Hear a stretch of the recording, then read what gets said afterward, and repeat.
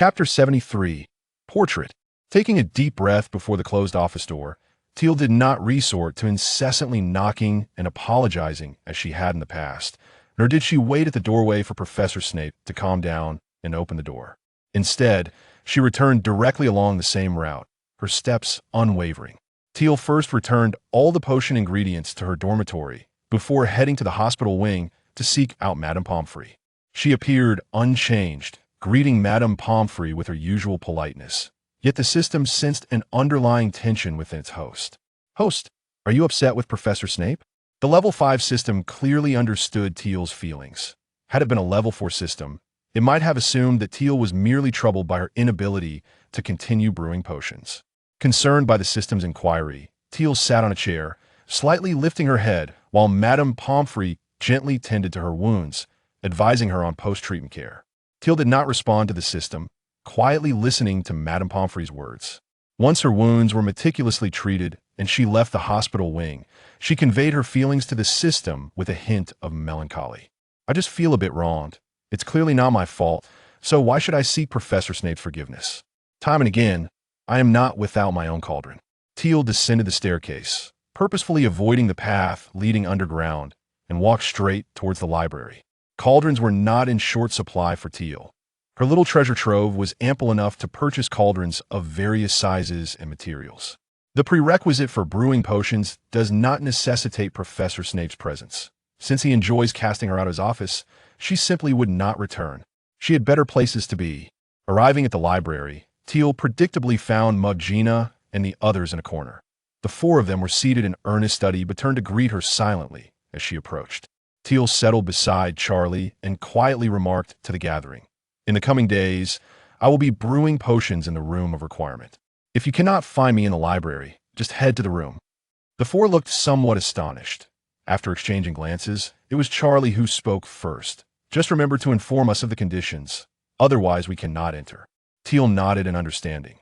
"Rest assured, my condition is simply a safe place to brew potions, but I won't linger there for long. I will finish in the morning and won't return in the afternoon." Without Professor Snape watching over her, she could brew whenever she pleased. Everyone meticulously noted the conditions, eager to discuss further, but Madame Pants had already cast her gaze in their direction.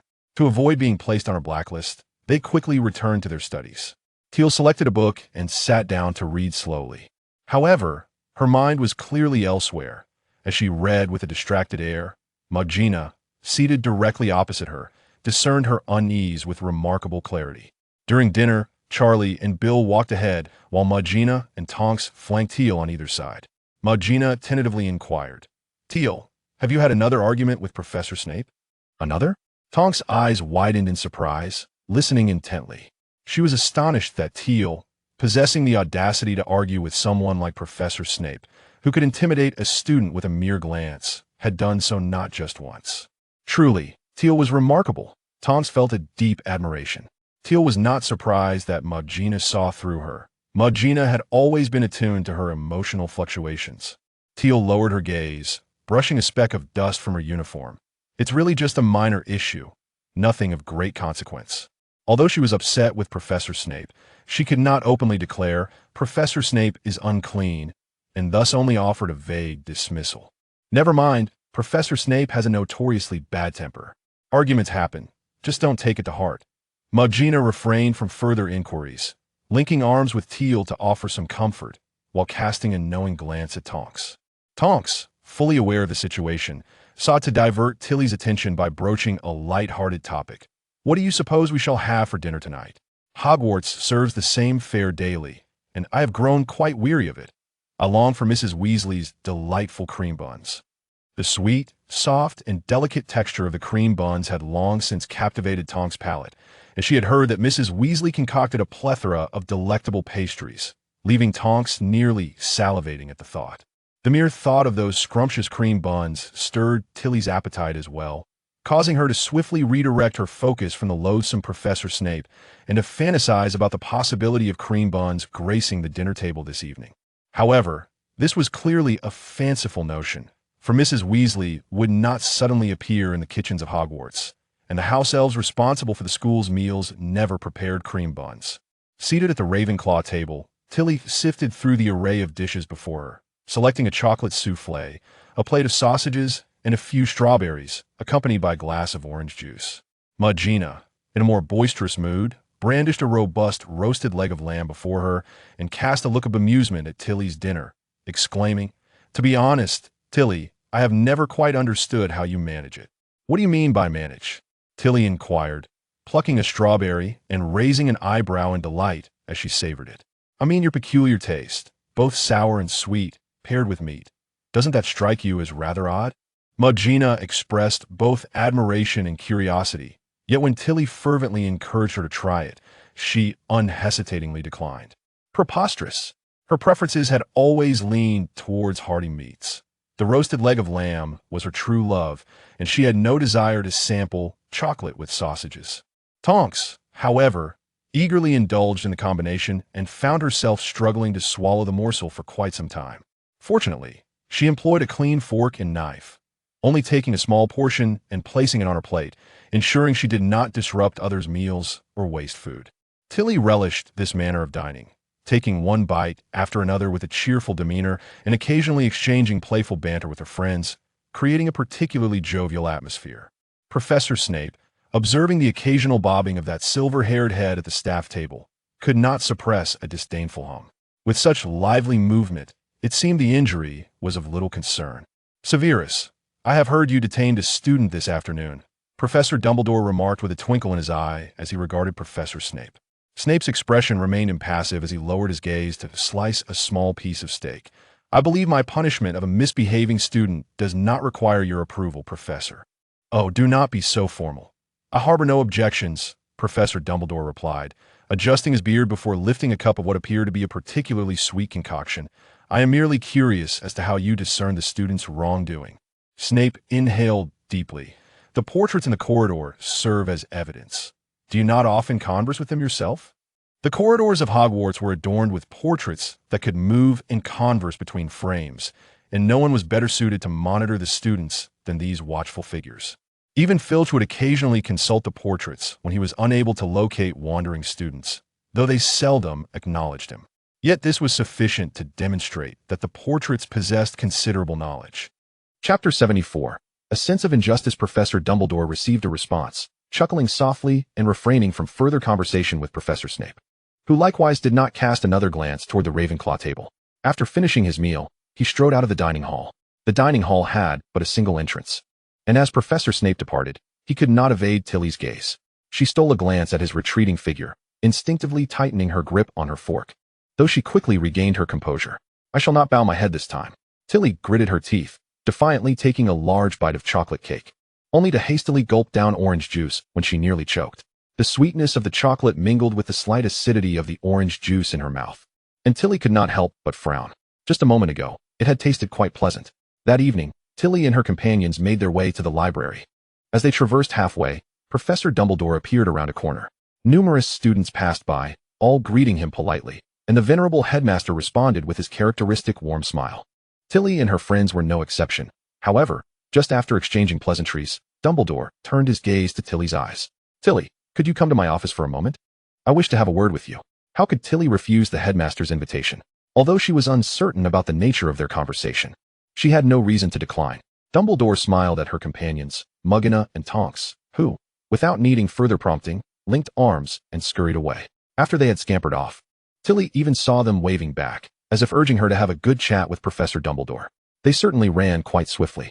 Tilly could not suppress a laugh as she followed Professor Dumbledore toward the small tower, drawing the attention of students along the way. Yet, neither Dumbledore nor Tilly seemed perturbed by the scrutiny. "Tilly, it appears you had an unpleasant encounter with Severus today." Dumbledore invited her to sit opposite him and personally presented her with a cup of specially brewed honey water. "Do give it a try. I've added a generous amount of honey and a hint of lemon juice. It's tart and sweet, and I believe you will enjoy it." He poured himself a cup as well, leaning back in his chair to take a sip, closing his eyes in enjoyment. "Thank you, Professor." Tilly took a sip, indeed finding the flavor to her liking. However, the subject Dumbledore broached dampened her spirits. "I did have an unpleasant interaction with Professor Snape today. If one were to describe it, it was more than just an unpleasant encounter," Tilly thought, unless Snape changed his attire, washed his hair, and rid himself of the odor that she found so disagreeable. She could not maintain their previously cordial student-teacher relationship. As for the present, she had endured enough. After all, the Master of Potions was not solely Snape, and her desire to strengthen her skills did not hinge on his assistance. From the outset, she had no intention of accepting his lessons. It was Dumbledore who had persuaded her, now freed from the burden of his instruction. Who knew how pleased Snape might be in his office? Meanwhile, deep underground, Professor Snape sneezed, rubbing his nose in confusion before glaring at a boy in the corner who was sifting through buckets of slime. Hurry up. There are still 3 buckets of slime waiting for you in that corner. The boy, teetering on the brink of tears, plunged his hand into the bucket, the slimy, disgusting texture making him gag for quite a while. Yet, he had no choice. Having been caught by Snape, this was the consequence of his misdeeds. For an entire month, he would be confined to Professor Snape's supervision. In the headmaster's office, Dumbledore observed Tilly's despondent countenance and made an effort to soften his tone, striving to sound more gentle and reassuring. "My dear, would you be so kind as to share the specifics with me?" Upon hearing this, Tilly felt an impulse surge within her, promptly finishing her honey water in a single gulp, placing the cup on the table, and began to vent her frustrations to Dumbledore. "Professor, I admit I was wrong. I should not have disdain for Professor Snape. But you are surely aware of his lack of hygiene. Is it truly my fault that I cannot stand his scent, and that I must hold my breath in his presence? And then there was the time I was attentively listening in class, and he inexplicably berated me. Not only did he bang on the table to frighten me, but he also claimed I had a corpse's face. It is utterly outrageous." As Tilly continued, her voice grew more aggrieved, her eyes beginning to glisten with tears. Throughout her life, it seemed all her grievances stemmed from Snape. Tilly dabbed at her tears, her voice thick with emotion. "I'm only 12. And I haven't even had my 12th birthday yet. At such a tender age, to be called a corpse's face. Professor, is it not infuriating? Each time, it was I who initiated the apologies and admitted fault, but was I truly in the wrong? I have done nothing wrong. He cannot bully me simply because of his status as a professor." Once Tilly, a young girl, began to express her emotions, it became a veritable torrent, leaving even Professor Dumbledore somewhat at a loss. Observing the sobbing girl before him, he felt a pang of exasperation and stood up, striving to console her. "Tilly, please do not cry. This matter, in truth, is indeed Severus's fault. It is certainly his fault." With her tears already flowing freely, Tilly no longer cared about her image in front of Professor Dumbledore and began to speak ill of Snape with fervor. Listening to the young girl's grievances, Dumbledore found himself torn between amusement and concern. This was a topic he had introduced, yet he had lost control of the situation entirely. Dumbledore paced a few steps, suddenly spotting Fawkes on his perch, and an idea struck him. He gently took Fawkes into his arms and placed the phoenix into Tilly's embrace, encouraging her to stroke Fawkes's feathers, hoping it might soothe her tumultuous emotions. This tactic proved effective, as Tilly gradually ceased her tears, sniffling softly as she caressed Fawkes. However, before Dumbledore could fully relax, Tilly resumed her conversation with Fawkes. "Fawkes, do you think Professor Snape is being unreasonable?" "Chirp. Indeed, it is all Snape's fault. I refuse to reconcile with him, and neither shall you." Tilly pouted, cradling Fawkes. "Next time he comes, you peck him hard." "Chirp, chirp. You are wonderful, thank you." Although Dumbledore could not comprehend Fawkes's replies, simply listening to Tilly's words made him break into a cold sweat for Snape. The phoenix's beak was sharp enough to pierce through metal. If Fawkes truly acted as Tilly suggested, it would be a fierce peck for Snape. Dumbledore hesitated, contemplating whether he should speak in Snape's defense, considering the significant tasks that lay ahead for him. What if Fawkes did indeed peck him? He quickly shook his head, dismissing such morbid thoughts. Chapter 75. Fainting. Once Tilly had calmed her emotions, Dumbledore wished to continue their discussion, primarily to encourage Tilly to reconcile with Professor Snape and return to his lessons. Tilly, however, unhesitatingly refused, even hastily bidding Dumbledore farewell before striding out of the headmaster's office without waiting for him to intervene. As she left, Tilly did not forget to release Fawkes, the brilliantly feathered phoenix fluttering about the expansive headmaster's office before ultimately alighting on Dumbledore's shoulder, affectionately nuzzling the side of his face as he appeared somewhat lost in thought. "Fawkes." Dumbledore raised a hand to gently touch the slightly outstretched wings of the phoenix. After a considerable while, he inscribed a note and cast it into the fireplace, where it swiftly vanished amidst the verdant flames. A few minutes later, Professor Snape, having ushered the students out of his office, hurriedly arrived. On the second floor, Till encountered the billowing black robes of Professor Snape. But he offered her no semblance of courtesy, nor did she deign to meet his gaze. Both pretended not to notice each other, silently passing by. With a stern expression, Till made her way to the library, where she meticulously adjusted her demeanor before facing Muggina and Tonks, fully devoted to her studies, rendering her demeanor indistinguishable from the norm. Yet, upon returning to her dormitory and observing the neatly categorized potion ingredients strewn across her desk, she could not suppress a sigh. She did not wish to sever ties with Professor Snape, yet she had her own temperament. What was the professor's issue? Hogwarts was not solely defined by his presence. Taking a few deep breaths, she completed her nightly routine, towel-drying her hair as she sat at her desk, contemplating her plans for the next few days. The brewing of potions would not be accomplished in haste. Thus, she resolved to dedicate her mornings to the less time-consuming concoctions, reserving her afternoons and evenings for library studies. As for the learning room and the remaining potions, she would revisit them once she had brewed them all. Host, since you no longer require Professor Snape's guidance, why continue brewing potions? The system queried, perplexed. According to its logic, Tiel had procured potion ingredients to appease Professor Snape's demands, now that she was disregarding his expectations. What was the purpose of expending time and effort in potion making? Does the absence of his demands negate my need to brew potions? This is the perfect opportunity for me to determine whether I can independently concoct potions of impeccable quality. Tiel organized the potion ingredients with meticulous care, responding to the system with a newfound liberality. After all, to let such a plethora of potion materials go to waste would be a travesty. She had invested a significant sum in acquiring them. Leaving them unused would be foolish. With her hair still damp, she let it cascade loosely behind her. Seated at her desk beneath the moonlight as she commenced her studies, she had nearly mastered divination, although there remained some areas in arithmancy that required further clarity. However, given her intellect and diligence, comprehending them was merely a matter of time. As the night deepened, fatigue washed over Tiel, her eyelids progressively growing heavy. Aware that it was time to rest, she closed her book and nestled into her bed. Barely had her head touched the pillow when she succumbed to a profound slumber. The dreamscape was bizarre and surreal, and upon awakening early, Tiel could not recall the specifics of her dreams, only feeling as though she had run a marathon. Utterly drained of energy. Host, good morning. The system's mechanical voice was devoid of any weariness, as it required no rest. The instant Tiel awoke, it was aware of her state. Morning. Tiel shook her head, her voice slightly hoarse. As she threw off the covers and attempted to rise, she found herself lacking strength. Upon her feet touching the ground, her body succumbed to weakness, causing her to collapse heavily onto the floor. Host, what has happened to you? Struggling to rise, Tiel found her efforts only exacerbated her weakness. Her limbs began to tingle, and her vision blurred. I don't know. The sound of her voice was almost a whisper in her mind as the system swiftly and meticulously scanned her body, yet it detected no issues.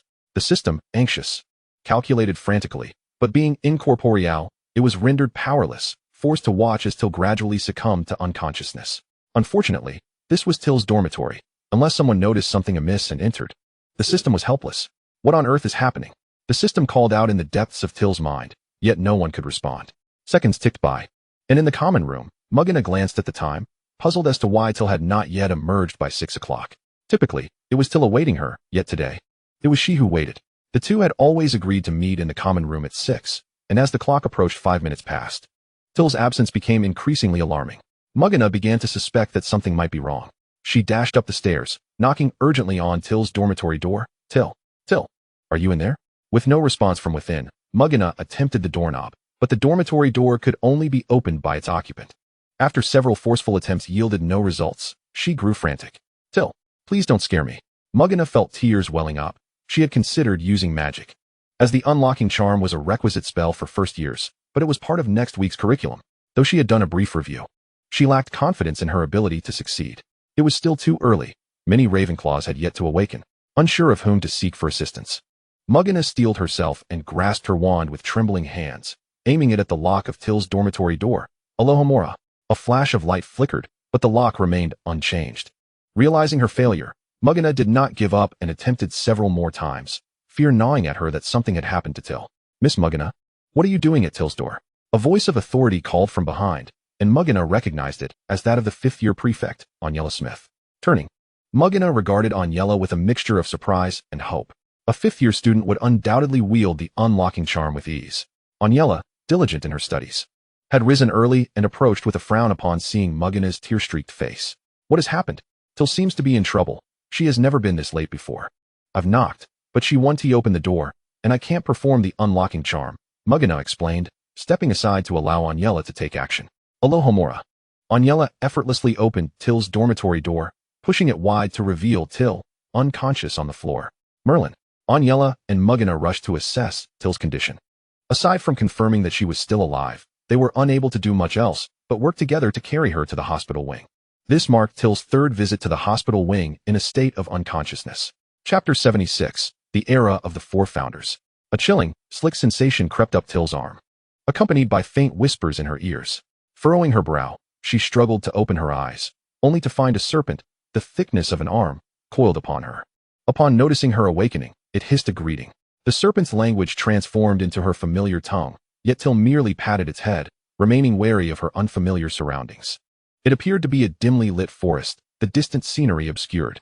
Rising from the ground, she realized she was not clad in Hogwarts robes, nor in the pajamas she had not yet changed out of before falling unconscious. System. Tiel called out several times, but the system remained silent, inciting an unwarranted sense of panic within her, fine beads of sweat forming on her brow. She had signed a contract with the system. Unless she completed a long-term task or met her demise, it was impossible to sever their bond. Why, then, was the system unreachable at this moment? Why had she lost consciousness? Why did I suddenly find myself in such an unfamiliar place? Tiel's right hand twitched, her wand falling into her grasp, which brought her a measure of relief.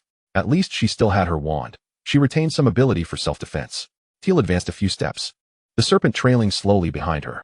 She carefully surveyed her surroundings, wary of any impending danger, only to step into a concealed pit and tumble violently inside. A sharp intake of breath escaped her lips as she realized she had sustained injuries. There were scratches on her arms and cheeks, oozing beads of blood, and it hurt terribly. This pit was at least 3 meters deep, its walls meticulously crafted, devoid of any footholds, making it impossible for Tiel to climb out. Was she to attempt levitating herself? That seemed an overly ambitious endeavor. The challenge of levitating an object was entirely distinct from levitating oneself. They existed on different planes of difficulty. Tiel doubted her own success. Otherwise, wouldn't the magical world be overrun with flying individuals? The serpent coiled around the edge of the pit and suddenly alerted Tiel to the approach of someone nearby before swiftly slithering away. While it had taken a liking to Tiel's unexpected presence in its territory, its instincts prioritized self-preservation above all. Tiel bit her lip, anxiously awaiting the identity of the newcomer. Though uncertain whether the person would be friend or foe, her instincts warned her that whoever appeared above would likely not be benevolent. "Oh, it's just a little girl," a raspy voice echoed. Tiel lifted her gaze to meet the murky eyes of the speaker. Even as their gaze sharpened with hostility, Tiel did not flinch or lower her head. Silver hair and eyes marked her as a monster, a witch. A somewhat younger man peered into the pit, and upon spotting Tiel, he raised a stone with malevolence, preparing to hurl it down at her. The elder beside him did not intervene. Rather, he cast a look of approval at the youth. "Well done. Such a creature should not exist in this world." "I am not a monster," Tiel cried, narrowly dodging the falling stone. She did not wish to expend her magical energy unnecessarily and gritted her teeth to explain to the two above, "I accidentally ended up here. I truly am not a monster." "Nonsense," the youth retorted, throwing down several stones of varying sizes, forcing Tiel to dodge frantically. She suppressed her frustration, uncertain of what they deemed a monster, but her priority was to escape the pit rather than remain here and risk being crushed. She tightened her grip on her wand. At last, the young man dragged a massive stone that could cover the entire bottom of the pit, struggling with its weight. He gleefully laughed as he prepared to drop it on Tiel. "You all deserve to die. Die, madman," Tiel muttered under her breath, casting a spell, Defendo. She had initially considered a more powerful explosive charm, but the energy required was substantial, and the risk of being injured by a rebounding spell was too great. She could not afford to take such a gamble at this moment. Nonetheless, Defendo sufficed. The boulder shattered into countless fragments, landing harmlessly at her feet. "Monster!" A shriek erupted from above, the youth staring down at her in terror, while the elder began to retreat. In mere moments, the two were screaming and fleeing, leaving Tiel, who had expected a prolonged confrontation, utterly speechless. She glanced at the scattered stones around her, shaking her head in disbelief. How ridiculous! She had thought they would continue their tirade until she was dead, yet a simple Defendo had sent them running? Tiel felt a pang of disappointment. Surely they could have thrown a few more stones, or simply lifted her out instead. She gestured with her wand toward the stones, considering that stacking them might reduce the distance to the pit's edge, though she realized it would still leave a significant gap. After attempting to stack them, she found she could stand securely, but even with her utmost effort to stretch and grasp, she was still at least half a meter away from the rim. Even with her wand, reaching it was impossible. This realization left Tiel feeling somewhat disheartened. Had she known, she would have opted for a quieter spell to avoid attracting more stones. "Hey, do you need help?" A curious male voice called from above, startling Tiel and causing her to lose her balance momentarily. In the midst of her struggle, The voice's owner leaned down, most of his body entering the pit, and grasped Tiel's hand, pulling her swiftly out of the hole. Once on solid ground, Tiel took a moment to steady her racing heart and instinctively expressed her gratitude. Thank you for saving me. Had this individual not appeared suddenly, she could have remained trapped in that pit indefinitely. Don't mention it. The young man, with short hair of a reddish hue intertwined with hints of gold, regarded Tiel with curious green eyes. Are you a wizard too? How did you end up here? Yes, I am a wizard. But as for how I came to be here, I really don't know. Tiel's gaze faltered, though her tone remained steady. She truly had no idea why she found herself in this strange forest. She had collapsed in her dormitory, had someone discovered her. She would have been taken to the hospital wing, not abandoned in this peculiar forest, encountering those two bizarre lunatics. However, she remained cautious, not revealing too much. She was dressed in night clothes, lacking any Hogwarts insignia, save for her wand, and thus prioritized her safety. You're a wizard as well, the man remarked, his eyes narrowing slightly as he scrutinized Tiel. After a moment, he smiled. Why don't you come with me? My friends and I have established a school for wizards to learn, where you would be safe. Tiel paused, her mind racing with a bold conjecture. What is your name? Standing upright, the young man proudly lifted his chin, his voice brimming with carefree exuberance. I am Godric Gryffindor. Tiel's legs buckled, and she sank to the ground in disbelief. This was it. She must still be dreaming, right? That was why she could not connect with the system, and why she was hearing someone claim to share a name with one of Hogwarts' founders. Tiel pinched her arm sharply, wincing as tears sprang to her eyes. She was not dreaming. This was real. Oh no. Chapter 77, The Good and the Bad. Though astonished, Tiel felt a rush of excitement at the prospect of meeting the four founders from a millennium ago. She walked nervously alongside Godric. Her curiosity piqued about what Hogwarts had been like at its inception. Meanwhile, Godric had learned Tiel's name. Tiel, may I call you that? You can call me Godric. My friends do. Of course. Being addressed so familiarly by the founder of Gryffindor made Tiel feel as though she were floating. She struggled to articulate the name Godric, rolling it around her tongue for what felt like an eternity before finally managing to whisper, Godric. Her heart raced uncontrollably, although the surreal experience of being thrown back in time unsettled her. The opportunity to witness the great founders in person made her feel grateful for whatever had caused this extraordinary circumstance. Ravenclaw, Rowena Ravenclaw. Tiel was eager to meet the founder of her own house. She imagined her to be breathtakingly beautiful, supremely elegant, and imbued with wisdom and creativity. Walking beside Tiel, Godric caught a glimpse of her excitement etched across her face and couldn't help but frown slightly. He harbored considerable skepticism regarding Tiel's origins, as she had appeared unexpectedly in this forest and, rather inconveniently, stumbled into a trap laid by muggles. It was indisputable that she was a witch.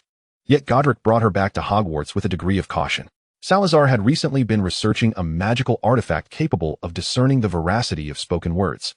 Thus, bringing Tiel to Salazar would soon reveal whether she was a boon or a bane. Godric glanced at Tiel, a cryptic smile gracing his lips. Tiel, caught up in her excitement, failed to perceive the underlying significance in his eyes and responded with a beaming, albeit foolish, grin. Godric raised an eyebrow, averted his gaze, and casually brushed aside a thicket that obstructed their path. Observing this display, Tiel clapped her hands in admiration, her eyes filled with awe, prompting Godric to reconsider his doubts about her. Such a naive demeanor hardly seemed indicative of someone capable of malice. Upon exiting the forest, Tiel immediately recognized the distant silhouette of a familiar castle, albeit one that appeared remarkably pristine, untouched by the passage of a millennium. It dawned on her that the forest they had just traversed must indeed be the Forbidden Forest. Come, let me introduce you to a few of my friends. We haven't yet received any students, so we have plenty of time, Godric urged, beckoning the somewhat distracted Tiel to follow in his stride. Unbeknownst to him, Tiel was already well acquainted with this castle. As he navigated the winding corridors leading to the dungeons, she realized whom he intended to introduce her to. From her studies in the history of magic, she had learned that from the inception of the school, the four founders exhibited distinct lifestyles. Mr. Slytherin favored dark and secluded environments, having claimed the dungeons as his domain since Hogwarts' establishment. However, at this early stage, when Hogwarts had yet to welcome any students, it seemed that the four founders had not yet divided the school into its four houses. This was the very foundation of Hogwarts, the birthplace of all that was to come. Tiel diligently observed her surroundings, noting that the present-day Hogwarts was devoid of the myriad portraits that would later adorn its walls. With merely a few decorative images in place, she endeavored to memorize them, for if she were to discover a way to return to her life a millennium hence, these memories would serve as precious keepsakes, something not easily attained, perhaps even unique to her. Descending a flight of stairs, Godric led Tiel purposefully forward, and when he finally halted, she was astonished to discover they had arrived at Professor Snape's office. Godric knocked, and a silver-haired youth promptly answered the door. While he lacked Godric's sunny disposition, his slight smile exuded an air of elegance and ease. This was none other than Salazar Slytherin. Tiel inwardly marveled. She had not anticipated that Professor Snape's office would be located in a space once occupied by Mr. Slytherin himself. However, the decor suggested that this particular Slytherin was not lacking in resources, far brighter than Snape's more austere environment. Tiel couldn't help but smirk internally, pondering why the current Slytherin head could not take a leaf from his illustrious predecessor's book. Salazar's warm gaze swept over Godric before settling on Tiel, his eyes glimmering with scrutiny as he spoke. And who might this be? Hello, I am Tiel Chachemmery, a witch. Perhaps feeling the weight of Slytherin's legend, Tiel maintained a respectful demeanor towards him, unlike her more familiar address to Godric. Godric continued, I encountered her in a large pit on the other side of the forest. She was injured by a muggle trap. Let us converse with her until Helga and the others return, so we may introduce Tiel to them as well. As he spoke, Godric exchanged a knowing glance with Salazar, who instantly grasped his intent for bringing Tiel along. With a gentle smile, Salazar stepped aside, inviting them into the space. Please, have a seat. Salazar gestured for Godric and Tiel to sit opposite him before turning to a corner of the room. He appeared to be pouring water, but in truth, he discreetly placed a small circular object at the bottom of one of the cups. 2 clear glasses of water, pristine and unclouded, were presented before them, with the modified one positioned in front of Tiel. Godric, ever the carefree spirit, lifted his glass and drank heartily, casually nodding at Salazar to refill his cup. Salazar, maintaining his composure, merely cast a brief glance in his direction, prompting Godric to pause, clear his throat, and refill his own glass from the corner. The water was undoubtedly safe. Tiel took several sips, finding that it soothed her throat, which had grown parched after several hours of unexpectedly awakening in this world. Satisfied smiles spread across Salazar and Godric's faces as they observed her quenching her thirst. Miss Emery, may I inquire as to where you hail from? The area surrounding the castle and that forest is generally inaccessible to the average person, Salazar inquired directly. Godric scrunched his nose at the straightforwardness of the question but refrained from interjecting. Salazar was more adept at such inquiries. Facing the scrutinizing gaze of Slytherin, Tiel felt a twinge of nervousness, but she knew she could not fully divulge the truth. She carefully selected her words. I am unsure how I arrived here. I believe I lost consciousness and awoke in that place. Having spoken a few sentences, Tiel felt a measure of confidence and continued. Moreover, I don't think that forest is truly impenetrable. Just today, 2 muggles were hurling stones at me, seemingly intent on ending my life. Her tone grew indignant as she recounted the latter part. Those 2 muggles had been utterly deranged. She had heard tales of the conflicts and struggles between witches and muggles a millennium ago, often treating them as mere historical anecdotes. But now, having lived through a fraction of such hostility, she grasped the plight of those early witches. It pained her to recall that many witches of that era, revealing their extraordinary abilities at a young age, were often deemed monsters and met untimely ends. This realization cast a shadow over her expression. Godric observed Tiel, noting her genuine demeanor, and glanced at Salazar, who nodded slightly, indicating that Tiel was indeed speaking the truth. Godric felt a sense of relief wash over him. Though Salazar's inquiries were far from over. Miss Emery, while my question may seem intrusive, might I inquire about the whereabouts of your family? Salazar posed a rather delicate question, having noticed Tiel's cautious responses. Tiel bit her lip, swallowing hard before replying. My family is in London. While it was true that the Emery family resided in London, she had no conception of what that city looked like over a millennium ago. What if the next question pertained to her exact address? Surely, she could not divulge the names of streets from 1,000 years hence. Fortunately, Salazar, his brow relaxing, posed another question. Have you studied magic? Methods of attack? Defense? Were they self-taught or imparted by others? Yes, mostly self-taught, although some have instructed me, Tiel responded, feeling increasingly strained. She sensed that while Salazar's inquiries seemed disparate, her answers could easily betray her identity. A millennium ago, when relevant regulations for witches had yet to be established and formal magical institutions were non-existent, witches had no means to learn magic. Yet, Tiel felt an instinctive aversion to lying. It seemed as though Salazar was piecing together a puzzle. After several questions, Tiel found herself sweating, while Salazar appeared to remain somewhat skeptical, his gaze fixed on Tiel's silver-white pupils, his long fingers resting beneath the table. After a couple of gentle taps, just as Salazar opened his mouth, a loud knocking resounded at the door, accompanied by an excited female voice. Godric. Sal. We've brought some delicious food. Hurry and open the door. Salazar promptly fell silent, rising to collect the cups of Tiel and Godric. He placed the cups into a small basin while gesturing for Godric to answer the door, nodding at Tiel. "Miss Emery, shall we enjoy some food together? Helga's culinary skills are quite remarkable. Is this a pass?" Tiel observed the smile on Salazar's face, feeling a sense of reassurance, and then stood up to glance towards the door, her eyes sparkling with anticipation as she welcomed Helga Hufflepuff and Rowena Ravenclaw. Godric opened the door, and two women bearing food containers stepped inside. The first, with a radiant smile and hair resembling Godric's in hue, had her long locks elegantly gathered atop her head. She was undoubtedly Helga Hufflepuff. Following Helga was an elegant woman with black hair and blue eyes, who was the most striking among the four, her smile carrying a distant charm akin to Salazar's. Yet Tiel found her to be the most approachable. Without a doubt, this was the illustrious Rowena Ravenclaw. Tiel gazed at these two remarkable women, her heart racing as she instinctively held her breath, her delicate features flushed with excitement. She felt immensely fortunate to witness these four figures in the flesh, a feat even Professor Dumbledore could not achieve. Merlin, she sincerely thanked the kind soul who had transported her to this bygone era. Though she remained unaware of their intentions, at this moment, her heart brimmed with gratitude. Achoo, Tiel thought, what a coincidence. A bold hypothesis sparked in her mind. But she quickly shook her head, dismissing the thought as too audacious to entertain. My apologies, how rude of me. Salazar smiled apologetically at the strangely expressive Tiel. Even he, typically composed, could not help but show a hint of contrition. It was indeed a rarity for all four to sneeze simultaneously. And who might this young lady be? Helga and Rowena placed the food containers on the table, having noticed Tiel the moment they entered. She was the first unfamiliar face to appear in Hogwarts. They regarded her with both curiosity and caution. Her name is Tiel Emery. She is also a witch who unfortunately fell into a trap dug by muggles today. Godric explained, fully aware of his friend's thoughts and adept at swiftly alleviating their wariness towards Tiel. For them, a fellow witch sharing similar experiences of muggle rejection undoubtedly evoked a sense of kinship. Helga and Rowena's gazes softened as they regarded Tiel. Helga, being the most gentle and kind among them, approached Tiel, slightly bending forward. What a lovely child you are. May I call you Tiel Chach? Of course, Tiel replied softly. Too shy to meet Helga's gaze, her ears warming with a blush. Rowena, however, scrutinized Tiel for a considerable moment before casting a probing glance at Salazar. Her tone oddly inquisitive. She has the surname Emery? Why? Of course, Salazar frowned, perplexed by Rowena's inquiry. Such questions about surnames were typically directed at the young girl herself. Do you not find your hair color quite similar? Both silver, though yours is a touch darker. Rowena's gaze flitted between Tiel and Salazar, seemingly attempting to uncover further similarities between the two. Alas, aside from the somewhat comparable hair color, there were no other resemblances between them, from gender to appearance. Salazar's expression darkened. He deemed Rowena's musings to be utterly unfounded.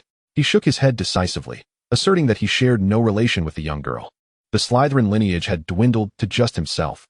He had no relatives bearing the Emery name, nor had any family members married into the Emery clan. To be more definitive, in all his years, Salazar had never heard of anyone with the surname Emery in his vicinity. Tiel felt it inappropriate to interject amidst the discourse of these esteemed figures, choosing instead to listen quietly.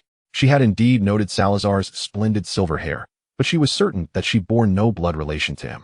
She had perused the Emery family tree with Mr. Emery long ago, tracing back dozens of generations, none of which linked to the Slytherin name. As for her mother's kin, the Black family, Tiel firmly believed that if a connection existed between the Black family and Slytherin, it was likely that Voldemort would have targeted the Blacks first. The intertwining of bloodlines associated with Slytherin could hardly coexist peacefully, thus emphasizing that the Black family bore no ties to Slytherin. With no Slytherin blood from either side, how could Tiel possibly be a descendant of Slytherin? The similarity in hair color was merely coincidental. She had encountered several individuals with silver hair. Noticing Salazar's growing displeasure, Godric and Helga hastily intervened to diffuse the tension. One drew Salazar to sit, while the other helped Rowena open the food containers. Soon enough, the four adults and the young girl were amicably gathered around the table, enjoying their meal. Seated between Helga and Rowena, Tiel gazed at the table laden with familiar dishes.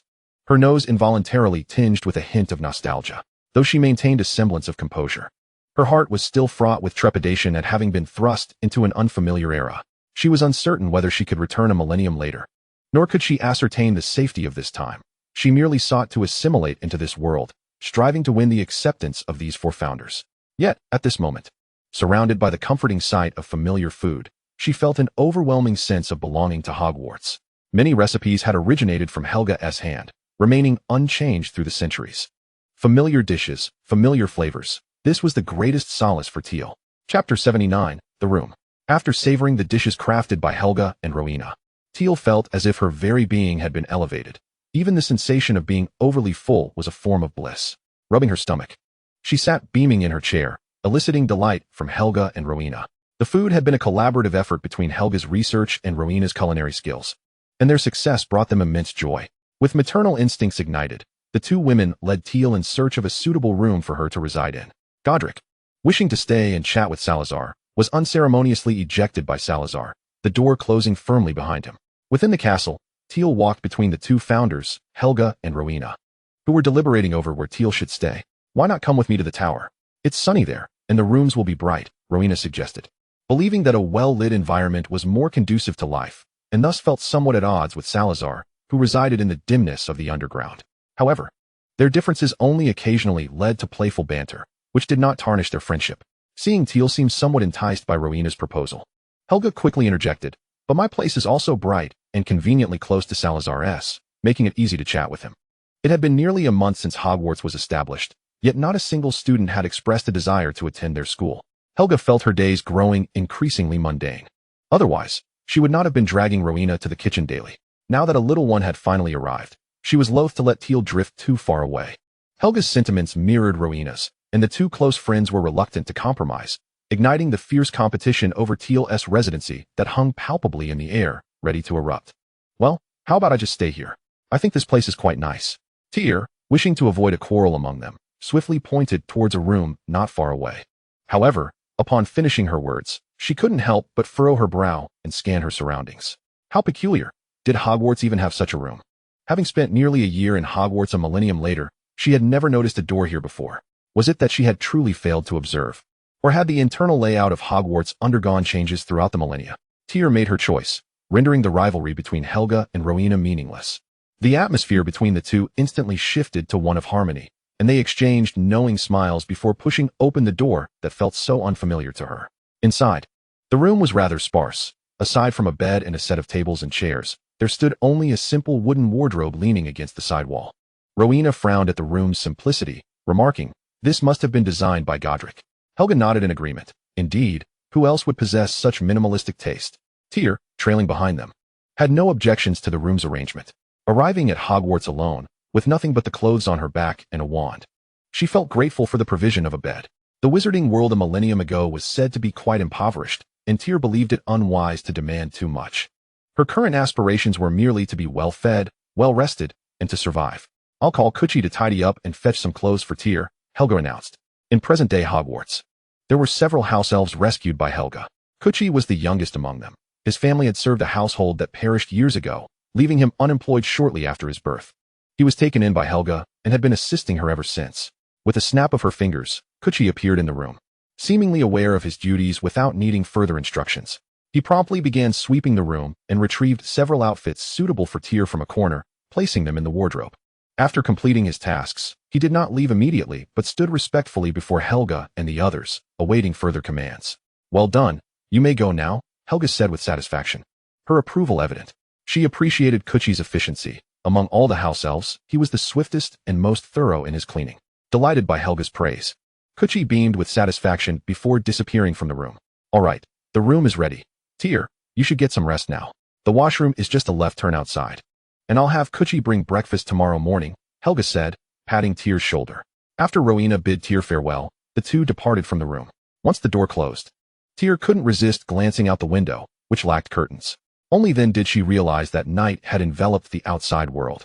While the flickering candlelight on the table was sufficient to illuminate the modest room, the silence was profound, with only the sound of her own breathing and the soft crackle of the candle flames filling the air. Suddenly aware of her solitude, Tiel instinctively drew her wand, her heart racing with trepidation. She had long called out in her mind, expecting a response from the system, yet none came, heightening her agitation and furrowing her brow in frustration. Why had she found herself 1,000 years in the past? This body was undoubtedly her own. Every freckle was situated in familiar places. Even the length of her nails matched precisely with how they had been before her unconsciousness. Yet, with a sigh, Tiel admonished herself to momentarily refrain from pondering the vexing questions that plagued her mind. She retrieved a set of nightclothes freshly placed in the wardrobe and stepped out towards the washroom to freshen up. As Tiel lay on the bed, Cultivating the desire for sleep, the four founders silently convened in Salazar's study. Their expressions were no longer the warmth and familiarity she had witnessed. Instead, they bore a more serious demeanor. Do you find her credible? Salazar reclined in his comfortable chair, his right hand rhythmically tapping against his leg. She did not lie to me today, though she certainly did not tell the whole truth. A soft chuckle escaped his lips. She is indeed a clever girl. She relishes the food prepared by Rowena and me, and I sense no malice in her. Helga, cradling a cup of warm milk, spoke with a gentle smile. Could she also mention that her aura is quite pure? House elves are not merely adept at household chores. They possess an innate ability to discern the hearts of others. Salazar nodded, directing his gaze towards Godric and Rowena, who had yet to voice their thoughts. Rowena closed her eyes briefly, elegantly shifting her posture. I find this young lady quite endearing. Godric waved his hand dismissively. What is there to doubt? Is there anything of value for her to covet? It's merely a newly constructed castle. She can't be more than a teenager. Could she physically carry off the castle overnight? Godric, known for his forthrightness, spoke plainly. Yet their quartet indeed possessed nothing worth coveting. They had invested nearly all of their wealth into the establishment of Hogwarts, with all three expressing their stance. Salazar refrained from further discussion about Tier's arrival. He produced a scroll of parchment densely inscribed with names. These are the young wizards I have discovered. We must seek them out in the coming days. We cannot establish a school devoid of students. Indeed, the Muggles' attitude towards young wizards has deteriorated significantly in recent months. Godric interjected seriously. We must also be cautious in the forest. I discovered numerous traps set by Muggles today. Shall we divide our tasks? Rowena proposed, rising gracefully to take the parchment from Salazar. Godric, you handle the forest confidentiality issues while I venture to the counties of Shropshire and the Isles, as I have been there in recent years. Then I shall go to Dorset and Cornwall. Helga inquired, glancing at Salazar, as the remaining counties required a division between the two of them. Salazar nodded, agreed, the rest shall be mine. After a brief deliberation, the four founders retreated to rest in the deep of night. The following morning, when Tier emerged after breakfast, she found herself alone in the desolate castle. Dressed in well-fitting garments, Tier wandered aimlessly through the corridors of the castle, hoping to encounter Helga or Rowena. However, after traversing most of the castle and becoming breathless, she met no one. With a sigh, she made her way outside, eventually encountering a smiling Godric on the path between the castle and the forbidden forest. Tier, did you sleep well last night? Godric had already gone into the woods early to inspect, but he was still uncertain about the forest's confidentiality and intended to return to the castle for some research. Finally seeing someone, Tier felt a wave of relief wash over her. Quite well, actually. Although she had tossed and turned until late, her sleep was sound, and she awoke without dreams. For now, you should avoid that area. Muggles frequently wander in, and they often target young witches and wizards like you. Godric beckoned her to follow him back to the castle. In a bit, I will take you to my study, where there are some books. If you find yourself bored, you can peruse them to pass the time. Godric, having worked tirelessly, still bore beads of sweat on his brow. He casually wiped his face, his vibrant red hair tousled, seemingly unfazed. Once we have students here, you will be able to attend classes with them and learn magic. Tier nodded, her steps closely following Godric. She had been pondering how to occupy her time, and with books available, she could delve into the magical knowledge of a millennium past. Uncertain whether the content she had previously encountered would differ, Tiel entered Godric's study only to find a solitary bookshelf containing a rather modest collection of tomes, which inevitably left her somewhat disheartened. Noticing her slight frown, Godric playfully tapped her forehead. What's this, little one? Are you dissatisfied with my humble library? When Rowena returns, you shall visit her. Her collection will undoubtedly broaden your horizons. A glimmer of anticipation ignited in Tiel's eyes, for Rowena Ravenclaw's intellect and creativity were widely revered, and she was acknowledged as one of the greatest wizards of her time, her knowledge deserving of admiration and respect. The prospect of encountering Rowena's personal library from a millennium ago sent Tiel into a frenzy of excitement. All right, little one, temper your eagerness. Rowena will not return for at least 3 days, Godric admonished gently as he retrieved a book he was seeking and set a small ladder against the shelf. I need to consult some materials. Feel free to explore any book you wish, but do be careful, understood? Yes. Tiel nodded vigorously, her mind already drifting toward the volumes before her. Observing her steady ascent on the ladder, Godric felt reassured enough to delve into his own studies. Tiel sifted through the books, each one an enigma she yearned to explore. Ultimately, she selected a tome on potion making and, upon opening it, was astounded to discover that it was none other than the potions compendium that her system had once rewarded her with. The contents were nearly identical. Yet this edition was evidently more comprehensive, with the name Salazar Slytherin inscribed on the title page. an identity with which she was all too familiar. How could her system possess a book penned by Mr. Slytherin a millennium ago, only for it to arrive in her hands as an anonymous version? Regrettably, her system was unreachable at the moment. Otherwise, Tiel would have relentlessly interrogated it. With a mind swirling with thoughts, Tiel descended the ladder with a composed demeanor, taking a seat on a small chair to meticulously examine the named edition of the potions compendium. As she perused each page, every letter resonated with her memories of the previous edition, allowing her to imprint the information anew in her mind. Although she lacked the means to brew potions herself, Tiel felt a deeper comprehension of the craft. Perhaps upon her return to the future, she could engage in research alongside Professor Snape, or perhaps even independently. However, recalling her recent discord with Professor Snape, Tiel swiftly corrected her thoughts. As lunchtime approached, Godric's stomach growled, and he rubbed his neck wearily before rising to stand before Tiel. Still engrossed in her reading, upon glancing at her book, he chuckled. Isn't this Salazar's work? When did I place it on the shelf? Tiel blinked her slightly dry eyes and looked up at Godric, her expression one of confusion. Her mind was consumed by the content of the potions compendium, and she hardly absorbed what Godric had said. Amused by her bewildered gaze, Godric playfully grasped the back of her collar and hoisted her up, half carrying, half dragging her along. Enough reading. I shall take you to the kitchen for a meal.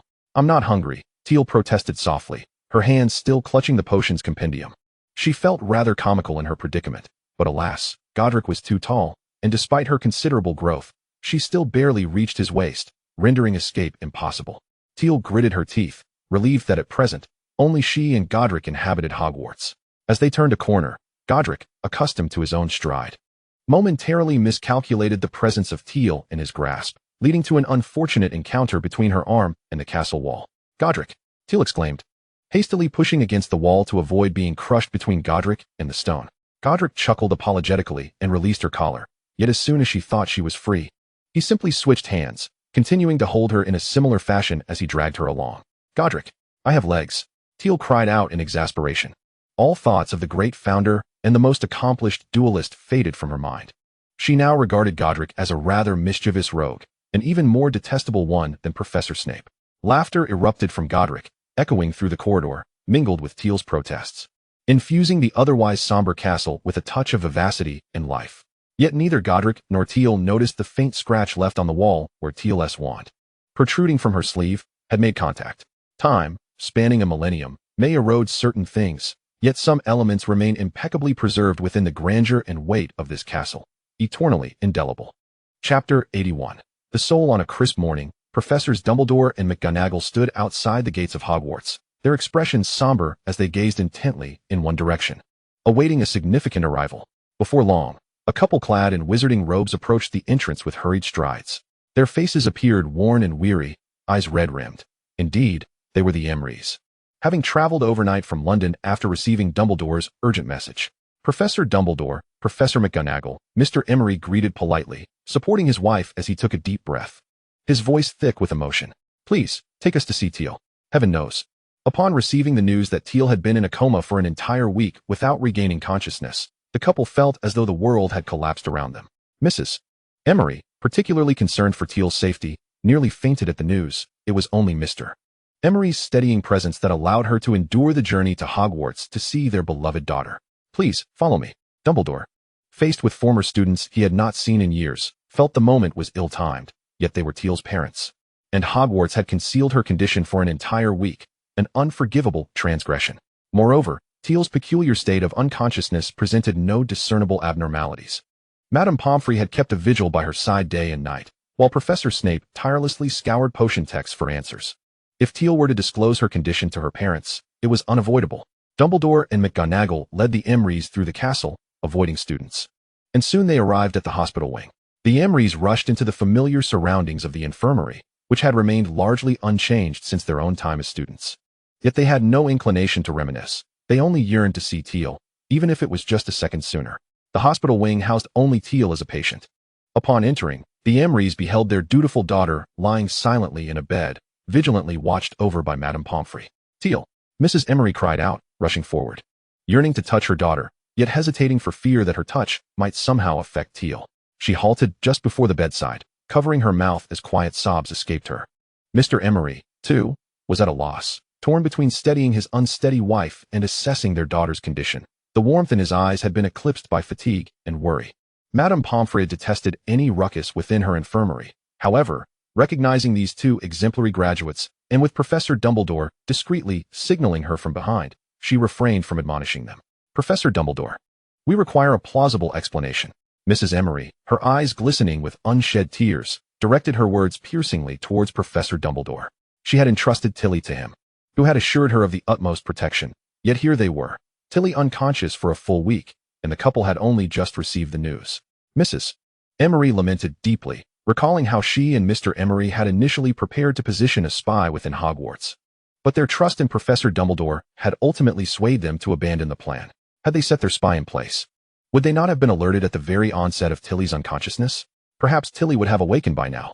I am truly sorry, Professor Dumbledore murmured, lowering his head in regret. Yet before he could elaborate further, the doors of the infirmary swung open forcefully, and a pallid Professor Snape strode in with purpose. I believe I have discerned the cause. His voice, devoid of inflection, bore a rasp that betrayed his exhaustion from the past few days. All eyes converged upon Professor Snape. He displayed a dilapidated, yellowed tome, its pages fraying, and pointed to a specific line with an intense gaze. I administered numerous potions to Mrs. Emery, primarily targeting her physical condition, as we initially presumed her unconsciousness stemmed from corporeal issues. Yet we overlooked a critical point. If it were merely a physical ailment, why could we not detect it? We unconsciously neglected to consider an alternative angle. It is highly probable that her soul is in distress. Dark magic? Mr. Emery murmured, brows furrowing instinctively. In the realm of magic, it was widely acknowledged that only dark magic could directly and effectively harm the soul. Not necessarily, Professor Dumbledore interjected, shaking his head, his azure eyes glinting with cold clarity. I inquired with the two young women who brought her to the infirmary. Tilly was in her dormitory when she fell unconscious. I even inspected her quarters personally, and there was no trace of dark magic. The lethality of dark magic was immense. Similarly, eradicating its traces was no simple task. If someone had indeed employed dark magic against Tilly, Professor Dumbledore would undoubtedly have detected it. So how do we awaken her? Madame Pomfrey implored, her hands clasped anxiously. She had witnessed Tilly's condition daily. The once vibrant girl had not opened her silvery eyes again, and the heartache was unbearable. I will brew the necessary potions, though it will not be an easy task, Professor Snape replied, blinking wearily, then turning to Professor Dumbledore. The potion classes for the next 3 days will need to be self-study. Professor Dumbledore nodded, and Professor McGonagall stepped forward, affirming, I shall oversee the classroom. You need only focus on your brewing. Very well. Professor Snape departed briskly, his robe billowing behind him, leaving no further words. With a glimmer of hope, the Emerys felt a semblance of life return to them, yet as long as Tilly remained in a state of unconsciousness, they could find no peace. The couple declined Professor Dumbledore's suggestion for them to rest, choosing instead to sit beside Tilly's bedside, quietly keeping vigil over their comatose daughter. A millennium ago at Hogwarts, Tilly was engrossed in reading within Godric's study. She had been lost in the pages for several days, present when Godric left, and still there upon his return. Godric had finally cast the Muggle-repelling charm thoroughly across the forest, ensuring that they would no longer need to worry about Muggles wandering in. This signified a moment of respite for him, yet the other three were still out gathering students, leaving him bored and prompting him to disturb Tilly's reading. Hey, stop reading. Let me take you outside for some fresh air. It's good for your health, Godric said, squatting before her and waving his hand in front of her eyes. Godric, I was just getting into it.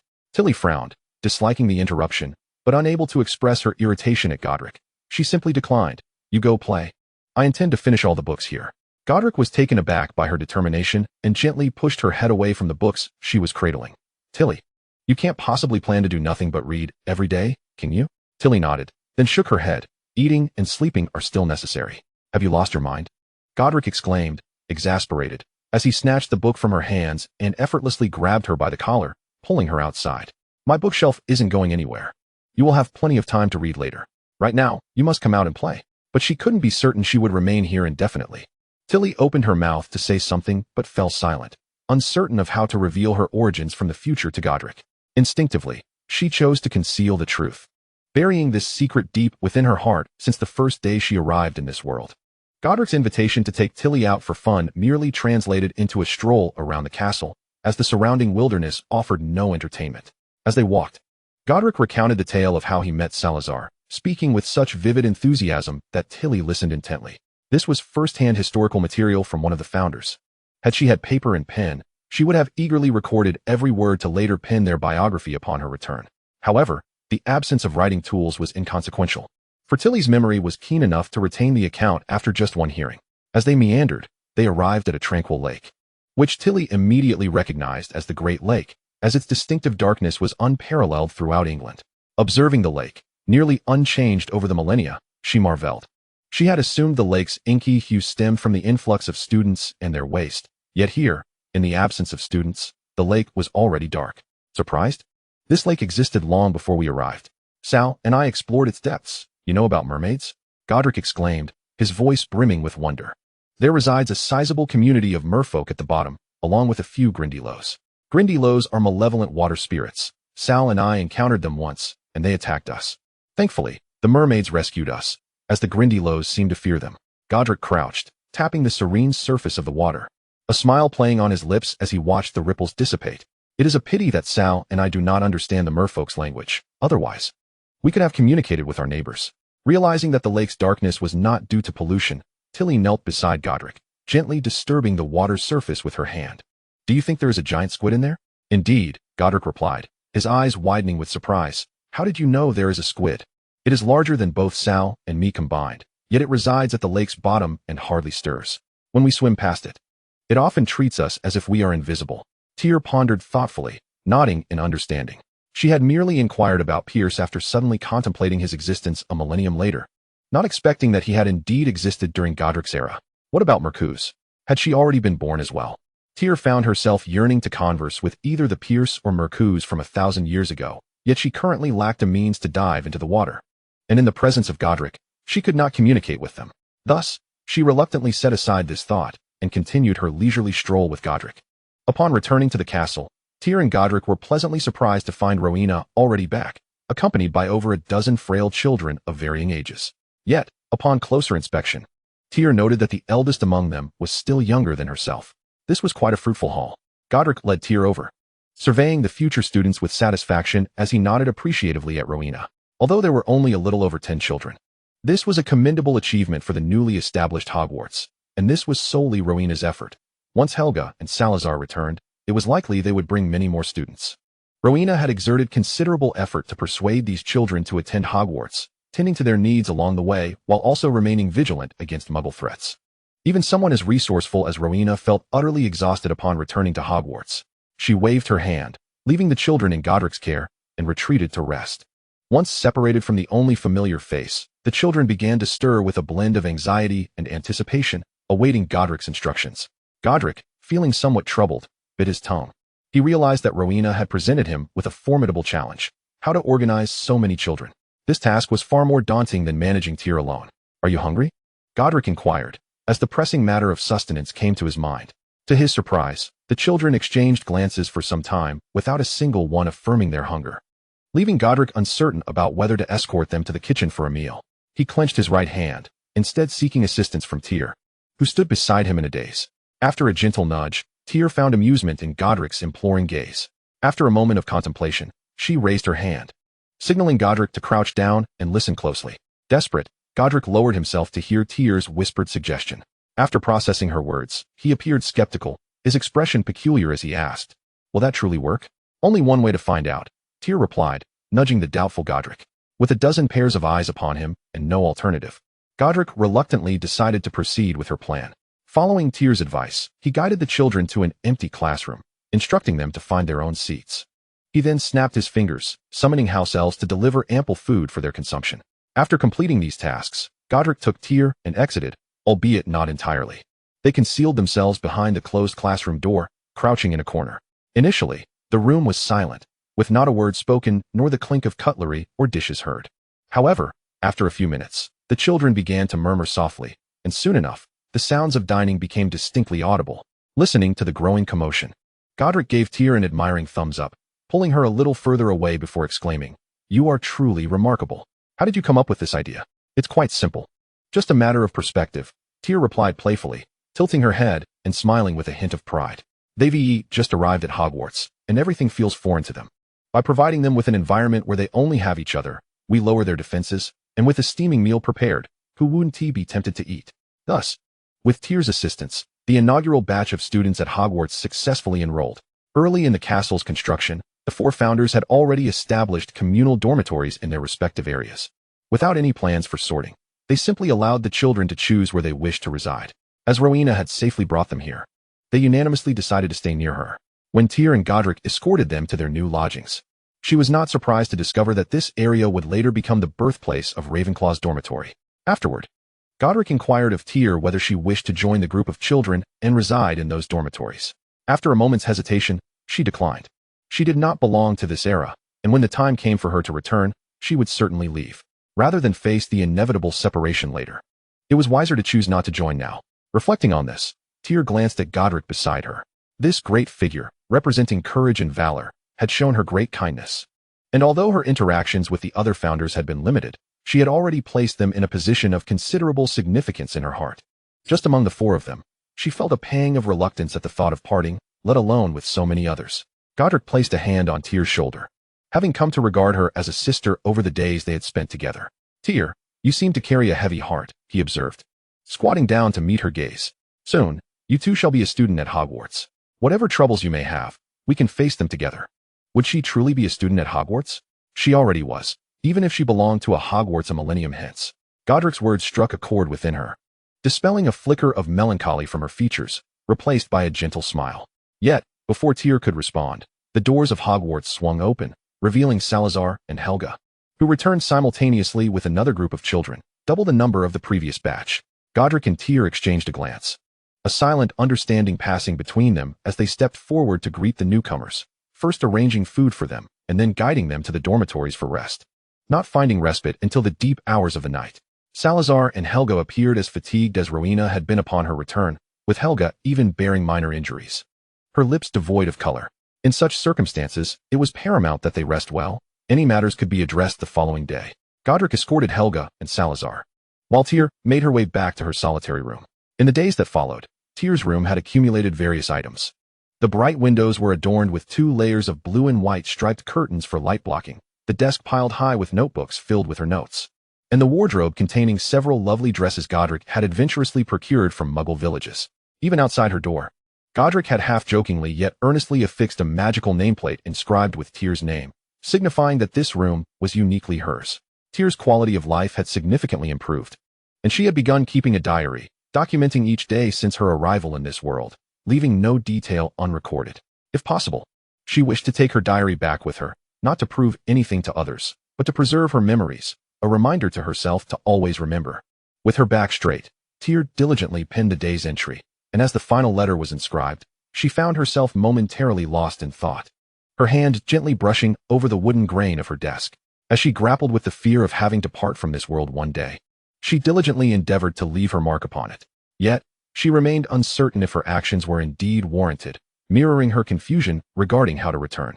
Tilly gave her face a firm pat, as if attempting to rouse herself from slumber, but the reality was that drowsiness, mingled with an overwhelming sense of bewilderment, soon engulfed her mind, leading her into a deep sleep upon collapsing onto her bed.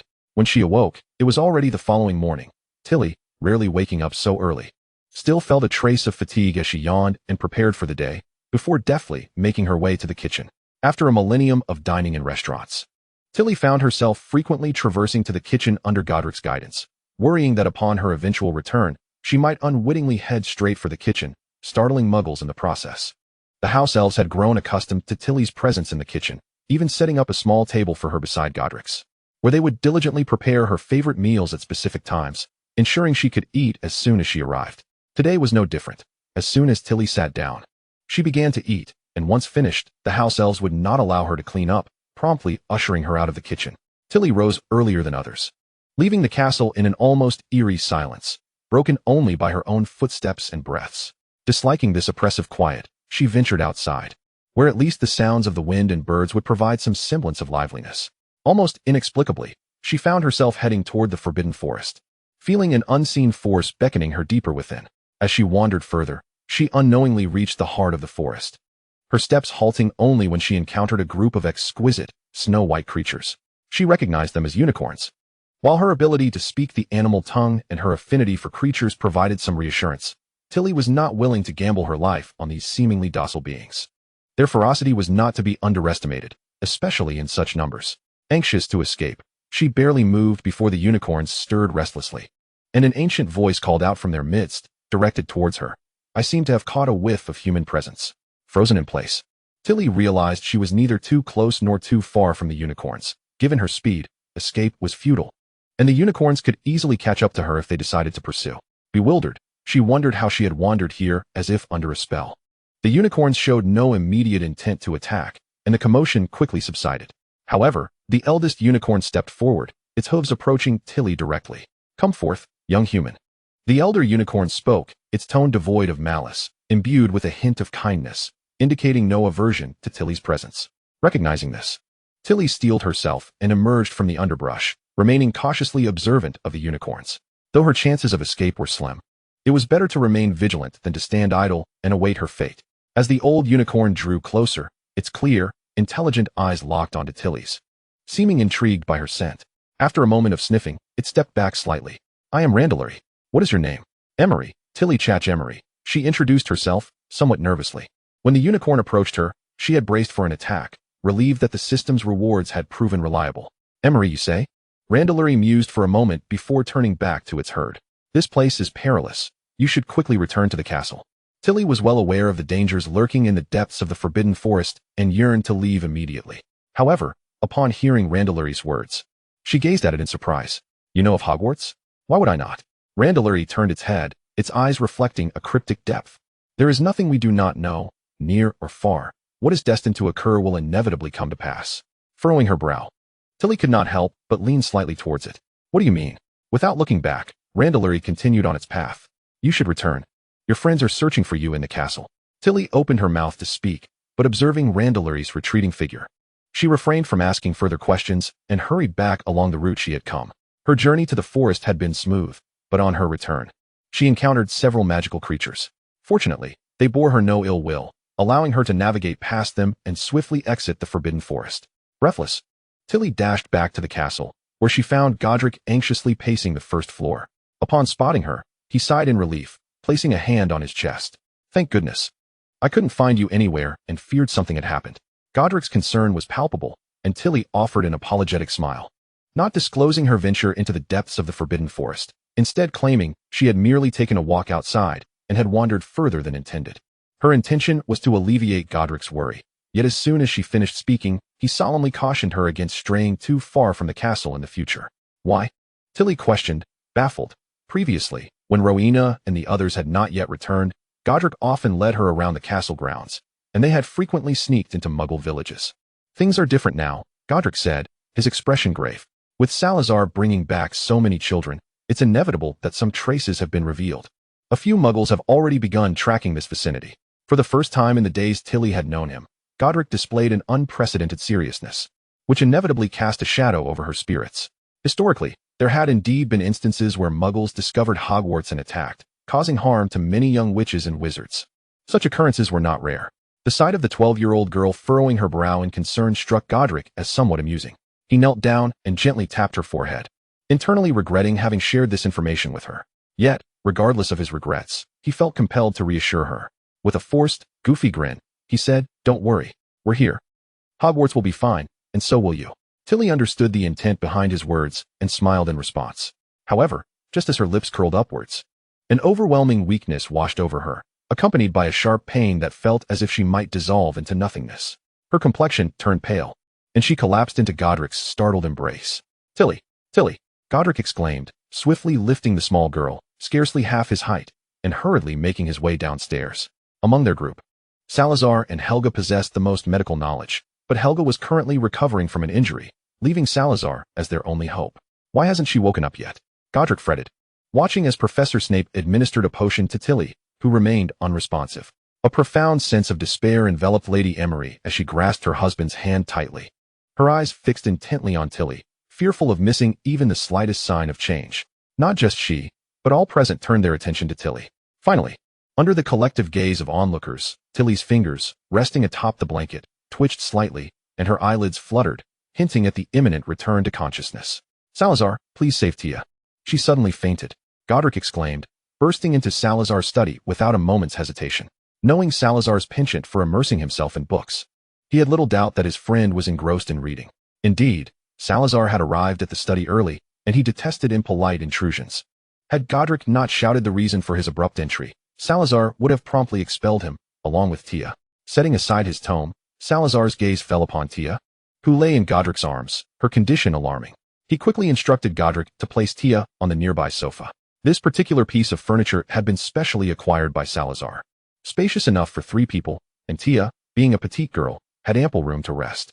With a flick of his wand, Salazar cast several spells upon Tia. After a flurry of iridescent lights, his expression darkened ominously. He touched Tia's forehead with the back of his hand, then pressed his fingertips to a specific spot on her neck, and after a moment's contemplation, he reached a conclusion. You must leave. This girl's condition is precarious, and your presence is not conducive to my efforts. A mere glance was enough for Godric to understand, and with gritted teeth, he retreated, closing the study door behind him. Once outside, Godric's left hand trembled slightly. The last time Salazar had uttered such words was shortly after their initial encounter, when Salazar had become weak in his quest to save him. Godric shut his eyes, admonishing himself not to dwell on such thoughts. Salazar would be fine, and so would Tia. Within the study, Salazar intoned an arcane incantation, and a swirling mist of black and gray materialized, enveloping Tia's unconscious form. Tia, in her stupor, furrowed her brow, yet her complexion gradually became more vibrant. In contrast, Salazar's pallor grew increasingly ghastly, as if he were sacrificing his own vitality to restore Tia. In the infirmary, onlookers bore witness to Tia's alarming fluctuation between consciousness and unconsciousness. Mrs. Emery, in disbelief, approached to grasp Tia's hand, hoping to feel a sign of life. Yet time stretched on, and Tia's fingers remained still. What could this signify? Mrs. Emery dared not ponder. Professor Dumbledore turned his inquiring gaze toward the distressed Professor Snape. He did not question Snape's expertise in potions. If Snape faltered, few potion masters would succeed. This is impossible. I have tested my potion, and it is flawless, Snape insisted, equally incredulous at the notion of failure. Yet the evidence lay starkly before him. Where had the error occurred? Chapter 85, Confession. In the underground study illuminated by flickering candlelight, the silver-haired girl lay quietly on the sofa, her eyelids fluttering. Upon awakening, she opened her eyes to reveal a flicker of melancholy. It seemed she had heard her mother weeping. Awakened, have you? Came a soft voice from the corner of the study. Salazar sat there, weary. His eyes closed even as he addressed Tia. Startled, she realized she was in Salazar's study, given that she had fainted in front of Godric. It was only logical for him to bring her here in search of assistance. Having perused Salazar's detailed manuscript, the potions compendium, Tia held no reservations regarding his healing abilities. Mr. Slytherin, she said as she rose from the sofa, thank you for saving me. Salazar opened his eyes, a faint smile gracing his lips as his keen gaze scrutinized Tia, missing not a single nuance of her emotional state. Miss Emery, would you care to divulge what transpired? Taken aback, Tia initially nodded in agreement, but Salazar swiftly continued without granting her the opportunity to respond. Upon examining you, I discovered, rather surprisingly, that you seem to be from a different time, though he did not state it outright. The bemused tone in his voice hinted that he had deduced her origins from the future. Tia inhaled deeply, unprepared for this revelation to come so swiftly. However, recognizing that her secret had been uncovered, she summoned her courage, meeting Salazar's gaze as she confessed, indeed, I do not belong here. I hail from Hogwarts a millennium hence. A millennium hence? Salazar seized upon this revelation, his expression darkening as his pallid complexion became more pronounced in the candlelight, yet his demeanor remained resolute. If I am correct, your arrival in this time frame is merely in a spectral form. You have unexpectedly materialized due to the flux of time. He meticulously elaborated on his hypothesis. The reason for your sudden fainting is that someone in the future has taken measures, yet lacks experience in soul-related healing. They failed to utilize a soothing potion, resulting in your unstable spirit. After a brief pause, Salazar appeared slightly pained, yet soon regained his composure. If you were to return in an unstable condition, your soul would be incomplete upon your arrival. Thus, I have detained you in this time. When the moment is right, I shall return you. Upon hearing this, Tia understood the gravity of her situation. The illusion she had perceived was indeed rooted in reality. She had been on the verge of returning to the future, and she had indeed heard her mother's cries. The thought of her mother suffering due to her actions weighed heavily on her heart. Yet she could not bear the idea of returning incomplete. An incomplete soul often manifests as folly, and Tia had no desire to become a fool. Mr. Slytherin, when might I expect to return? She inquired, eager to return yet aware of the many books she had yet to read. If she knew the precise timeline, she could allocate her reading time accordingly, striving to absorb as much knowledge as possible. Salazar's gaze swept over her coolly.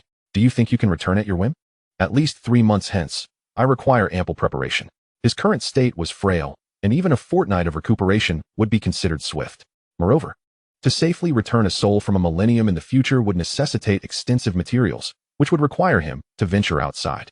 Salazar regarded this as a considerable inconvenience. Were it not for the fact that this girl was a student of Hogwarts from 1,000 years hence, he would not have willingly taken on such a burden. After a lengthy silence, Tia absorbed the news that she would be here for at least 3 months, unsure of how to respond. Yet the silence became awkward, prompting her to tentatively speak up. Mr. Slytherin, do you not wish to inquire about anything?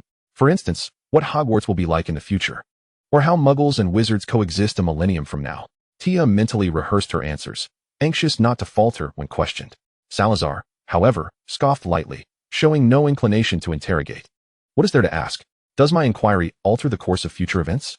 My current focus is solely on establishing Hogwarts alongside Godric and the others, ensuring that muggles keep their distance from young witches and wizards. The future will unfold as it must. I shall leave such concerns to my future self, without burdening my present self with unnecessary worries. Salazar's clarity of mind was as evident as his appearance. The sharpness of his gaze sent a shiver down Tia's spine, and she recalled Landrow's words echoing in her mind. What is meant to happen will inevitably come to pass, whether near or far. Tia suddenly comprehended Salazar's intentions.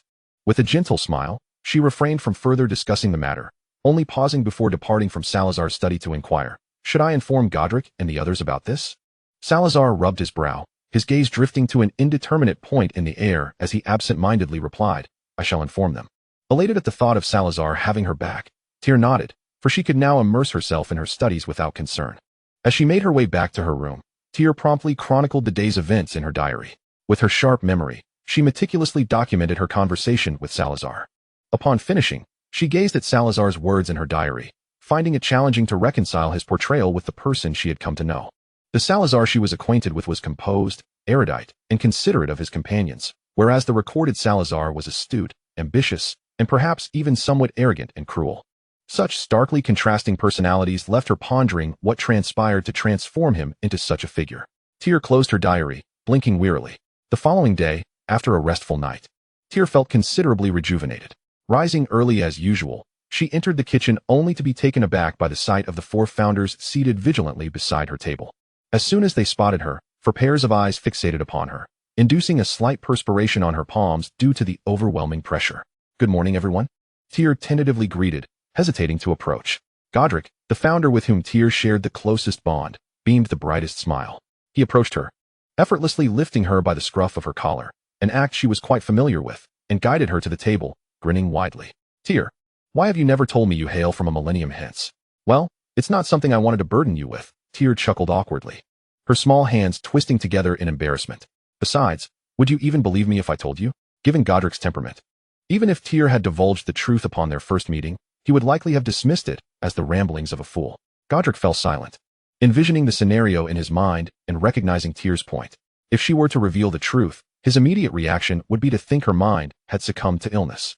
Such an absurd claim as coming from 1,000 years in the future was something only Salazar, who had never cracked a joke, would assert. Anyone else would be met with skepticism. How did you arrive here? Did someone harm you? Rowena inquired, lifting a glass of orange juice, her brow furrowing slightly, whether due to Tia or the juice's acidity. Torn on how to respond, Tia replied hesitantly, I'm not quite sure. I just fell asleep one night and awoke feeling out of sorts. Regarding whether someone had harmed her, she pondered and shook her head. I have no enemies at Hogwarts, and the headmaster during my tenure was quite formidable. He wouldn't permit any danger within the school. Foolishness.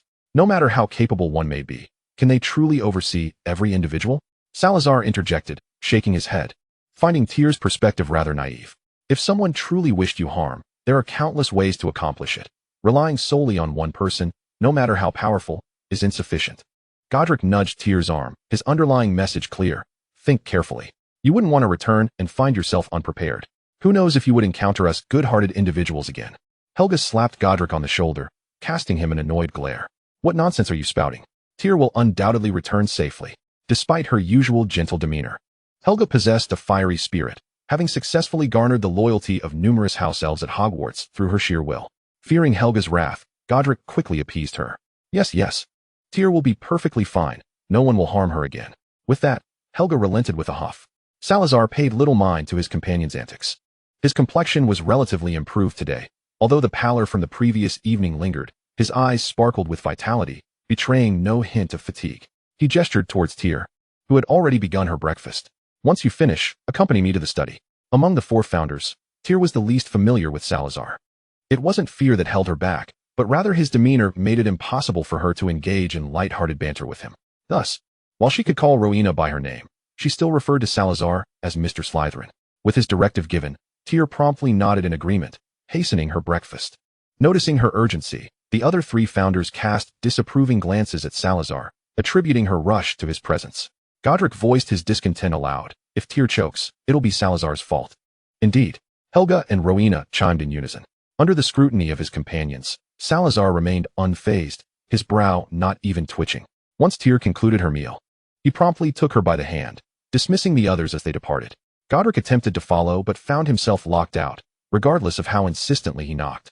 Inside the study, Salazar instructed Tiel to take a seat on the sofa while he poured himself a glass of water, succinctly commenting on Godric's antics outside. How bothersome. Salazar Slytherin. If you utter one more word, do you take me for deaf? Godric's knocking escalated to pounding, but Salazar merely smirked, casting a silencing charm on the door, effectively muffling Godric's protests. Imagining Godric's mounting frustration outside, Salazar's lips curled in delight, clearly having intended for Godric to overhear his remark to incite irritation. As Tiel accepted the glass of water from Salazar, she stifled a chuckle behind the rim. Salazar sat opposite her, waiting patiently for her to finish drinking before speaking. I wish to perform legilimency on you to examine your memories. Would you consent? What? Tiel tightened her grip on the glass, instinctively wanting to refuse. She feared exposing the existence of her system, even though this man before her had long since perished a millennium ago. Noticing her reluctance, Salazar's fingers traced the glass slowly. Do not worry, I will not pry too deeply. I merely wish to glimpse some of your memories from before your unconsciousness. Perhaps we can uncover the cause of your condition. If someone did indeed harm you, they would have acted no more than 24 hours prior. Setting down the glass, Salazar fixed his gaze upon Tiel's eyes. I will only delve into the 24 hours preceding your unconsciousness. I assure you, I shall not explore beyond that. Tiel swallowed hard, her mind racing through the memories of the past 24 hours, searching for any connection to her system. Yet, she realized that although she hadn't entered the learning room, she had been in constant communication with the system. It remained uncertain whether this exchange could evade Salazar's legilimency. Refusal was not an option. Seeing her hesitation, Salazar's expression grew increasingly intense. With a deep breath, Tiel widened her eyes. All right, go ahead. To cast the spell, a legilimens must maintain eye contact with the subject, which inadvertently facilitated Salazar's intrusion. As he lifted his gaze, his consciousness penetrated Tiel's mind, sifting through her memories. Tiel felt an unfamiliar pressure swelling in her mind, a sensation unlike any she had previously experienced. Earlier, when Professor Dumbledore had employed legilimency on her, she had only felt a fleeting sense of being scrutinized. However, this moment was starkly different. She acutely sensed that her memories from before her unconsciousness were being excavated from the depths of her mind, replaying vividly one scene after another. There was a slight sting in her mind, yet it was bearable. What troubled Tiel was whether Salazar would discover the existence of the system. Her heart pounding violently, as if it might leap from her throat. Scenes flashed by rapidly, from the headmaster's office to the dining hall, from the hospital wing to Professor Snape's office, finally settling on the moment when she was knocked to the ground, her head striking the corner of the frame. Found it. This is the place. Salazar's voice bore a note of delight, until couldn't help but exhale in relief. The former rejoiced in uncovering the reason behind Tiel's soul traversing a millennium, while the latter was relieved that Salazar had not discovered the system's existence. It seemed the system was indeed formidable. It had previously thwarted Dumbledore's legilimency, concealing the existence of the system within her memories. Even now, when she could not contact the system, it continued to function effectively. Were she able to communicate with it at this moment, she would surely lavish it with praise. Suddenly, amidst her contentment, she heard Salazar's puzzled voice from across the room, bringing her back to reality. Mr. Slytherin, is something amiss? Salazar regarded Tiel with a penetrating gaze, and after a long pause, his voice lowered as it reached her ears. The frame you collided with contains a time array that requires specific conditions to activate. Once activated, it will transport the soul of the initiator to the present of a millennium ago. The specific condition is your blood. His expression shifted to something peculiar. It seems that time array may have been crafted by me. At this revelation, Tiel's expression mirrored his bewilderment. Chapter 87, 4 against 1. Tiel and Salazar exchanged glances for an extended period, both at a loss for words. Eventually, Tiel cautiously ventured, "Mr. Slytherin, are you certain you are not mistaken? Hogwarts, with its rich history, was home to such marvels as time arrays, and Tiel found it unsurprising. However, if this time array originated from Salazar himself, with her blood as the key to its activation, it struck her as utterly absurd. It was implausible that Salazar had known of her existence a millennium ago, meticulously orchestrating the installation of a time array solely to transport her soul back in time. Tiel shook her head in disbelief, but mid-motion, she seemed to grasp something. The realization dawned upon her that the Salazar of 1,000 years ago was sitting right before her.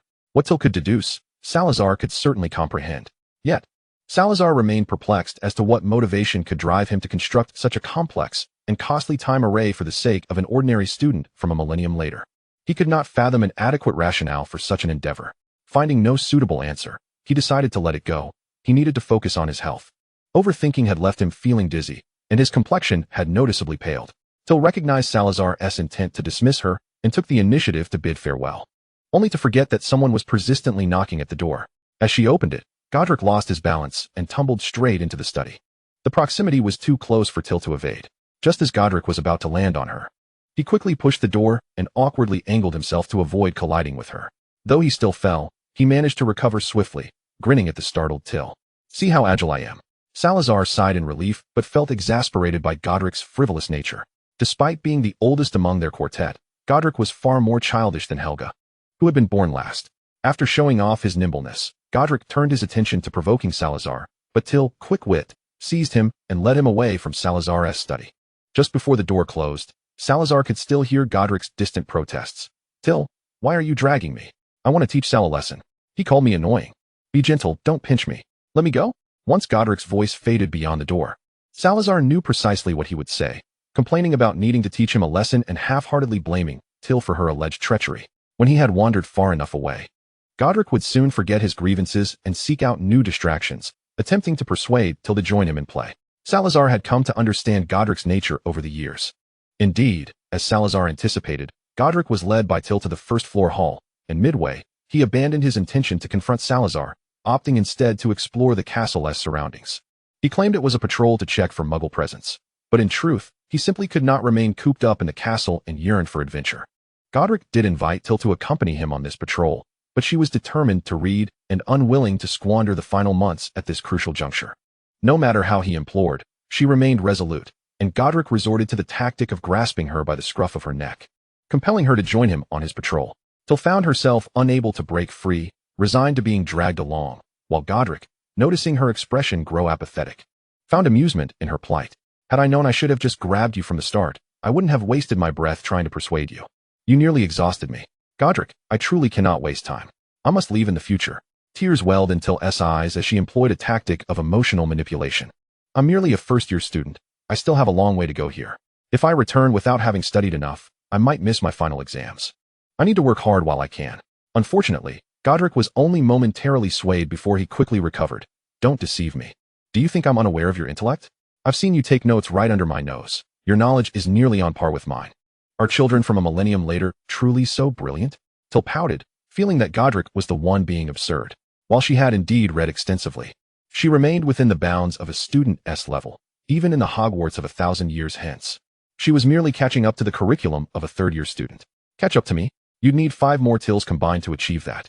He had earned the title of the greatest duelist of his time, a feat not easily surpassed by a growing student like Tiel. Seeing Tiel's spirits dampened by her inability to study, Godric felt a twinge of guilt. After a moment's hesitation, he poked her on the forehead and decided to reveal a bit of information. "Don't be disheartened. The 4 of us are well aware of your studies, and 1T let you return empty-headed." "What?" Tiel was unclear about Godric's meaning, but he clammed up, refusing to elaborate, no matter how she tried to pry. This left her unable to concentrate for the remainder of their journey. However, her distraction was short-lived. During lunch, as she and the 4 founders gathered around a table in the kitchen, Rowena provided her with clarity on the matter. "Tiel, from this day forth, each of us shall take turns teaching you. Is that agreeable?" Rowena gently dabbed at the steak sauce that had inadvertently smudged the corner of her mouth.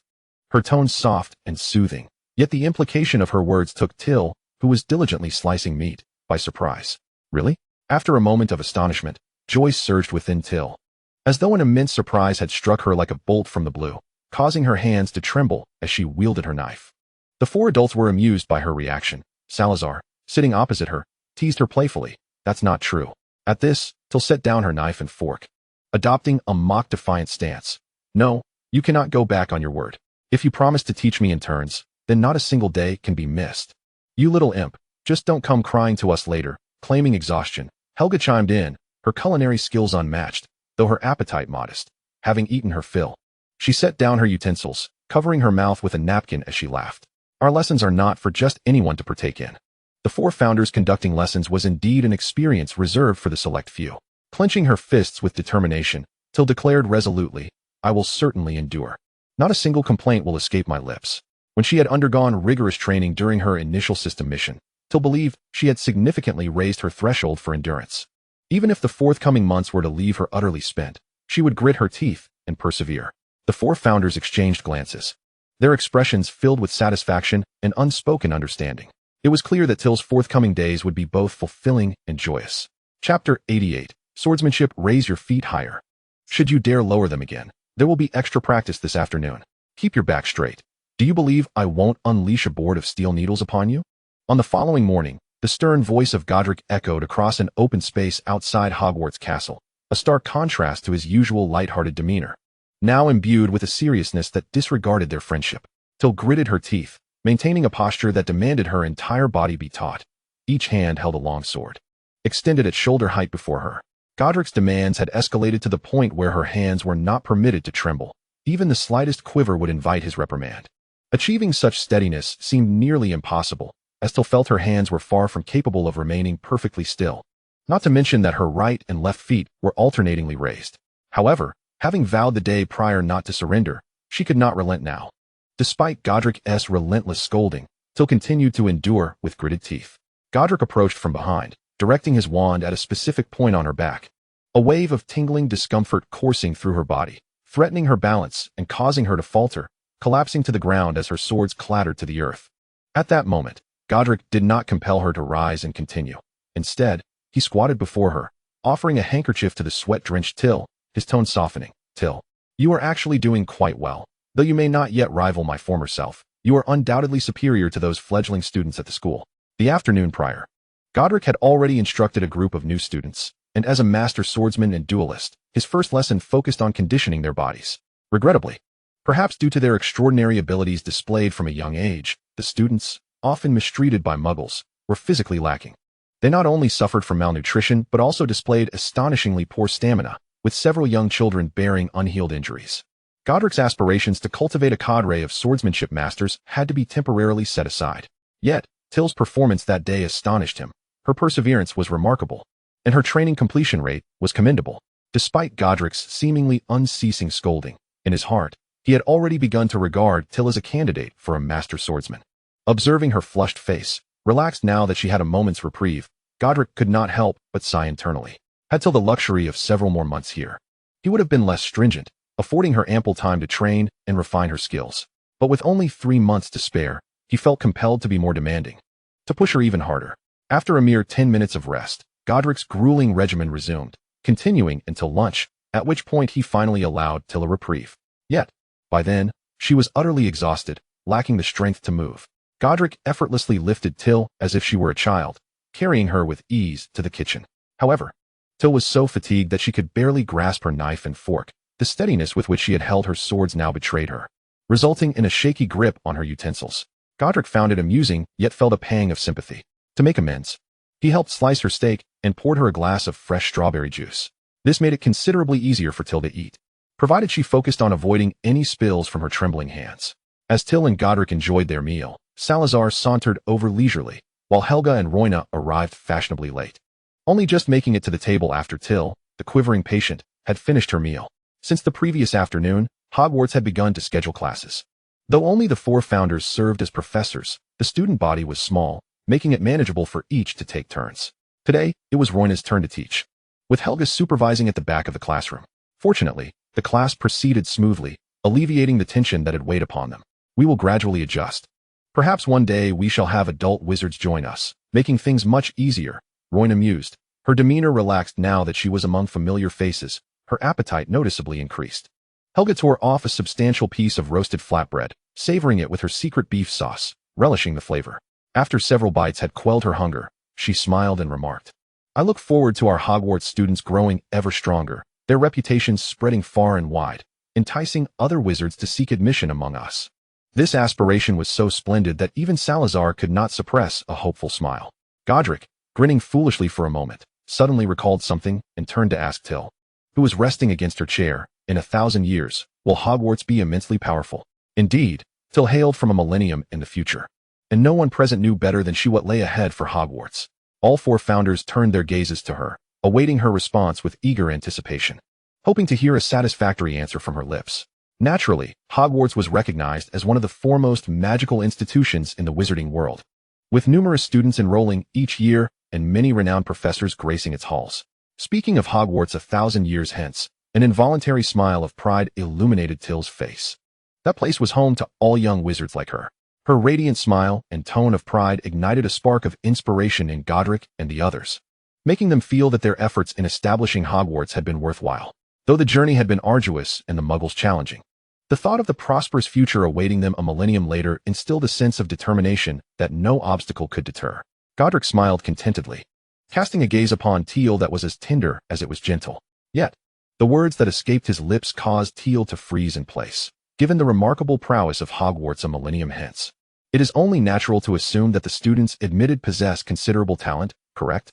Tiel, you have rested long enough. Let us resume our training. With that, Godric hoisted Tiel effortlessly and began to stride toward the exit, leaving her dangling in midair, a stiff smile plastered on her face. Godric, is it conceivable that the admission criteria for Hogwarts do not prioritize talent? What? I can't hear you. Godric feigned ignorance with unabashed candor. The quality of student talent was of little concern to him. He merely sought an excuse to draw Tiel out for further training. Chapter 89, The Sorting Hat. In the first month of their sojourn in this time, a significant yet modest debate erupted among the four founders before Tiel, marking their first contentious discussion. It was during the lunch hour, following a morning of instruction under Helga's guidance, that Tiel sat at a small table, indulging in a hearty meal. The quarrel was initiated by Salazar, resonating with the sentiments of the other three founders. There are always a few children who refuse to heed our guidance. Perhaps they believe we are too lenient, growing increasingly unrestrained since their initial arrival. Salazar's countenance was grim. During his morning lecture, several students had huddled together in whispered conversations. And despite his repeated admonishments, their attention remained as lackluster as their academic performance. Godric, too, wore a troubled expression. The disparity in student temperaments is vast. Reprimands yield tears, and some even incite others to skip classes. I find myself pondering whether we ought to elevate our admission standards, rather than indiscriminately admitting every child with magical potential. Godric, uncharacteristically vexed, contemplated the implications of such a situation persisting. However, Salazar shook his head, opposing the notion of heightened admission criteria. No. Our founding purpose for Hogwarts was to establish the finest school of magic in the world, to shield young witches and wizards from the prying eyes of Muggles until they are ready.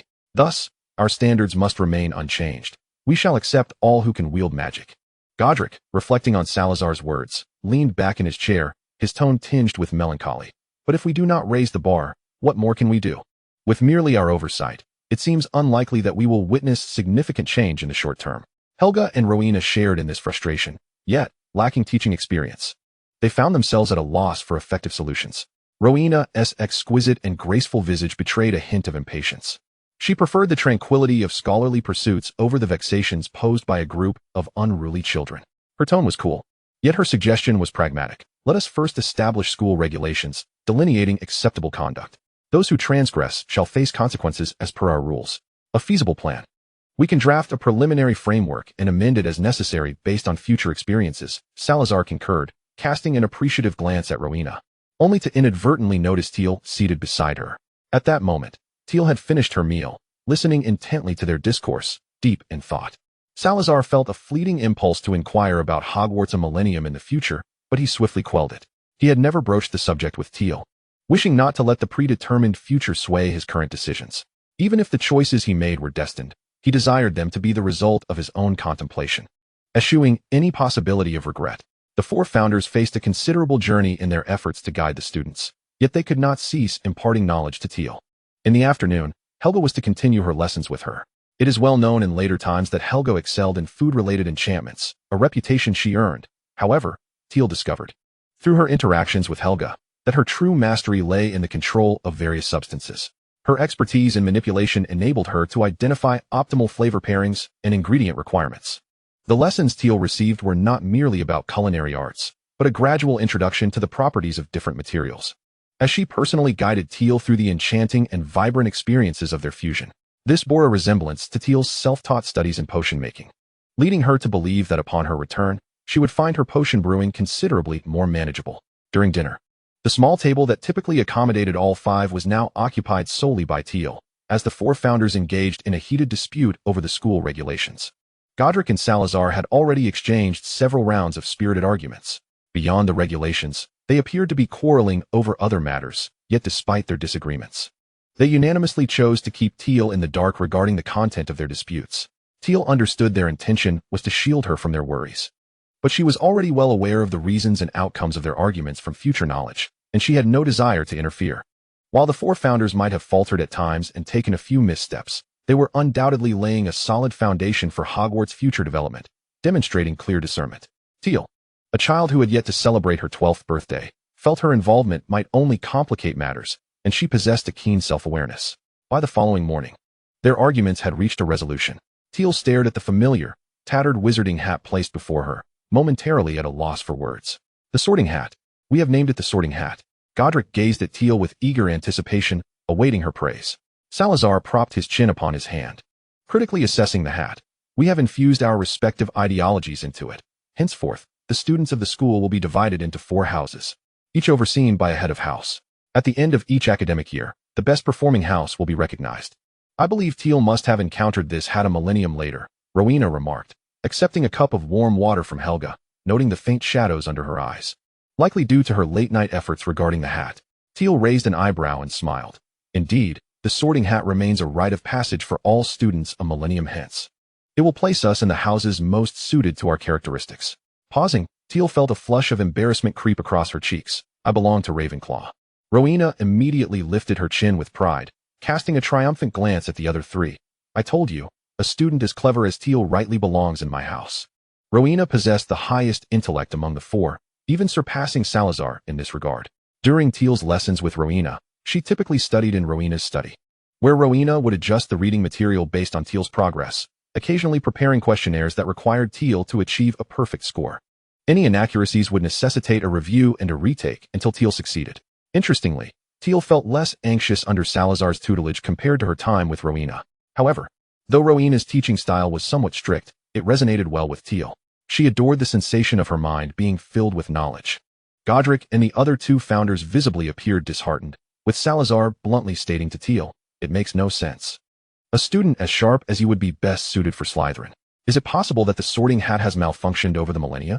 Salazar cast a questioning glare at the Sorting Hat, which seemed to freeze momentarily, having developed a semblance of thought, before it fell silent, feigning 1,000 years of inactivity.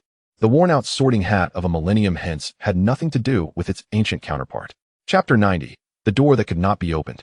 The initial draft of school rules, painstakingly established after intense competition among the 4 founders, was prominently displayed on the side wall of the first-floor hall, drawing the attention of every passing student. Simultaneously, during the noon meal, the Sorting Hat made its debut before the first batch of students, with each one undergoing the sorting process. The ceremony bore a resemblance to the one Tiel had experienced, yet she remained thoroughly engrossed. The results of the sorting aligned closely with Tiel's predictions. The majority were sorted into Gryffindor, followed by Hufflepuff, while Slytherin and Ravenclaw had but a scant few. Seated at the faculty table alongside the 4 founders, Tiel observed the stark contrast in numbers across the 4 long tables, silently astonished. It appeared that the student ratios of later generations had been inherited from that first cohort a millennium ago. Salazar and Rowena were particularly pleased with this outcome. Both preferred minimal disruption, and fewer students meant easier governance. Helga's feelings were rather indifferent. The number of students mattered little to her, while Godric was decidedly displeased. For the very students who had caused chaos in his classroom had all been sorted into Gryffindor. Godric seized his own pointed wizard's hat and gave it a vigorous shake. He could not fathom how those who were perpetually crying, causing mischief, and frequently skipping class could possibly embody the qualities of bravery, daring, and spirit. They could hardly lift a sword. Surely, this Sorting Hat must be malfunctioning. Tiel, you have been in a coma for 3 months. Mother longs for you to awaken. In the stillness of the hospital wing, Mrs. Emery, looking weary and haggard, sat by her daughter's bedside, her voice a mere whisper, carried away by the wind. Audible only to herself. The Emrys had initially intended to take Tiel home for care, yet fears of unforeseen complications during the journey, compounded by their lack of medical knowledge, deterred them. Under the persistent counsel of Professor Dumbledore and Madame Pomfrey, Tiel remained in the hospital, and the Emrys became temporary residents of Hogwarts. Mr. Emery entered the hospital wing with soft steps, his heart heavy at the sight of his wife in such distress. He gently embraced her from behind and soothingly patted her shoulder. I have been to St. Mungo's. They said they must see Tiel's condition with their own eyes to determine if they can treat her. Mrs. Emery's spirits did not lift with this news. Instead, her gaze drifted toward the few translucent vials of potions on the bedside table. Each potion, crafted by Professor Snape, was designed to address matters of the soul. Classified among the rarest of potions, valuable yet scarce in the market. Since the last unsuccessful attempt, Professor Snape had devoted himself obsessively to his research. Yet these potions had not been applied to Tiel, for he felt something was still lacking. A faint, bitter smile flickered on Mrs. Emery's lips. Professor Snape comes daily, tirelessly researching, yet he still cannot find a solution. Do you truly believe the healers from St. Mungo's will be more capable than Professor Snape? What if Mr. Emery closed his eyes? Rather than comforting Mrs. Emery, he was attempting to soothe his own anxieties. Deep down, he shared her skepticism about the healer's ability to help Tiel. For if Professor Snape had made no progress after 3 months of relentless effort, it seemed unlikely that anyone else could succeed. Yet he did not wish to surrender hope. Tiel was so young, just beginning her journey into the magical world. Just last Easter, she had earnestly declared her ambition to become the most powerful witch in the world, determined to protect him and Mrs. Emery. How could it be that in the blink of an eye, Tiel now lay upon a sickbed? Excuse me. I have something to tell you. Professor McGonagall stood at the entrance of the hospital wing, her typically stern expression tinged with an unusual peculiarity. As she glanced at the still form of Tiel, her brow furrowed involuntarily. This strange demeanor set the Emrys' hearts racing. Exchanging a glance, the couple promptly followed Professor McGonagall, while Madame Pomfrey rose from her chair in the corner to accompany them by Tiel's bedside. For the past 3 months, someone had always been by Tiel's side. Most often it was Mrs. Emery, with Mr. Emery taking over after tending to family affairs. Whenever both parents were otherwise occupied, it was Madame Pomfrey who came to keep Tiel company. With someone present, everyone felt a sense of reassurance. Professor McGonagall, could you enlighten us about what is happening? Mrs. Emery leaned against her husband, her continuous worry having left her physically and emotionally drained. Yet her respect for Professor McGonagall remained unwavering. During their time at Hogwarts, both Mr. and Mrs. Emery had witnessed Professor McGonagall's ascent to a teaching position. Though her experience was limited, her pedagogical prowess quickly garnered her the admiration and affection of all students. Mrs. Emery held her in high esteem, not merely for her teaching skills, but for her equitable treatment of students from all houses. In Professor McGonagall's eyes, each student was equally valued. At the time, she was not yet the head of Gryffindor, but having been a student there herself, she had witnessed the growing tensions between Gryffindor and Slytherin. When Mrs. Emery faced ostracism and bullying from Slytherin students due to her relationship with Mr. Emery, it was Professor McGonagall who had intervened, chastising the Slytherin students on her behalf.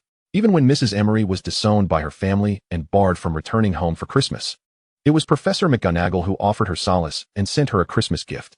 To Mrs. Emery, Professor Dumbledore was a figure of profound respect, while Professor McGonagall was akin to family, someone cherished in her heart. Likewise, in Professor McGonagall's eyes, Mrs. Emery was like a child she had watched grow. It was only during the rise of the Death Eaters that, fearing for the safety of the Emery family's whereabouts in the Muggle world, Professor McGonagall had severed contact. However, after Tiel enrolled at Hogwarts, correspondence between Professor McGonagall and the Emrys resumed. In a tone that Mrs. Emery did not fully comprehend, Professor McGonagall replied, "Albus has discovered a room, an unexpectedly appearing room that should have some connection to Tiel, and he has asked me to bring you to him. He is waiting there." Connected to Tiel, the Emrys' hearts tightened, as if gripped by a powerful hand. Observing their reaction, Professor McGonagall hastened her pace, and the three made their way swiftly to the 5th floor of the castle. Here, amidst numerous and used classrooms rarely traversed by students, Professor Dumbledore stood at one corner, his expression grave as he awaited the arrival of Professor McGonagall and the Emrys. "Professor, what is going on?" Mr. Emery inquired, his question escaping him before they had even reached Professor Dumbledore. Yet, the latter did not respond, instead stepping aside to reveal an intricately patterned ancient door, allowing the Emrys and Professor McGonagall to see it in its entirety. The motifs on the door bore no distinction from any other door within Hogwarts, the wear and tear a testament to the passage of time, Yet what astonished the four was the magical plaque affixed to the door. The plaque was modest in size, no larger than an adult's palm. The elegant inscription above, etched in a beautiful cursive, bears the name of one individual, Tiel Emery. In the lower right corner, the signature captivates the eye with the same font, reading Godric Gryffindor. Chapter 91, Cyril. Merlin. Lady Emery instinctively pressed her hand against her heart, feeling it race as if it might leap from her chest at any moment. Mr. Emery gently tightened his grip on his wife's hand, casting a glance toward Professor Dumbledore, whose expression was a mix of astonishment and inquiry. Indeed, it was quite astonishing. This had appeared before me without any forewarning. Dumbledore adjusted his slightly slipping glasses, maintaining a calm facade despite the tumult of emotions swirling within him. Professor McGonagall's right hand trembled slightly as she stepped forward, yearning to touch the door, only to halt her intention. She could not guarantee that this door posed no danger. In the magical realm, the unknown often harbors threats more readily than opportunities. Minerva. I have tried. This door will not budge. There must be some enchantment preventing our entry. Yet, Dumbledore mused, perhaps this is a fortunate circumstance. He squinted, inhaling deeply, contemplating that we might finally be approaching the true cause of Tiel's unconsciousness. His voice lowered. If my suspicions are correct, this could indeed be a fortuitous encounter for Tiel. That afternoon at dinner, Dumbledore addressed the entire faculty and student body, warning them against entering the 5th floor of the castle, with strict penalties for those who disobeyed. With the end of term approaching and the House Cup imminent, most students would not jeopardize their standings at such a critical juncture. However, a minority, thrill-seekers eager to flout the rules, were secretly plotting to find mischief before the summer break. Thankfully, Dumbledore had instructed Professors McGonagall and Filch to bolster their vigilance, ensuring that the students didn't even touch the bricks of the 5th floor, thus thwarting their plans for amusement. Consequently, the suddenly materialized door remained a mystery to the students. The hissing of a serpent echoed in Tiel's ears, prompting her to furrow her brow in her slumber. Upon awakening, she found, as expected, a slender, deep green-scaled snake, no thicker than her thumb, curled beside her pillow. The little serpent nuzzled affectionately against Tiel's cheek, flicking its tongue in greeting. Tiel, good morning. The snake's playful demeanor dissipated any lingering annoyance from her disrupted dreams. Quickly, she dressed and went to wash up, inviting the little serpent to perch on her wrist as she made her way to the dining hall. This small snake, named Cyril, was a peculiar creature hatched from a toad that Salazar had specifically procured and coaxed into laying eggs. At merely a month old, Cyril either stayed close to Salazar or sought out Tiel. Within all of Hogwarts, only Salazar and Tiel could communicate with this little serpent. The distinction lay in Salazar's use of Parseltongue, while Tiel conversed with it directly in English. Surprisingly, Tiel found she could also comprehend Salazar's Parseltongue, hypothesizing that the system's reward for her was an understanding of beast languages, encompassing Parseltongue as well. In the dining hall, students donned in Helga's specially crafted first edition uniforms clustered in small groups for breakfast. Upon noticing Tiel's arrival, they greeted her warmly. Yet none dared to engage her in prolonged conversation. They were acutely aware that, while Tiel was indeed a student, she was exceptional. She was taught individually by the 4 founders, had her own private quarters, and even dined alongside them. None could guarantee her amiability. Should they provoke her, they risked expulsion from Hogwarts. Thus, they maintained a respectful distance. Tiel understood this dynamic but was indifferent. Her sole desire was to absorb knowledge from Godric and the others and patiently await the day of her return. She effortlessly took her seat at the professor's table, and the house elves promptly delivered her favorite foods along with some meat suitable for Cyril. After slicing the meat into smaller pieces for Cyril, she spread strawberry jam on her toast. Just as she took a few bites, Salazar joined her, casually stating, I have made arrangements. I shall return you home at the beginning of next month. Tiel paused mid-bite, a natural smile gracing her lips as she nodded. I understand. Thank you, Sal. The beginning of next month marked the 3.5 months since Tiel had arrived in this world. Unbeknownst to her, her time here was nearing its conclusion. She had forged strong bonds with the 4 founders, even managing to address the often aloof Salazar by his first name. The thought of parting without the possibility of reunion weighed heavily on her heart, yet she could not forsake her family and friends from the millennium ahead. Weighing her priorities, Tiel had long since made her comparisons. With both sides unable to coexist, she cherished the fleeting moments left with Godric and the others even more. Salazar appeared subdued, his only sustenance a solitary sandwich and a cup of warm milk. He stirred the milk in his cup, his tone flat. You may take a few items with you, but for your safety, it must be minimal, a memento of sorts. Am I to depart without any parting gifts? I have prepared gifts for you all. Tiel remarked half in jest, half earnestly, her expression strained, her eyes glistening with unshed tears. As the tears began to well and threatened to spill, Salazar offered her a clean handkerchief, his gaze sympathetic as he observed the child before him. He, too, felt a pang of reluctance. Not just Godric, but the three of them had grown fond of her. They had already prepared parting gifts. Tiel dabbed at her tear-filled eyes, but in doing so, her cheeks flushed. Godric and the others, entering the room, cast reproachful looks at Salazar. He shook his head, silently communicating the news of Tiel's imminent return next month. A heavy silence settled over the professor's table. Do not be sad. I will think of you all in the future. You must think of me here, all right? Tiel rallied her spirits, wishing for a farewell marked by joy rather than tears. After all, the true departure had not yet come. There were still 2 weeks remaining. Through Tiel's encouragement, they managed to temporarily set aside their sorrow. However, during class, Tiel could often feel the weight of their gazes, filled with reluctance, which was accompanied by an increased workload. It seemed they believed that with her departure approaching, they ought to impart as much knowledge and skill as possible. Fearing she might miss out upon returning home, Tiel not only understood this sentiment, but also accepted the challenges wholeheartedly. Thanks to her prior training, her limits had been pushed, and she was determined to endure until the day of her return. At last, the day of return loomed near. Tiel found herself lying on her bed in her room for the final time, unable to sleep. Chapter 92, The Return. After nearly a sleepless night, Tiel appeared the next day before Godric and the others, her eyes shadowed with faint dark circles. In order to escort Tiel back, all classes were cancelled today, allowing the students a rare day of respite as they jubilantly frolicked about the castle.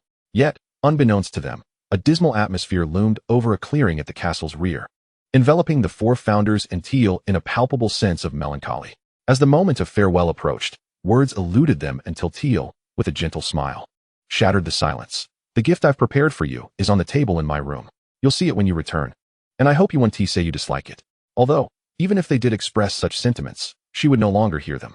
Tiel blinked away the moisture gathering in her eyes. The present she had crafted for the 4 was a painting, depicting their 5 figures gathered together, sharing tea and conversation, a labor of love that consumed several of her evenings. The canvas and paints were discreetly procured through her house elf, as she possessed nothing but her wand and lacked even a single coin, relying solely on the artistic skills she had honed in her youth. Godric, usually the epitome of cheerfulness, found himself choking back sobs, becoming the first to break down in tears. His emotional outburst prompted the others to succumb to their own grief. As Tiel wiped her tears, she observed Helga and Rowena, arm in arm, weeping together, while Salazar, even in his sorrow, maintained an air of elegance, delicately dabbing at the tears escaping the corners of his eyes with a handkerchief, regarding Tiel with a demeanor that suggested he was not crying at all. Then, glancing at Godric, who was on the verge of tears streaming from his nose, Tiel suddenly smiled, a genuine expression of joy breaking through her own tears. With a small dash, she leapt into Godric's embrace. Godric, thank you for bringing me to Hogwarts, for helping me find safety in this world, she declared, rubbing her tears on his wizarding robes before swiftly hugging Salazar, who stood behind him. Salazar, though you may seem unapproachable, I know you are a good person. Please continue to be a good person, all right? Tiel sniffled, resisting the urge to wipe her nose on his robes under the weight of his intense gaze.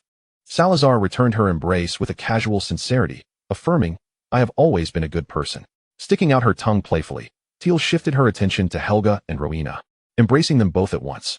Nestled in their fragrant and soft embrace, she recalled the maternal care they had shown her during her time with them. Her nose tinged with a bittersweet ache, yet she endeavored to smile. Helga, thank you. I have always loved your food, both now and a millennium from now.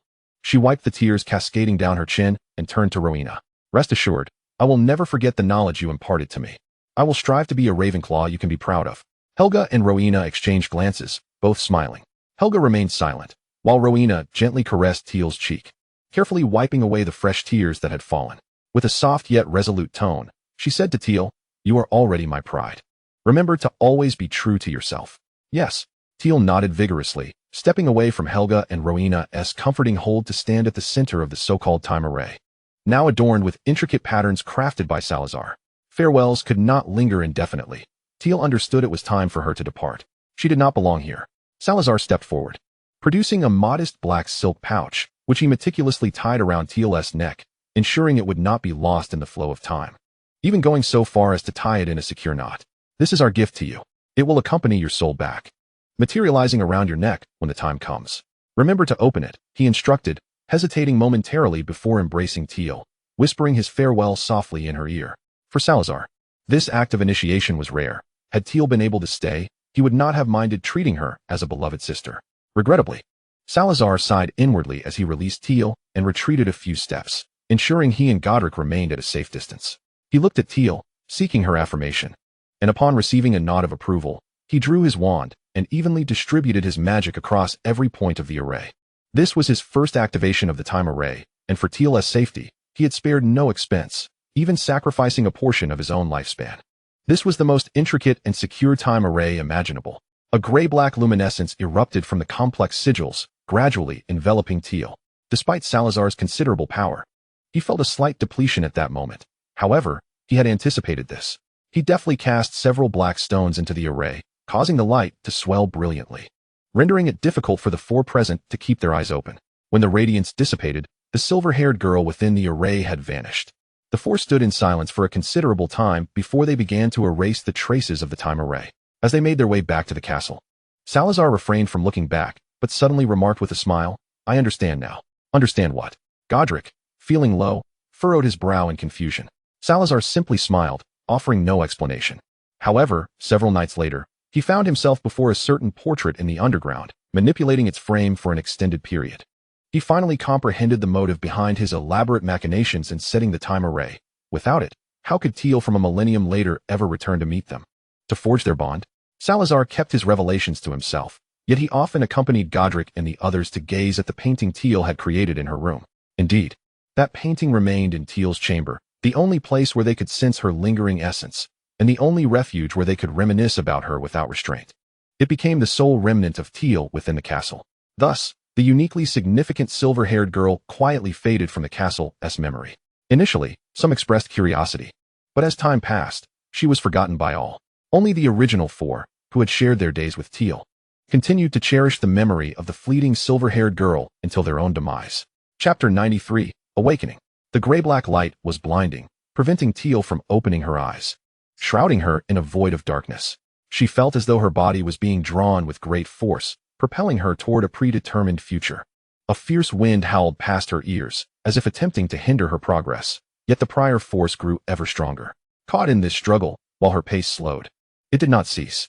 Tiel could not help but lower her gaze, clenching the pouch Salazar had gifted her tightly with her chin, while shifting the fabric bag from her back to her front, holding it close to her heart. The former was the gift from Salazar and the others, and the latter was the only item she intended to bring back from that moment, her journal. These two treasures, she resolved to carry back, without exception. Finally, a sharp sound pierced the air, and Tiel felt a sudden weightlessness, yet instinctively, her lips curved upward. She knew she was returning home. Hogwarts has officially commenced its summer break, with students vacating the castle. However, the Emery family remains within its ancient walls, accompanied by Madame Pomfrey, the matron of the hospital wing, along with Professors McGonagall, Dumbledore, and Snape. On this particular morning, they gather in the hospital wing, keen to discern any signs of awakening from Tiel. Madame Pomfrey, her countenance grave, casts spells upon Tiel, prompting the others to retreat a few meters so as not to disturb her. Professor Dumbledore stands at the foot of the bed, flanked by Professors McGonagall and Snape. "Albus, how is the situation in that room?" Professor McGonagall inquires, her gaze cast downward, brimming with concern for Tiel. Although they have largely concluded that Tiel's soul has somehow traversed back a millennium, her prolonged unconsciousness raises unsettling suspicions of some calamity having befallen her in that distant past. Professor McGonagall, fond of the diligent young girl, recalls their agreement for Tiel to learn about Animagus transformation during the summer of her second year, fervently hoping for her swift recovery. It remains inaccessible. That enchanted doorplate even forbids our touch, Professor Dumbledore responds, having devoted considerable effort to the door in recent days. Despite employing explosive charms and corrosive potions, the door remains unscathed. Moreover, any attempt to lay hands upon it results in a retaliatory enchantment, which even Professor Dumbledore must cautiously navigate. It seems only Tiel herself can unlock it. Wait, Madame Pomfrey suddenly halts her incantations, her expression shifting as she observes the arcane glow emanating from Tiel. Dumbledore steps forward. "Poppy, this is troubling." The magical fluctuations surrounding Tiel Madame Pomfrey ponders, but Tiel's condition affords her little time for contemplation. In the blink of an eye, a dark gray luminescence envelopes the hospital bed, intricate patterns of a spell circle materializing upon the floor beneath it. With quick reflexes, Professor Dumbledore pulls Madame Pomfrey away from the bed, while Mrs. Emery, in a surge of anxiety, attempts to approach but is halted by Professor Snape, who discerns the gravity of the situation. It is a temporal spell circle. Professor Snape initially hesitates, but his certainty solidifies upon closer inspection. His studies of soul potions included inquiries into the causes of soul disturbances, though records of such temporal circles are scant in the current magical world. His extensive research has rendered him familiar with their implications. The emergence of the door only strengthens his conviction that the temporal circle plays a significant role in Tiel's unconsciousness. However, documentation on temporal circles is exceedingly rare, limiting his understanding to mere recognition. Nonetheless, that suffices. With a gentle wave of his wand, Professor Dumbledore seals the hospital's doors and windows. He comprehends what Snape's revelations imply. After months devoid of smiles, Dumbledore's brow finally relaxes, his azure eyes glimmering with hope. Tiel is returning. All eyes are fixated upon the bed, illuminated by the ethereal glow. As time elapses, the dark radiance gradually dims, revealing the scene upon the bed with increasing clarity. A semi-transparent figure hovers above Tiel's form, ebbing and flowing, drawing nearer to her corporeal self. Their breaths become hushed, each person suppressing any sound lest they disturb the soul of the silver-haired girl. Minutes stretch into what feels like an eternity before the soul finally merges with the body. The light of the temporal circle fading away, retreating into the ground, vanishing from sight. The hospital wing remains eerily silent, as if the events that transpired were merely a collective dream. No one dares to speak first, their gazes locked upon Tiel, unwilling to miss any subtle change. Under the watchful eyes of all present, Tiel's pale fingers twitch, starkly noticeable against the deep blue bedspread. Mrs. Emery's tears flow freely, as she is the first to move, cautiously approaching the bedside to cover her daughter's hand with her own, feeling the unmistakable warmth of life returning. Tiel opens her eyes, gazing at the ceiling of the hospital wing, a sense of unfamiliarity washing over her. Yet, in the next moment, she spots her mother, weeping with unrestrained emotion. Tiel musters a smile, her first words upon awakening. "Mom, I'm back."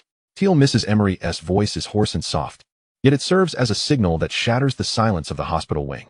Mr. Emery, standing behind his wife, wipes away his tears and leans down to embrace both his wife and daughter.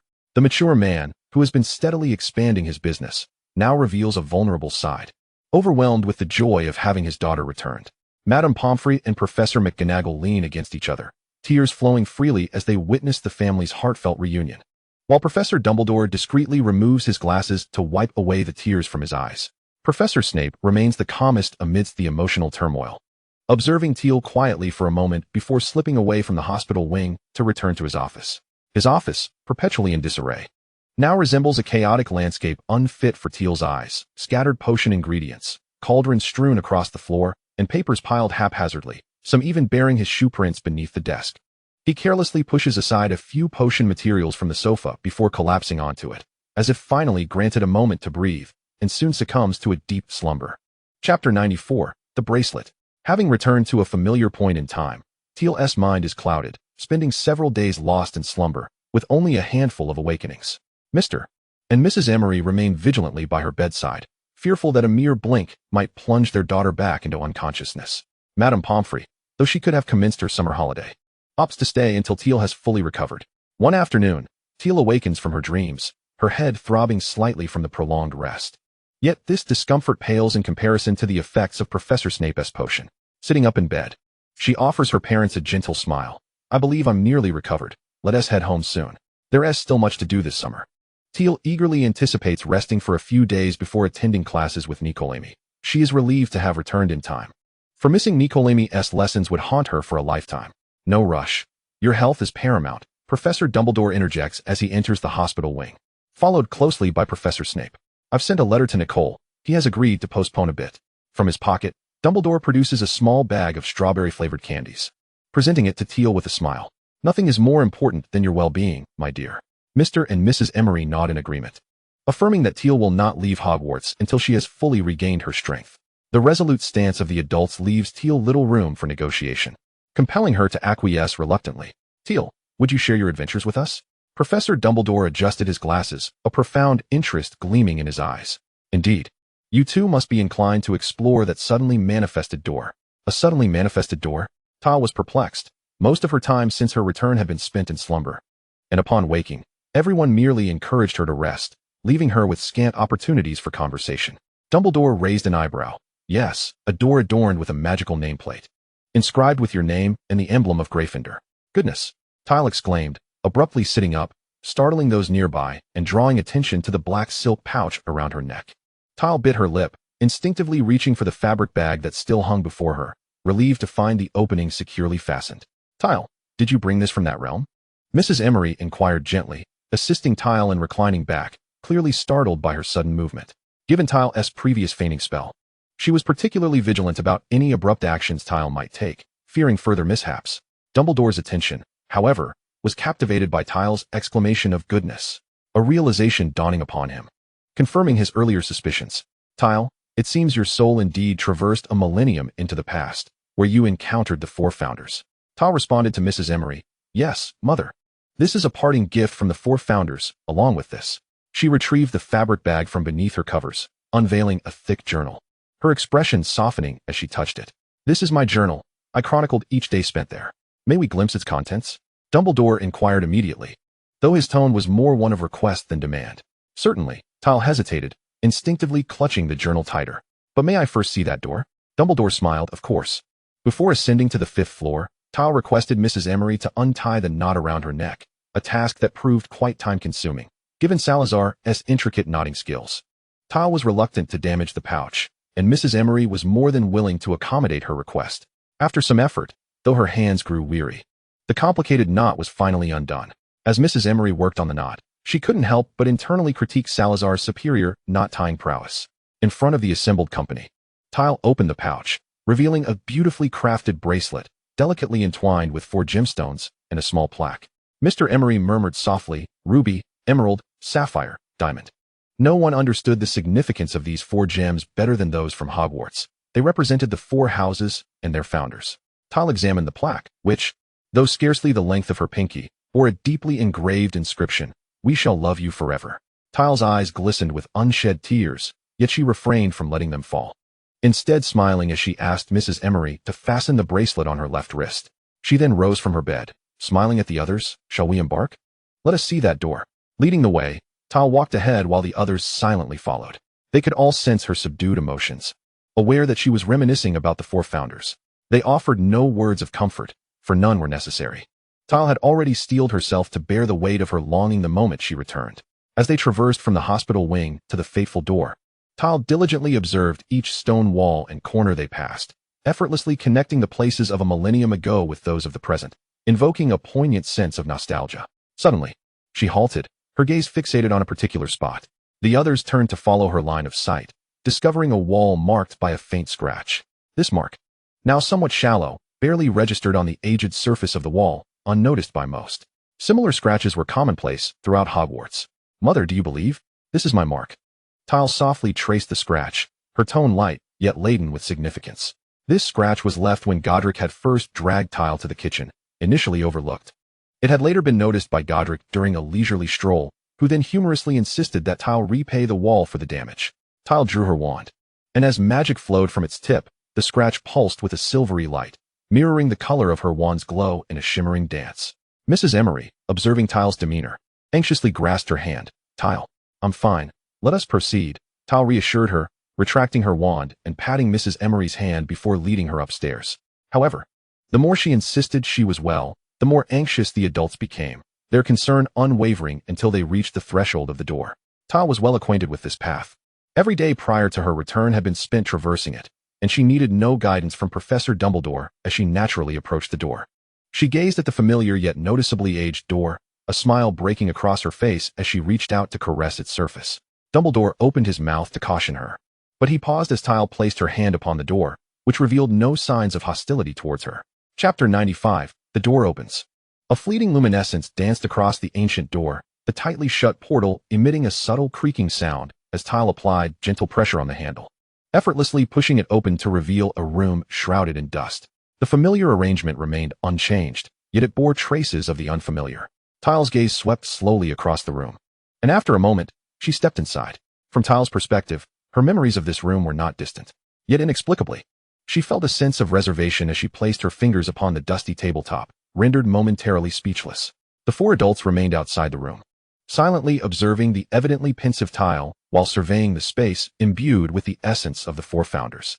Tiel's eyes fell upon the desk, where the notebooks she had left behind remained stacked in a corner, accompanied by several yellowed quills neatly arranged beside them. These items were familiar. Yet the table now bore an additional tea set, judging by the number of cups and their arrangement. It appeared that Godric and his companions had spent considerable time in this room after her departure. Tiel's gaze shifted to the solid wooden wardrobe against the side wall, now more than double the size it had been when she left. Upon opening it, she discovered a plethora of exquisite gowns, each reflecting the styles of a millennium past, yet crafted from materials that would be deemed highly precious even today. As Tiel's fingers glided over the varying sizes of the dresses, her eyes brightened with joy. It seemed Godric and the others had anticipated Tiel's return to this room after 1,000 years. The largest gown would likely fit her only in adulthood, while the smallest fit her perfectly as she was now. Ultimately, Tiel stood before a portrait that had been hung on the wall, a painting she had created herself, carefully preserved with a spell that ensured its colors had not faded, even after nearly 1,000 years. Perhaps due to a shift in her emotional state, Tiel felt that the painting possessed even more vitality than when she had first completed it. The expressions of Godric and the others were hauntingly lifelike, as though they were genuinely smiling at her from the canvas. Tiel refrained from touching it, after gazing at it for a moment. She once again clutched the black silk bag in her diary as she stepped outside. The instant the door closed behind her, Tiel handed the diary to Professor Dumbledore. "Professor, may I make a request?" "Of course." Professor Dumbledore, after accepting the diary, did not hastily open it, but instead regarded Tiel with a gentle gaze. "I surmise you wish to return to this room?" Return. The word was indeed aptly chosen. "Yes, I would feel much more at ease here." Tiel nodded shyly, her silver eyes shimmering with an irresistible plea. Professor Dumbledore pondered for a few seconds, a myriad of thoughts flashing through his mind, and ultimately acquiesced to Tiel's wish with a voice as soft as a whisper. "Very well, but a space in Ravenclaw's dormitory will still be reserved for you. And I shall also ask Argus to take a stroll over here to the 5th floor." Tiel smiled gratefully, turning to lean against Madame Emery, her eyes fluttering shut in apparent fatigue. Madame Emery, with a heart full of compassion, cradled her and began to lead her toward the infirmary. "Mother, I have grown up," Tiel murmured, a faint blush creeping onto her cheeks as she rested her head on Madame Emery's shoulder. Though she was accustomed to her parents embracing her, being carried like a child was somewhat unbecoming for someone of her age. She simply had a slower growth rate. After all, she was already 12. Madame Emery, with her considerable strength, tightened her hold on Tiel upon hearing her words. "No matter how much you grow, you will always be a child to your mother." Tiel nestled closer to Madame Emery, and before they even reached the infirmary, she had already succumbed to exhaustion and closed her eyes. Madame Emery gently laid her on the hospital bed, placing the black silk bag that Tiel had clutched so tightly beside her pillow. Just as Madame Emery tucked the blanket around Tiel, Mr. Emery silently touched her shoulder and then quietly exited the infirmary. With a soft sigh, Madame Emery beckoned to Madame Pomfrey, and once she approached, she followed Mr. Emery's footsteps. The Emery couple made their way to the headmaster's office, where Professors Dumbledore and Snape had already arrived. Upon the Emery's entrance, they found the professors perusing several pages of Tiel's diary. "How did it go, Mr. Emery?" inquired with a furrowed brow, closing the office door firmly behind him as he walked in behind Madame Emery. "Both expected and unexpected," Professor Dumbledore replied, pushing the diary towards the center of the table so that all four could easily read its contents. "I had thought the time array was merely a coincidence, but it turns out Slytherin personally set it up for Tiel a millennium ago." Professor Snape's expression was grim, despite having rested for a few days. He had not yet fully recuperated from his previous exhaustion, which had been compounded by his poor health prior to that. Cloaked in his black robes, his tone was curt. "You should be grateful it was set for Emery. Otherwise, we would have to worry about the potential for similar incidents in the future. If the time array indiscriminately existed within the castle, it would indeed be a true headache, as no one could guarantee that a student would not inadvertently activate it and travel to some unknown point in time. Not every student would possess Tiel's good fortune, nor had every time array been established by Slytherin. The others were accustomed to Snape's temperament. Professor Dumbledore never took offense at his barbs, and even nodded in agreement. "We should indeed feel fortunate. Let us allow this matter to pass without public disclosure." As Madame Emery read her daughter's familiar handwriting, she endeavored to imagine the past, as if to accompany Tiel through the days of yore. Professor Dumbledore stroked his beard thoughtfully. Certainly, disclosing this would be detrimental to Tiel. It would only invite unnecessary trouble. A moment of silence enveloped the office until Professor Snape suddenly spoke. "Then I presume I am entitled to a holiday?" Originally, Professor Snape was due to return home for a break, but he had been retained by Professor Dumbledore since Tiel had not yet fully recovered. "Professor Snape, you have worked diligently during this time. Should the opportunity arise, we would be delighted to host you at our home," Mr. Emery said with a smile, offering a courteous remark. Tiel often mentions you in her letters, stating how well you have cared for her. Such words did not seem to fit the usual tone of Miss Emery. Professor Snape recalled the disagreements he had with Tiel just before her unconsciousness. They had engaged in a heated argument, leaving a sense of unresolved tension. Snape's brusque demeanor made Mr. Emery feel somewhat awkward. Madame Emery secretly chuckled at her husband's embarrassed expression, recognizing that Professor Snape was not one to engage in idle chatter. The eloquence Mr. Emery had honed in his career proved ineffective in the presence of Snape. Professor Dumbledore timely interjected to alleviate the tension. "Severus, do take your leave and rest. I will have Fawkes contact you if any matters arise." Without a word, Professor Snape turned to leave, showing no courtesy towards Professor Dumbledore, though he did not forget to nod at the Emerys as a simple farewell. Chapter 96, Venomous Tendrils. Tiel officially departed from school on the first weekend of July, and at her insistence, Nicole May's classes were scheduled to commence in mid-July, allowing Tiel to return home for approximately another week of rest. Professor Dumbledore had pressing matters and could not see the Emery family off, but Professor McGonagall happened to be returning home and offered to escort them to Hogsmeade Station. At this hour, of course, there were no express trains available, but the Emery family had not planned on taking a train home. Mr. Emery had arranged for a carriage, and a friend would come to Hogsmeade Station to collect them. Tiel had heard that it was a carriage drawn by two growlings, capable of soaring swiftly and steadily through the skies. "Professor McGonagall, to be honest, none of us expected you to marry Mr. Elcott. I hope this belated blessing of 3 years is not too late," Madame Emery said affectionately as she linked arms with Professor McGonagall, her other hand holding Tiel's, while Mr. Emery followed behind, pushing the luggage. Tiel discreetly perked up her ears. She rarely indulged in eavesdropping, yet the gossip was too tempting to resist.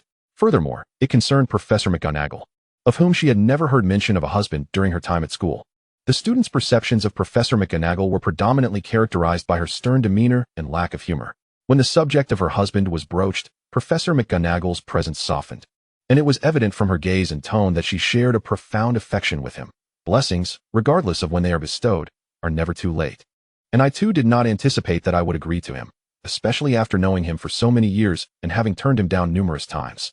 Professor McGonagall did not elaborate further, nor did Madame Emery press for more details, leaving Tiel with a sense of mild regret for not fully grasping the gossip, akin to solving a puzzle only to realize the initial piece was misplaced. Hogsmeade Station was located on the outskirts of the village, not too far from the castle, yet it required a lengthy walk. By the time the quartet arrived at Hogsmeade Station, Tiel was already perspiring. Madame Emery attentively wiped her brow with a handkerchief. "Professor, you should return home first. The weather is too hot," Mr. Emery advised, noticing Professor McGonagall's determination to accompany them. He urged her, "Even I find this blazing sun unbearable, let alone Professor McGonagall, who is over 60. Professor McGonagall smiled gently, shaking her head as if to speak, when suddenly a cacophony erupted from the village behind them. Tilly, with her keen sense of hearing that surpassed that of the 3 adults present, could only faintly discern a few scattered words. Bitten, poisonous tentacles, looking for someone. Frowning, she tugged at Mrs. Emery's sleeve. "Mother, it seems someone has been bitten by a poisonous tentacle. The venomous tentacles secrete toxins, and their barbs are laced with deadly poison. If a person is bitten, they must receive treatment in the shortest time possible." "I shall go take a look," Professor McGonagall said, her expression shifting to one of urgency as she hurried toward the village. Having resided in Hogsmeade for nearly 3 years, and having frequently visited during her school days, any mishap in the village would weigh heavily on everyone's hearts. Mr. and Mrs. Emery exchanged a glance, a fleeting exchange of understanding passing between them, before Mrs. Emery pushed Tilly toward her husband. "I will go as well, in case I can be of assistance." The Emerys turned to follow, but Tilly quickly called out to her mother and rummaged through her satchel. She had previously obtained a vial of antidote from the system, which she usually kept in her dormitory but had brought home with her, although she had preferred to keep the potion on hand for potential future emergencies. Given the imminent risk to a life, Tilly felt it more prudent to prioritize saving someone. In no time, she produced a tightly sealed vial of deep black potion and thrust it into the anxious hands of Mrs. Emery. "If time is of the essence, use this. It can counteract any poison or curse." Mrs. Emery regarded Tilly with a penetrating gaze, refraining from inquiring about the potion's origin, before clasping it tightly and dashing away. She was aware that her daughter harbored some secrets. Since the appearance of that household robot, her suspicions had grown. However, as long as Tilly remained safe and unharmed, Mrs. Emery felt content. Mr. Emery, too, refrained from questioning, merely guiding Tilly to a shaded area and engaging her in a casual conversation about the 4 founders. He asked if Gryffindor truly loved adventure, whether Slytherin was indeed the most handsome of the founders, and who excelled more in culinary skills between Hufflepuff and the House Elves. In the soothing cadence of Mr. Emery's eccentric inquiries, Tilly gradually relaxed. In truth, she had already devised an excuse for the potion, claiming it was left for her by Salazar and kept on the bedside table in her fifth-floor room. After all, aside from her, no one could unlock that door, and no one had ever suggested entering to investigate. Tilly found her excuse quite compelling. After a quarter of an hour, the carriage arrived, yet Mrs. Emery had still not returned. The driver, a classmate of Mr. Emery and a friend of over 20 years, was entrusted with Tilly and her belongings as Mr. Emery hurried into Hogsme to find his wife. Tilly exchanged glances with the burly man, whose beard concealed his mouth when he smiled. Neither knew what to say initially. Ultimately, it was the two-winged gray steeds, the Growlings, that initiated a conversation with Tilly. The Growlings were known for their remarkable speed, reportedly swifter than the wind. Yet they were also quite rare, and those who could tame them were indeed admirable. Tilly affectionately stroked the necks of the two steeds that bent down toward her, pressing her face against their soft, sleek coats. "Hello there, may I be called Tilly?" The Growlings emitted joyful whinnies, but only Tilly understood their responses, standing nearby. Handers could only sense his steed's fondness for her. The somewhat awkward Mr. Hesse, with his two mischievous boys at home, rubbed his large hands together nervously and clumsily addressed Tilly. "It seems they quite like you, don't they?" "Yes, I tend to be favored by animals," Tilly replied with a gentle nod. "You may call me Tilly as well." "Uncle Hesse." Mr. Hesse visibly relaxed. "Very well, Tilly, it is a pleasure to meet you." "I am likewise pleased to meet you," Tilly responded, feeling a bit awkward, as she sensed that Uncle Hesse was not particularly skilled in conversation, leaving her at a loss for words in his presence. Stealing a glance at Hesse's imposing stature, Tilly instinctively inched closer to the Growlings, feeling somewhat intimidated by his formidable presence. Chapter 97, Gratitude. Hesse seemed aware of the imposing aura he projected. Refraining from further attempts at conversation with Tilly, he even worried that his gaze might discomfort her, directing his attention elsewhere. Mr. Emery returned shortly after departing, but Mrs. Emery was still absent. Breathing heavily, Mr. Emery used a handkerchief to dab at the beads of sweat on his brow before addressing Hesse. "The situation has changed. Professor McGonagall has encountered an issue, and Sally needs to accompany her. Could you assist in returning Tilly and the luggage home?" "Of course," Hesse nodded, effortlessly lifting the luggage into the carriage with a mere gesture of his hands, the weight nothing to one who could lift the carriage with a single arm. Tilly processed Mr. Emery's words and quickly grasped her father's sleeve. "Father, will I be going home alone?" "What about you?" "My dear, I must accompany your mother. We shall return as soon as possible." Mr. Emery tousled Tilly's hair, lifting her and placing her in the carriage. "Be sure to listen to Uncle Hesse on the way home, and do not open the door indiscriminately upon our return, understood?" Tilly parted her lips, wishing to express her desire to stay, but the resolute look in her father's eyes silently rebuffed her. Consequently, she remained silent, resignedly accepting her fate as she settled into the carriage. Tilly felt she had grown and could face challenges alongside everyone, yet Mr. and Mrs. Emery still regarded her as a child in need of protection. The recent incident of unconsciousness had evidently shaken them deeply. If only she were strong enough. Tilly's fingers brushed against her concealed wand, a flicker of emotion shimmering in her silver-gray eyes. "Hold on tight, child," Hesse instructed from the front of the carriage, gently tugging the thick rope harnessed to the two Growlings. They whinnied and spread their wings, taking off into the sky with several powerful strides. While airborne, Hesse cast a disillusionment charm, enveloping the carriage in a protective veil to prevent detection by muggles. Mr. Emery barely had time to watch the carriage ascend before he vanished with a disapparition, appearing directly at St. Mungo's. Without pausing for directions, he ascended the stairs to the second floor of the creature-induced injuries department. The person bitten by the poisonous tentacle was none other than Professor McGonagall's husband, Elphinstone Urquhart. Upon realizing her husband had been injured, Professor McGonagall collapsed in despair. The poison from the tentacles was lethal, and given Elphinstone's critical condition, he could not use apparition or the fireplace to reach St. Mungo's for treatment. Professor McGonagall could already foresee the grim fate awaiting her husband, but fortunately, Mrs. Emery arrived swiftly. Assessing Elphinstone's condition, she immediately administered the potion Tilly had given her. Everyone held their breath in anticipation of a miracle, and indeed, a miracle unfolded before their eyes.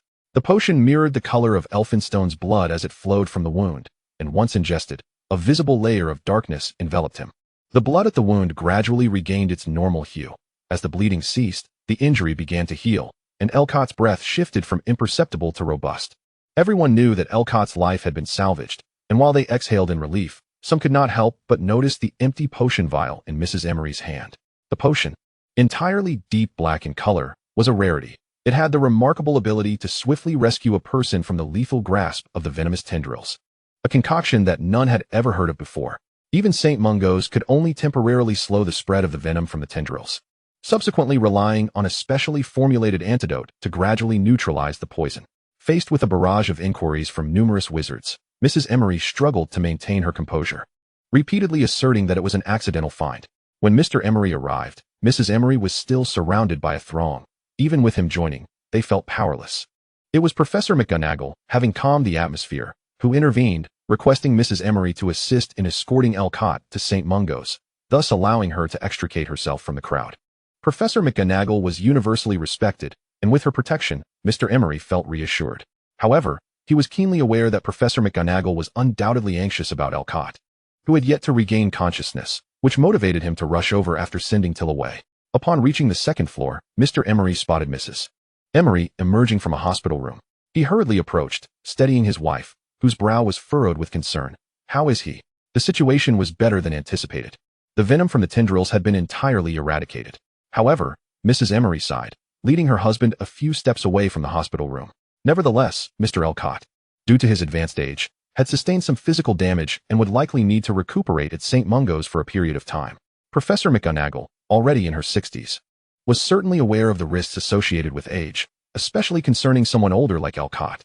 Reflecting on the anguish Professor McGonagall would feel upon learning of her husband's potential demise, Mrs. Emery felt a pang of guilt. Yet, she reminded her husband, "That potion vial, when asked, I said it was something I stumbled upon in the past. Do not let slip the truth to outsiders. While it is a life-saving substance when used discreetly, in the gaze of the public, it could become a significant dilemma.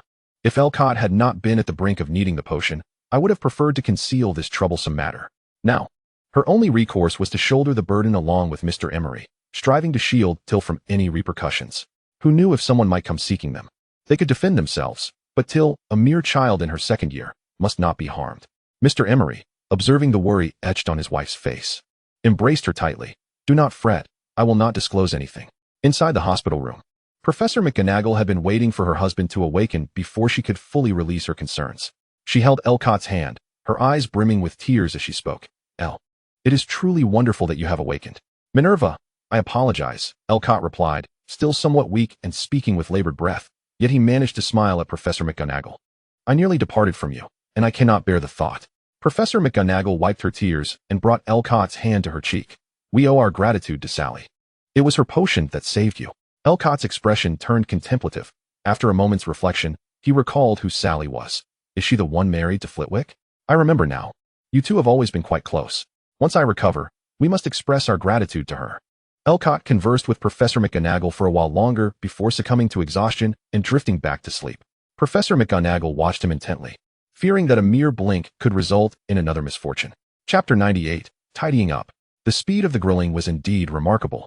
Tiel felt as though only a few minutes had passed before the carriage landed smoothly in the Emery family's yard, having been away for several months. The garden was now more vibrant than it had been during the Easter holiday, with flowers swaying in the gentle breeze, as if welcoming the return of their young mistress. Hest did not linger long. After assisting with the luggage, he departed, until only closed the door to the sitting room once the carriage had vanished into the distance. Despite having accompanied Godric on many adventures a millennium ago, her current body had been confined to a sickbed for several months. Were it not for Mrs. Emery's daily attentive massages, Tiel would likely struggle to walk steadily now. Undoubtedly, her physical stamina had diminished. "Host, I apologize. My system is too primitive and lacks the authority to bind to your soul." Days had passed. Yet the system remained ensconced in its melancholy for not being able to share in Tiel's tribulations. "Otherwise, I could have accompanied you a millennium ago." Tiel had long since consoled the system, and during her initial days back, she had endured its lamentations upon waking. Now, she had grown numb to it, and chose to disregard its complaints. With no freshly boiled water in the house, the Emery couple rarely allowed Tiel near the kitchen. Fearing for her safety at such a tender age, Tiel endured the discomfort, convinced she wasn't overly parched, yet she inexplicably longed for the life with house elves. Hogwarts had an abundance of house elves, and whether a millennium ago or now, Tiel had never faced a moment of thirst. Regrettably, house elves were considered a rare species in the magical realm. Apart from those at Hogwarts, they were typically found only within very ancient wizarding families. The Black family, from which Mrs. Emery hailed, naturally possessed house elves. But the Emery family was firmly rooted in the Muggle world, neither ancient nor connected to wizarding lineages, making it impossible for them to have house elves. Tiel could only feel a slight sense of regret before ascending the stairs with her belongings. She certainly would not foolishly attempt to carry them alone, with the barrier established by the system shielding her from the Ministry's pursuit. She could now wield magic freely outside the magical world. Though she had been away for over 3 months, Tiel's studies had not faltered. The knowledge she had acquired from Rowena alone was sufficient to keep her occupied for a considerable time, not to mention the teachings from the other 3. After a few days of rest, she planned to visit Nicolami to study alchemy. She did not wish to be distracted by other matters at that time, so she had already filled her schedule for the coming days. Rowena had expanded her knowledge base several-fold, while Salazar imparted everything he knew about potions and magical circles. Tiel resolved to first digest the teachings from these 2. As for the swordsmanship and dueling techniques taught by Godric, and the foundational material imparted by Helga, there was no need to specifically revisit them. She could gradually reclaim those skills through her daily studies and exercises. By the time Tiel thoroughly absorbed this knowledge, she could likely forego classes until her 5th year. Tiel placed the textbooks she had brought back from school onto the study shelves, methodically slotting them into place. As she did so, she mused, "System, just think how powerful I must be now. How formidable will I be at graduation? Host, you have yet to participate in the second-year knowledge assessment. Do not become overly proud." The system initially fell silent before dousing Tiel with a bucket of cold water. While it wished to commend its host, the data from the main system indicated that hosts like 8312 had failed in their tasks due to premature pride, which led them to underestimate their objectives. At the tender age of 12, Tiel found herself drifting away from the constraints of reality, prompting the system to intervene with a dose of cold truth. Pouting childishly, Tiel did not harbor any resentment. In actuality, the system's concerns were unwarranted. Tiel was far too grounded to take pride in her current accomplishments. She understood profoundly that her strength stemmed from relentless effort, not from mere fantasies that could conjure dazzling yet perilous spells. She was not yet satisfied. The moment for pride had not yet arrived. Once she had neatly organized her books, Tiel opened the bottom drawer of her cabinet, carefully placing the diary wrapped in black cloth and the black silk pouch within. This drawer held many cherished items, such as her diary and silk pouch, along with the Christmas gifts bestowed upon her by friends. After arranging her books, Tiel still had a plethora of clothes to tidy. Since her enrollment at Hogwarts, she had taken it upon herself to maintain the cleanliness of her room. Only in her absence would Mrs. Emery venture into dust or replace her pillowcases and sheets in preparation for Tiel's return home. Over the past few months, the Emerys had been residing at Hogwarts, and dust had begun to accumulate throughout their home. Tiel, not content with merely cleaning her own space, had ensured that every room sparkled anew. At that moment, the Emerys returned. They had initially intended to spend time with Professor McGonagall at St. Mungo's, but she had urged them to return home to be with Tiel, addressing the couple's concern for Tiel being alone. Thus, they returned, though they planned to make time to visit Elcott at St. Mungo's as well. Professor McGonagall, as deputy headmistress of Hogwarts, had her own responsibilities to attend to during the holidays, particularly this summer as she collaborated with Professor Dumbledore on the admission of new students. The students had greatly benefited from her care, and it was only fitting that they lend a hand where they could. The more they visited St. Mungo's, the more peace of mind McGonagall would have in managing her work, alleviating the burden of constant travel. As Tiel bounded down the staircase, she joyfully embraced her parents' return. "Mommy, Daddy, you're back," she exclaimed. "Of course, our little treasure is home, so we had to return," Mrs. Emery replied affectionately, brushing her fingers against Tiel's cheek before gently pushing her away. "But I'm a bit sweaty right now. Let me change first, all right?" Tiel obediently nodded. Mr.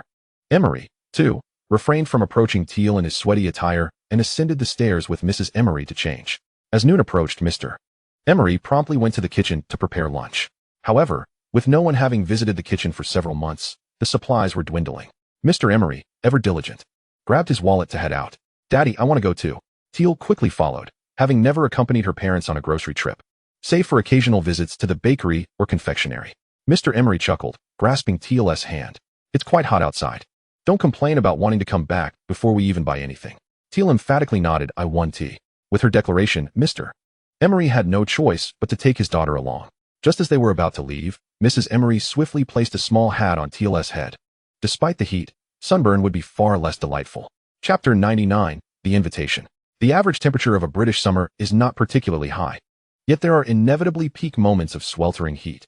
Currently, they were experiencing one such peak, with temperatures steadily rising and the sun casting a scorching glare. Mr. Emery drove Tiel out, and while they were shielded from the sun during the ride, stepping out was met with a wave of heat, causing Tiel to furrow her brow as she walked beside her father.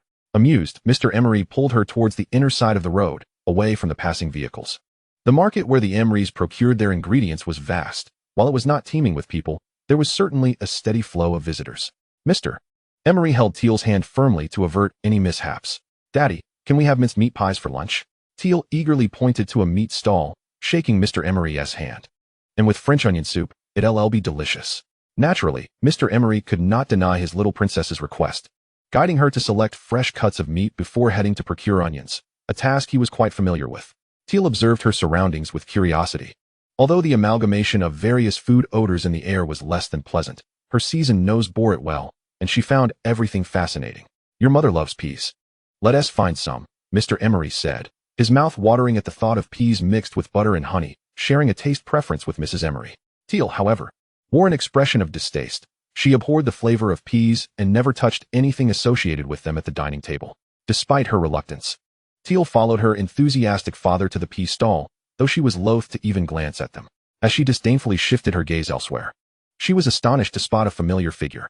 Professor Snape, clad in his customary black robes, stood at a stall, evidently encountering some trouble with his shopping.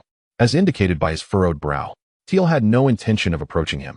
She still harbored memories of their earlier conflict, and greeting him would signify her capitulation, something she resolutely refused to do. However, Tiel's resolve quickly faltered as her prolonged gaze caught Snape's attention, prompting both him and Mr. Emery to notice her. Mr. Emery promptly led Tiel over to greet him, disregarding her gentle protests as he nearly dragged her to stand before Professor Snape. This infuriated Tiel, who averted her face, refusing to acknowledge the professor. Mr. Emery, with a shrug of resignation, offered an apologetic smile to Snape. "Didn't he expect to see you here? Are you also here to shop for ingredients?" Professor Snape responded to Mr. Emery's smile with a rather muted demeanor, offering curt replies. "One could say that. Although I detest coming here, yet mingling among muggles is preferable to starving." Mr. Emery found himself momentarily at a loss for words, accustomed to dealing with more amiable personalities, and struggled to navigate Snape's sardonic tone, even though it was not directed at him. Professor, would you care to join us for a visit at our home? It would be a fitting opportunity to express our gratitude for your assistance over the past few months." Mr. Emery cleared his throat, extending an invitation to Professor Snape under Tiel's astonished gaze. It was not merely a formality. Despite Snape's inability to awaken Tiel, his efforts were not to be dismissed. Moreover, Tiel's prolonged slumber had later been attributed to factors beyond Snape's control. Mr. Emery was quite keen on fostering a rapport with the young potions master. While Snape's prior affiliation with the Death Eaters made initial acceptance difficult, prolonged interaction and Dumbledore's assurances had made it evident that cultivating a positive relationship was indeed beneficial. Even if it was just for Tiel's sake, ensuring she had an additional guardian at Hogwarts made Mr. Emery more than willing to extend goodwill towards Professor Snape. Professor Snape was not one to relish the idea of visiting others, yet as his gaze traversed the pallid countenance of the little girl, bedridden for an extended period, his instinctive refusal faltered, morphing into an unexpected acquiescence. He actually agreed. The expression on Tiel's face soured immediately, both at her father's invitation to Professor Snape and at the professor's surprising acceptance. She felt acutely the passage of time since her last visit. Otherwise, how could such an implausible scene unfold before her? Mr. Emery, brimming with delight, walked alongside Professor Snape, determined to prepare a grand feast, purchasing an abundance of ingredients. Throughout the journey, he engaged in lively conversation with the professor. Tiel had intended to distance herself from Professor Snape by occupying the front passenger seat, but Mr. Emery unceremoniously pushed her into the back. Tiel protested. "Father, I've grown up. I can sit in the front now." "No, Tiel," Mr. Emery replied, "in my eyes, you remain a child despite your growth." He patted Tiel's head, then decisively closed the car door and swiftly occupied the driver's seat. Taking a deep breath, Tiel resolutely averted her gaze from Professor Snape, focusing instead on the scenery outside, refusing even to spare him a sidelong glance. She could not help but grumble to the system. "Not only can I not sit in the front, but why must Professor Snape sit there too? I do not wish to share a seat with him. Host, are you still upset?" The system presumed that, after all this time, Tiel would have let go of her earlier quarrel with Professor Snape, only to discover she remained deeply perturbed. Tiel could not resist a huff in her mind.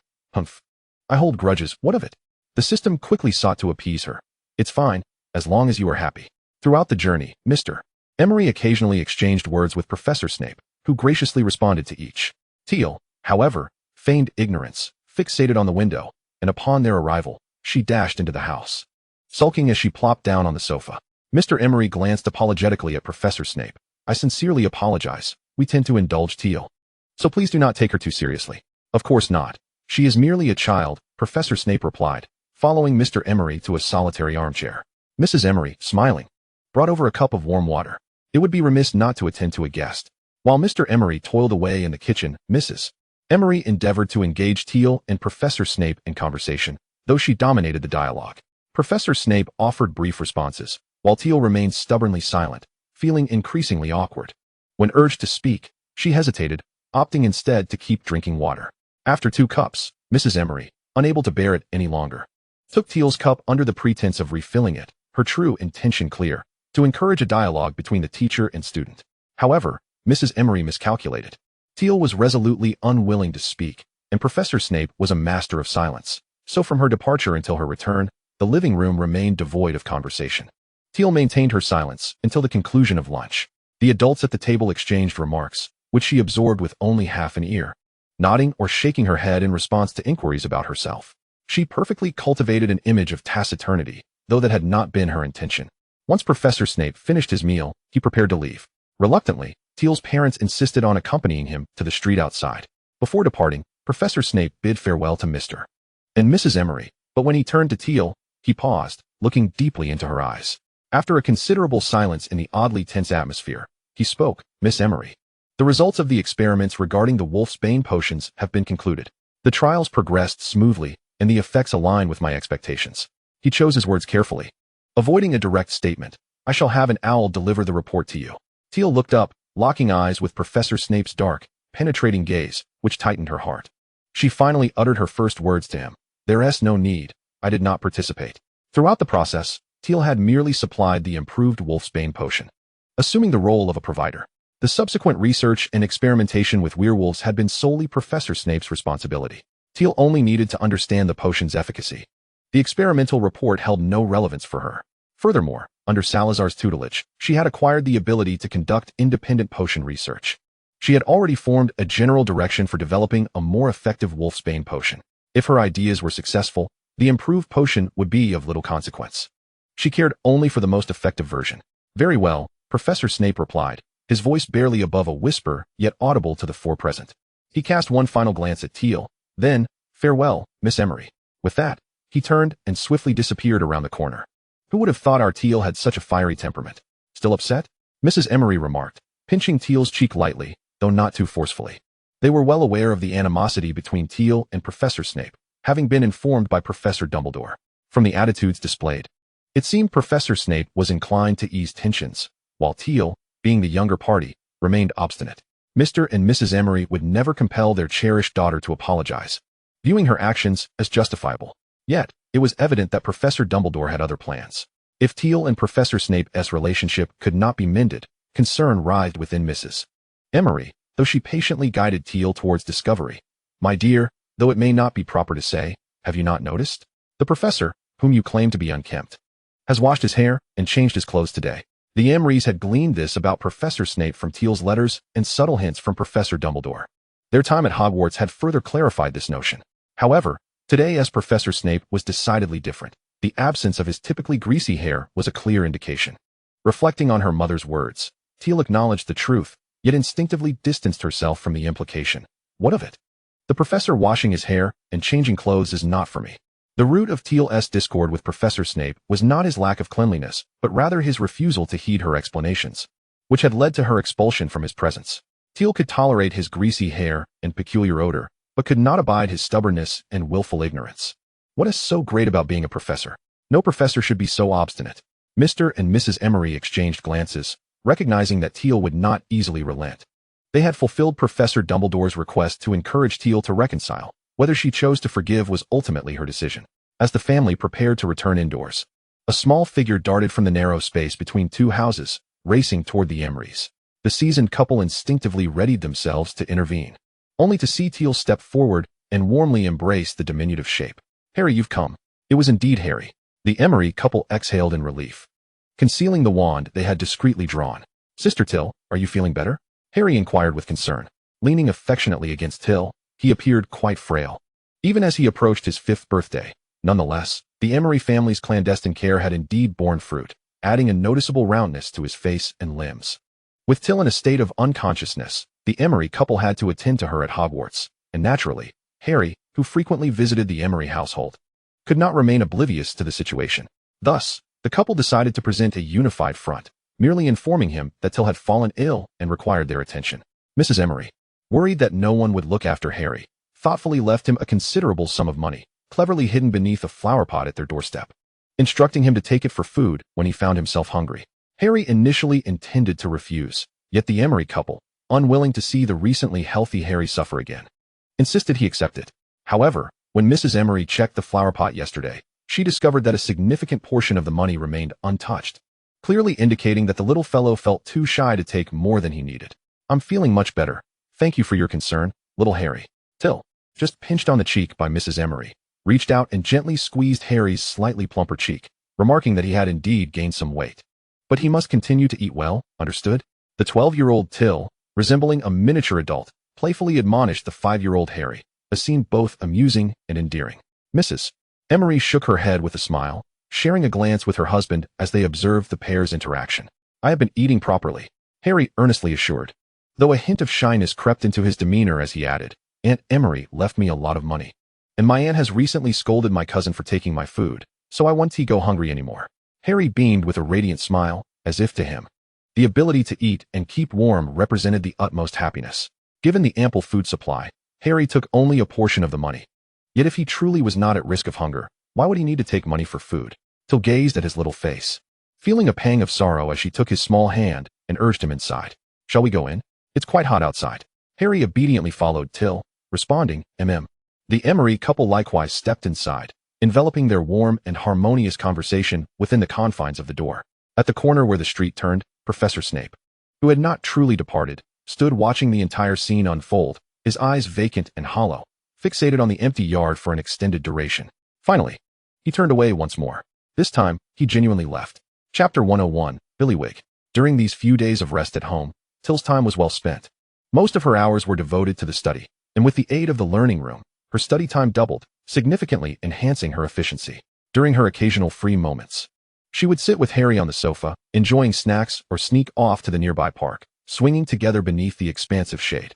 At least one adult would remain at home, while the other either managed the family affairs or visited St. Mungo's to see Mr. Alcott. Tiel had accompanied them to St.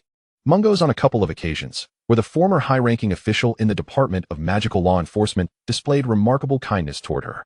On one particular afternoon, Tiel meticulously recorded her potion knowledge in her notebook, primarily imparted to her by Salazar, thereby ensuring her notes were orderly and coherent. As she wrote, Tiel lamented the incompleteness of the historical records. Had she not genuinely encountered the 4 founders, who could have imagined that the infamous Slytherin was an undisputed master of potion making? A millennium ago, in an era when potion ingredients were scarce, his research in this field was ahead of the current magical world. It was bewildering why such crucial historical facts had not been documented. The most profound potions inevitably involve the ethereal, yet real essence of individual souls. A sufficiently talented potion master could wield soul-related potions to influence or even control the souls of others. With Tiel's remarkable memory, she could effortlessly replicate every word Salazar had shared, yet as she continued to write, her seriousness deepened, and her expression grew increasingly somber. It was only when she began to delve into soul potions that she grasped the true terror of a potion master. The Dark Lord, who instilled fear across the magical realm, was reputed to favor the use of the soul-stealing curse to compel others to serve him. But potions capable of controlling a person's soul were evidently far more formidable. The soul-stealing curse could be resisted, provided one's will was sufficiently strong. Yet no one could withstand soul potions. Not even Salazar would claim such a feat with this in mind. Tiel hesitated to jot down any recipes for soul potions. Salazar had taught her various soul potions, ranging from those that healed souls to those that controlled them. She believed no one knew more than she did. However, should she truly record them? Would there not be a chance that someone might stumble upon her notebook and maliciously exploit the information? Tiel fixated on the quill's tip, struggling for a long while before ultimately succumbing to her unease, refraining from inscribing any formulas for soul potions. Though uncertainty surrounded every endeavor, she preferred caution over the folly of recklessness. Host, you possess several vials of soul potions in your luggage, brewed by Professor Snape. The system suddenly chimed in with a reminder, soul potions, like wolfsbane potions, can also become ineffective. The rarer the potion, the more temperamental it tends to be. The wolfsbane potion is one, and soul potions fall into the same category, their temperament evidently more volatile. Tiel recalled that the suitcase containing the soul potions was tucked away deep within the cupboard. She hurriedly retrieved it, only to find the carefully stored soul potions had all turned as transparent as water, clearly rendered ineffective and unusable. A wave of regret washed over Tiel, coupled with annoyance at having forgotten such an essential potion. Tiel was aware of the existence of these soul potions during her initial days back, when she was perpetually drowsy. Mrs. Emery had mentioned Professor Snape's efforts and struggles. Even an exceptional potion master like Professor Snape had been severely tested upon first encountering soul potions. Although he had nearly summoned Tiel back while her soul was unstable due to inexperience, such a minor error could not overshadow his contributions. However, during those days of lethargy, she had barely opened her eyes before drifting off again, and the luggage taken home had been packed by Mrs. Emery's assistants, leading her to completely forget about the few vials of soul potions that had only appeared before her once or twice. Tiel could not help but scratch her cheek, wishing she had known earlier. Such valuable soul potions, if sold before their expiration, would likely have fetched a significant number of galleons.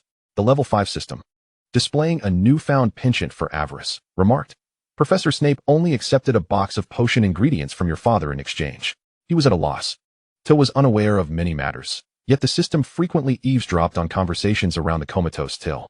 Mrs. Emery had sighed countless times and wept numerous tears, while Professor Dumbledore had refrained from indulging in sweets for a few days. The board system meticulously recorded every detail. Mr.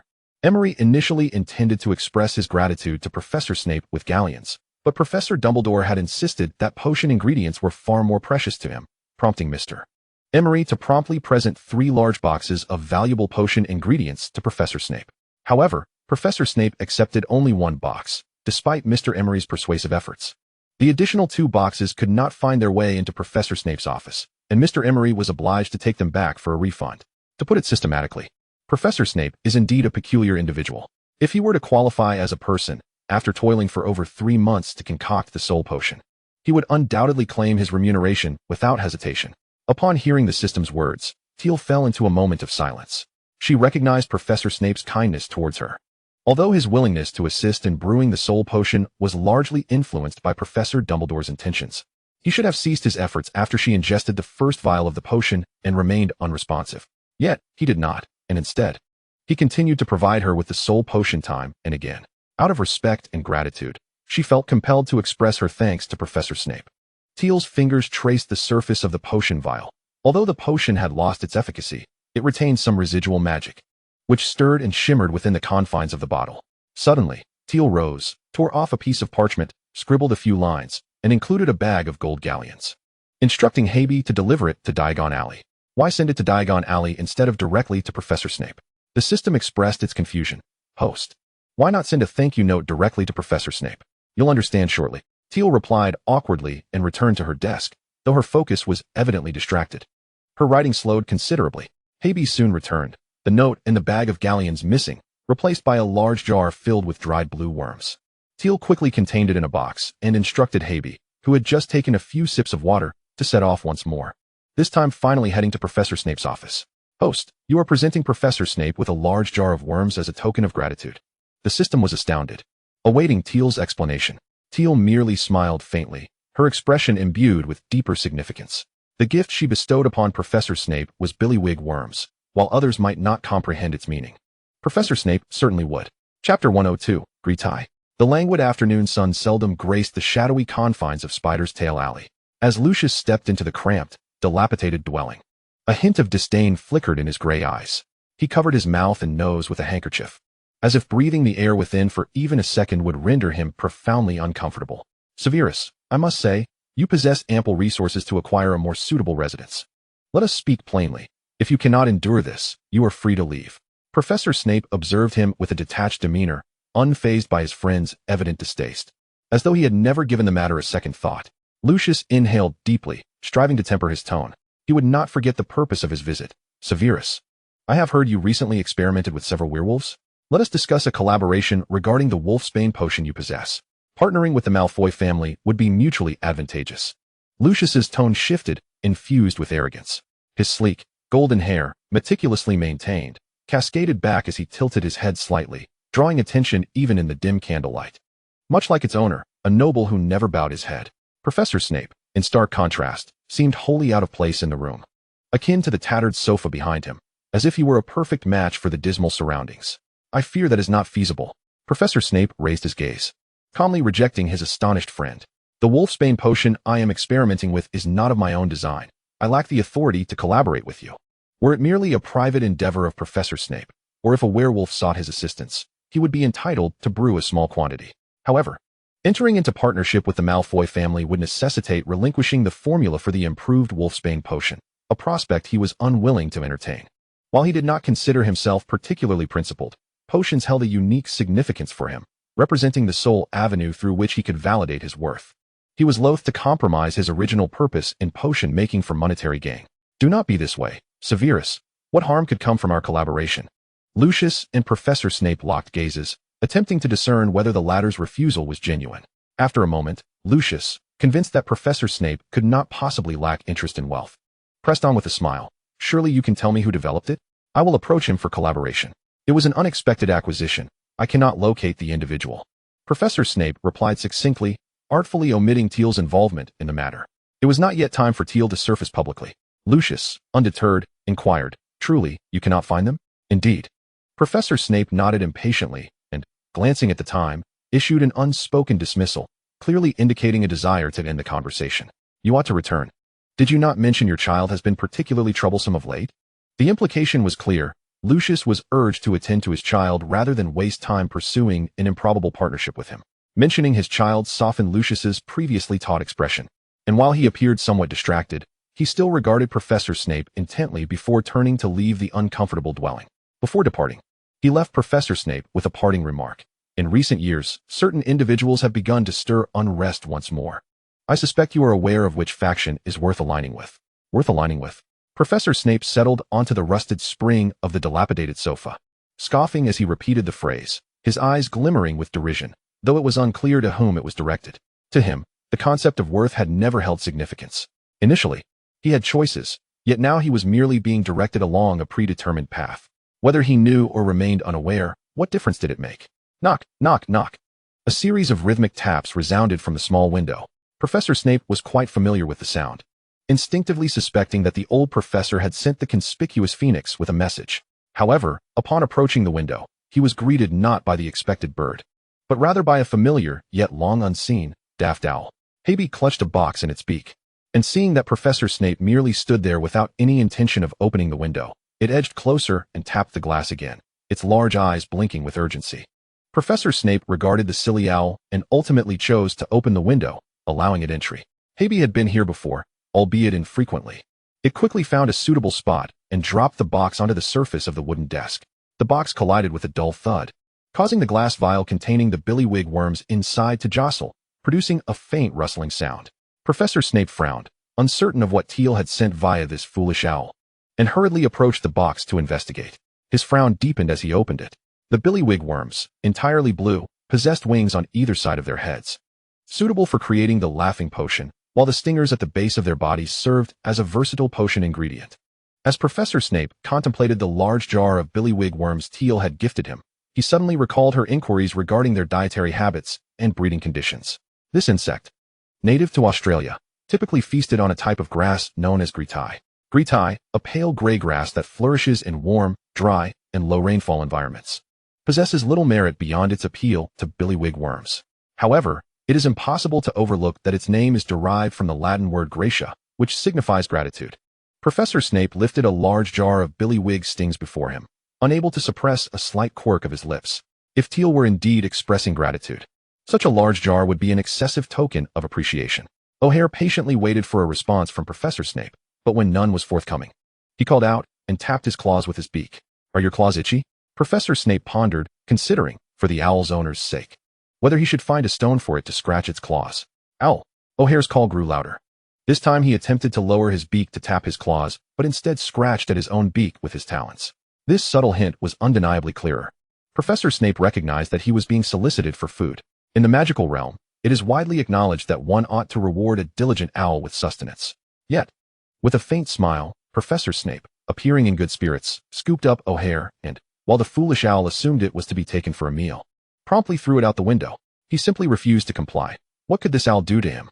The series of actions, throwing out the owl, closing the window, and ascending the stairs, was executed in one fluid motion, leaving O'Hare exasperated as he clawed at the brick walls of the house several times before forlornly flying back toward his master. Chapter 103, Departure. Ooh, ooh.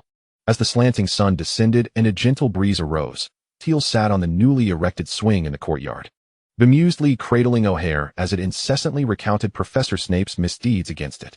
Although O'Hare's tone was laden with grievance, Tiel found it rather amusing. The act of tossing an owl out of the window certainly seemed like something Professor Snape would do. You know he won't give you any food. Aren't you just asking to be thrown out? Tiel gently stroked O'Hare's soft feathers, recalling how often O'Hare had flitted between her and Professor Snape, always seeking food. Yet the professor had never once fed him. This foolish owl persistently begged each time. O'Hare, particularly aggrieved, nestled in Tiel's embrace, his small body encased in a large coat, vowed that the next time he visited Professor Snape, he would certainly drop something and leave, aiming right for the professor's face. Tiel shook her head, half amused and half exasperated. And after a moment of laughter, she began to sway gently on the swing, feeling the evening breeze caress her face as the temperature gradually cooled. She was soon to embark on her studies in alchemy with Nicodemus, a pursuit she felt confident about. Yet the thought of being taught by a venerable sage of 658 years weighed heavily on her mind. Ordinary wizards lived far longer than muggles.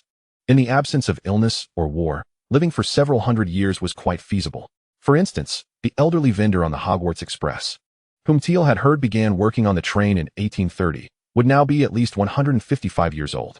The magical world was indeed wondrous. How long would she herself live? Tiel, come in for dinner. The taste of the wind cannot compare to a delicious strawberry pie. Mr. Emery called out as he opened the door and waved at Tiel. Strawberry pie? Tiel immediately jumped off the swing, scooping up O'Hare as she headed back inside.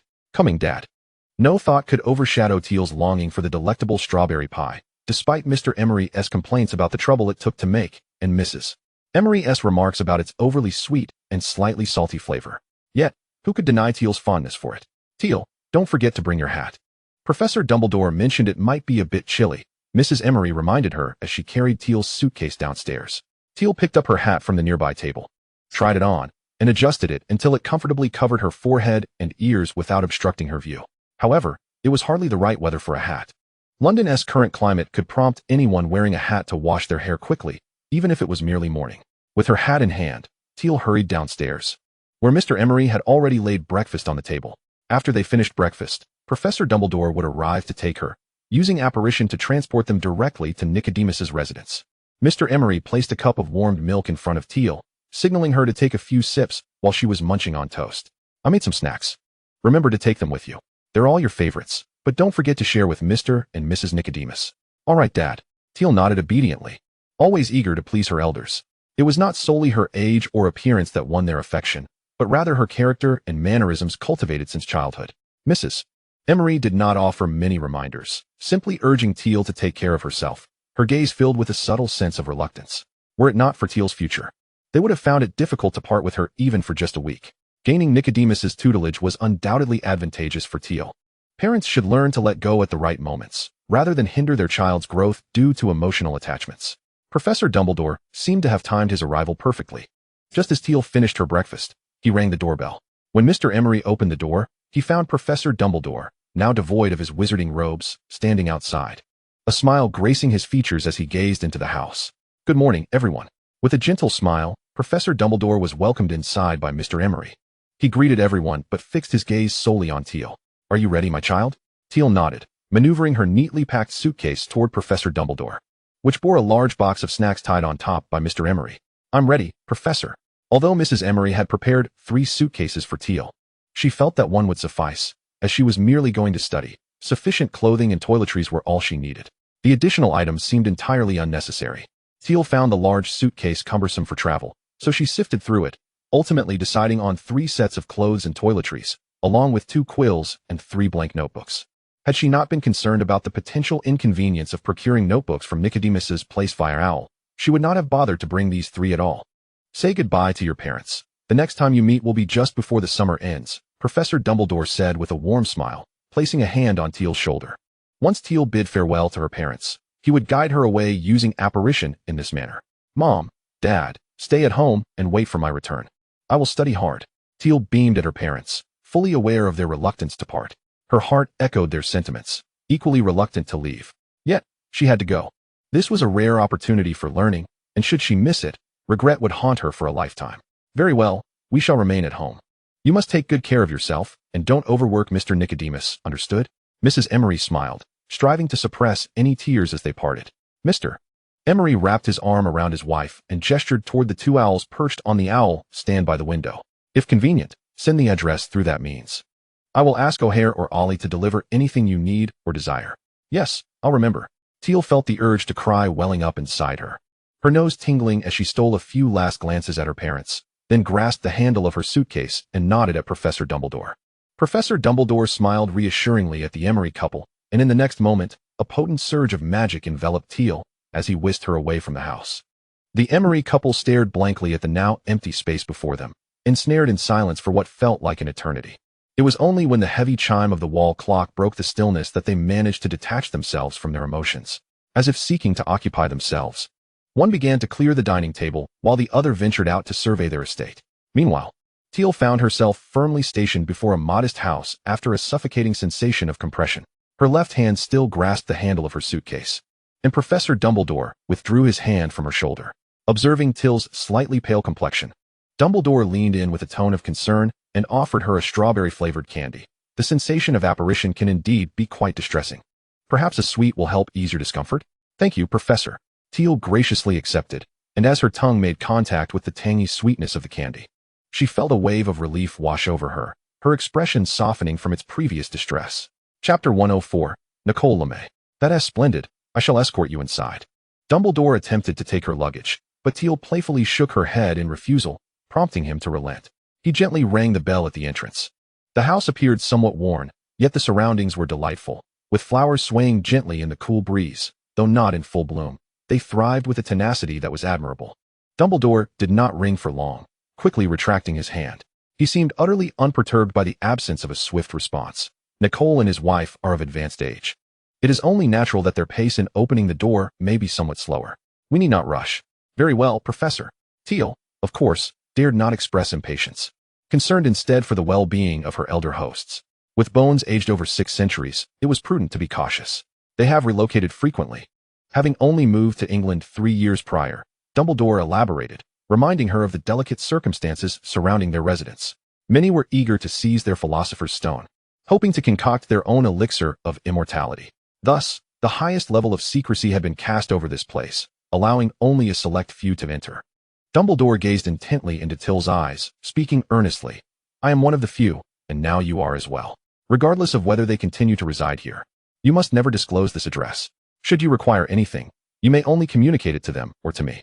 Tiel felt a surge of unease at his earnest demeanor, yet resolved firmly in her response. Rest assured, Professor, I shall not reveal it, not even to my parents. Dumbledore remained silent, his piercing gaze locked onto Tiel's, causing her throat to dry and instinctively prompting her to take a step back. At that moment, he seemed a far cry from the benevolent figure she had come to know. Enough of frightening the child. There is nothing to fear in speaking of it. I am not yet at the stage where I can no longer wield my wand. With a creaking sound, the door swung open, revealing a frail, white-haired elder, who spoke with a slight tremor. Come in. The door has been ajar for too long, and the wind will sweep in. Dumbledore's expression softened again with a warm smile, as if his previous sharpness had merely been a facade to caution Tiel. However, Tiel perceived this as a subtle warning, ensuring her silence on the matter. This realization plunged her spirits into despair.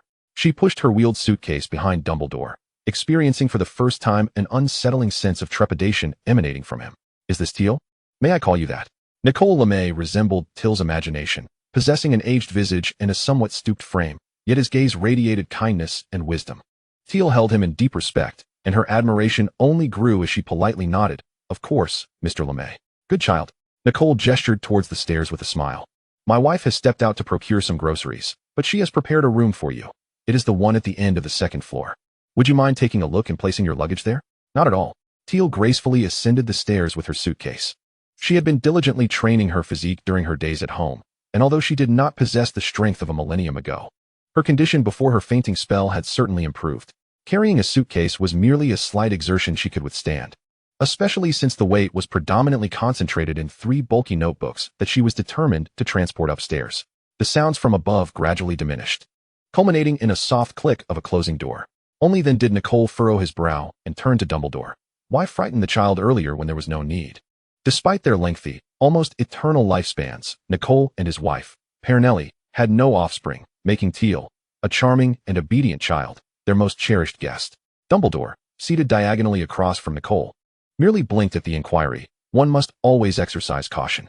Although few are aware of your whereabouts at present, should this information leak, I am certain you would not wish to experience the life of a fugitive once more. The Lemays had been most active several centuries ago, during the initial emergence of the Philosopher's Stone, when numerous individuals sought to seize it. Nicole's formidable strength had enabled him to repeatedly evade peril alongside his wife. Yet, one must never underestimate mankind's insatiable longing for immortality. Nicole's frequent relocations were a testament to his desire to shield himself and his wife from those who would pursue them, lest they find themselves embroiled in conflict.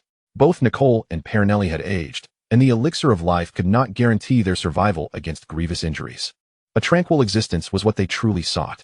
Nicole understood Dumbledore's sentiment and fell silent, not out of distrust of Tiel, but in reflection upon the countless escapes of the past few centuries. To be candid with you, Pernelli and I have discussed it. If the day comes when we must close our eyes and rest, it would not be so difficult to accept, Nicole admitted. Dumbledore opened his mouth, yet no words emerged, for he was unsure how to respond to his forthright friend. Compliments? Persuasions? None seemed appropriate. Very well, let us not dwell on this topic any further. Would you care to stay for lunch? Pernelli intends to prepare beef stew and savory pastries to welcome our young guest. Perhaps another time. Hogwarts is presently organizing the new student list, and if I delay my return, I shall surely face a stern reprimand from Minerva this afternoon.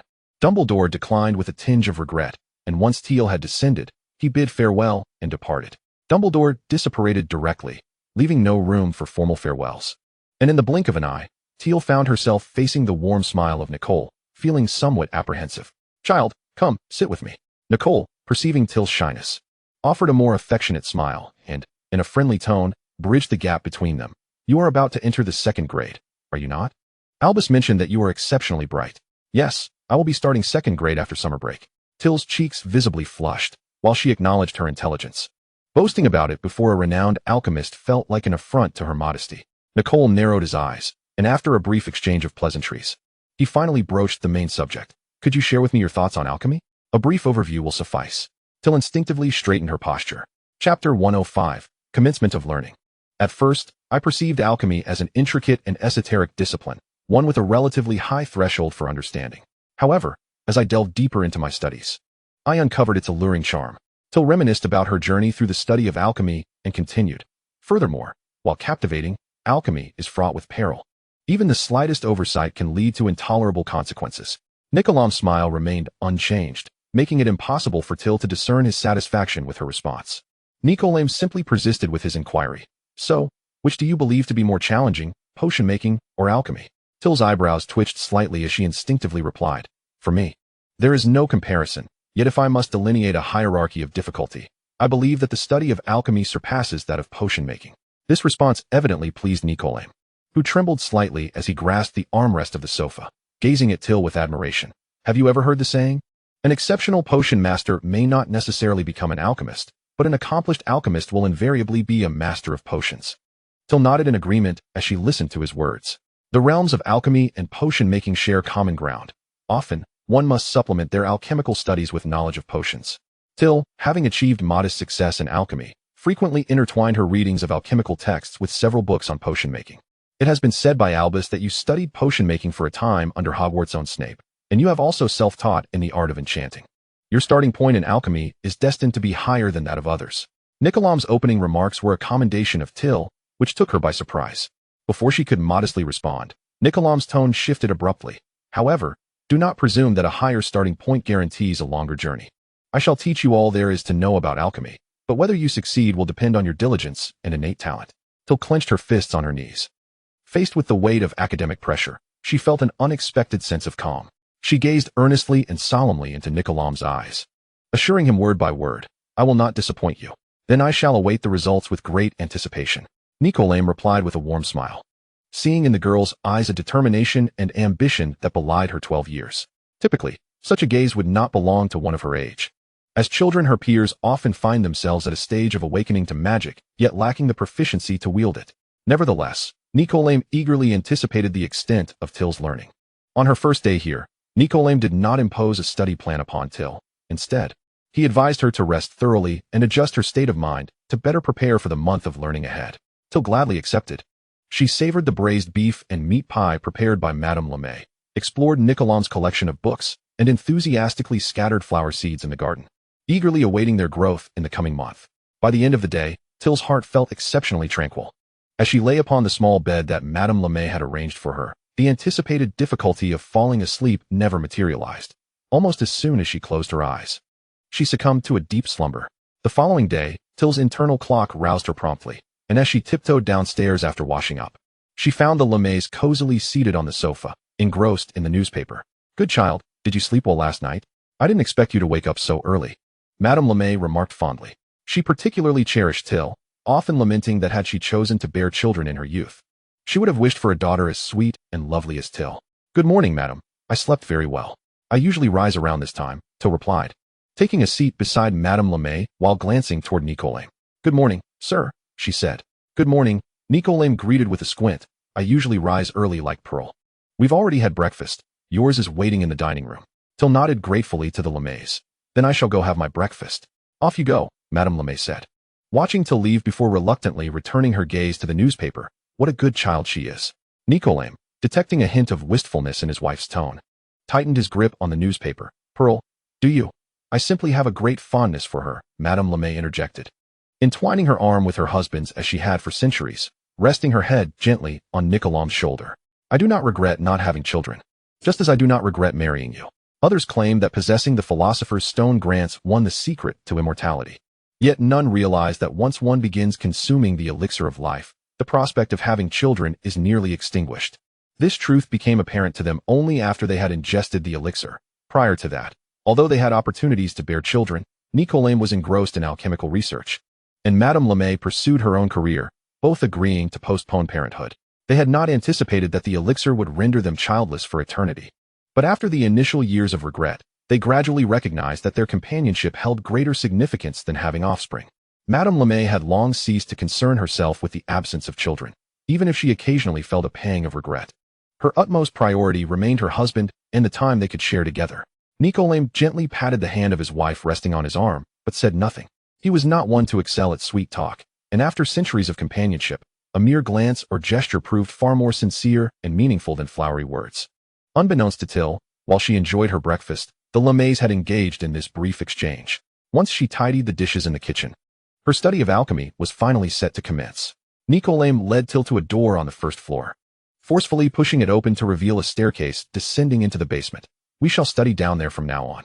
It was Tiel's first experience of a house with a basement, and she cautiously followed Nicolaim down the stairs, her curiosity piqued.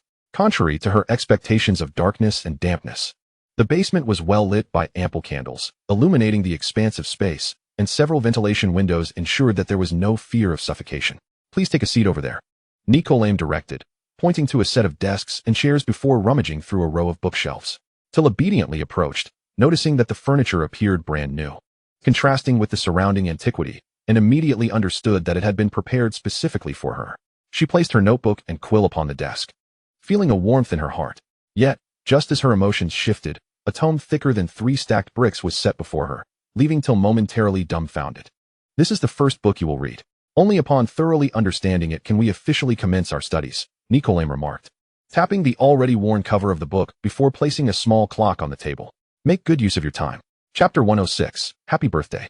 Despite having read many books, Tiel found herself daunted by the tome titled Countless Theories of Alchemy and the Unsolved Challenges of Alchemy, as its title was particularly lengthy and its pages unprecedentedly thick. Nevertheless, after taking a deep breath, Tiel resolutely buried herself in her studies. It is merely reading, after all. Until now, the most prominent activity for Tiel has been reading. Even when confronted with a tome of considerable thickness, she diligently peruses it page by page until she reaches the end. Mr. Lemay, who remained present during Tiel's reading, held a book of his own, turning to a marked page and becoming absorbed in his thoughts. In that moment, the only sounds that punctuated the stillness of the basement were the gentle crackling of the candle flames and the occasional rustle of turning pages. To enhance her reading efficiency and to consume more literature, Tiel's consciousness entered the study room, where she engaged with the book at double speed. With the study room's efficiency boost, she unwittingly progressed through over 100 pages. Mr. LeMay would occasionally glance at her, but noticed nothing amiss. Instead, he would marvel at Tiel's reading speed under the influence of the system, entirely unaware of any irregularities. After more than an hour, the clock on Tiel's desk emitted a series of persistent ticking sounds, startling her and prompting her to disengage from the study room. Upon looking up, she found Mr. LeMay standing. "Let us take a short break. Protecting your eyes is as vital as mastering alchemy," he suggested, guiding her out of the basement and into the yard for approximately 10 minutes of activity before returning to their reading. Though 10 minutes may seem brief, it provided sufficient respite for her eyes, leaving Tiel feeling notably more comfortable. When she returned to the printed black letters on the pages, the previous blurriness from prolonged reading was absent. Tiel diligently noted the time for breaks, ensuring that before each subsequent clock chime, she would exit the study room and naturally follow Mr. LeMay back and forth between the basement and the yard. Although the repetition could be deemed tedious, Tiel's eyes felt significantly better compared to her previous reading sessions at Hogwarts. In the past, she would remind herself to rest her eyes, but it was nowhere near as effective as Mr. LeMay's designated breaks. By the end of the day, Tiel had taken 6 or 7 breaks. Yet her reading efficiency remained impressively high. She had nearly completed 1/6 of the substantial book. After dinner, upon learning of Tiel's reading progress, Mr. LeMay expressed immense praise and could not resist quizzing her on several topics from the book. Observing her effortless and confident responses transformed his gaze toward her, shifting from one of affection to one brimming with admiration. Had it not been for Mrs. LeMay's intervention, he would have eagerly taken Tiel back to the basement to continue their studies. Tiel graciously accepted his compliments, yet internally, she felt a wave of relief. She had initially anticipated that tackling such a thick volume would prove arduous. However, she discovered that much of the content was familiar from her self-study. Not to mention, she had previously received an advanced reward in alchemy, which undoubtedly facilitated her ability to read so extensively in a single day. Throughout the following 3 days, Tiel immersed herself entirely in her studies. During this time, the alchemy level in her task panel underwent a transformation, finally breaking through the previously stagnant advanced 99 to reach specialization, with her percentage continually rising. By the time she finished the book, her alchemy level had ascended to specialization 43. This level is one that the vast majority of individuals may never attain in their lifetime. Yet for Tiel, it was merely a beginning. For Mr. LeMay, already at the pinnacle of his craft, her progress elicited little more than mild surprise. He regarded Tiel as an extraordinary talent in alchemy, dedicating his days and nights to imparting knowledge while also subtly enhancing her potion-making skills, allowing Tiel to rediscover the satisfaction of fervent study. Mrs. LeMay took on the role of their domestic caretaker, not only overseeing their meals, but also periodically coaxing them from the basement for brief respites in the yard. Tiel found Mr. LeMay's teaching fervor somewhat astonishing. At nearly 660 years of age, he appeared more invigorated with each lesson. At times, she felt that it was she who required rest. As July drew to a close, Professor Dumbledore visited the LeMay residence on the evening of July 30th. His purpose was not merely to reminisce with an old friend, but to deliver a host of gifts to Tiel. "Though the day is not today, forgive me for finding time only now. Tiel, happy birthday," he said, presenting her with a strawberry-shaped jar filled with delightful candies. "Thank you, Professor," Tiel exclaimed, surprised and delighted, as she had completely forgotten that her birthday was the following day. Her rigorous studies had consumed much of her time, leaving her little mental space to keep track of the date. With a warm smile, Professor Dumbledore nudged a sizable assortment of items toward Tiel, explaining, "These are gifts from your parents and friends. They insisted I ensure you receive them and expressed their regret at not being able to celebrate this birthday with you, promising to make it up to you in the future." Tiel's heart swelled with warmth as she gazed at the gifts, each labeled with a name, nearly bringing her to tears. Her eyes swept over each parcel until they landed on a small round box, inscribed with the name Harry Potter. "Oh, Merlin, I nearly forgot," Tiel exclaimed, slapping her forehead as she hurried upstairs. "Professor, please wait a moment. I have something I need you to take back with you." Tiel and Harry share the same birthday, a fact she had kept in mind while preparing Harry's gift well in advance. However, she had forgotten that she would not be home on this day, thus overlooking the need to entrust the gift to the Emorys. Fortunately, with tomorrow being July 31st, her official birthday had yet to arrive, and with Professor Dumbledore present, there was still time to send Harry his gift. During this period, she had also penned several letters that she could ask Professor Dumbledore to deliver to her parents. Tiel quickly jotted down a note indicating the location of Harry's birthday gift and requested her parents to deliver it to him the next day. She then gathered the letters, wrapping them together in a larger sheet of paper before rushing downstairs. It was truly fortuitous that Professor Dumbledore was able to visit today. After handing the wrapped papers to Professor Dumbledore, he departed swiftly, appearing genuinely busy. Tiel, who did not have classes at the LeMay residence in the evenings, Mr. LeMay believed that moderate study was more beneficial than relentless pressure, decided to unwrap her birthday gifts after transporting them to her room. Tiel mused that it was unnecessary for the gifts to be delivered specifically, considering she would return at the end of August, at which point they could all be transported together. Yet, rational thought could not diminish the joy she felt upon receiving gifts. She unwrapped each gift from her parents, Magina, Charlie, Bill, and Tonks, finding that each one resonated deeply with her heart. She arranged them on a shelf by the wall, unable to tear her gaze away. Tiel selected a candy from Professor Dumbledore's gift, savoring the rich sweetness of strawberry. Although missing this birthday was somewhat disappointing, the joy of receiving these gifts filled her with warmth, overshadowing any lingering regret. In that moment, she understood the reason her parents had entrusted Professor Dumbledore with delivering their gifts. They wanted to convey that even if they could not celebrate together, they were all thinking of her with care and affection. The greater the number of items transported during apparition, the more magical energy and risk involved.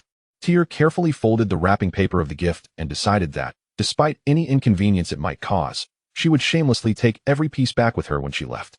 Given Professor Dumbledore's magical prowess, it shouldn't pose too much difficulty, right? With a twinkle in her eye, Tier felt an unwavering confidence in her venerable headmaster. Within the ancient castle nestled in the Scottish Highlands, Professor Dumbledore had just returned from the Emery residence and was seated in his office, meticulously cross-referencing the names in the admission book against the list of new students compiled by Professor McGonagall. This was a task he undertook every summer, and it was not a one-time affair. He and Professor McGonagall had to ensure that every budding young wizard received their letter and read it thoroughly. Of course, they were not alone in this endeavor. Every staff member at Hogwarts could be summoned at any moment to deliver acceptance letters to Muggle-born young wizards. They had to clearly explain the situation to the Muggle parents and serve as guides, leading the young wizards on their inaugural journey to Diagon Alley. Suddenly, Dumbledore's diligent checking came to an abrupt halt, his brow furrowing in confusion. He then sneezed slowly, as if in hesitation. With his immense magical strength, he had rarely fallen ill. Indeed, it had been decades since a mere cold had troubled him. What could possibly be the matter today? Could it be that his intention to have Severus deliver letters to 5 Muggle young wizards had inadvertently been discovered by Severus? Dumbledore found himself at a loss. Tier's progress in her studies was exceedingly smooth. Regardless of what Mr. LeMay assigned her, she consistently presented him with flawless work. Consequently, by the end of August, the originally intended conclusion to Tier's studies led Mr. LeMay to make an exception, allowing her to personally engage with the Philosopher's Stone and brew the elixir of life before her. This indicated a level of trust in Tier. As the allure of the Philosopher's Stone and the elixir was monumental, she had never envisioned that she would one day witness, let alone touch, such wonders. However, her initial reaction was one of refusal. "I'm sorry, Mr. LeMay, but this." "Do not decline, child. This is a splendid opportunity for you," Mr. LeMay interjected, fully aware that Tier would soon reject him again. "Do you not wish to see the legendary Philosopher's Stone? It is the pinnacle of alchemy, perhaps the only one of its kind in the world. Would you not like to observe the process of brewing the elixir of life? Its complexity rivals that of any soul potion, and no true potion enthusiast could possibly resist." Mr. LeMay laid out these enticing prospects before Tier, having accurately gauged her interests and surmising that she would no longer refuse. Indeed, Tier found herself captivated. Once Mr. LeMay articulated the offer, she found herself unable to utter a second refusal. According to him, her current proficiency in alchemy was sufficient for her to create a Philosopher's Stone, though lacking in magical energy and materials. However, should she desire it, it was merely a matter of time. Yet, Tier struggled to articulate her own feelings. She simply believed that possessing one Philosopher's Stone was sufficient. Having 2 or 3 would merely serve as decorative trinkets and could potentially bring about complications. For a 12-year-old girl from a well-off family, she lacked neither wealth nor longevity. Whether she possessed the stone was of no consequence to her. Thus, if she did not intend to brew a Philosopher's Stone in the future, this might indeed be her only opportunity to approach it. As for the elixir of life, she genuinely wished to understand how it was brewed. With a reluctant smile, Tier acquiesced, exhaling a sigh of resignation. "Having heard your words, I suppose no one in this world could refuse such an offer." "I do not extend invitations lightly," Mr. LeMay replied, chuckling as he settled comfortably into the sofa. A man of over 600 years who rarely stood for long, rising only occasionally to stretch. Tier's smile deepened as she took a seat beside Mr. LeMay and posed several questions regarding the Philosopher's Stone. Since she had already accepted his invitation, she felt no hesitation in voicing all her inquiries about the stone, wishing to seize the opportunity before departing. On the morning of August 26th, the day before Tiel was to leave Mr. LeMay's residence, she accompanied him once more to the basement.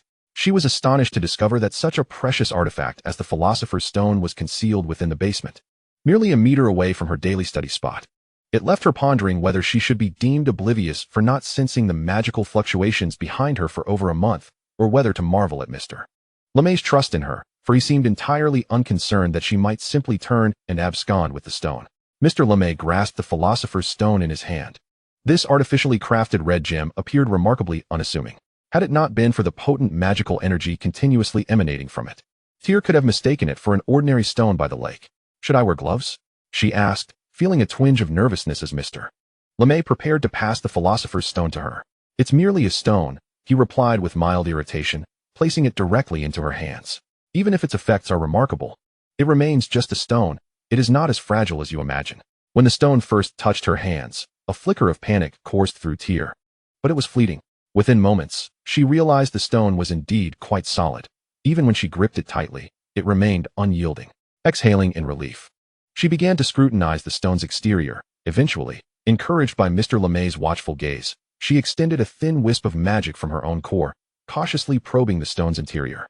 What lay within the Philosopher's Stone? To Tiel, it resembled countless sheets of paper, compressed layer upon layer, with no hope of reaching the core. Yet, it also resembled a well-structured house, each wall firmly built, ensuring that no matter the external force, it would not collapse. Most astonishingly, she could not discern the source of its magical energy. Despite it not absorbing anything from the outside, it functioned like a generator, continuously producing magic to disperse. Only by truly understanding the interior of the Philosopher's Stone did Tiel realize just how far she had yet to go. It was no wonder her alchemical proficiency was rated at Master 83 on her character panel, having not yet reached the pinnacle that Mr. LeMay occupied. Once an individual's skill reaches the apex, there is no distinction between 1 and 100. The pinnacle signifies the ultimate strength. She had foolishly believed her lack of hands-on experience in creating a Philosopher's Stone was the reason for her inadequacy, not realizing that she genuinely had much to learn. A torrent of emotions surged within Tiel as she returned the Philosopher's Stone to Mr. LeMay, her smile unwavering. "Mr. LeMay, your ability to create such a Philosopher's Stone is truly remarkable. You truly deserve the title of the greatest alchemist." In an era when he forged the stone, it was not as it was for Tiel today, where one could simply take it away. He had honed his craft through talent and diligence, the hardships of which were surely immense. "Praising me will not serve you. I have only brewed the elixir of life once." "Pay close attention," Mr. LeMay replied, oblivious to the myriad thoughts swirling in Tiel's mind as he took the Philosopher's Stone and headed toward the cauldron he had already prepared in the corner. The elixir of immortality cannot be preserved indefinitely, yet its shelf life surpasses that of the soul potion by a considerable margin. Under sealed conditions, it can be stored for approximately 6 months. Generally, the LeMay couple prepares a batch of the elixir in advance to guard against unforeseen circumstances, and Mr. LeMay had only recently concocted a new batch 3 months prior. However, since the cauldron was already bubbling today, Mr. LeMay had no intention of merely going through the motions. Instead, he was determined to prepare a substantial quantity of magical potions. The ingredients required for the elixir are far from inexpensive, and Tiel recognized that, given her modest savings, it would be quite a stretch. Yet, Mr. LeMay, without a hint of hesitation, generously scooped up handful after handful, leaving Tiel in quiet admiration of his lavishness. Truly, a benefactor who had funded the construction of a castle for his alma mater possesses remarkable financial prowess. As the potion ingredients melded harmoniously within the cauldron, Mr. LeMay stirred continuously with one hand, while holding a magical stone directly above the cauldron with the other. Tiel held her breath, her gaze transfixed upon the stone, eager to witness the manner in which it would imbue the potion below with the essence of immortality. Finally, after a brief pause, Mr. LeMay made a decisive movement. He turned his palm downward and, with a swift motion, released the radiant, glimmering magical stone into the cauldron. The cauldron was vast, and given that the potion ingredients had already coalesced into a semi-viscous liquid, the stone vanished almost instantaneously upon entry.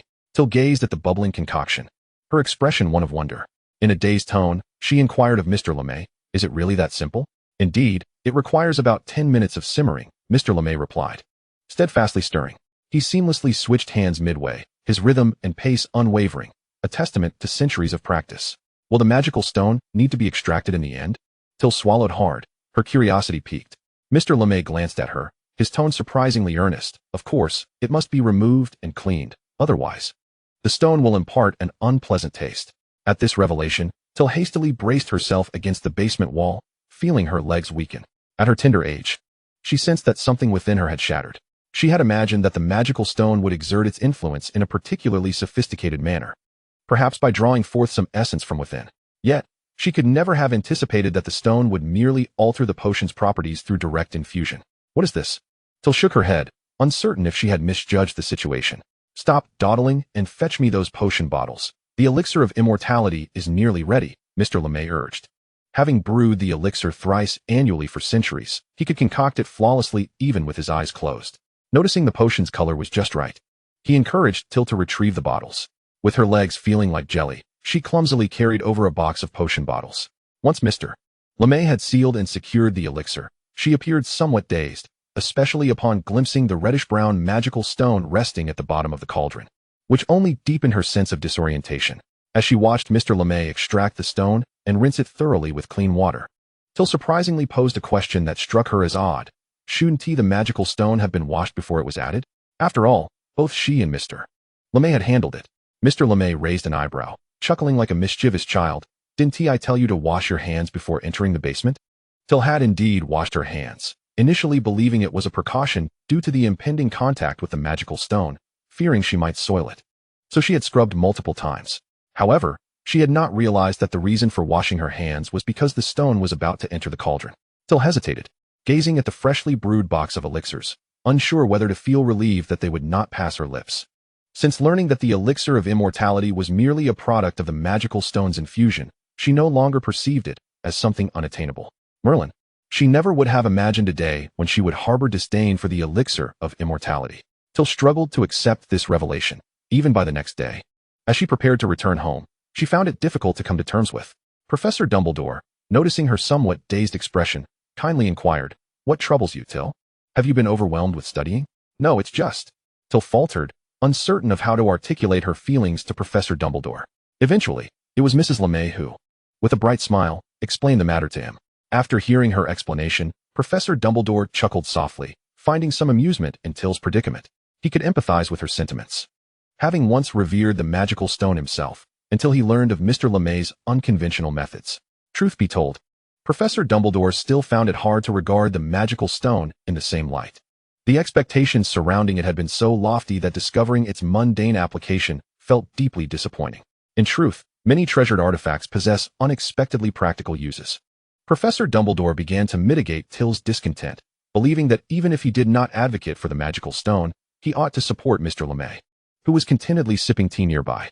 Perhaps Mr. LeMay hadn't given the matter much thought, or he simply relished the shock on Tiel's face. For instance, I have a friend who sometimes dons an invisibility cloak and squats outside limited edition liquor stores, so when they open the next day, he can be the first to buy. He recounted. Alastair Moody, I presume? Mrs. LeMay deduced from Professor Dumbledore's brief mention. Realizing that only Moody would resort to using an invisibility cloak to secure a bottle of liquor, especially if it involved Professor Dumbledore. However, she was not personally acquainted with Moody. She had only heard of the esteemed Auror on occasion. Tiel, too, was aware of the legendary former Auror, a Gryffindor alumnus known for his bravery and tenacity. It was said he had personally apprehended over half of the prisoners in Azkaban. Upon seeing Professor Dumbledore acknowledge her deduction with a smile, Tiel finally felt her scattered thoughts coalesce. If even an object as extraordinary as the invisibility cloak could be employed for such trivial pursuits, the magically infused stone seemed far less remarkable.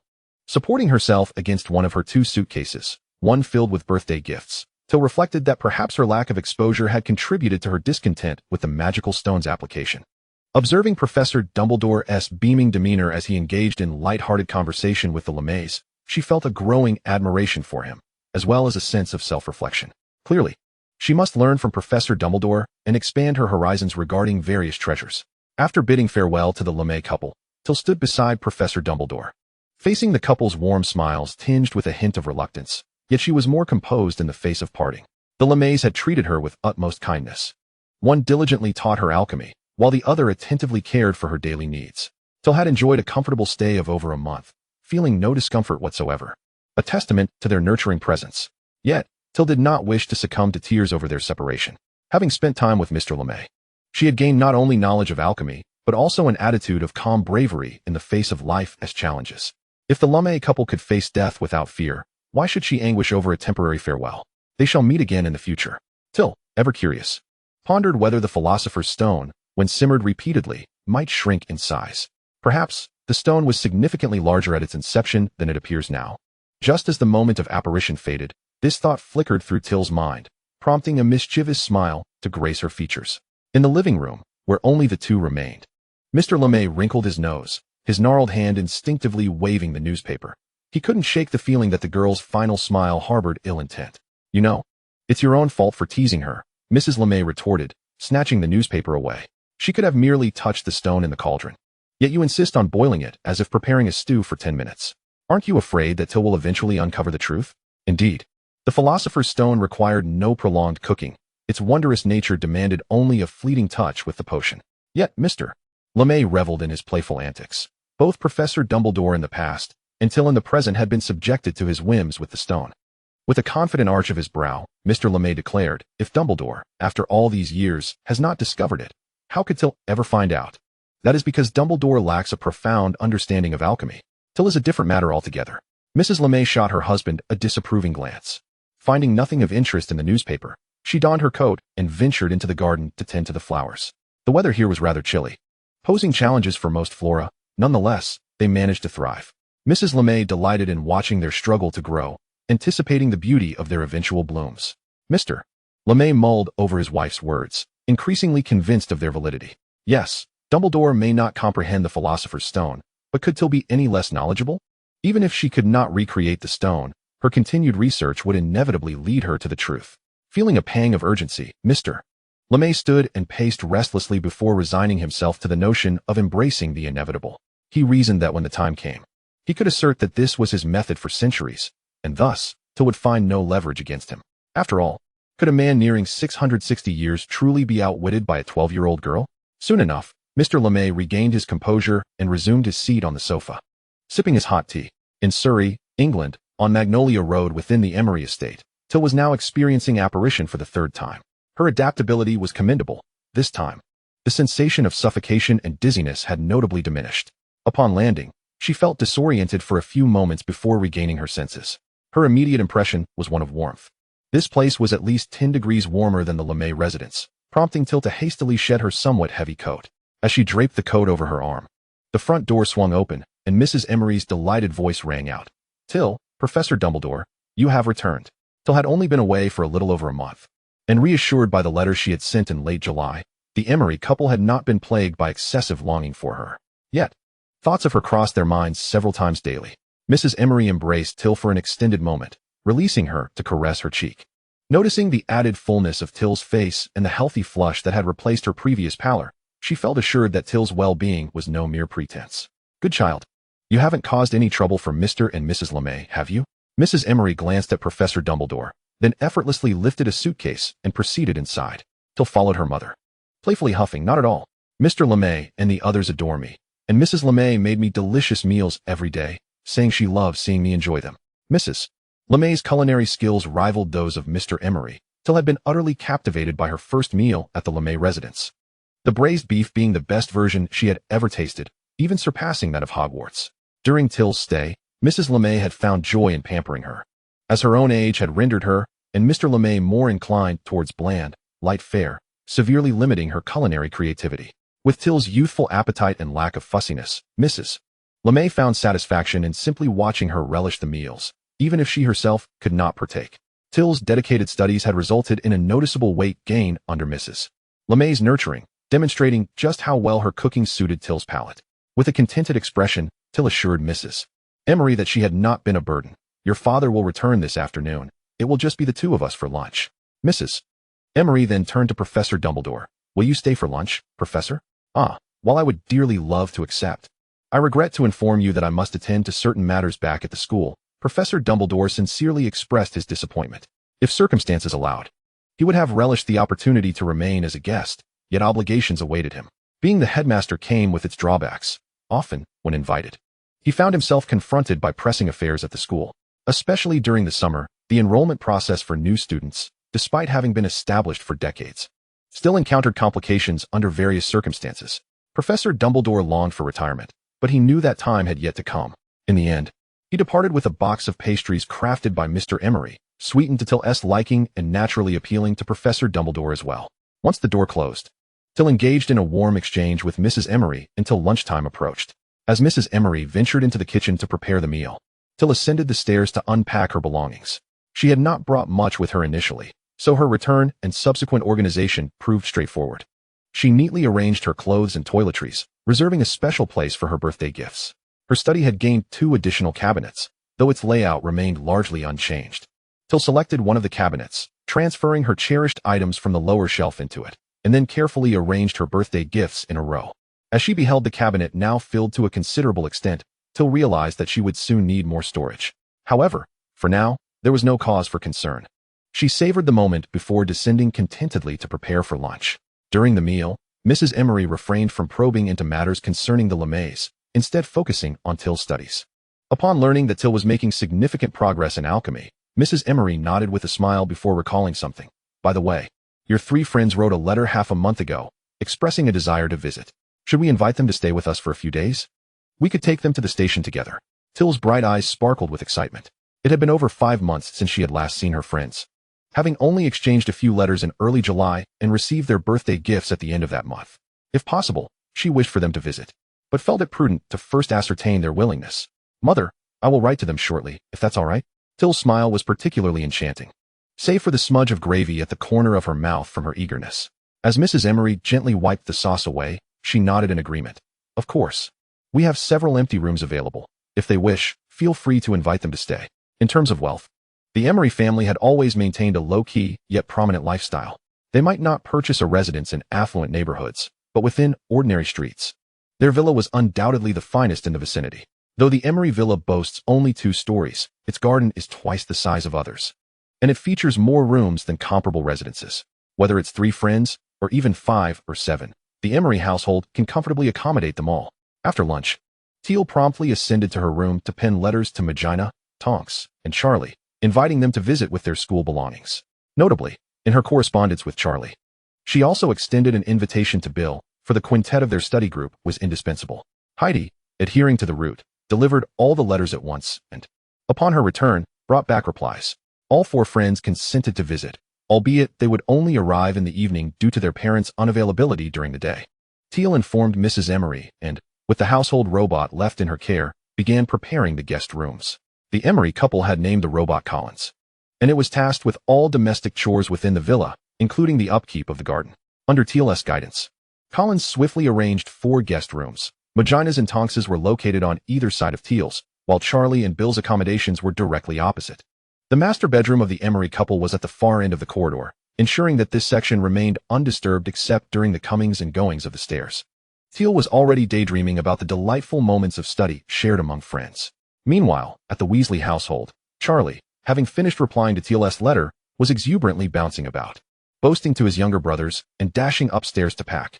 The entire afternoon was filled with his uncontainable excitement. In contrast, Bill maintained a more composed demeanor. Soon to be a 4th grader, he faced an increasingly demanding academic load. After tidying up his simple belongings, he devoted himself entirely to preparing for his studies. The ruckus created by young Charlie in the background barely disrupted Bill's focused engagement with his books. Downstairs in the kitchen, Mrs. Weasley, already preparing to knit sweaters before September, found herself besieged by her sons. Percy and the twins clamored to join Tiel, while little Ron, still grasping the situation, mimicked his brother's enthusiasm despite his faint recollection of Tiel. Ginny, however, quietly nestled against Mrs. Weasley's lap, listening to the commotion with a sense of curiosity, albeit she did not fully comprehend it. Enough with the noise, Mrs. Weasley exclaimed, striking the table to silence the children. 2 of your brothers going is already bothersome enough. You cannot all go as well. Besides, you hardly know little Tiel. If you continue to make a ruckus, there will be no cream puffs for you tonight. This month's cream puffs had already been prepared, but Mrs. Weasley made another batch in the afternoon, determined that her 2 sons should not visit Tiel's home empty-handed. Tiel had shown a fondness for the cream puffs during her last visit, so Mrs. Weasley instructed Bill and Charlie to take some as a gesture of goodwill. Naturally, she was well aware of her children's appetites and saved a portion for them to enjoy at dinner. The allure of the cream puffs was undeniable. As soon as Mrs. Weasley finished her warning, the children promptly quieted down. They understood that a visit to the Emery home was unlikely, but the prospect of the cream puffs was tantalizingly near. They recognized the weight of Mrs. Weasley's threat, discerning the gravity of the situation despite their youth.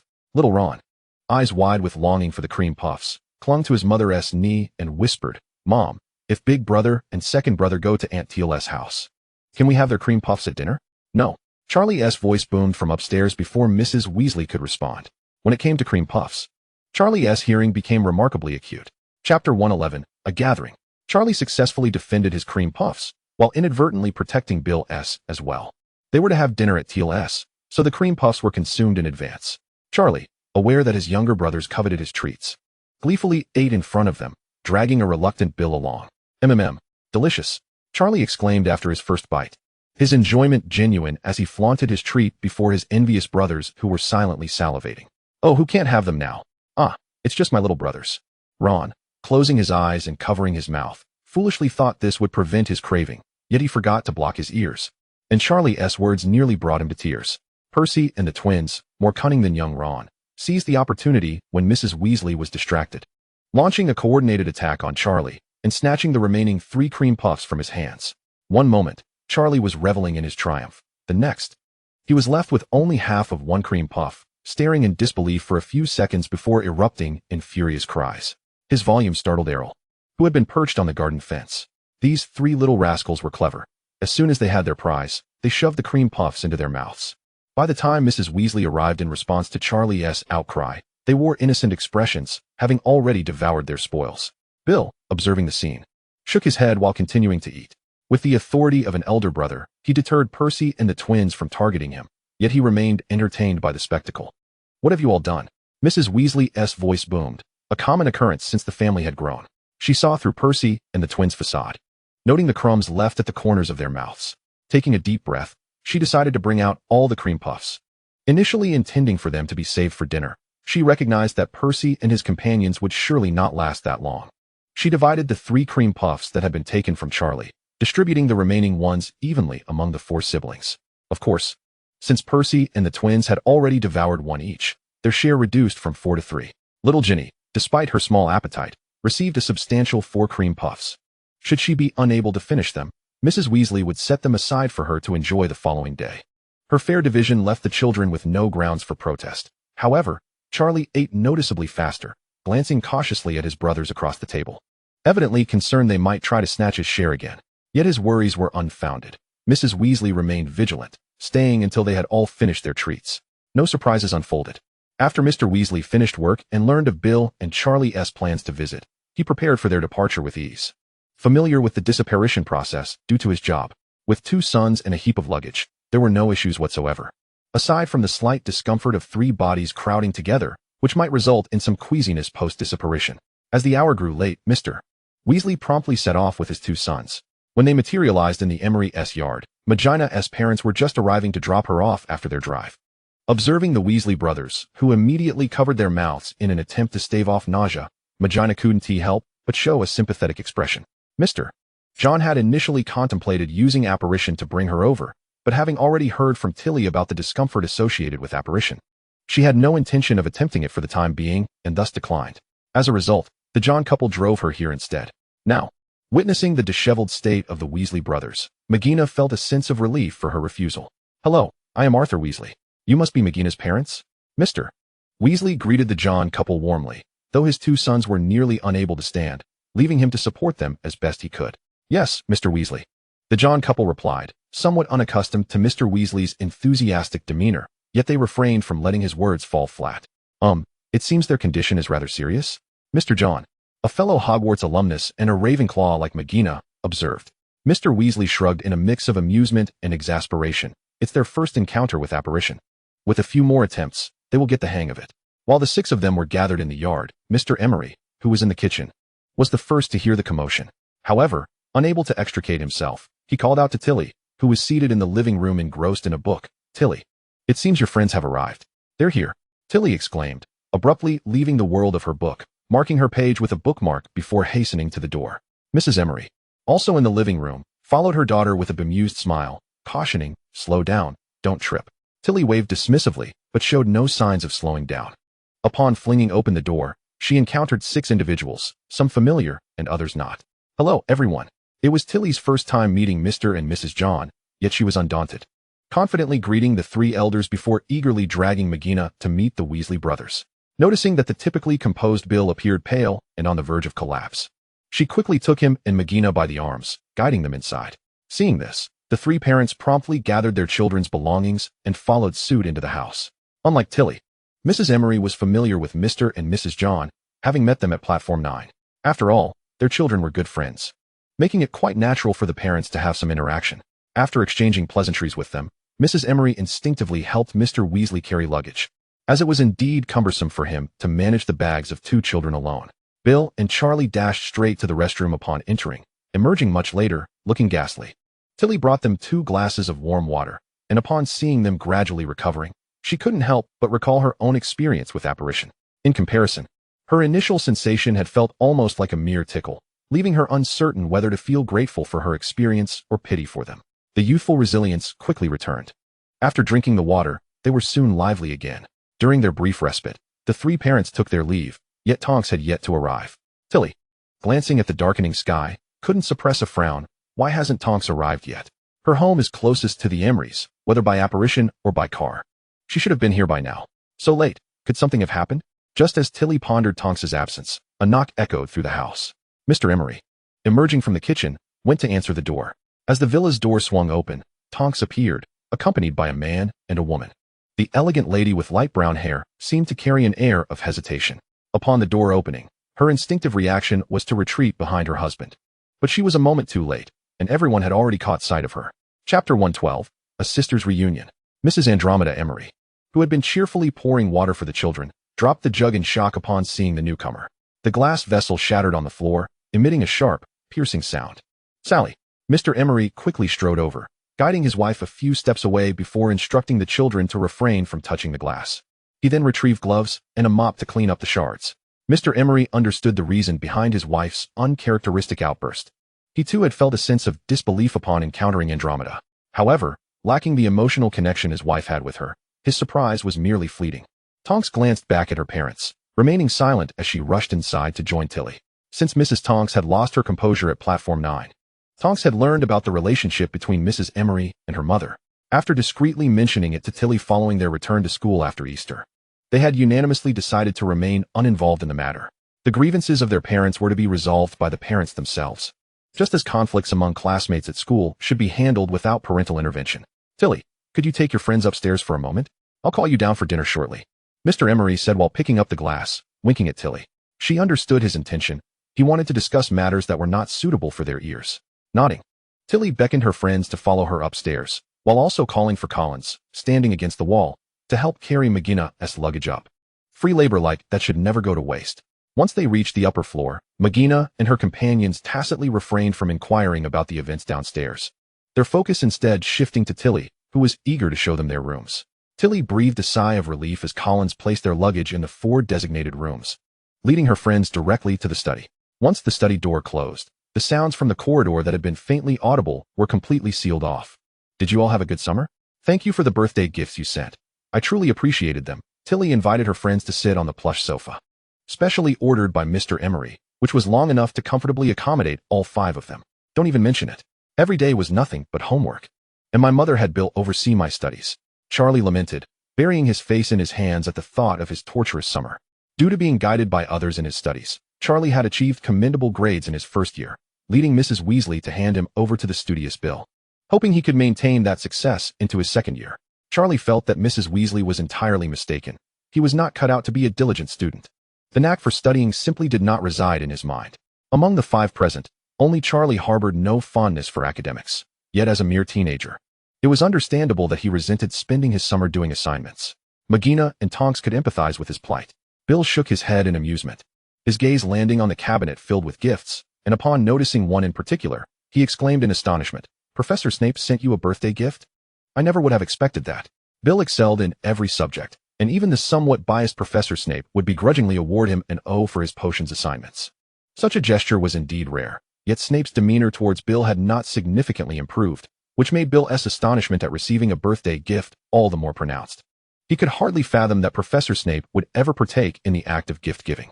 Professor Snape presented yet another bottle of Felix Felicis, adorned with a small card that bore only his signature and a succinct happy birthday. Perhaps it was a gesture of reciprocity, for I had once bestowed upon him a birthday gift as well. Tiel cast a glance at the bottle, recalling the intricate emotions she had experienced when unwrapping Snape's gift. In her mind, she had not reconciled with him. She still harbored lingering feelings regarding that day's events.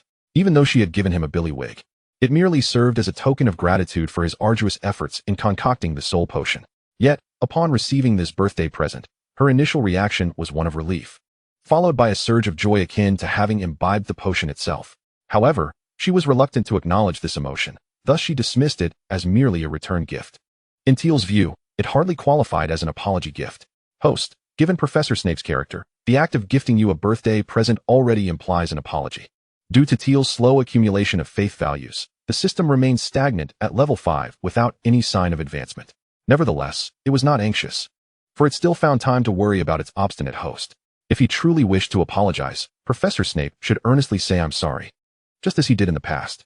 Tiel was quite stubborn in her beliefs. After expressing her thoughts, she promptly diverted the conversation to her friends, leaving the system to sigh repeatedly within her mind. Tiel pretended not to hear any of it, and as night fell, with Mugana's stomach growling several times, Mr. Emery finally summoned the children for dinner. As they descended the stairs, it was no surprise that 2 additional guests had joined them. The Tonks couple had decided to stay for dinner, despite the tear-streaked faces of Mrs. Emery and Mrs. Tonks. They now sat together at the table, enjoying a convivial meal. Tiel and Tonks exchanged a glance, both feeling reassured. After dinner, Mrs. Emery took Tiel to see off the Tonks couple, who followed closely beside Tiel. Tiel, this is your great-aunt. You can simply call her Annie. Mrs. Emery introduced Mrs. Tonks with an affectionate embrace around Tiel's shoulders. Mrs. Tonks, in turn, introduced Tiel to Tonks. You will also call Mrs. Emery Annie from now on. She is my cousin. Auntie. Tiel and Tonks chimed in unison. Their already strong bond deepened, and though they were cousins, holding hands felt as intimate as that of sisters. Witnessing this, Mrs. Tonks felt a wave of relief. After sharing a final glance with Mrs. Emery, she smiled and departed with her husband, reuniting with her cousin after more than a decade. Mrs. Emery's eyes sparkled with joy and relief as she led the 2 girls back inside, each holding onto one of her hands. Chapter 113, The Journey. Although the friends had gathered under one roof, they did not stay up late. After a brief chat in the study following dinner, they returned to their rooms to rest.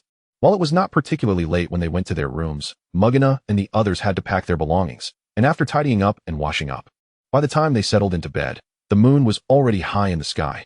Tiel, having changed into her pajamas, sat by her desk, immersed in reading under the soft glow of the lamp. She intended to approach Professor Dumbledore after the school term commenced to express her desire to participate in the second-year knowledge assessment test. The content of the assessment was more encompassing, as it included all subjects taught in the second year, with potential questions emerging from any of the professor's examinations. Even though Tiel was confident that the second-year material would pose no challenge, she felt it prudent to review it thoroughly, lest she overlook any crucial knowledge points. Ding. Short-term task 10. Please ensure that the host participates in the knowledge assessment tests arranged in the study each night, achieving an O, outstanding, in every subject. Task reward. 1 invisibility cloak, permanent. The schedule for the knowledge assessment tests is as follows. August 28th, 8 to 9:30 p.m.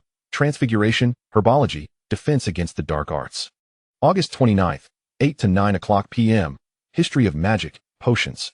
August 30th, 8 to 9 o'clock p.m. Charms, Astronomy. Scope of the knowledge assessment tests. All knowledge points from the second year at Hogwarts School of Witchcraft and Wizardry. Wow. Tiel couldn't help but marvel at the system's timely updates, yet she faced the impending challenges without trepidation. Perfectly, she could take a practice test in the study, ensuring her preparedness for Hogwarts. While Hogwarts professors selected content randomly from a vast array of knowledge points, the system's test was distinctly different. It focused on all essential content. Tiel stretched her toes in delight, grateful that she had resolved from the outset to review everything, thus feeling no apprehension. However, Tiel did not remain awake for long. As the clock approached 9, she laid down her book and returned to bed. It must be said that habits could be rather daunting for Tiel. After being away for over a month, returning to this large bed, even she, who typically enjoyed sound sleep, found herself restless. This was an unprecedented experience for Tiel. Could it be that the LeMay family's bed was simply more comfortable? Host, would you like some gentle bedtime music? the system suggested softly. Tiel furrowed her brow. Not particularly inclined to listen to music, yet she found sleep elusive. Could you play something else? Perhaps advanced potion making or philosophy of the mundane. Why muggles dislike probing into matters? Personally, I would prefer the latter. Tiel's tone was laced with a hint of anticipation, and the system found it hard to refuse. Very well, let us proceed with the latter. I hope the host won't become too engrossed and find it even harder to sleep. Tiel replied confidently, I won T. Philosophy of the mundane. Why muggles dislike probing into matters. Author, Modicus Egg, Preface. Upholding the millennia-long relationship between wizards and muggles. Listening to the system's clear mechanical voice, Tiel closed her eyes with a smile, as she seemed to foresee herself blissfully wandering through Modicus Egg's words in her dreams. Yet, she clearly underestimated her thirst for knowledge. The next day, as Mr. Emery yawned while passing by Tiel's room, he happened upon her stepping out with weary, unfocused eyes. Her fair complexion made the faint dark circles under her eyes particularly apparent. Tiel, did you not sleep well last night? Mr. Emery inquired, astonished by his daughter's state. Perhaps you should return to bed for a bit. Insufficient sleep is detrimental to your health. I couldn't sleep, Dad. My biological clock woke me up right on time. Although Tiel had barely slept the previous night, once she was up, no amount of fatigue could coax her back into slumber. So, she accompanied Mr. Emery downstairs, planning to catch up on sleep during the afternoon. Moreover, Tiel's eating habits had been instilled in her from a young age. She did not wish to miss breakfast. Mr. Emery gently ruffled Tiel's hair before heading to the kitchen to prepare breakfast for everyone. He was an early riser, and after setting up the meal, he would need to leave to attend to work matters. Recently, Mr. Emery had been contemplating expanding his business further, which meant an increase in responsibilities, rendering him unable to return home as freely as before. However, the substantial growth in the family's financial assets brought him immense satisfaction. Furthermore, he was not only establishing businesses in the Muggle world, but was also gradually infiltrating the magical realm. Yet, he was still in the exploratory phase, currently operating 3 shops in Diagon Alley, with business not performing as splendidly as in the Muggle world. Mr. Emery believes that the disparity in consumer perspectives between wizards and muggles is significant. However, he remains unperturbed, possessing ample patience for his research. Aware of Tiel's restless slumber, Mr. Emery first prepared a warm glass of milk for him, accompanied by sweet, honey-brush toast and 2 small pieces of fried egg sandwiches. After consuming these, Tiel felt considerably revitalized. Mr. Emery swiftly finished his breakfast, bid farewell to Tiel, who was half reclined on the sofa engrossed in a book, and departed. Before closing the door, he did not forget to remind Tiel that he had warmed the breakfasts of others in the kitchen. As the clock approached 7, Mrs. Emery descended the stairs with a smile. Although she had risen about an hour later than Mr. Emery, she was soon to leave as well, needing to assist her husband in managing his existing shops, thus allowing him to focus on future endeavors. Mother, is Harry really not coming these days? Tiel rested his chin on the sofa's back, somewhat lost in thought as he gazed at Mrs. Emery, who was enjoying her breakfast. He pondered whether anything might happen while he was traveling with his aunt. Tiel had known since July that Harry's aunt was going on a trip. Initially, Harry was not to accompany them, and Mrs. Emery had already invited him to stay at their home during those days. However, for reasons unknown, his aunt had decided to bring Harry along, leaving Tiel unable to bid farewell to Harry in person during his holiday at home. Yet, it was precisely because Harry was absent that Tiel felt at ease inviting Muggins and the others over, as he would otherwise have to worry about how to explain Harry's situation should they encounter one another. In fact, Tiel had deliberately omitted any identification from the 2 gifts Harry had given her, fearing that Muggins and the others might become suspicious. Professor Dumbledore had consistently refrained from disclosing Harry's existence to the magical world. Whenever Tiel heard rumors in the magical realm about how well Harry was faring, she couldn't help but sigh for Harry, whose life was far from splendid. Tiel, although we are aware that Harry's aunt does not treat him well, we must believe that at the very least, she lacks the audacity to bring any harm to him, Mrs. Emery said, a glimmer of something flickering in her eyes as she sought to comfort Tiel. Chapter 114, Tentacles, Boxes. Tiel pursed her lips. She had never encountered Harry's aunt. Yet in her imagination, she envisioned her as sharp-tongued and spiteful. She vividly recalled her first meeting with Harry, such a tiny child, hardly as sturdy as Mrs. Loris, who was by Mr. Filch's side. Well, I must be on my way, Mrs. Emery said, wiping her mouth and placing the used dishes in the kitchen. She then approached Tiel and kissed her cheek, saying, behave yourselves at home, don't run about carelessly. I will have lunch delivered. But no strangers without my name are to be let in, understood? After Tiel acknowledged her instructions, Mrs. Emery donned her wide-brimmed hat and departed. With both parents having left in succession, The 4 children upstairs seemed to receive an unspoken signal and soon made their way down. Bill led the way, and upon noticing that only Tiel was present, he cast her a questioning glance. Tiel nodded in understanding, and he exhaled in relief. What are you two whispering about? Charlie followed closely behind his brother. Although he had long desired a room of his own, he had always shared one with Bill, and the sudden separation left him sleepless. After speaking, he immediately let out a tremendous yawn. Tiel caught the yawn and couldn't help but join in, her eyes glistening with moisture. He asked if our parents have left. Impressive.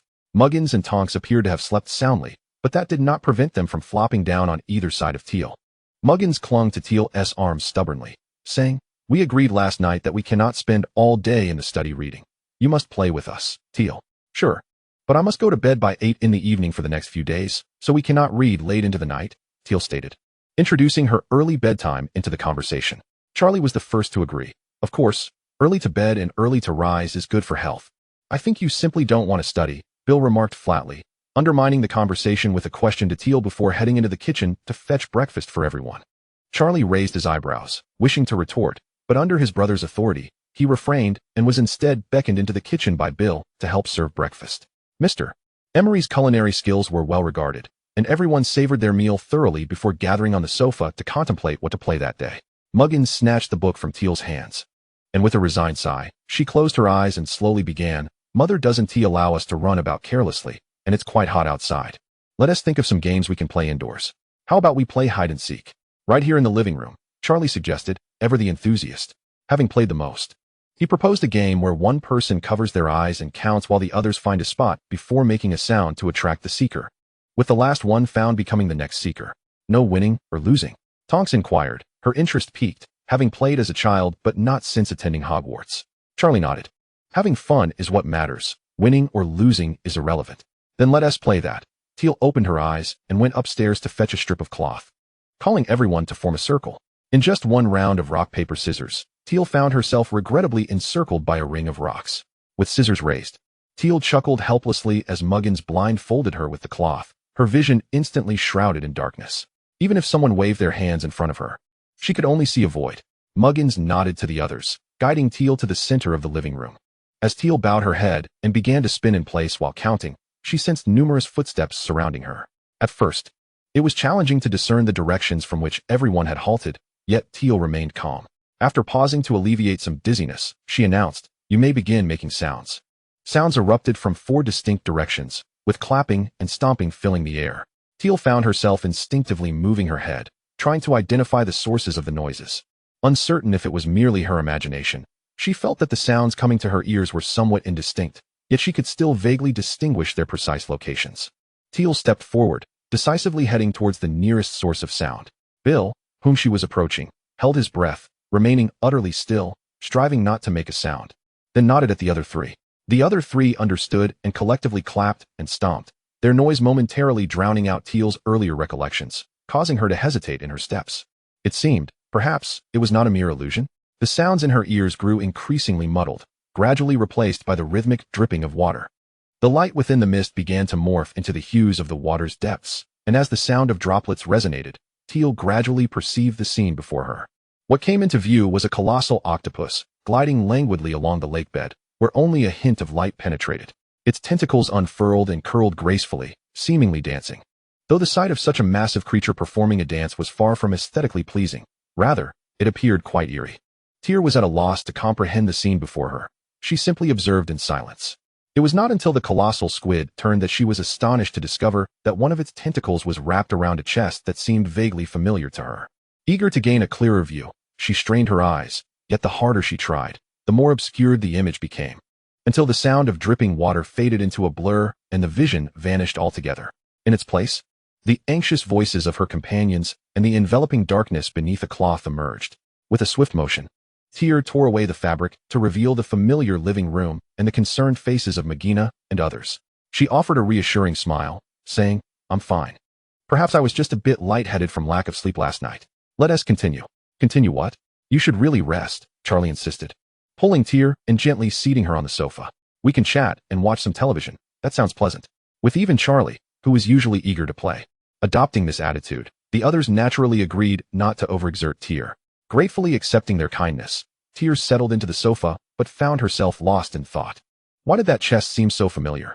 Where had she seen it before? As she listened to her friend's converse, her fingers subtly gripped the hem of her garment. It seemed imperative for her to investigate the depths of the Great Lake. Chapter 115. Completion of Task 10 on the evening of August 30th at 9:00 p.m. Tiel conducted a final review of her examinations in spellcraft and astronomy, confirming their accuracy before relinquishing the papers to the system teacher. Completing 2 tests within an hour posed a challenge, yet Tiel excelled at pushing her limits, even allowing herself 5 minutes for review. The system graded swiftly. Almost as soon as she submitted her answers, the results materialized, as she beheld the newly returned papers adorned with 2 large OS. A notification chimed in her ear. Ding. Congratulations, host, on completing short-term task 10.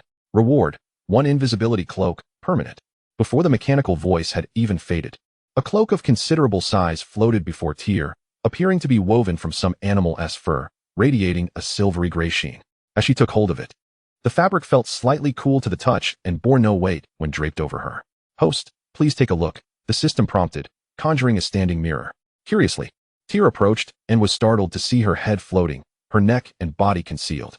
It appeared that she needed to remember to cover her head with the cloak as well. Finding the sight somewhat unsettling, she hastily removed the invisibility cloak and suggested, with a hint of critique, why not add a hood to the cloak? Wearing it without one might be rather exhausting. The system responded, understood, fulfilling your request. The cloak, suspended in the crook of her arm, emitted a faint silvery glow as its shape swiftly transformed. Soon, the light faded, revealing a large hood added to the garment. Pleased, Tiel donned it once more and twirled before the mirror. Now, there would be no more unsettling visions of just her head floating. She stored the invisibility cloak within the system and, feeling somewhat fatigued, left the study. With school commencing the day after tomorrow, her recent schedule had been rather uneventful. But the mental exertion before bed meant she would likely remain awake for some time. The system, sensing her state, began to play gentle lullabies. Indeed, Tiel had decided against requesting bedtime stories. Music was far more conducive to her slumber. The following morning, upon awakening, Tiel instantly forgot the dreams she had experienced throughout the night. However, she had encountered this phenomenon often enough that, should she recall them, it might only serve to unnerve her. For someone with prophetic talents like her, having vivid dreams could potentially be a double-edged sword. After completing her morning routine, she descended the stairs to find Mr. Emery bustling about in the kitchen, while Mrs. Emery had surprisingly risen an hour early to assist her husband. Good morning, Mom and Dad, Tiel greeted sweetly as she approached. Today, she had whimsically donned a red dress, adorned with charming bows at the waist and neckline, exuding an elegance that melted the hearts of the Emery couple. Mrs. Emery, having washed her hands and dried them, affectionately placed a hand on Tiel's shoulder. She surveyed her daughter up and down several times before nodding in approval. I knew red would suit you, but honestly, with your beauty, any color would be fitting. Logically, Tiel's silvery white hair and eyes would harmonize better with more subdued shades, like pristine white or pale blue.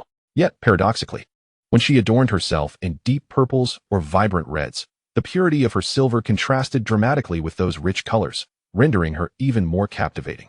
Nonetheless, Tiel felt that wearing such bright hues was somewhat ostentatious, thus she rarely showcased them, even at home, opting instead for more muted tones. Observing the delighted expressions of Mr. and Mrs. Emery, Tiel mused that perhaps she should wear such colors more often, especially considering the garments that had gathered dust in her wardrobe. Moreover, she subtly shifted her heels. After all, as a girl, she took pleasure in looking presentable. The Emery couple hastily prepared breakfast before rushing out together. In recent days, they had been engaging with the Ministry of Magic. Tiel did not probe further, but understood that they were making significant strides into the magical realm and that an important negotiation awaited them today. Thus, it was only natural for them to depart together. Typically, Mr. Emery would lead the charge while Mrs. Emery managed the rear. It must have been a matter of great importance, necessitating their joint decision-making, Tiel surmised, having no prior involvement with the family's enterprises. As Tiel sat at the dining table, savoring her breakfast, Magina and her 3 companions, who were slowly returning to their school routine, emerged from their rooms. Magina and Bill appeared quite spirited, while Tonks and Charlie occasionally stifled yawns. Tiel, you look absolutely stunning today, Bill remarked, immediately noticing the change in her attire, lavishing her with compliments. I dare say, even Professor Sprout's most carefully nurtured umbrella flowers pale in comparison to your beauty. As he spoke, he silently slid a sandwich drizzled with honey toward Tiel. Thank you for the compliment, Tiel replied with a radiant smile, but then playfully nudged the sandwich back toward him. Regardless of how sweet your words are, this sandwich must still be eaten. Bill, who was not particularly fond of overly sweet flavors, preferred something with a hint of tartness. However, due to Tier's tastes, most of the food at the Emery home bore a touch of sweetness, even altering the eating habits of Mr. and Mrs. Emery to align with Tier's preferences. Noticing Bill's expression of mild dismay, Tier added with a teasing tone, "But fret not. This sandwich only has a hint of sweetness on the surface. Inside, it's filled with tomatoes and bacon, with the addition of your preferred ham. So, you needn't worry about encountering honey again, like you did yesterday." Bill felt reassured, took a bite of half the sandwich, and discovered indeed that there was not much honey flavor. The salty notes of the ham and bacon paired with the fresh honey created a delightful balance, encouraging him to take larger bites. Tier smiled as she sipped her warm milk, casually moving closer the pie and mashed potatoes that Tonks had expressed interest in. "I noticed it's getting chilly today. How about we play outside in the yard? I noticed a small amusement park nearby. Shall we venture there for some fun?" "The yard is rather dull," Charlie urged everyone on, as the Emery couple had prevented them from running around, and they had scarcely stepped outside these past few days. With only a swing in the yard during the evenings, Charlie, who was used to frolicking everywhere since childhood, could no longer contain his restlessness. The group unanimously turned to Tilly. Although she hesitated for a moment, upon seeing the eager expressions of her friends, she nodded in agreement. It would be exceedingly tedious to remain cooped up at home after finally having them over. Nevertheless, to be on the safe side, she instructed everyone to carry their wands. Although the Ministry of Magic forbade underage wizards from using magic in front of muggles, if danger truly arose, it would be impractical to expect them to confront it with mere hands and feet. It was far more prudent to have their wands at the ready. Should the need arise, Tilly could promptly invoke the system to establish a barrier, later claiming it was a magical artifact that had accidentally activated. Having perused numerous books at Rowena's, Tilly was well versed in the existence of such truly functional magical implements. Moreover, given the nature of the four friends, they would likely keep the secret to themselves. Chapter 116, The Boys. In a spirit of collective enthusiasm, they swiftly finished their breakfast and set off with their wands in hand. As it was early morning, the temperature was mild, and a few children were already playing in the small amusement park. Tilly and her group made a point not to disturb them. Instead, they claimed a section of the area and took turns enjoying the attractions. Tilly ascended a modest slide, and as her skirt reached her calves, she felt no concern for the slide as practicality. After a slight adjustment of her skirt, she slid down. The swift descent bore a resemblance to the sensation of riding a flying broom. Charlie, clearly attuned to this, dashed back and forth like a whirlwind while the three girls took turns sliding down in an orderly fashion, eager to absorb the thrill of the descent. Bill, being the eldest, deemed it inappropriate to play like his exuberant younger brother, opting instead for an iron swing, gently swaying while keeping a watchful eye on Tilly and the others. After a while of play, Tilly began to feel a tinge of boredom and stepped out of the sliding queue to join Bill on the swing. Mijana and Tonks soon followed suit, each taking a swing of their own. Though their heights varied considerably, it did not deter them from engaging in occasional banter. At that moment, Charlie remained blissfully immersed in the world of the slide, as if by sliding a few more times, he could make up for the missed opportunities with his beloved flying broom. Uncertain how much time had elapsed, the boundless energy of Charlie finally found an outlet, nearly prompting Tilly and the others, who were nearly dozing on the swing, to cheer. What was intended to be a day-long adventure at the amusement park ended abruptly before 10 o'clock, leading them back home. Upon arriving, Mijana collapsed onto the single sofa, accepting a glass of warm water from Tilly, and couldn't help but remark, "Had I known it would be so dull outside, I would have preferred to accompany you in reading." Tilly chuckled, casually opening a book she had placed on the coffee table upon her lap. She remained silent. But Tonks chimed in, "Indeed, I reckon I shall never wish to swing again." In order to wait for Charlie to finish his sliding escapade, the four of them had spent at least 2 hours on the swings. While they could chat to stave off boredom, Tonks had already developed a psychological aversion to the activity. "I can hardly fathom what you will be like when you join the Quidditch team." She glared at Charlie, sprawled on the sofa and adjusting his position to Bill's dismay. "Your future captain might complain about your excessive energy." "Ah, so you think I will join the Quidditch team, do you? You have a discerning eye." Charlie propped his head up, giving Tonks a confident wink. "Enough. I can't take it anymore," Mijana exclaimed, tossing a cushion at Charlie's face, then beckoned Tilly and Tonks upstairs, saying, "Let us retreat upstairs to read. Leave this Quidditch-obsessed fellow to his own devices." Bill promptly followed suit. "Take me with you." The four of them ascended the stairs with haste, leaving Charlie alone in the living room. He exerted himself to lift his weary body and began to crawl upstairs. "Hey, don't leave me behind." The commotion ultimately concluded with the sound of a door closing. Collins quietly walked through the living room, picked up the fallen cushion, neatly returning it to its original place, then gathered a few water glasses and made his way to the kitchen, dutifully fulfilling his role as the household robot. The following day, September 1st, marked the commencement of a new academic year. The Emery couple loaded the children's luggage into the car, which was somewhat cramped yet still accommodating enough for their journey to the station. Charlie marveled at the spacious interior of the vehicle, tugging on Bill's sleeve. "Hey, this car is enormous. It fits all 5 of our bags." "Of course," Bill replied with a hint of exasperation, adjusting his younger brother's head to face forward. Charlie had not considered that if the luggage couldn't fit, the Emery couple would have never promised to take them to the station.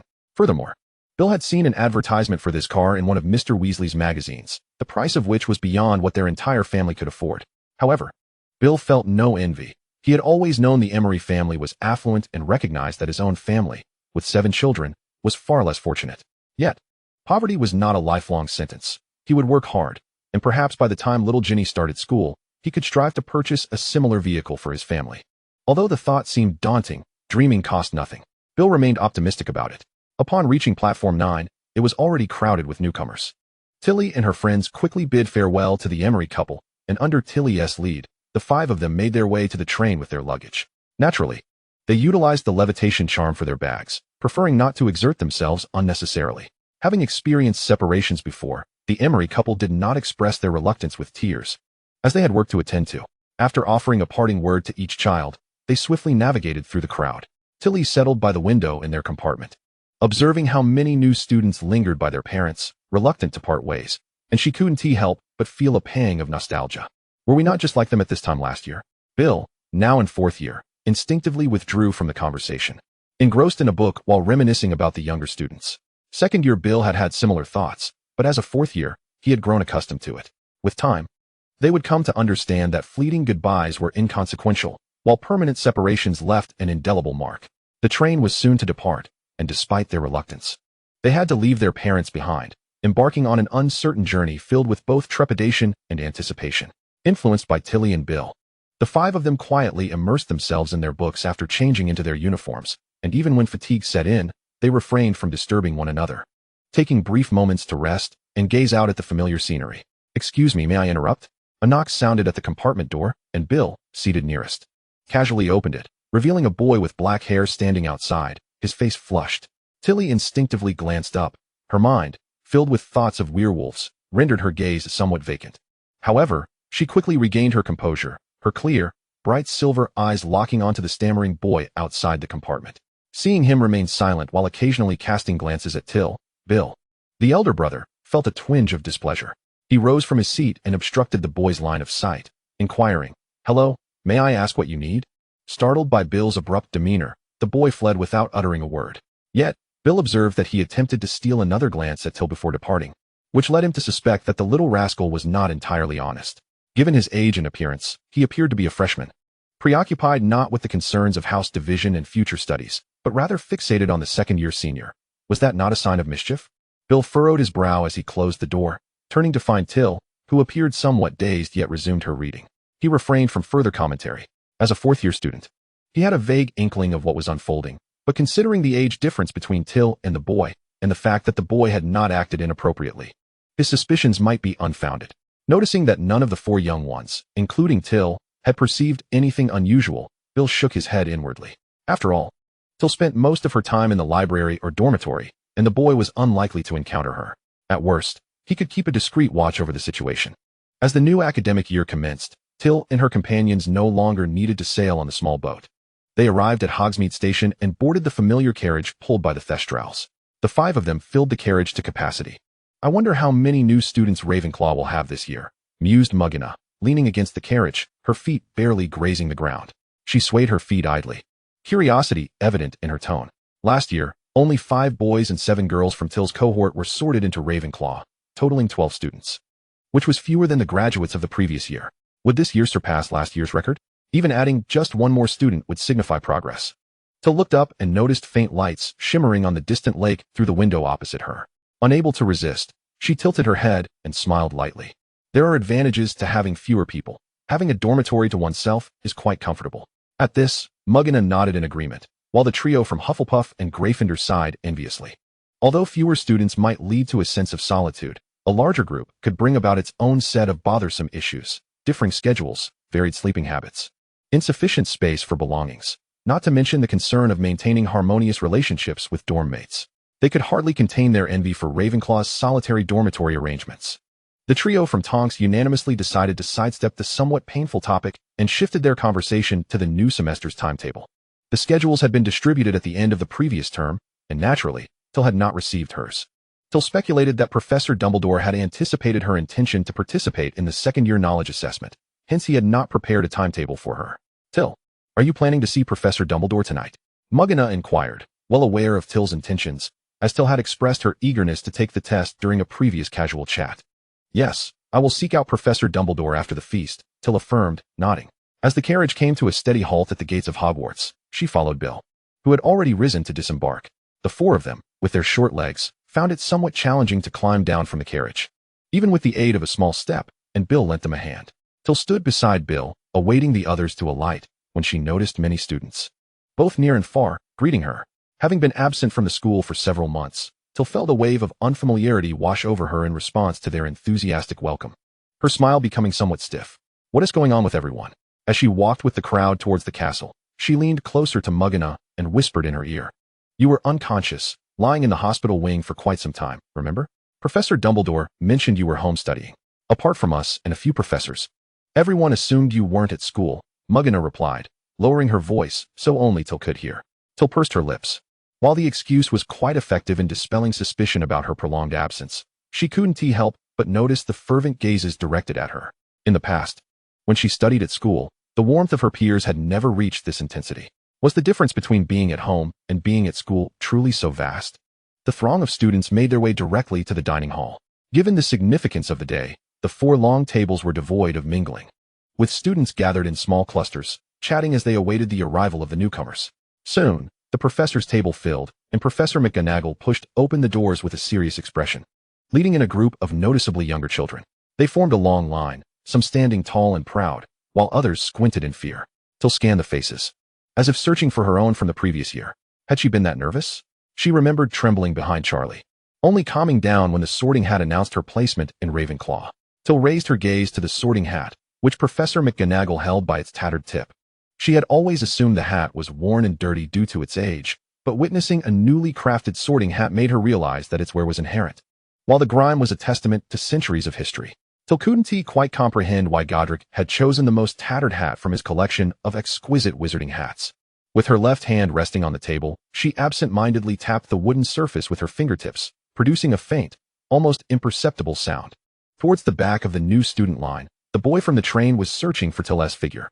He gazed at her with a shy expression, so captivated that he failed to register the lyrics of the Sorting Hat's song. Bill, seated in a position that allowed him to observe the boy's actions, furrowed his brows. After a moment of contemplation, he tapped Charlie on the shoulder, signaling him to pay attention to the boy as well. Since he was in a different year and had a heavier academic load, he spent less time with Tiel than Charlie, who was also in second year. "Why does he keep staring at Tiel?" Charlie finally questioned, noticing the odd behavior, which was glaringly obvious. If not for the distraction of the sorting hat, everyone would have noticed the boy's intense focus on Tiel. Yet, Charlie seemed to lack understanding. Did he know Tiel beforehand, or was he infatuated with her? Would their study group be welcoming yet another member? Absolutely not. Just keep an eye on him, and don't let him get too close to Tiel, Bill replied, taking a deep breath, bemused by his brother's thought process. Charlie slapped his thigh, convinced he had grasped Bill's intent. "I understand. We must ensure he doesn't disrupt Tiel's studies. Close enough. Just maintain normal interactions with him. When Tiel is studying, make sure to keep him at a distance." Bill could only express it this way, as his true intention was to prevent this obvious admirer from interrupting Tiel, yet if they merely wished to be friends, he thought it unnecessary to interfere. Observing Charlie's earnest agreement, Bill decided to trust his brother this time. As for whether he would succeed, Merlin helped them. He only hoped Tiel would remain unaffected in the end. Bill let out a deep sigh. He felt undeniably justified in his role as the elder brother among the five. Yet the path ahead seemed fraught with obstacles. Chapter 118, The Sorting Arrangement. Fortunately, during the few moments that Tiel was lost in thought, Ravenclaw welcomed 3 new students. They were 3 boys who appeared somewhat shy, seated beside several upperclassmen, blushing even during their self-introductions. Tiel and Mugina exchanged smiles before turning their attention back to the sorting ceremony. By coincidence, Tiel glanced over just as it was the turn of the black-haired boy who had been staring at her. Even before donning the sorting hat, he shot furtive glances in Tiel's direction, his cheeks flushed. "Why do I feel like he keeps looking our way?" Mujina whispered to Tiel, sensing something amiss. It seems that way, Tiel agreed, stealing a few more glances at the boy. She recognized him as the same bashful lad who had knocked on their compartment door without uttering a word during the train ride, which caused her to frown slightly. Do you know him? Mujina shook her head, her typically cheerful demeanor tinged with uncertainty before solidifying into resolve. I've never seen him before, I'm certain of it. Perhaps he is merely glancing at others in our direction? That seems to be the only plausible explanation, Tiel concurred. Mujina surveyed their surroundings once more, her gaze eventually settling on the black-haired boy, or rather, Allied Welfare, who had just been sorted into Slytherin. To be fair, Mujina mused. It was indeed likely that Welfare was looking at Tiel. No one else in this direction could be more renowned than her. Nonetheless, she refrained from confirming this, opting instead to covertly observe him a few more times. I hope this lad harbors no ill intentions towards Tiel. The sorting ceremony swiftly concluded, and this year's cohort of new students was notably larger, surpassing last year's count. 16 newcomers were sorted into Ravenclaw, though only 6 were girls. 1 fewer than the previous year. What did this signify? It meant that the fortunate new students could continue to enjoy comfortable, spacious single accommodations. Professor Dumbledore rose to say a few words, which Tiel found almost identical to his remarks from the previous year. And then an abundance of sumptuous dishes appeared on the long table. Tiel did not even raise an eyebrow at the feast, yet the new students collectively gasped in astonishment. Well, last year Tiel was the same, she reflected. Perhaps her mindset had shifted. She found herself in a position to observe the expressions of the new students. When she witnessed their speechless awe at the platters of delicacies, hesitating even to eat, her spirits lifted considerably. Merlin, I've just realized I possess such a mischievous sense of amusement. Isn't it delightful? We were once in your shoes, watching you transition from strangers to familiar faces. It's a process of learning and growth, remarked Ellen Abbey, seated beside Tiel. Now a 4th-year student, she was accompanied by her boyfriend from the same house. Tiel had heard from Mujina that they planned to get engaged in their 5th year and marry after graduation. Tiel wholeheartedly agreed with Ellen's words, observing as her boyfriend attentively cut her steak and even fed her a bite, causing Tiel to glance away, sharing a quiet laugh with Mujina as they began their dinner. After dinner, the prefects would escort the new students back to the common room and dormitories, and the older students naturally mingled among them. However, Tiel discreetly excused herself from Mujina and slipped out of the dining hall, making her way toward the headmaster's office. Professor Dumbledore had left his meal midway, until noticed him winking at her while holding a cup of honey water, clearly aware that she would seek him out. He even provided her with the password to the stone gargoyle at the office entrance. Honey water. Tiel faced the stone creature and articulated the words clearly. The gargoyle slowly moved aside, until ascended the stairs with a light step. It seemed Professor Dumbledore had timed it perfectly, just as she reached the office door. He appeared to open it. Good evening, Professor. Tiel, I knew you would come. Please, have a seat, Professor Dumbledore gestured, inviting her to sit on the small sofa. He poured her a glass of chilled honey water. Tiel took a delicate sip, finding the flavor perfectly attuned to her senses, the sweetness and chill melding harmoniously, prompting her to take another sip. With a kind smile, Professor Dumbledore, holding his own glass of honey water without drinking, spoke first. You are here regarding the knowledge assessment test, aren't you? Tiel nodded without surprise. She had always felt that Professor Dumbledore possessed an uncanny awareness of various matters. Even if he were to directly provide her with the schedule for the knowledge assessment test, she would not be astonished. Indeed, he continued, it will commence tomorrow evening. 3 nights, starting at 7 o'clock. The timetable is on that table. You may take a copy when you leave. Professor Dumbledore took a hearty sip of honey water, his delight causing his beard to tremble. With just a few simple words, Tiel had barely exchanged greetings upon entering, and yet the arrangements for the knowledge assessment test were already established. She found it quite remarkable. Isn't that a tad too efficient? Tiel mused, her toes tapping as she suddenly recalled the vision she had foreseen at home. After hesitating for a moment, she chose not to divulge this to Professor Dumbledore, but instead inquired, Professor, may I visit the bottom of the Great Lake tomorrow morning? Oh. Professor Dumbledore set his teacup down in surprise, having noticed Tiel's hesitation and patiently awaiting her explanation. He expected her to express such a desire. You wish to explore the depths of the Great Lake? Tiel met his gaze with an unassuming expression. Yes, I promised Marcus I would prepare a gift for her. And I am also curious to hear the mermaid songs. Tiel had indeed made a pact with Marcus regarding a gift, and her genuine curiosity about the mermaid's melodies meant she was not entirely misleading him. Using this as an excuse made Tiel appear exceptionally sincere, devoid of any guilt. Yet, Tiel herself was unsure why she felt compelled to conceal the truth. After much internal struggle, she ultimately chose to heed her instincts and kept the matter of the box to herself. She had an unshakable feeling that no one should know of its existence. Very well, then you may proceed, Professor Dumbledore smiled, taking another sip of honey water. Do you know how to breathe underwater? Tiel exhaled in relief, her smile broadening. Yes, I've prepared gillyweed and learned the bubblehead charm, and I will return promptly. Professor Dumbledore nodded reassuringly. Don't forget to carry your wand. The Grindylows at the lake bottom are quite fearful of mermaids. Try not to stray too far from Marcus. His advice stemmed from a place of concern for Tiel, which warmed her heart. She obediently noted, Thank you, Professor. If you truly wish to thank me, then join me for a while longer over honey water. You and I share the same taste. Professor Dumbledore chuckled as he poured Tiel another glass, speaking to her as a friend. Just the other day, I offered Minerva a cup, and she hasn't returned since. Chapter 119. Boring, yet interesting. Tiel couldn't help but stifle a laugh behind her teacup. Knowing that Professor McGonagall had never shown much interest in sweet confections, while Professor Dumbledore had an undeniable penchant for them, always attempting to coax her into indulging. Time and again, he persevered, displaying remarkable tenacity. Setting aside all distractions, Tiel and Professor Dumbledore leisurely sipped tea and engaged in light-hearted conversation, only departing with the schedule for the upcoming examination just after 8. She still needed to tidy her dormitory, although the house elf diligently cleaned every day, preventing dust from settling. Her several large trunks filled with clothing and books had to be unpacked and meticulously organized into the wardrobe. Once Tiel had finished her arrangements and freshened up in the empty washroom, the curfew was nearly upon them. She found little inclination to read under the light, opting instead to retire to bed and await the embrace of slumber. The following day, Tiel's biological clock roused her from her dreams with remarkable punctuality. The restorative sleep rendered her complexion rosy and her demeanor vibrant. After a brief wait in the common room, Magina emerged, and the two departed together, sharing laughter as they made their way to the library. Good morning, ladies, greeted Madame Pants, her hair neatly styled on the first day of the new term. She favored diligent and rule-abiding students, showering Tiel and Magina with warm smiles. The two returned her greeting and quickly located their desired books, settling at the familiar corner table that Tiel cherished.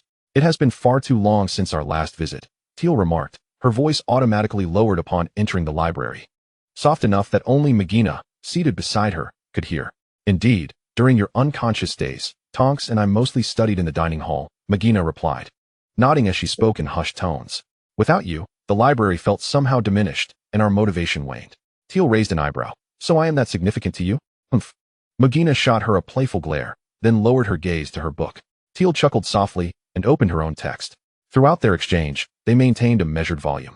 Even though the library was empty apart from themselves, Madame Pants walked by, nodding in satisfaction before returning to her post at the entrance. After about an hour of study, both Tiel and Magina's stomachs began to grumble, signaling that breakfast time was approaching. They returned their books to the shelves and, hand in hand, strolled toward the dining hall, where they found a number of first years already seated, while the upperclassmen arrived rather tardily.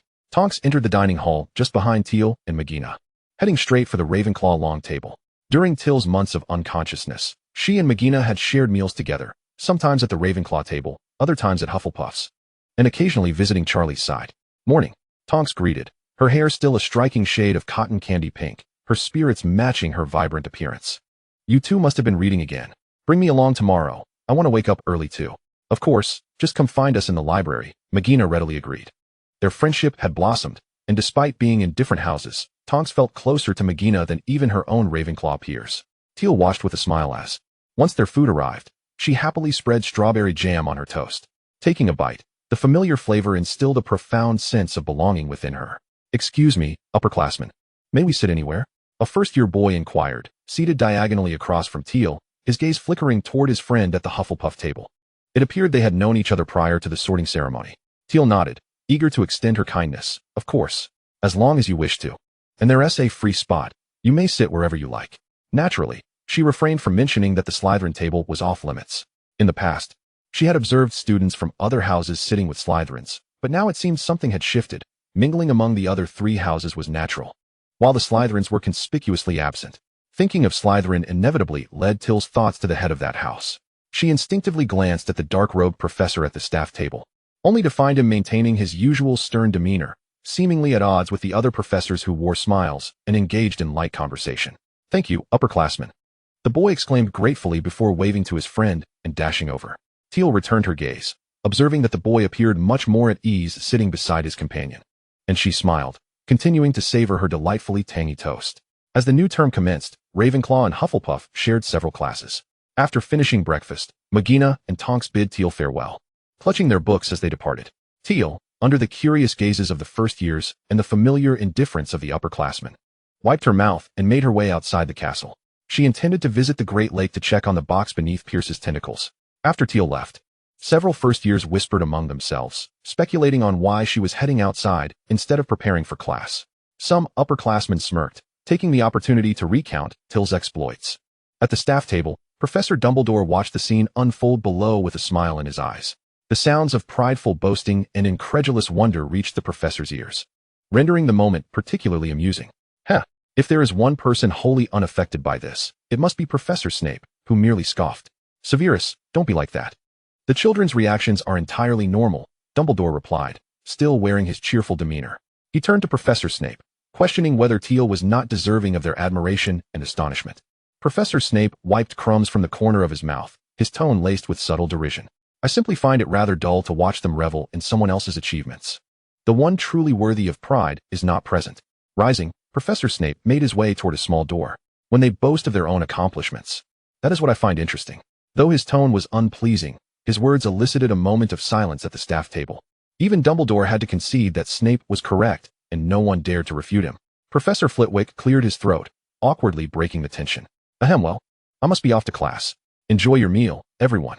The diminutive professor quickly vanished from the staff table, leaving the others exchanging glances before they too began to depart, leaving the table empty in no time. Chapter 120, Beneath the Lake. The waters of the lake in early September felt refreshingly cool. The moment Tiel entered the water, she cast the bubblehead charm, a transparent bubble forming around her head, taking a few breaths to ensure no lake water entered her mouth or nose. She then moved her body, wand in hand, as she swam toward the lake's depths. Tiel was uncertain of Pierce's location, but she recalled Mercou's mentioning that their merfolk community resided in the middle of the lake near the castle.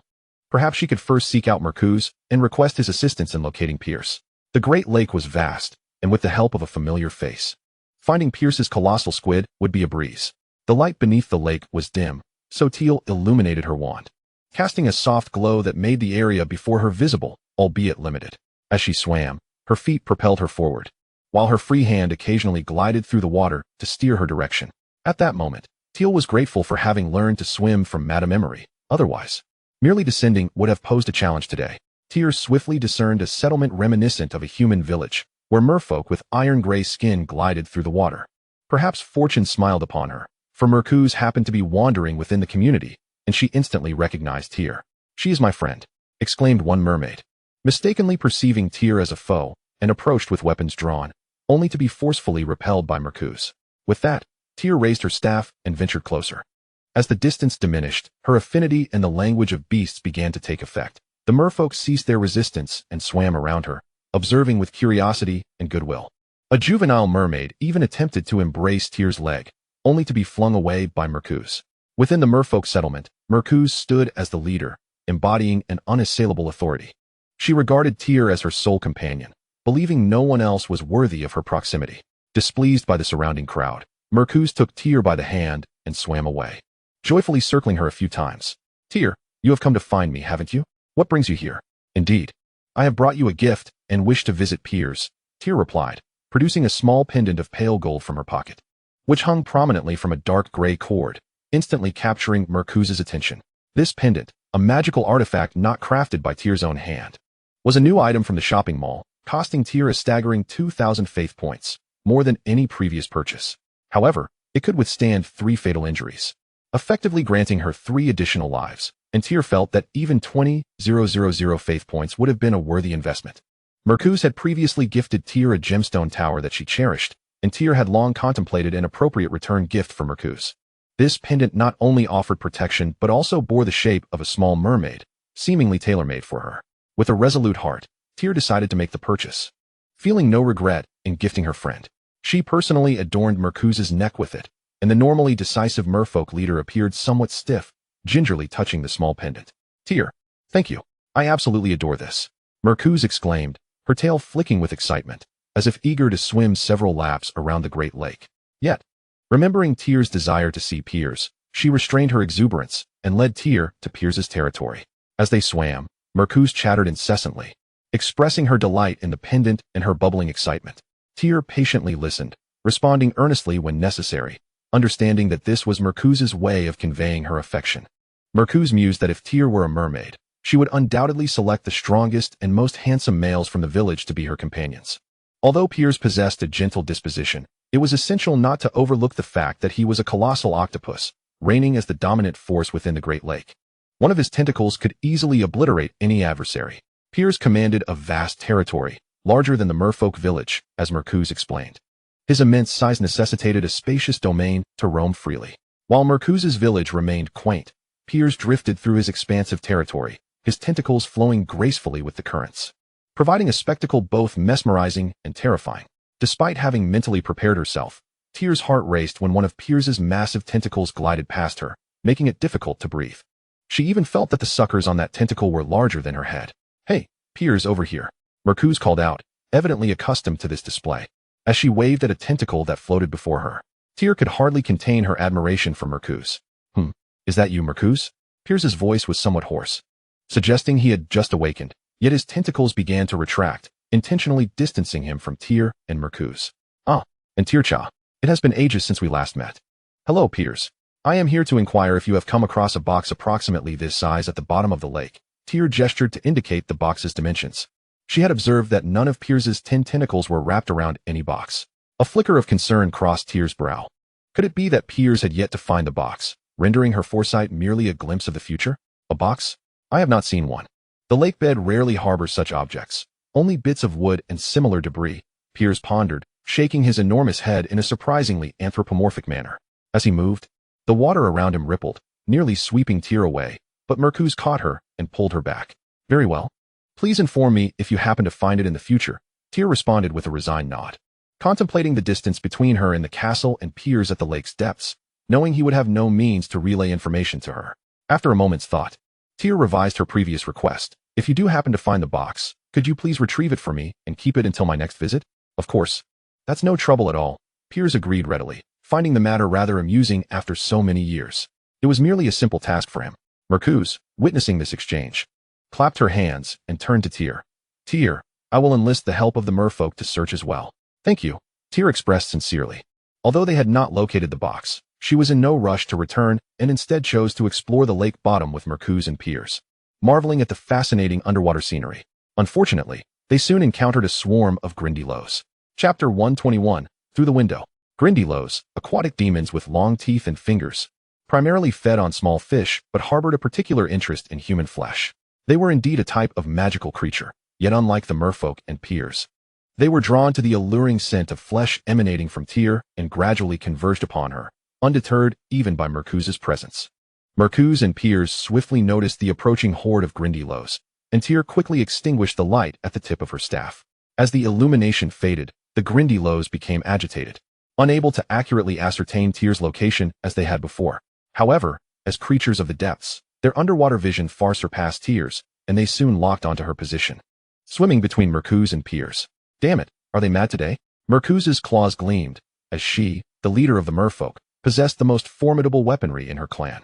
Historically, Grindylows had never dared to approach the merfolk, always kept at bay by their dominance, fearing confrontation with the second greatest power of the lake.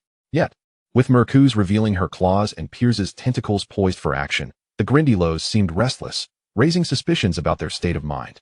"System, what is happening? Is my affinity malfunctioning?" Tiel maintained a calm demeanor, yet questioned the system internally. Hadn't it been promised that creatures would be exceedingly amicable upon seeing her? "Do not worry, host. Your affinity is intact, but its effects are less pronounced on this particular group of Grindylows." The mechanical voice of the system hinted at a sense of awkwardness. Affinity alone cannot ensure that the host is unconditionally favored by other species. It merely enhances the existing goodwill. The more benevolent the species, the greater their fondness for the host under the influence of affinity. However, for the Grindylows, who already regard humans as prey, even an increase in the host's affinity can only serve to slow their approach to attack. With the protection of the giant squid and merfolk, coupled with a moderate influence of affinity, this group of Grindylows, which would ordinarily launch a direct assault, now hesitates from a distance. Thus, even with the boon of affinity, Tiel cannot recklessly approach dangerous magical creatures. The reason why every creature had previously shown her affection was solely due to their lack of desire to attack her. Tiel tightened her grip on her wand, feeling no significant shift in her circumstances. In this world, there are no such advantageous opportunities. Having garnered the goodwill of most magical creatures and being able to draw near to them, Tiel felt content. However, this still did not elucidate why this cluster of Grindylows had gathered around her. With Pierce and Marcus present, they ought to have kept their distance. Host, you are injured at your ankle, the system reminded her. It had assumed Tiel was aware of it, hence its silence until now. Only to realize that she had been neglectful of the cut. Blood had trickled down, and was her host truly this oblivious? Startled, Tiel then noticed that her ankle had been sliced open at some point. She had descended wearing shoes and socks, yet the cotton white socks were now stained crimson, appearing darker in the dim light of the lake's depths. Tiel's movements did not escape Pierce and Marcus's watchful eyes. Upon seeing her injury, Marcus exclaimed, abandoning any confrontation with the Grindylows, and promptly pushed Tiel towards Pierce, who caught her with his tentacle, while Marcus advanced toward the Grindylows with his claws raised. Marcus! Tiel gasped as she was unexpectedly thrust into Pierce's grasp. Perched securely on the backs of two tentacles, she found herself relieved of the need to use her legs. And upon looking up, she was astonished to see that the Grindylows had dwindled significantly. They were nearly annihilated by Marcus's claws. This was a relatively slow pace. Grindylows could easily summon large numbers, and Marcus had once nearly wiped out an entire colony of them single-handedly, earning him the title of leader among the merfolk. Pierce explained lazily, repositioning Tiel. The reason? The blood had attracted the Grindylows, who scent Pierce found repugnant. Tiel, however, noticed that her new vantage point significantly improved her field of vision. Reassured that no Grindylows would be drawn to her, she reignited the tip of her wand, eagerly watching as Marcus hunted the last few remaining Grindylows. She surmised that Marcus was quite exhilarated, as his expression conveyed a lack of urgency while pursuing the errant Grindylows, clearly believing that it was not yet time for him to unleash his full potential. Tiel's spirits lifted, she began to swing her legs playfully, disregarding the colossal tentacles that had once frightened her, treating them instead as a comfortable chair with cushions. Unbeknownst to her, Pierce had guided her to a spot resembling a window. As she swung her legs, admiring Marcus's battle against the Grindylows, the curtains of the window were drawn back, revealing a shadowy figure illuminated by candlelight, staring intently at her and the giant squid upon which she sat. What a peculiar scene it was. Professor Snape observed the strange tableau outside his window, his mind momentarily rendered unresponsive. His office was located underground, where typically the only sounds were the occasional lapping of water. However, today's commotion was unusual, resembling something striking against the window. Professor Snape speculated it might be a fish from the lake, heedlessly colliding with his window as it swam. Yet, he felt a twinge of curiosity regarding the persistent noise, prompting him to draw back the curtains that had long veiled the window. What he beheld was a familiar silhouette, with cascading silver hair, seated atop the two massive tentacles of the giant squid. The source of the noise was not heedless fish, but rather the other tentacles of the giant squid. Taking a deep breath, Snape shut his eyes for a moment before reopening them, ensuring that this scene was not a mere figment of his imagination. He then rapped sharply on the window. The quality of Hogwarts windows was exceptional. After being inadvertently struck by the giant squid's tentacles and then subjected to Snape's vigorous knocks, it remained unscathed. Tiel heard the sound behind her, though it was somewhat muffled underwater. Turning in confusion, she assumed that a Grindylow had attacked, instinctively aiming her wand in that direction, prepared to retaliate. To her surprise, upon turning, she caught sight of Professor Snape's furious countenance amidst the shimmering strands of her hair. The rippling water rendered the silver-haired girl an ethereal figure, the light reflecting off her hair illuminating her face, casting even the dark, murky bottom of the lake in a faint glow. Professor Snape and Tiel locked eyes across the window, both momentarily taken aback by the confrontation, neither reacting. Chapter 122, Attentiveness. Tiel Chiemery, leave the lake bottom at once. Professor Snape roared, but his voice failed to reach Tiel through the window and the water. She could only sense that he was speaking. As for what he said, Tiel shrugged, deducing that whatever it was, it certainly wasn't he kind. After a moment's hesitation, she turned away from Snape, reasoning that he likely did not wish to see her either. By the time Marcus returned, she would be ready to surface. Prolonged use of the bubblehead charm could lead to discomfort in breathing, especially for those with bad breath. Although Tiel did not have such an issue, she was beginning to feel a little breathless. Snape, witnessing Tiel's blatant disregard as she turned her back to him, felt his anger flare, storming out of his office and striding towards the lake. Marcus soon returned, cleaning his claws in the water, and once the unsightly Grindylow blood was washed away, he happily swam back to Tiel's side. Next time you come, I guarantee you one TC a single Grindylow, Marcus boasted, casting doubt on the sincerity of his promise, which seemed to imply he would eliminate all Grindylows before Tiel's next visit. Tiel was startled by her own thoughts and quickly changed the subject. Well, I should head back. This wound shouldn't be soaked in water for long. It requires prompt attention. This was not merely an excuse. Tiel sensed that the moment she acknowledged the wound's existence, it began to throb more acutely, and remaining submerged might lead to infection. It would be best to seek Madame Pomfrey's assistance as soon as possible. Very well, Marcus sighed, reluctantly bidding farewell to Tiel as she departed with Pierce, continuing to urge her to visit them at the lake bottom often until she broke the surface. Tiel acquiesced, feeling a pang of anxiety for the other Grindylows below. After exchanging farewells with Marcus and Pierce, she surfaced, and the bubblehead charm immediately dissipated. She inhaled deeply, relishing the fresh air that eased her breathing, though the pain in her ankle intensified. More pressing than the pain, however, was the sight of Professor Snape standing by the lakeshore, attempting to glare her into submission. Professor, what a coincidence, Tiel spoke dryly, guessing that he had come to apprehend her, yet she felt no fear. The depths of the Great Lake are known to Professor Dumbledore, and regardless of whether Professor Snape intends to deduct points or confine her, she possesses ample justification. What a coincidence. Perhaps Miss Emery could elucidate why you found yourself at the lake's bottom, in the company of that giant squid. Professor Snape yanked Tiel from the water. Do you have any inkling of how perilous that was? That squid could have devoured you at any moment. As soon as Tiel was removed from the water, the pain from her wounds intensified, aggravated further by Professor Snape's rough handling. She felt as though her ankle was being sliced by a knife, the sharp agony rendering her unable to hear the professor's words. Professor Snape glanced down and immediately noted the wound staining her socks crimson. With a firm grip on Tiel's hand, he hoisted her up and strode purposefully toward the hospital wing. Tiel had been lifted by Godric before, but Godric's height made lifting her akin to carrying a child. Though Snape was tall as well, he was nowhere near Godric's towering stature, making the act of carrying Tiel appear rather awkward. Thus, by the time they reached midway, Tiel found herself being half-cradled. Being half-dragged and half-carried by a professor with whom she had a strained relationship was quite an embarrassing situation, especially since Tiel had previously expressed disdain for Professor Snape's scent. However, as she was compelled to draw closer to him, she noticed that despite his perpetually greasy hair appearing unchanged, his attire was clean, devoid of the peculiar odor that had once clung to him. Instead, there was a subtle, refreshing scent mixed with the bittersweet aroma of potions. Tiel ceased her struggles, reluctant to admit that the fragrance was somewhat pleasant. Yet, for her, no matter how delightful the scent, the embarrassment overshadowed it. She merely wished for Professor Snape to move faster and for no classmates to appear nearby. Otherwise, it would be utterly humiliating. With flushed cheeks, Tiel was escorted to Madame Pomfrey, who was surprised to find that the first visitor of the new term was none other than Tiel, a frequent patron. Madame Pomfrey exchanged a bemused glance with Tiel and then bent down to remove her damp shoes and socks. Upon seeing the pallid wounds caused by the soaking, she couldn't help but gasp and hurriedly began treating her ankle. Professor Snape merely cast a glance before frowning and averting his gaze. He regarded Tiel coldly, maintaining his silence until the wound was tended to, at which point he swished his robes and departed in a brisk stride.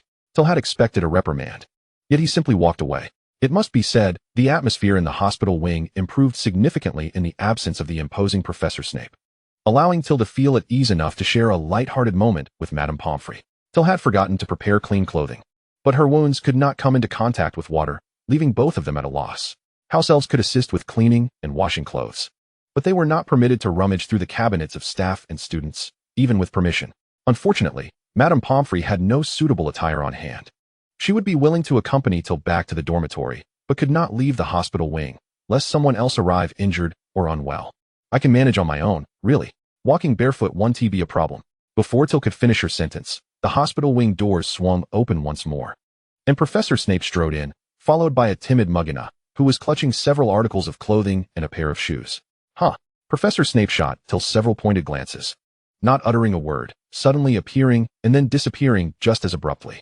Oh, Severus, Madame Pomfrey sighed, shaking her head. After gently reminding Tiel about her injuries, she left to attend to her administrative duties for the new term. Muggina approached Tiel, pouting with concern. Professor Snape is truly terrifying. He suddenly summoned me from the library, ordered me to rush back to the dormitory for your clothes, and insisted I hurry. Muggina handed the garments to Tiel, inquiring with genuine concern. How did you end up soaked and injured? It wasn't he, Professor Snape, was it? Muggina and the others were unaware of Tiel's escapade to the Great Lake. It was only then that Tiel learned that Professor Snape had left to enlist Muggina's help in retrieving clothing for her, a gesture that struck her as rather thoughtful. Yet Muggina's absurd speculation drew a laugh from her. No, I simply had an accident, and Professor Snape happened to witness it. Chapter 123, The Beneficial Family. Tiel's explanation was vague, and Mugana did not press further. After urging Tiel to change into dry clothes, she carefully assisted her toward the exit. With that ankle injury, you should refrain from walking too much. How about resting in the dormitory? I'll bring your lunch and dinner. Mugana believed it safer for Tiel to recuperate in the dormitory, and after a moment's hesitation, Tiel agreed that it was a sound idea. After all, she would primarily be occupied with the knowledge assessment tests over the next few days, making no significant difference whether she was in the dormitory or the library. Tiel walked a short distance, adjusting to the slight discomfort in her ankle, and decided not to trouble Mugana any longer. Instead, she carried her wet clothes in a bag, urging Mugana to return to the library as she ambled toward the dormitory. Before being summoned by Professor Snape, Mugana had been studying with Tonks in the library, and Tonks was still there alone. Mugana observed Tiel for a moment, noticing that she could walk adequately on her own, and then dashed off to the library. Tiel paused, turning to watch her depart, and smiled. However, before she could take another step, a dark-haired boy suddenly appeared before her. She recognized him as Lord Welford, who had consistently glanced in her direction during the welcome feast. Hello, Senior. May I ask if you need anything? Facing this overly eager junior, whose face was flushed with enthusiasm, Tiel moderated her smile and inquired politely. The path ahead led directly to the Ravenclaw common room, leaving her to wonder what this Slytherin junior was doing here, whether he sought out friends or was merely waiting for someone to pass by. Allard finally mustered the courage to speak to Tiel.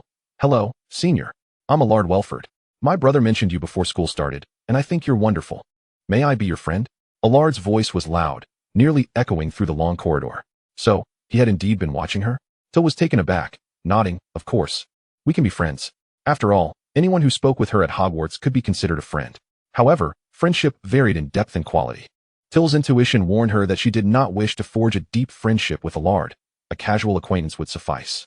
With that thought, Tiel donned an inviting smile. I'm sorry, but I need to return to my dormitory to rest. Perhaps we can chat another time. Another time was a polite phrase Tiel had learned from Mr. Emery.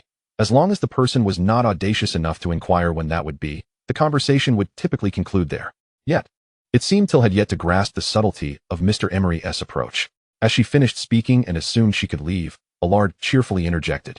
Then let me walk you back, Senior. I noticed that your ankle seems to be injured. This revelation caught Tiel off guard. She found herself unable to discern whether the boy genuinely failed to grasp the dismissal woven into her words, or if he possessed the audacity to utter anything without hesitation. Alaric's demeanor was disconcerting to Tiel. Although she maintained her smile, her subsequent words were laced with a firm rejection. I can manage on my own. There's no need for you to trouble yourself. With that, Tiel sidestepped him and pressed forward, her pace involuntarily quickening, even as the sharp pain from her injury surged anew. Momentarily forgotten, after a short distance, Tiel couldn't shake the unsettling feeling that he was still trailing her. Without turning back, she inquired of the system, is Alaric still standing there? No. Tiel sighed in relief, secretly questioning whether she was being overly cautious. However, the system continued. He has been following closely behind you the entire way. At this revelation, Tiel's breath quickened involuntarily, and her hands clenched into fists within her sleeves. She halted abruptly, pivoting sharply, and indeed found the boy standing approximately a meter behind her, grinning in her direction. How frightening, host. You must rid yourself of him.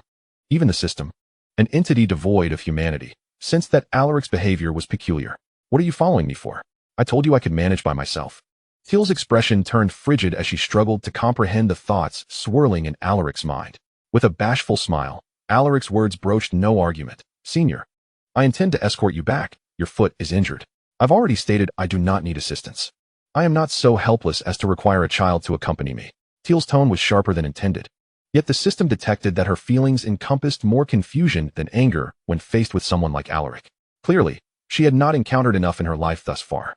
The system noted this observation in its records, preparing to address it further in the future.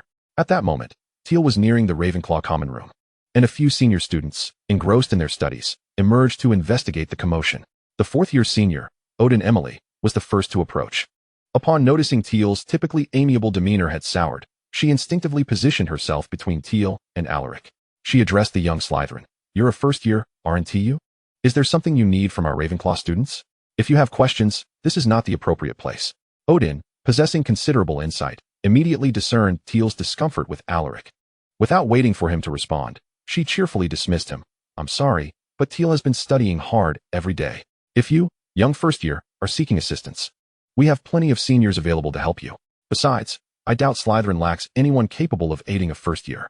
Odin's gaze towards Alaric was frosty. Far more formidable than Tiel, Odin's presence rendered Alaric speechless, his teeth clenched in frustration. After casting one last glare at him, Odin led Tiel into the common room. While several Ravenclaws cast hostile looks at the boy who remained behind. As the door to the Ravenclaw common room shut, Alaric found himself alone in the corridor. He kicked the stone wall in frustration and turned to leave, unaware that a corner of a ghostly robe had silently followed him from the shadows. Upon returning to the Slytherin common room, Alaric sat in the dimly lit space, his demeanor far removed from the bashful enthusiasm displayed in Tiel's presence. The 11-year-old boy exhibited a cunning and ruthlessness beyond his years. So, did you succeed? Across from him, Vlad Ison, his elder brother by 3 years, inquired coldly, holding a delicate tea set. As a member of the sacred 28 pureblood family, the Wulfric family was not particularly wealthy. With few descendants residing in a small village in Hampshire, they were eager to ascend the social ladder, necessitating some form of demonstration of their intentions to the families above them. No, she is more elusive than we anticipated. Alaric faced his brother without a shred of respect or admiration, glaring at him.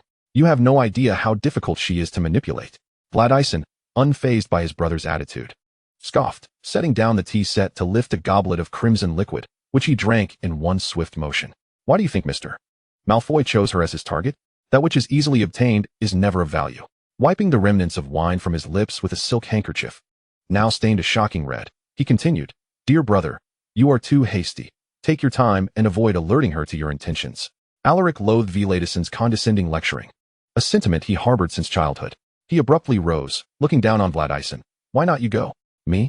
Silly brother, how could you compare yourself to me? Vlad Ison stood effortlessly, exuding an imposing presence that dwarfed his younger sibling, despite Alaric's attempt at bravado. Even if Tiel were perceived as a target to be controlled, Vlad Ison, a pure-blood aristocrat, still looked down on her mixed-blood status. Viladison's gaze held a warning, laced with disdain, as if Alaric were nothing more than an inconsequential insect. Do not disappoint me. You are aware of the consequences, understand? With no one else present in the common room, Alaric was left alone after Viladison's departure. He closed his eyes, taking deep breaths, as if that alone could calm the turbulent emotions surging within him. When he opened his eyes again, his expression was undeniably composed. Yet, as he glanced at the soft sofa where his brother had sat, a mocking smile broke across his face. Looking down on mixed-blood wizards? One day, I, Alaric, will usurp Viladison's position, and then no one will force me to do anything. In a fit of rage, he hurled the exquisite tea set and transparent goblet to the ground, shattering them beyond repair, the fragments scattering chaotically. The corner of the ghostly robe flickered past once more, swiftly moving towards the upper floors. After being pulled into the common room by Senior Odin, Tiel gradually regained her composure as the seniors offered words of comfort. Soothing her previously agitated spirit, Tiel expressed her gratitude sincerely, then gingerly ascended the stairs, favoring her injured right foot. It was not until she entered her dormitory that she exhaled deeply, her gaze clouded with uncertainty. Is there a way to investigate that Alaric Wulfric? Tiel's voice trembled slightly. Although she was aware that the system possessed comprehensive data about this world, it was the first time she had actively requested an investigation. The system, unconcerned that Tiel would misuse it, promptly transmitted information about Alaric and his entire family onto the display panel for her perusal. The more Tiel read, the tighter her brow furrowed. The system's capabilities exceeded her expectations.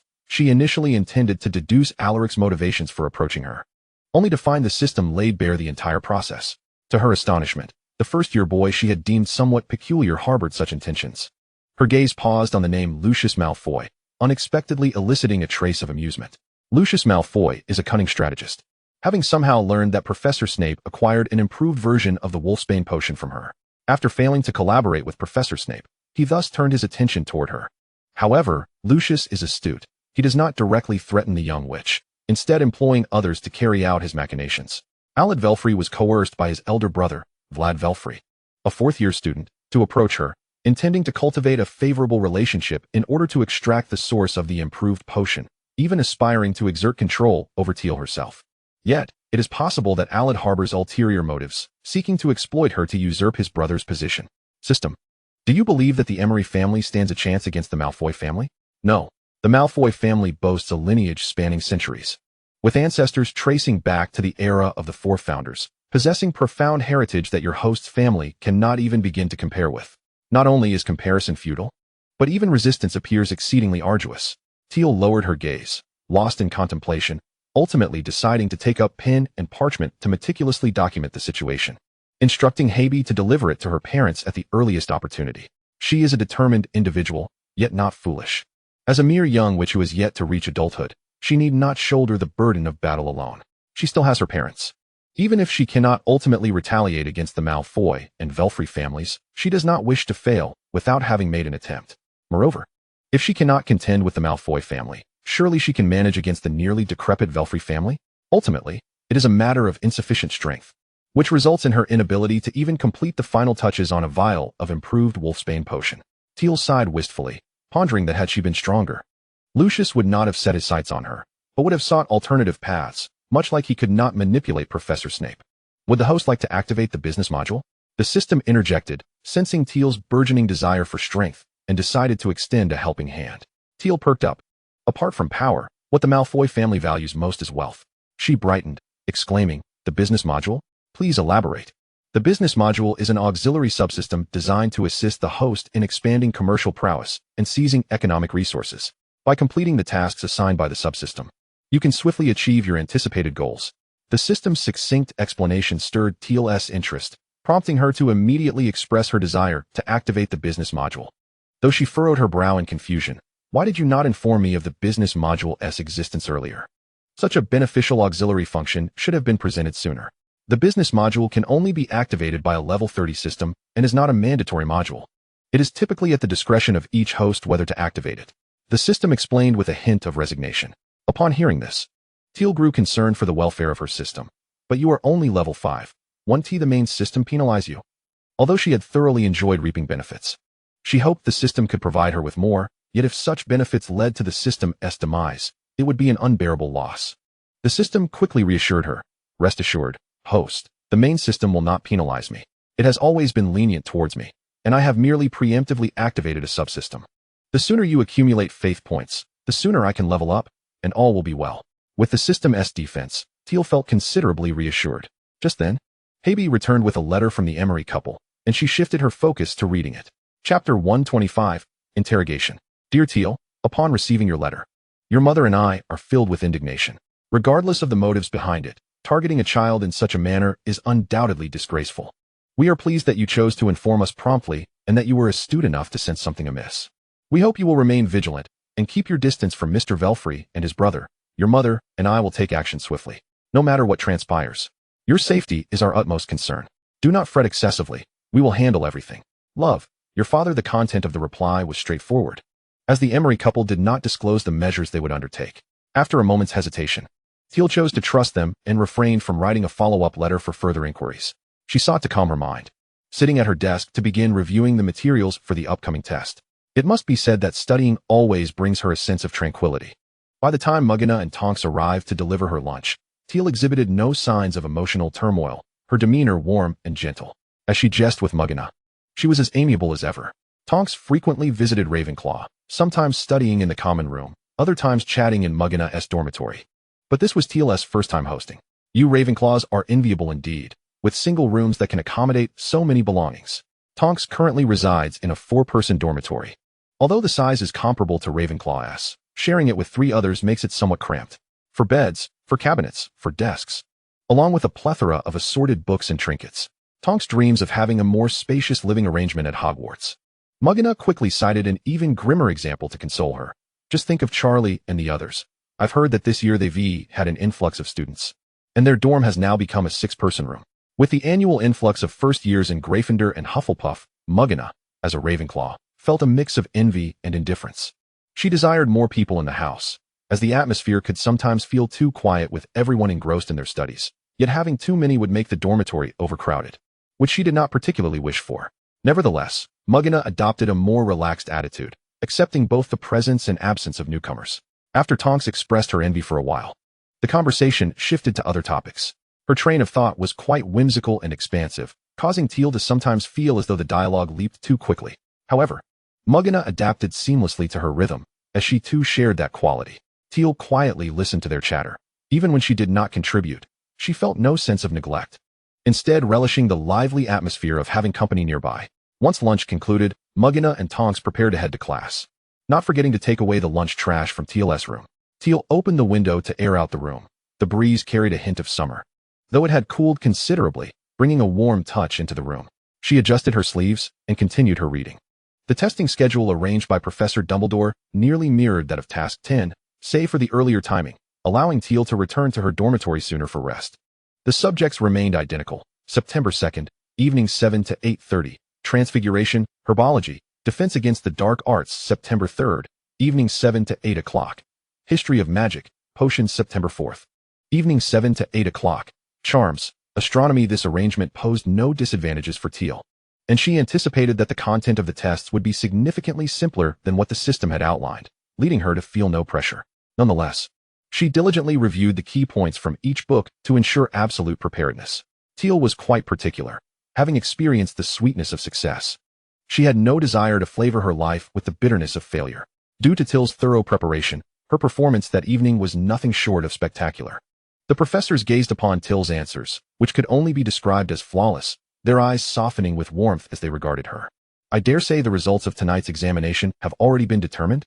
Professor McGonagall's smile was so broad that it nearly closed her eyes, a rarity for someone so adept at concealing her emotions. Tiel had transformed a teapot into an exceedingly thin strand of hair right before her eyes, a feat only a fifth-year student could achieve, and McGonagall was thoroughly impressed by Tiel's self-taught prowess. In her opinion, the current crop of fifth-year students might not possess the finesse that Tiel demonstrated with such ease. At merely 12 years of age, her mastery over magical control was astonishing. She was undoubtedly a prodigy in transfiguration. McGonagall's gaze was fixed intently upon Tiel. The other two professors, along with Professor Dumbledore, nodded in agreement. If Tiel's caliber could not earn an outstanding, then there was no second-year student capable of achieving such a mark. The fruits of her labor had met her expectations. Tiel exited the headmaster's office in high spirits. Though Dumbledore and the others intended to engage Tiel in further discussion regarding her studies, the curfew loomed near, and it would be inappropriate to detain the child from her well-deserved rest. As Tiel departed from the small tower housing the headmaster's office, she meandered through the castle, navigating the winding corridors. Even when confronted with a staircase that stubbornly refused to turn, she patiently awaited its movement, her mood remaining buoyant. However, her good spirits were swiftly dampened upon encountering Eladrius, who awaited her in her path. Tiel inhaled deeply, her smile vanishing instantaneously as she contemplated ignoring him, only to be taken aback when he audaciously blocked her way. "Emery, I apologize, I was too eager today. I truly wish to be friends with you," Eladrius said. His eyes reddened, and his tone unfeignedly earnest, a pitiful sight indeed. Had Tiel not been privy to his true intentions through the system, she might have fallen for his act of contrition. Tiel took a step back, creating a significant distance between them, and coldly retorted, "Stop pretending. Do you truly think I am so easily deceived?" If the host were unaware, she might have been fooled. The system commented, intrigued by Tiel's newfound assertiveness. Tiel nearly lost her composure. "Silence. If you wish to spectate, do not disrupt my performance." The system promptly fell silent, unwilling to hinder its host's display. Eladrius feigned confusion, gazing at Tiel as if he could not fathom her words. "What are you talking about? When have I ever deceived you? I genuinely like you," he continued, squeezing out a few genuine tears in a bid to manipulate Tiel further. The system could no longer contain itself and remarked, "Host, to be frank, his acting is far superior to yours." Tiel replied with an exasperated, "Be quiet," rolling her eyes in frustration. Chapter 126, Roasted Lamb Leg. Eladrius, "I've heard that your family has recently been getting quite close to the Malfoy family," Tiel stated directly, unwilling to squander any more time in this exchange as she desired to return and prepare for bed. Her words hinted at the dealings between them and Lucius Malfoy, leaving Eladrius unable to maintain his facade. He retracted the exaggerated expression that had previously sickened even him, locking eyes with Tiel in a cold stare. "You figured it out so quickly," he said, narrowing his eyes as he awaited her reaction. Tiel, however, simply gazed back at him, her silence speaking volumes. "Since you are aware, I shall be forthright. Let us collaborate to deal with my brother and the Malfoy family. It would be mutually beneficial, wouldn't it?" Eladrius was quite a handsome lad, with a clean-cut appearance and a hint of baby fat, but his demeanor was so sinister that it marred his youthful visage. Tiel's displeasure was evident as she furrowed her brow and distanced herself, disdainfully stating, "I advise you not to bother me again. I will not divulge anything to you, nor should you think to exploit me. Otherwise, you will come to regret it." With that, she strode away with purpose, her robes billowing behind her. Though her feet ached, she maintained a swift pace, and her formidable words lent her an air of authority. "How about that? He must be intimidated by my presence." Tiel's tone was tinged with excitement. This was her first time delivering such a pointed warning, and she believed the effect was commendable. The system observed Eladrius, who wore a derisive smile in response to her threats, choosing not to shatter Tiel's optimistic illusion. Having been delayed, Tiel had not yet returned to the Ravenclaw common room, and the wall torches had already extinguished, casting the surroundings into darkness, illuminated only by the faint moonlight filtering through the corridor windows. Fortunately, the common room was not far off, and Tiel quickened her pace, soon arriving at the deserted space without attracting the attention of Mr. Filch, who was on his nightly patrol. However, failing to return to her dormitory before curfew put her in a foul mood. Her pleasant evening had been disrupted by Eladrius, and as she made her way to the washroom, she sighed heavily. Once inside, the system automatically disabled its visual and scanning functions, but continued to communicate freely with Tiel. Host, do not fret. Eladrius was caught by Mrs. Norris and is now in Filch's office undergoing a reprimand. Oh, what splendid news. Tiel's face brightened with her first smile since returning. The Slytherin dormitory was underground, and the distance between it and the Ravenclaw quarters was considerable. Eladrius had risked being caught by confronting Tiel prior to curfew. Yet, what did that matter to Tiel? She had made her way back dutifully, and it was Eladrius who had been apprehended by Mrs. Norris and Mr. Filch. Tiel hummed a little tune, albeit one that lacked harmony, reveling in her mischief. After changing into her pajamas, she carefully dried the water around her wounds, then proceeded to her dormitory with her wand aglow. The surroundings were now entirely dark, as everyone had retired for the evening, prompting Tiel to tread lightly to avoid disturbing anyone. How do you plan to deal with them? The system inquired, skeptical that its host was merely a braggart without action. As for me, I need not confront them. I merely have to maintain my distance and prevent them from approaching me. Tiel nestled into her bed, enveloped in the soft, comforting blankets, her expression softening. My parents will intervene soon enough. Tiel was not fighting this battle alone. She had the Emery couple as her support. Without her parents and their backing, she might have been troubled by how to guard against and retaliate against them, but with her allies, she could await events with tranquility. Nevertheless, Tiel was not merely making empty threats. She had plans of her own. Tomorrow afternoon, I shall delve into that business segment. Tiel closed her eyes, allocating her morning to review and her afternoon to study the business matters, before preparing for the knowledge assessment that evening. The schedule was meticulously arranged, and it was splendid. Very well, host, the system declared, unwaveringly obedient to Tiel's desires. The following day, the wound on Tiel's ankle had completely healed. Despite the lingering pain from last night's hurried steps, only a faint scar remained. Such injuries could typically be remedied with a bottle of healing potion. Yet the waters of the Great Lake were somewhat unclean, rendering Tiel's injuries severe enough that ordinary healing potions and spells could not produce swift results. Nonetheless, the wound's recovery within a day was quite remarkable. Tiel gently touched the rough, pale scar, aware that it would gradually fade under the potion's influence. Thus, she was not overly concerned. The existence of magic was indeed a boon. While ordinary individuals might bear scars for a lifetime, for them, a few days of potion consumption sufficed for healing. After washing up, Tiel donned her socks, completely concealing the scar, and departed her dormitory, clutching the books she intended to review that morning. Tiel, are you certain your foot is all right? Magina, who had risen early, arrived at the common room before Tiel. I saw how deep your wound was yesterday. It was even oozing.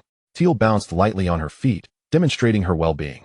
Rest assured, I will not overexert myself. Let us head to the library quickly. Tonks will be joining us today as well. Yes, indeed. Let us hurry. I wagered with her last night that we would arrive before her. I placed a substantial bet. Magina excitedly grasped Tiel's hand, confident in Tiel's recovery, and they dashed off without hesitation. In their exuberant sprint, the duo successfully arrived at the library ahead of schedule. Tiel glanced at her watch, noting that they had arrived significantly earlier than the previous morning. She was curious about the nature of their wager that had made Magina so eager. Ha ha ha, I won. Magina exclaimed, surveying the surroundings, even glancing inside the library, before clapping her hands joyfully. For the next month, Tonks will be deprived of roasted lamb legs. So it was about roasted lamb legs? Tiel mused, having assumed it was something else entirely. Nevertheless, for Magina and Tonks, roasted lamb legs held considerable significance. Magina had always relished them, and Tonks had developed a fondness for them under her influence at their shared meals. They often engaged in discussions about the best ways to prepare roasted lamb legs and which cuts were the most tender and flavorful.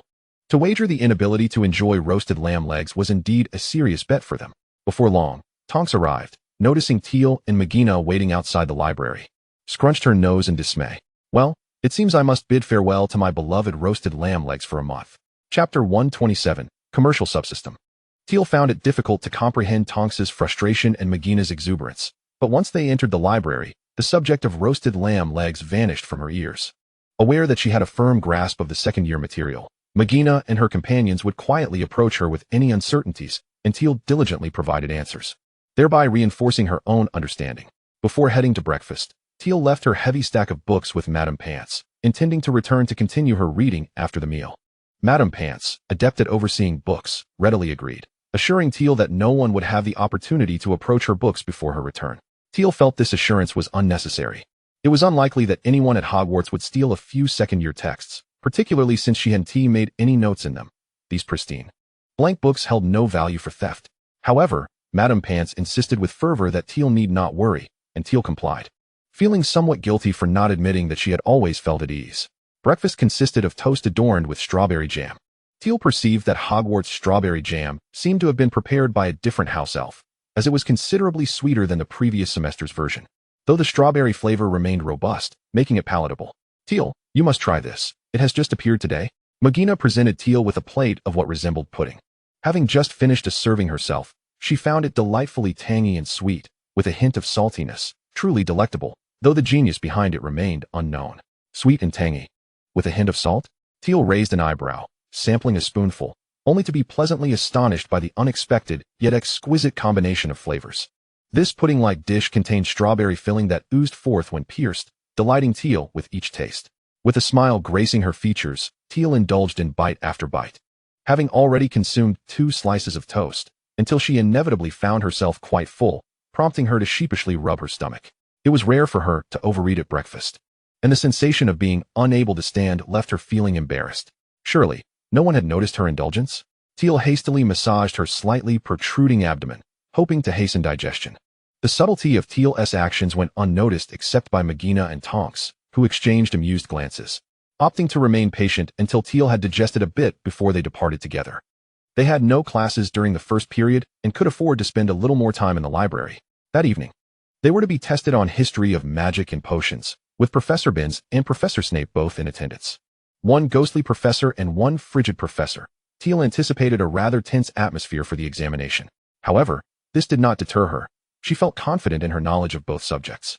Tiel, look over there. Magina suddenly nudged the studiously focused Tiel, discreetly pointing in a diagonal direction under the table.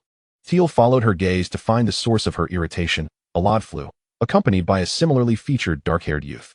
They seemed to be observing Tiel with feigned indifference. Tiel's expression darkened as she recognized Alodflu's brother, Vladson Alodflu. He had always been the one representing the Alodflu family during dealings with Lucius, proudly proclaiming himself the new generation heir of the Alodflu lineage, and conducting himself with an air of arrogance at school. Raising her book to mask the smile that threatened to become sardonic, Tiel reflected on how, if he were an heir of a prominent family like the Malfoys, his boastfulness would be understandable, as it was indeed something to be envied. Yet, the Alodflu family was scarcely populated, their assets paltry in comparison to the burgeoning Emery clan. What gave them the audacity to believe they could approach her? Did they truly harbor the delusion that the Malfoy family would offer them the advantages they sought? Self-serving and mercenary in nature, those devoid of any real value would ultimately remain instruments easily discarded. Do not concern yourselves with them. They harbor ulterior motives towards me. But they shall not succeed, Tiel quietly advised Magina and Tonks, wishing to keep her friends out of this predicament. Magina and Tonks exchanged glances, an unspoken worry evident in their expressions. Tonks took Tiel's hand, speaking softly yet earnestly. If they dare to do anything to you, just let us know. Yes. There is nothing to fear. Magina nodded firmly, and as she looked up, she inadvertently met Alodflu's gaze, boldly returning his stare. If they dare approach us, we shall seek out the professors. Magina's voice, imbued with a hint of defiance, rose slightly, inadvertently drawing the attention of everyone nearby. Mrs. Pants strode over with purposeful steps, casting a fierce glare at the three of them. Surprisingly, instead of ordering them to leave, she nonchalantly moved toward the Weasley twins, effectively obstructing any potential exchange of glances between them. Having spent numerous years in the library, Mrs. Pants had encountered all sorts of students. She could discern who was diligently studying and who harbored ulterior motives with a mere glance. It was not her intention to disturb the earnest learners among them. Well done, Mrs. Pants. Tonks quietly cheered, clenching her fist, but when Mrs. Pants shot her a warning look the next moment, she lowered her head, feigning seriousness as she began to read.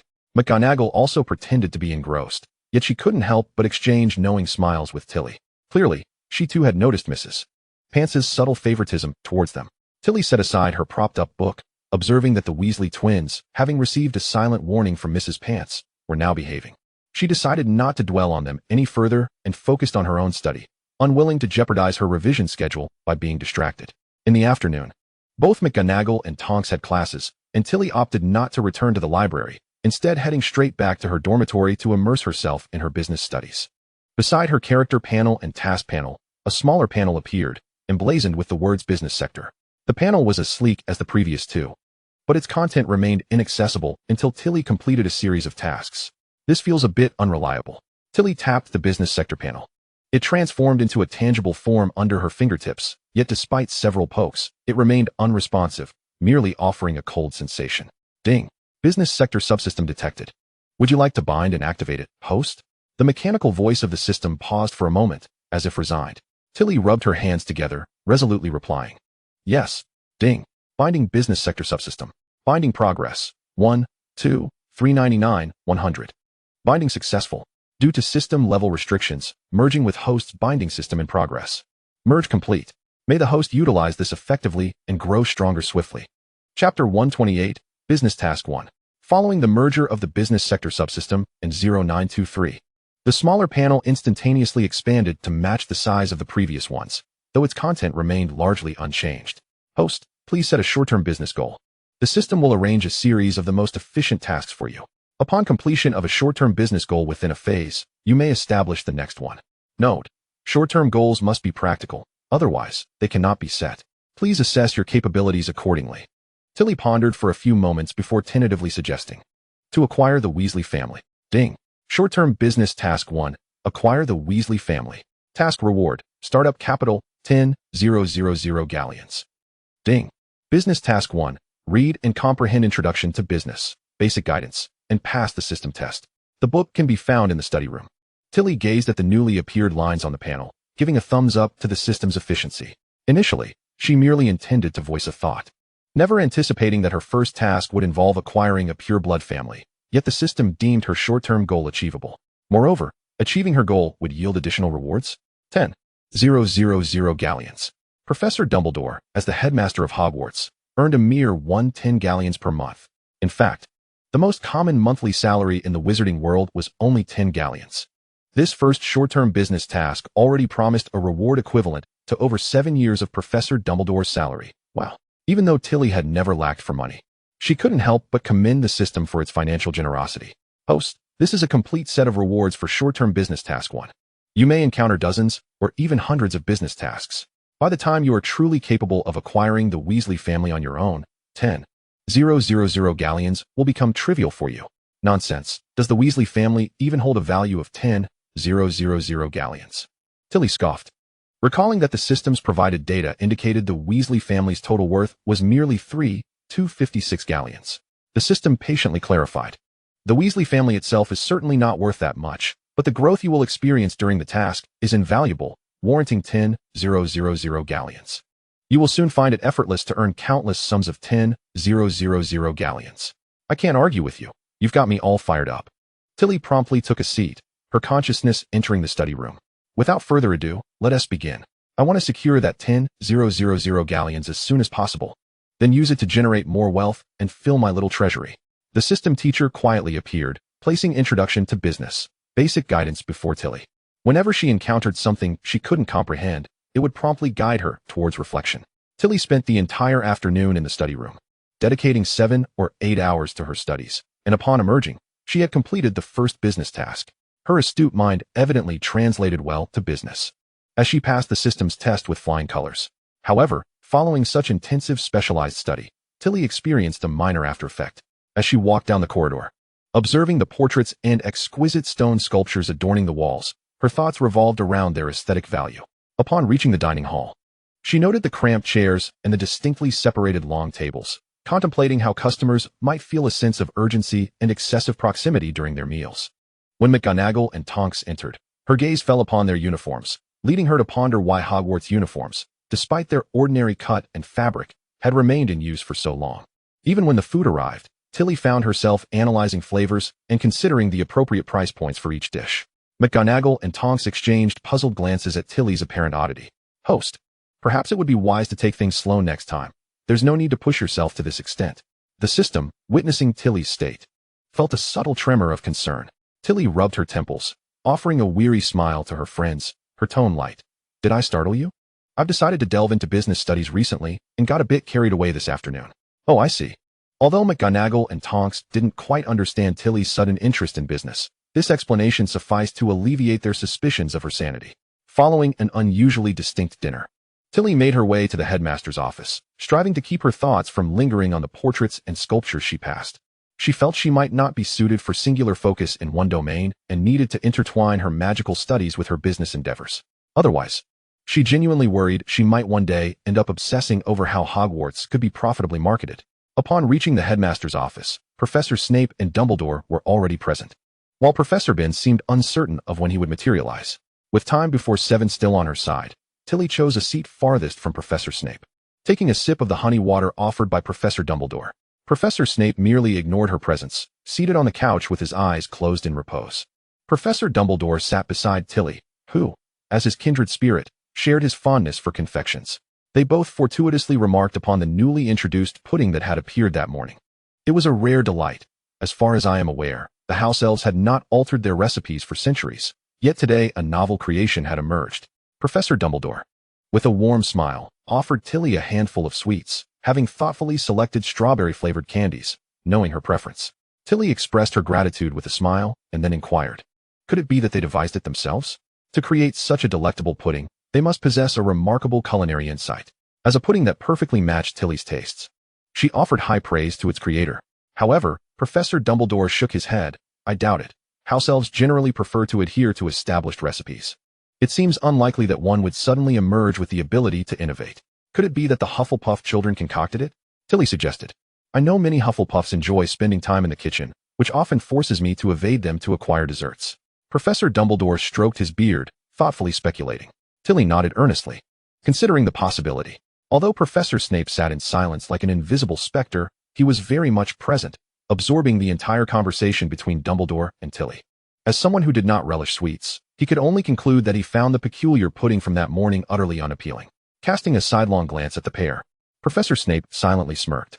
An old bee with a young bee, how amusing. Chapter 129. Miss Emery S. Freedom. Professor Binns floated into the headmaster's office in the last few minutes before 6, entering politely through the front door. Tilly had discreetly speculated on which wall he would materialize from. Let us not delay any further, Professor Dumbledore exclaimed, rising to summon a small table to float before Tilly. Professors Binns and Snape placed the examination papers they had brought onto the table before stepping aside to quietly supervise Tilly's test-taking. Given the potion's content, after completing the 2 papers, Tilly would also need to brew a flawless batch of rejuvenating potion in front of the 3 professors. Professor Snape had already brought the potion ingredients in cauldron, which now lay piled in the corner of the headmaster's office. Naturally, the brewing time was included within the 2-hour testing period. However, this posed no challenge for Tilly, as every concept from her second-year curriculum was deeply ingrained in her memory, allowing her to effortlessly provide the most perfect answers to each question. Brewing a bottle of second-year level rejuvenating potion was as simple as eating and drinking for Tilly, who had been personally taught by Salazar himself. Before 8 o'clock, she successfully submitted 2 immaculate papers along with a cauldron of perfectly brewed potion, and Professors Binns and Snape promptly awarded her an O grade. This outcome was entirely expected. Tilly is truly remarkable. May she excel in tomorrow's test as well, Professor Dumbledore remarked, narrowing his eyes in satisfaction as he observed the shy smile on the girl's face. However, he quickly shifted his focus to Professor Snape, who was prepared to leave at any moment. Severus, would you be so kind as to escort Tilly back? Professor Binns and I have some matters to discuss. Tilly opened her mouth to decline, not wishing to impose, but Professor Snape preempted her. Very well, he replied succinctly. With that simple word, Tilly found herself unable to refuse. And as she wished to express her gratitude for Professor Snape's assistance the previous day, she remained silent. Tilly bid farewell to Professors Dumbledore and Binns and followed in Professor Snape's wake. With her head slightly bowed, she failed to notice when Professor Snape, walking ahead, suddenly turned to glance back at her. He exchanged a meaningful look with Professor Dumbledore, who responded with an equally significant smile. After Tilly and Snape departed, Professor Binns floated expressionlessly beside Professor Dumbledore. I do not believe you have anything of import to share with me, he stated. Having worked at Hogwarts for nearly a millennium, Professor Binns had been a faculty member long before the 4 founders had passed away. His advanced age and status commanded great respect, even from Professor Dumbledore, the headmaster. "Oh, come now, Professor Binns, I wish to share with you some delightful new sweets I recently acquired, infused with a rich mint flavor," Professor Dumbledore said.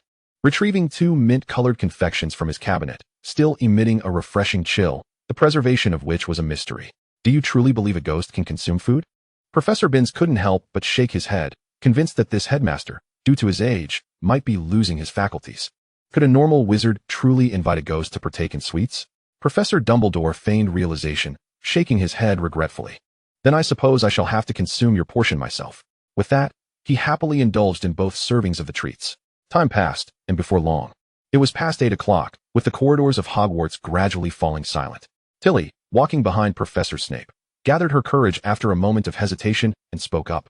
"Professor Snape, thank you for yesterday." "Thank me?" Professor Snape halted, turning to face her with a lowered gaze. To think that Miss Emery, who had the audacity to frolic with the giant squid at the bottom of the lake, now knew the virtue of gratitude. Tilly frowned, disliking Professor Snape's sarcastic tone. "I meant for sending Miss McGonagall to deliver my clothes." Given that even Professor Dumbledore had permitted her to venture to the lake's depths, on what grounds could Professor Snape lecture her? Just because the squid's tentacle had tapped on his window, did that warrant him seeking a confrontation with it? Furthermore, "I believe my choices are my own, and you have no authority over them, Professor." The more she thought about it, the more resolute Tilly felt, staring defiantly into Professor Snape's eyes, which were laced with suppressed fury. "Ah, if that is the case, then the free-spirited Miss Emery need not trouble me for an escort." "Wasting my time," Professor Snape replied with narrowed eyes, striding away without any intention of accompanying Tilly back to her dormitory. Tilly pouted, momentarily regretting her words. Yet she could not soften her attitude in front of Professor Snape. She simply could not muster the submissiveness expected when addressing an elder. "I can return on my own, just as I did yesterday," Tilly reassured herself. After all, she had quarreled with Professor Snape on numerous occasions. What was one more instance to be concerned about? "Host, you won't encounter Eladriel again today, will you?" The system's scanning function casually remarked as it swept over Tilly's surroundings.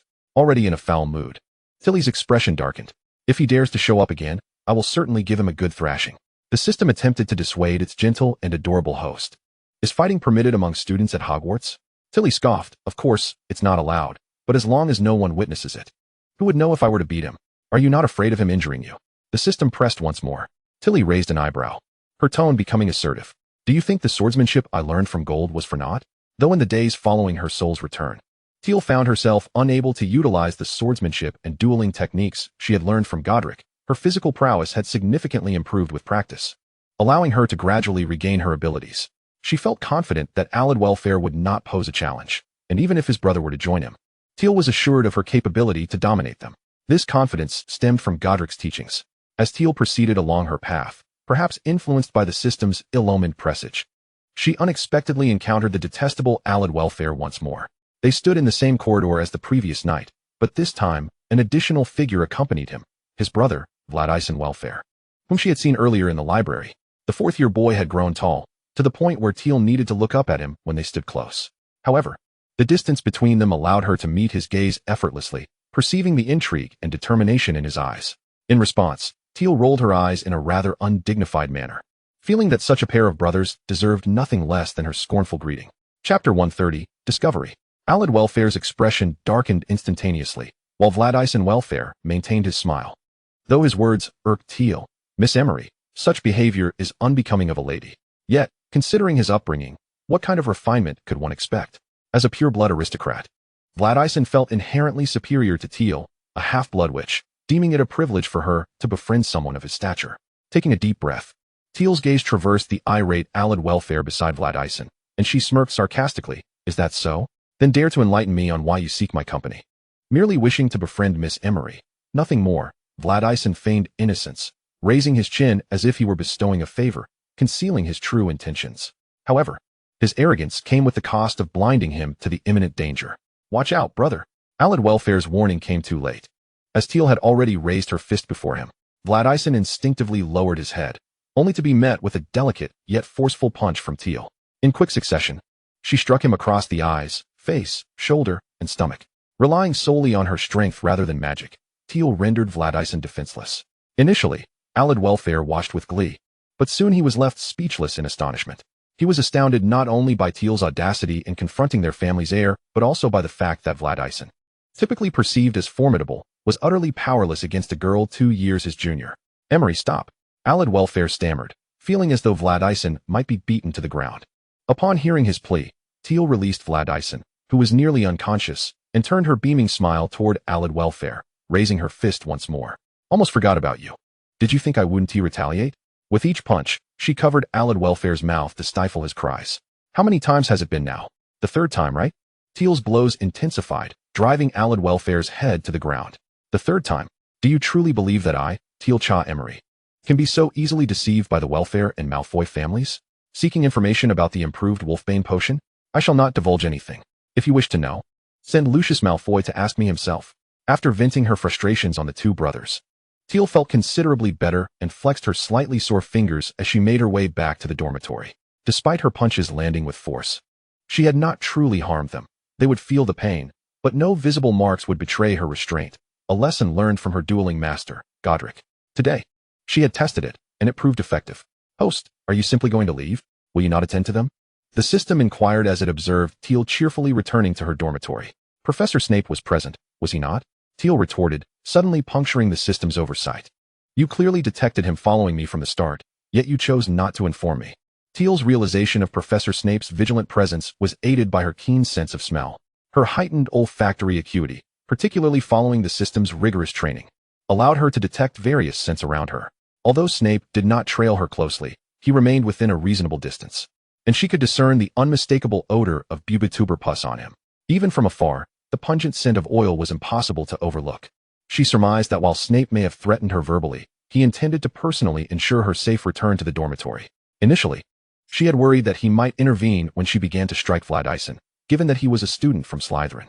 However, as time passed and Snape remained silent, Tiel felt emboldened to continue her assault, even deriving a sense of satisfaction from the perceived leniency. Confident that with Professor Snape around, the two bothersome boys would not linger in the corridor for long, she considered that even if Snape chose to ignore them, Mr. Filch would certainly intervene.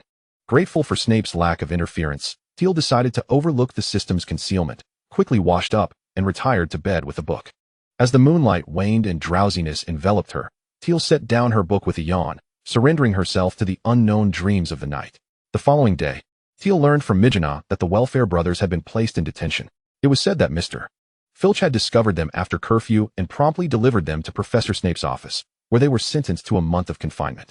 Sipping her hot milk and savoring a spoonful of pudding, Tiel cast a contemplative glance at Professor Snape at the head table. It appeared that even upon discovering 2 of his students incapacitated from a beating, he had chosen to feign ignorance, leaving them in their predicament. Tiel couldn't help but admire Snape's actions.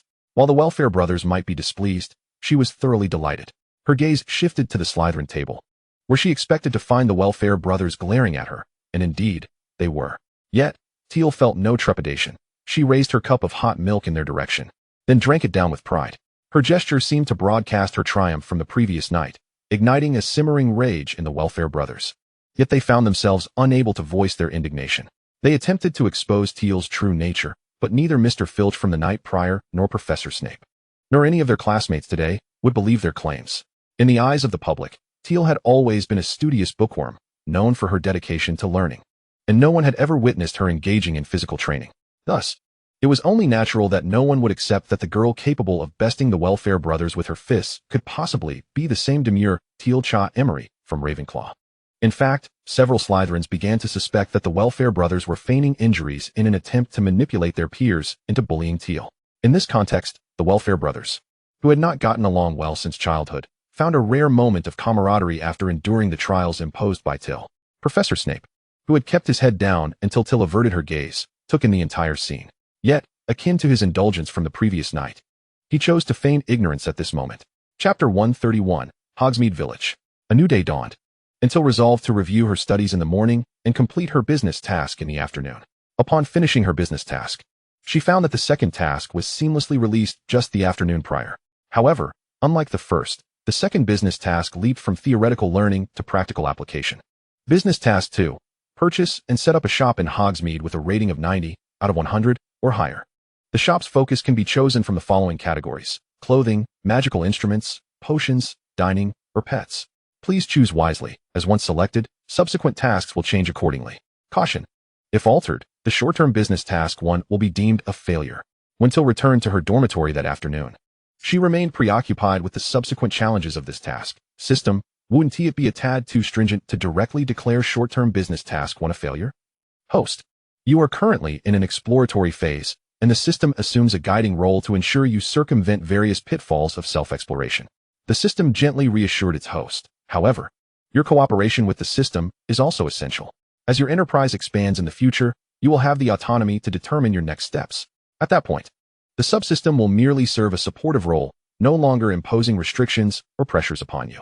Tiel nodded in understanding, recognizing that the system was indeed acting in her best interests. Well then, if I am to purchase a shop, perhaps I should pay a visit to Hogsme? Tiel pondered, scratching her head in mild frustration. At Hogwarts, only students in their 3rd year and above could venture to Hogsme every weekend, and parental consent was required. Currently, she lacked a guardian's signature and had yet to reach her 3rd year, making a trip to Hogsme rather challenging. Sneaking out was clearly an impractical endeavor. After much contemplation, Tiel resolved to seek out Professor Dumbledore. If she could obtain the headmaster's authorization, her departure from the school to Hogsme would be far more legitimate. Professor Dumbledore seemed taken aback when Tiel arrived in the afternoon, and he certainly did not anticipate that her purpose was to visit Hogsme. Can you enlighten me as to your reasoning, dear child? He inquired, not outrightly dismissing her, but rather gazing intently at Tiel, hoping for a compelling justification. Tiel had already contemplated her response on the way, and she spoke half-truthfully. I wish to open a shop in Hogsme, utilizing my leisure time to learn about managing a business. Tiel blinked her enchanting silver eyes, which held a sincerity that was hard to resist, meeting Dumbledore's gaze unwaveringly. As you know, my family possesses numerous enterprises, and as the sole heir of the Emery lineage, I shall inevitably inherit them. Dumbledore instinctively considered probing into Tiel's true intentions with legitimacy, yet the sincerity reflected in her eyes dissuaded him from doing so. Host, you have truly managed to deceive Professor Dumbledore. The system noted the changes in Dumbledore's thoughts with admiration for its host. Tiel, however, defended her stance. How can this be deemed deception? I merely concealed a portion of the truth and reframed my genuine intent. While her aim in wanting to open a shop was to fulfill the business task set by the system, she indeed was destined to inherit all of the Emery family's enterprises. As her parents had mentioned their intention to gradually transfer ownership to her once she reached her 3rd year. Since her words were a blend of truth and fiction, Tiel appeared quite unperturbed. Dumbledore sighed and acquiesced to Tiel's request. Very well. I grant you permission to freely enter and exit the school during your time here and to visit Hogsme. But do remember to keep a low profile. You understand that having too many people discover your ability to leave could lead to unnecessary complications.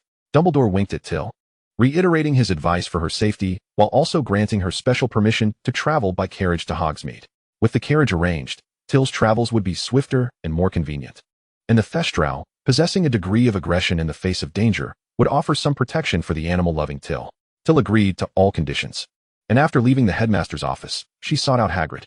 The Thestrals at Hogwarts were under Hagrid's care, and he was the one harnessing the carriage. Tiel, are you headed out?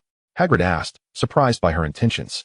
However, upon learning of Dumbledore's approval, he refrained from further comment and assured Tiel that he would keep her outing a secret. Tiel was pleased with Hagrid's willingness to keep the matter confidential.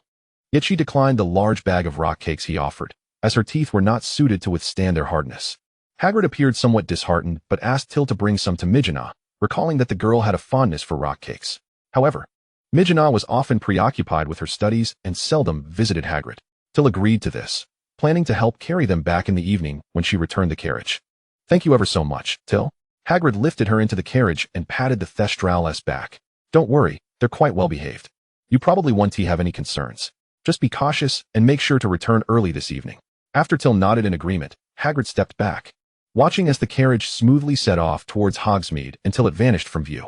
He intended to prepare extra rock cakes for Mijina, as he had recently developed a new recipe that he found quite delightful, wondering if she would enjoy it too. The Thestral was indeed well behaved. Upon reaching Hogsme, it did not require tethering and simply grazed in a small station. Tiel gently patted its head, instructing it to wait there, before smiling and walking into Hogsme, a place she had often passed but never entered. Hogsme was bustling with numerous shops, frequented by local villagers and Hogwarts students alike. Owls occasionally soared overhead, executing their owners' bidding to procure goods. This was a common shopping method in the magical world, and shopkeepers were accustomed to catering to owls. As Tiel, a newcomer, strolled through Hogsme, she drew attention, but she paid little heed to the curious glances. Instead, She meandered about, gaining a general understanding of the various shops available. The shops here encompassed a wide range, including dining, clothing, and many selling magical instruments, yet there were none dedicated solely to potions or pets. Only establishments offering potion ingredients and pet supplies. Each shop experienced varying degrees of business, and after a cursory survey, Tiel had already formulated a plan. System. I wish to open a potion shop. Beep. Shop focus selected. Potions. Subsequent changes are not permitted. Business task updating. Chapter 132. Quidditch and Dragons. Business task has been updated. Business task 2. Purchase and set up a shop in Hogsme with a rating of 90 out of 100 or higher. Shop focus. Potions. Host. Do you wish to purchase a shop today? Following a series of system notifications, the system inquired about Tiel's opinion. Tiel shook her head and walked towards the carriage parked outside Hogsmeade Village. Perhaps in a few days. It is rather late today. Arriving in Hogsmeade too late. Tiel had no opportunity to meticulously note the vacant shops or to inspect their interiors, leaving her incapable of making a decision. Furthermore, she could not recall the amount in her vault. Should she find a shop that piqued her interest, she would be embarrassed if she could not afford it in front of the proprietor. It would be prudent to return home, plan thoroughly, and then come back to select a shop. Settling into the carriage drawn by Nightshade, Tiel returned to the ancient castle accompanied by the fading hues of sunset. Her departure and return were conducted in such quietude that no one noticed her brief excursion to Hogsmeade. Tiel intended to keep the news of her shop hunting to herself until the shops were operational. So even Magina and the others merely assumed she had been absorbed in her studies, resulting in her tardiness for dinner. Magina, this is the rock cake Hagrid made for you. I had an errand and stopped by his place. Tiel casually explained, while handing Magina a large bag of rock cakes she had brought along from Hagrid. One must admit, Hagrid was exceedingly generous. By the time she carried the weighty bag back to the dining hall, her arms felt almost numb. The heft of those rock cakes was as formidable as their hardness. Magina, delighted, eagerly opened the warm leather bag, revealing freshly baked rock cakes, still radiating heat. She carefully grasped one, took a bite, and began to chew with satisfaction. Oh, the familiar taste. Hagrid's rock cakes truly suit my palate. The others around them donned stiff, awkward smiles upon hearing this. Hagrid, known for his hospitality, frequently invited students who expressed kindness towards him to his cozy hut, and many present had tasted his culinary creations, be it pumpkin pasties or rock cakes. Most found them rather difficult to endure. There was once a third-year Gryffindor whose loose teeth from playing Quidditch led him to Hagrid for some treacle fudge. He managed to eat just one piece before his loosened tooth became stuck, prompting an immediate outburst of tears in Hagrid's hut. While one might feel sympathy for the now-graduated student, it served as a lesson for his younger peers. Befriending Hagrid is delightful, but one should maintain a safe distance from his cooking. Seeing Magina devour the rock cakes with such ease, the onlookers could not help but express their admiration. Tiel envied Magina's excellent teeth and sighed wistfully. If Hagrid hears you, he will surely be pleased. Then I shall visit Hagrid tomorrow to express my gratitude in person.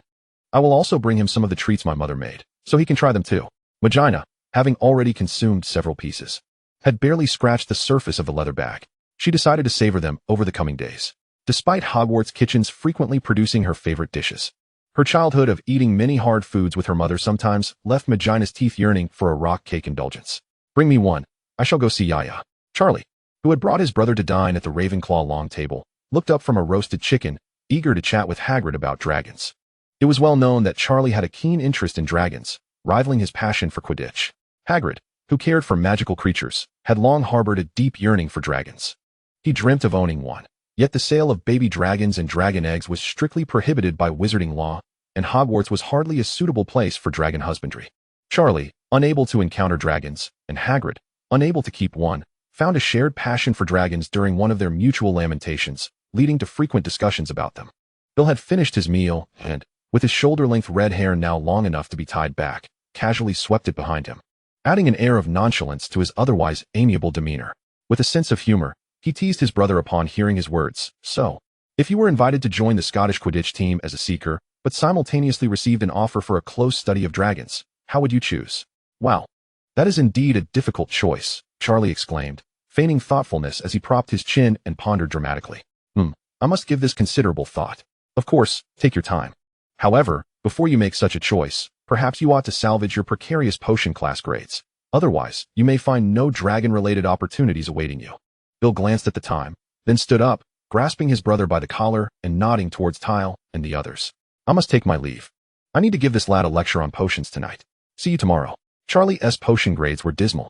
So much so that Professor Snape did not even need to lower his scores. During Bill's potion class, Snape often used Charlie as a means to mock Bill. Bill could still recall Snape's exact words. "It is hard to imagine, clever Mr. Weasley, that the one who cannot even distinguish the color of the stems and flowers of the blackroot is your brother? Mr. Weasley, I sincerely hope this is not hereditary. I trust you will not exhibit the kind of foolish mistakes that only a brainless troll would make in my potions class." Accepting the jibe with apparent humility, Bill later took it upon himself to tutor his younger brother, vowing to ensure Charlie's potion knowledge reached satisfactory levels before granting him any freedom during the evenings. As they observed the Weasley brothers depart, Tiel and her companions held a brief moment of silence for Charlie before leaning closer to converse. While listening to her friends, Tiel hurriedly finished her dinner, as she had to head to the headmaster's office shortly for the knowledge assessment of her last 2 classes. Chapter 133, All O's Achieved. Once the knowledge assessment concluded, Tiel could devote herself entirely to her business endeavors, hastening the annexation of the welfare family. However, during the practical portion of her charms test, Tiel inadvertently caused a minor incident. The charms assessment leaned heavily towards practical application. After completing her written exam, she was required to demonstrate all the mandatory second-year spells before several professors, as second-year spells carried a certain degree of offensiveness. Professor Flitwick had his wand at the ready from the very beginning, anticipating any potential mishaps during Tiel's spellcasting. Yet, despite Professor Flitwick's vigilant presence, along with Professors Dumbledore and Sinister safeguarding the room, Tiel's freezing charms swiftly immobilized the entire headmaster's office. Due to the peculiar nature of this spell, the movements of several professors were entirely frozen in place, with Professor Flitwick's wand tip still flickering with a faint crimson hue, the color of the stasis charm. It was evident that Professor Flitwick intended to deploy the stasis charm the moment Tiel executed her freezing spell, but he did not anticipate the formidable potency of Tiel's incantation. Before he could successfully cast the stasis charm, even he and the others were immobilized. The duration of the stasis charm is limited, the more powerful the wizard, the quicker they can break free from its grasp. Professor Dumbledore was almost only momentarily restrained, followed closely by Professors Flitwick and Sinistra. "Tiel, you have truly opened our eyes," Professor Dumbledore exclaimed, as he had not experienced the sensation of being ensnared by the freezing spell in quite some time. He was eager to request Tiel to perform the spell once more, only to be nudged aside by Professor Flitwick, whose heart brimmed with excitement. He could hardly contain his enthusiasm as he gazed at Tiel, bouncing on the spot. "Oh, Tiel, truly remarkable. Your magical prowess surpasses my expectations. It seems you have made significant progress over the past year." Grasping his wand tightly, Professor Flitwick mused, "I believe, aside from an O, no other grade could possibly befit you." Tiel was delighted to receive such high praise, yet upon witnessing Professor Flitwick's almost tearful excitement, she felt a tinge of embarrassment flush her cheeks. "Professor, you're being overly dramatic. I will strive even harder in the future." "Not at all, not in the slightest," Professor Flitwick insisted, his gaze fixated on Tiel, prompting the other 2 professors to recognize that he was once again succumbing to his old habit. Professor Flitwick relished conversing about spells with exceptionally gifted students. The greater their talent, the stronger they became, and he was ever eager to devote extra time to nurture them. Many renowned spellcasters in the magical world hailed from Hogwarts, and their life stories bore traces of Professor Flitwick's mentorship, marked by his current enthusiasm. While a prodigy like Tiel might find success through self-study, Professor Flitwick never aspired to be a sculptor of genius. Rather, he sought to be a discoverer and guide. Having served as a professor for many years, he was well-versed in his craft and an accomplished spellcaster himself. Even the most brilliant students would encounter challenges beyond their capacity to resolve, and he was always willing to assist in finding solutions. Clearing his throat, Professor Dumbledore observed Tiel standing slightly awkwardly and mimicked Professor Flitwick's earlier gesture, nudging him aside. "Tiel, why don't you head back to rest? You have successfully passed your assessment. Your results will be posted on the first floor tomorrow." Tiel blinked, obediently accepting, and after bidding farewell to the 3 professors, she left the headmaster's office under Professor Flitwick's reluctant gaze. Once Tiel departed, Professor Flitwick, who had been subtly restrained by Professor Dumbledore, felt deflated. Placing his hands over his heart, "Albus, I truly wish to discuss spells with Tiel. She is undoubtedly an eager learner. Indeed, Tiel is diligent, but filious. She is only 12 years old," Professor Dumbledore replied, inviting the 2 professors to sit with him. He did not insist they share honeyed water, but instead poured them both a refreshing orange juice, which they both enjoyed. Taking a small sip of his honeyed water, Professor Dumbledore continued, "Once she is sufficiently occupied, she will surely seek you out when she has the time." Professor Flitwick considered this, realizing that Professor Dumbledore was correct. As the sole charms professor at the school, Tiel would naturally approach him for assistance should she encounter difficulties. With this thought, he managed to suppress his eagerness to mentor her. Professor Sinistra was considerably quieter. She had never taught Tiel a class and only interacted with her when Tiel required astronomical equipment. Tiel had never faced challenges in her studies of astronomy. Whenever she attempted to pose more difficult questions, Tiel responded effortlessly, rendering Professor Sinistra's efforts futile. Given Tiel's current pace of self-study, it was likely that by the time Tiel graduated, she would not require her instruction. While she admired Tiel's intellect, she did not share Professor Flitwick's fervor.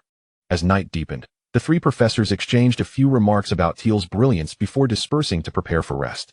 After leaving the headmaster's office, Tiel made her way directly to the common room, speculating whether the Weasley twins, whom she had bested earlier, would dare confront her again that night. However, it appeared they had been sufficiently intimidated by her. Tiel traversed the corridors smoothly, encountering not a single soul, not even the Weasley twins, and instead spotted Mrs. Norris.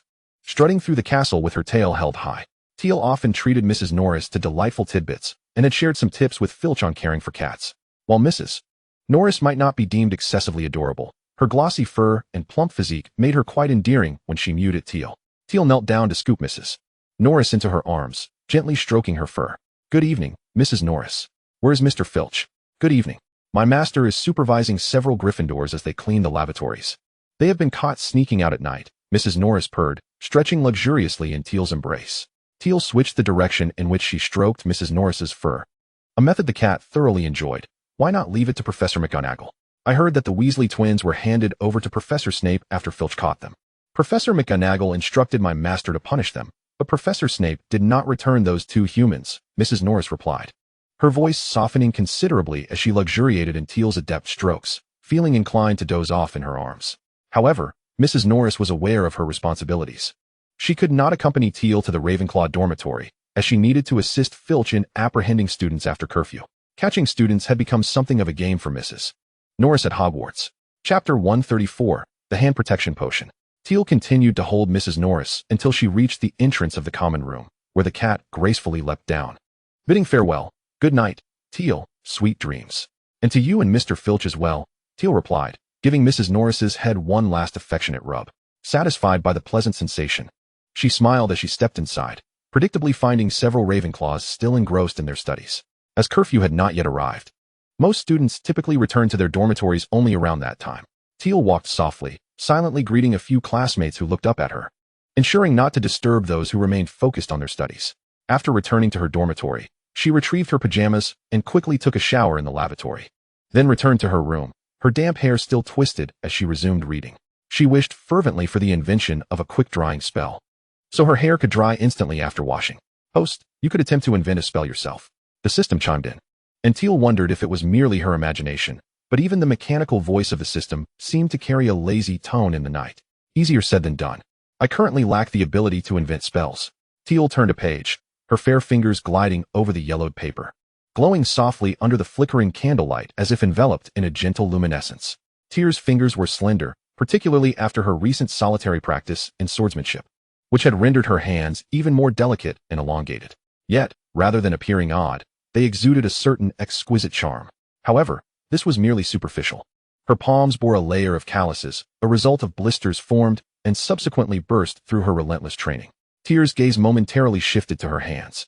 Observing the calloused palms contrasted against the still fair and youthful backs of her hands, and she could not help but feel a twinge of sorrow.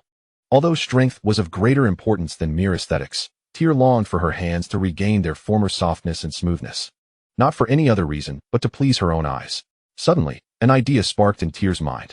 Since she intended to open a potion shop, it was essential for her to possess an allure unmatched by any other establishment.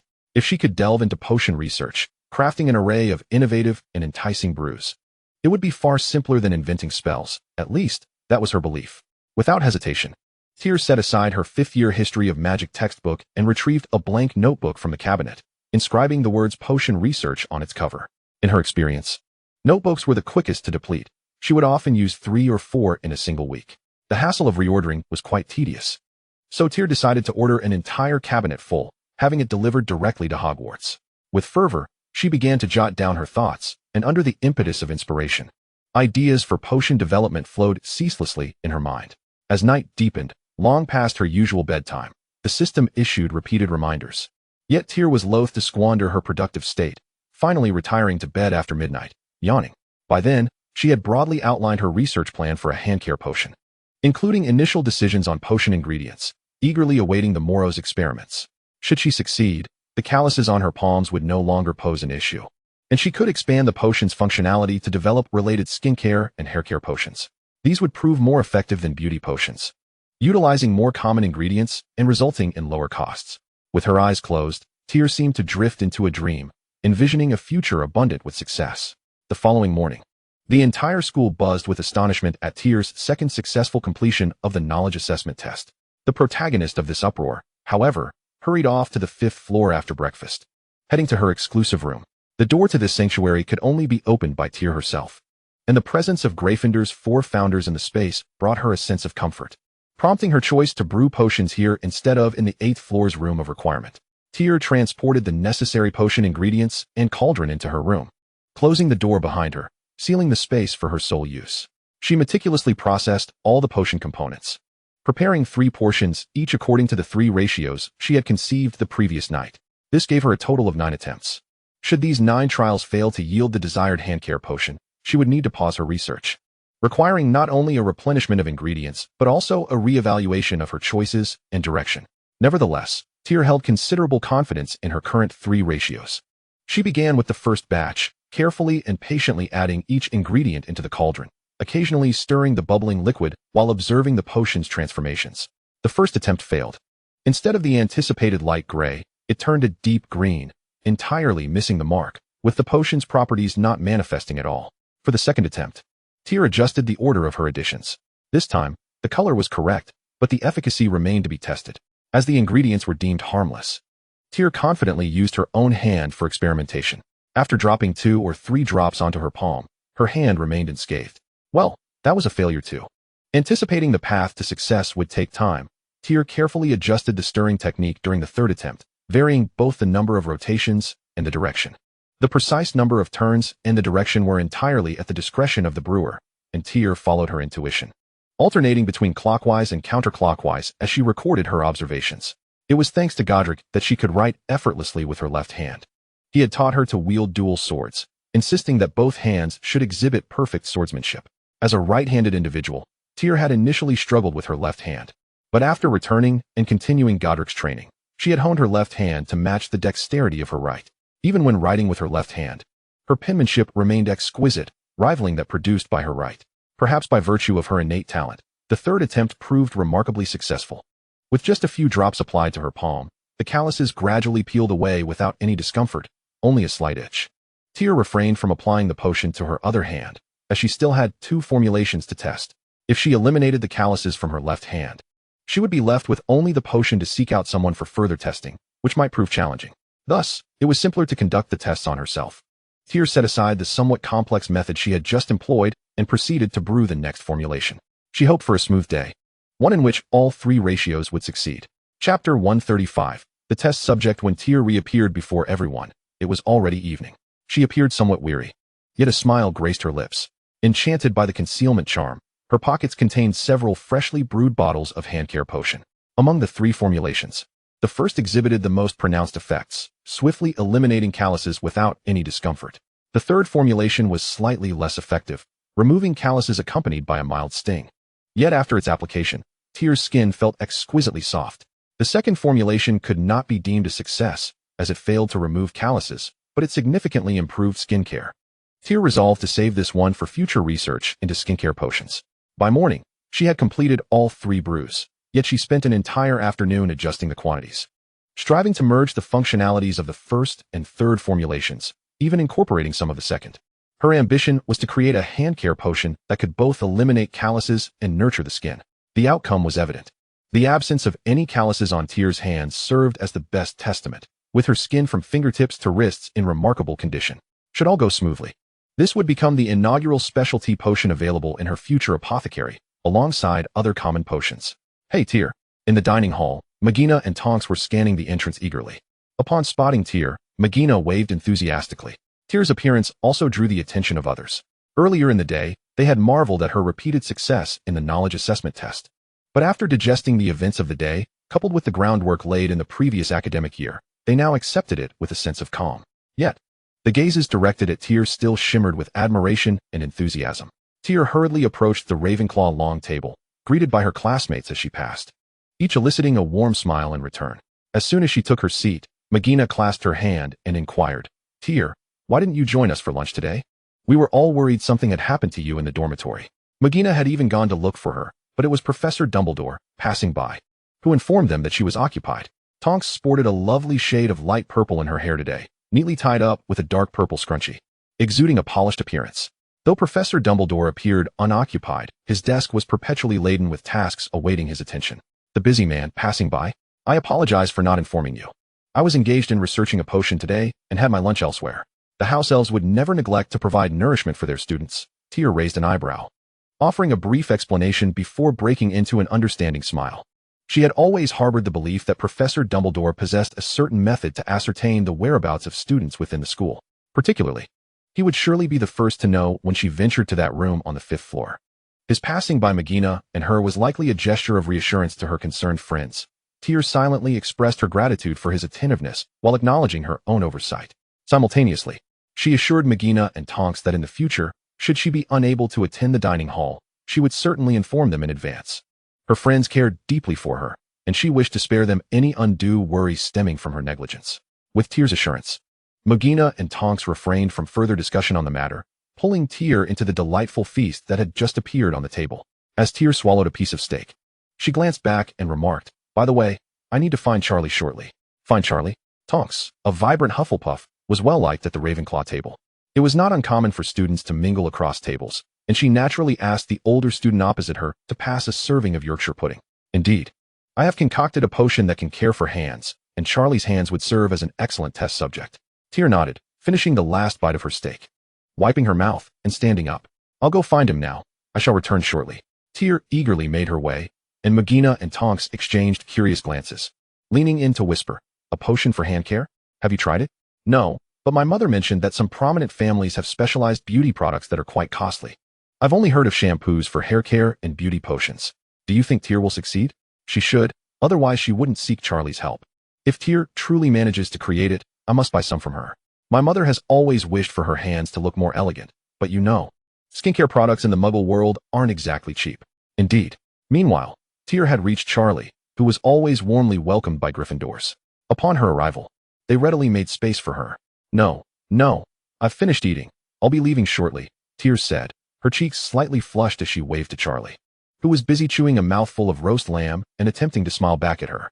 "Charlie, I need to speak with you about something." Charlie paused momentarily before obediently following Tier to a quieter corner of the dining hall, away from the long table.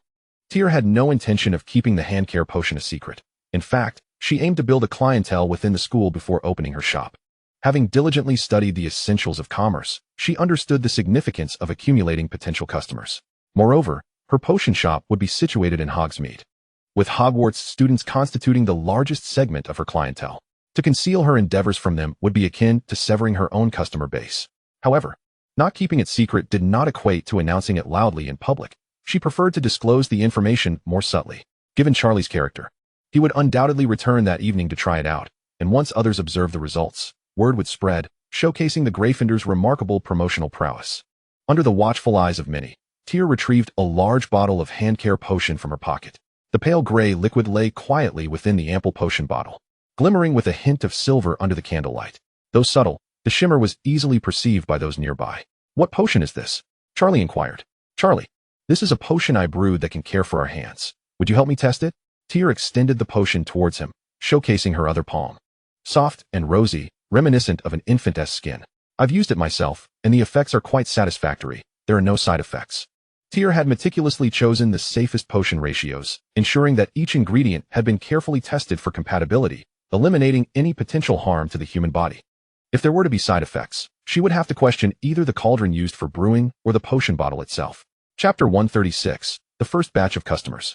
Charlie accepted the potion bottle, shaking it curiously while displaying a radiant smile towards Tier. "With your potion, what is there to worry about? I'll show you the results tomorrow." Charlie's exuberance brought a satisfied smile to Tier's face. After discussing this matter with him and bidding farewell, she returned to the Ravenclaw long table.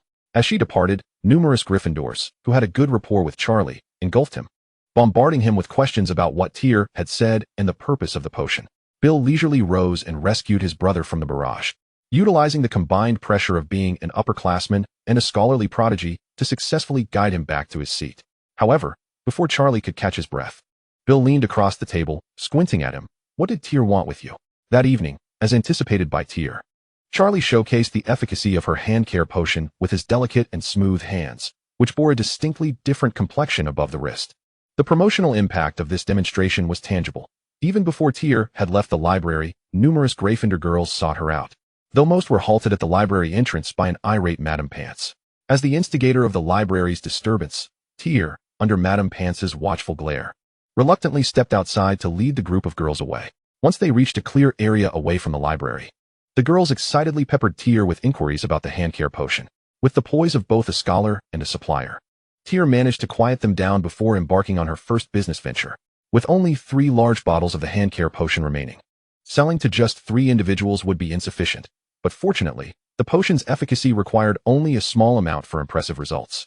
1 large bottle could serve at least 4 people. Tiel reserved 1 bottle for Magina and Tonks, selling the remaining 2 bottles on the spot for 15 sickles each to 8 girls. This price was quite reasonable. Not considering the cost, Tiel earned approximately 7 galleons, while she had managed to keep the production costs of each batch of hand care potion to 5 galleons. Potion ingredients were not inexpensive, and even for someone as affluent as Tiel, she had made efforts that morning to conserve every ounce of potion material.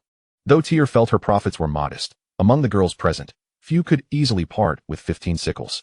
3 galleons already constitute the monthly living expenses for the majority of students, while those from less fortunate backgrounds often find it difficult to scrape together even a single galleon each month. Thus, when only 8 spots were available earlier, the crowd that gathered for the potions did not engage in a frenzied scramble.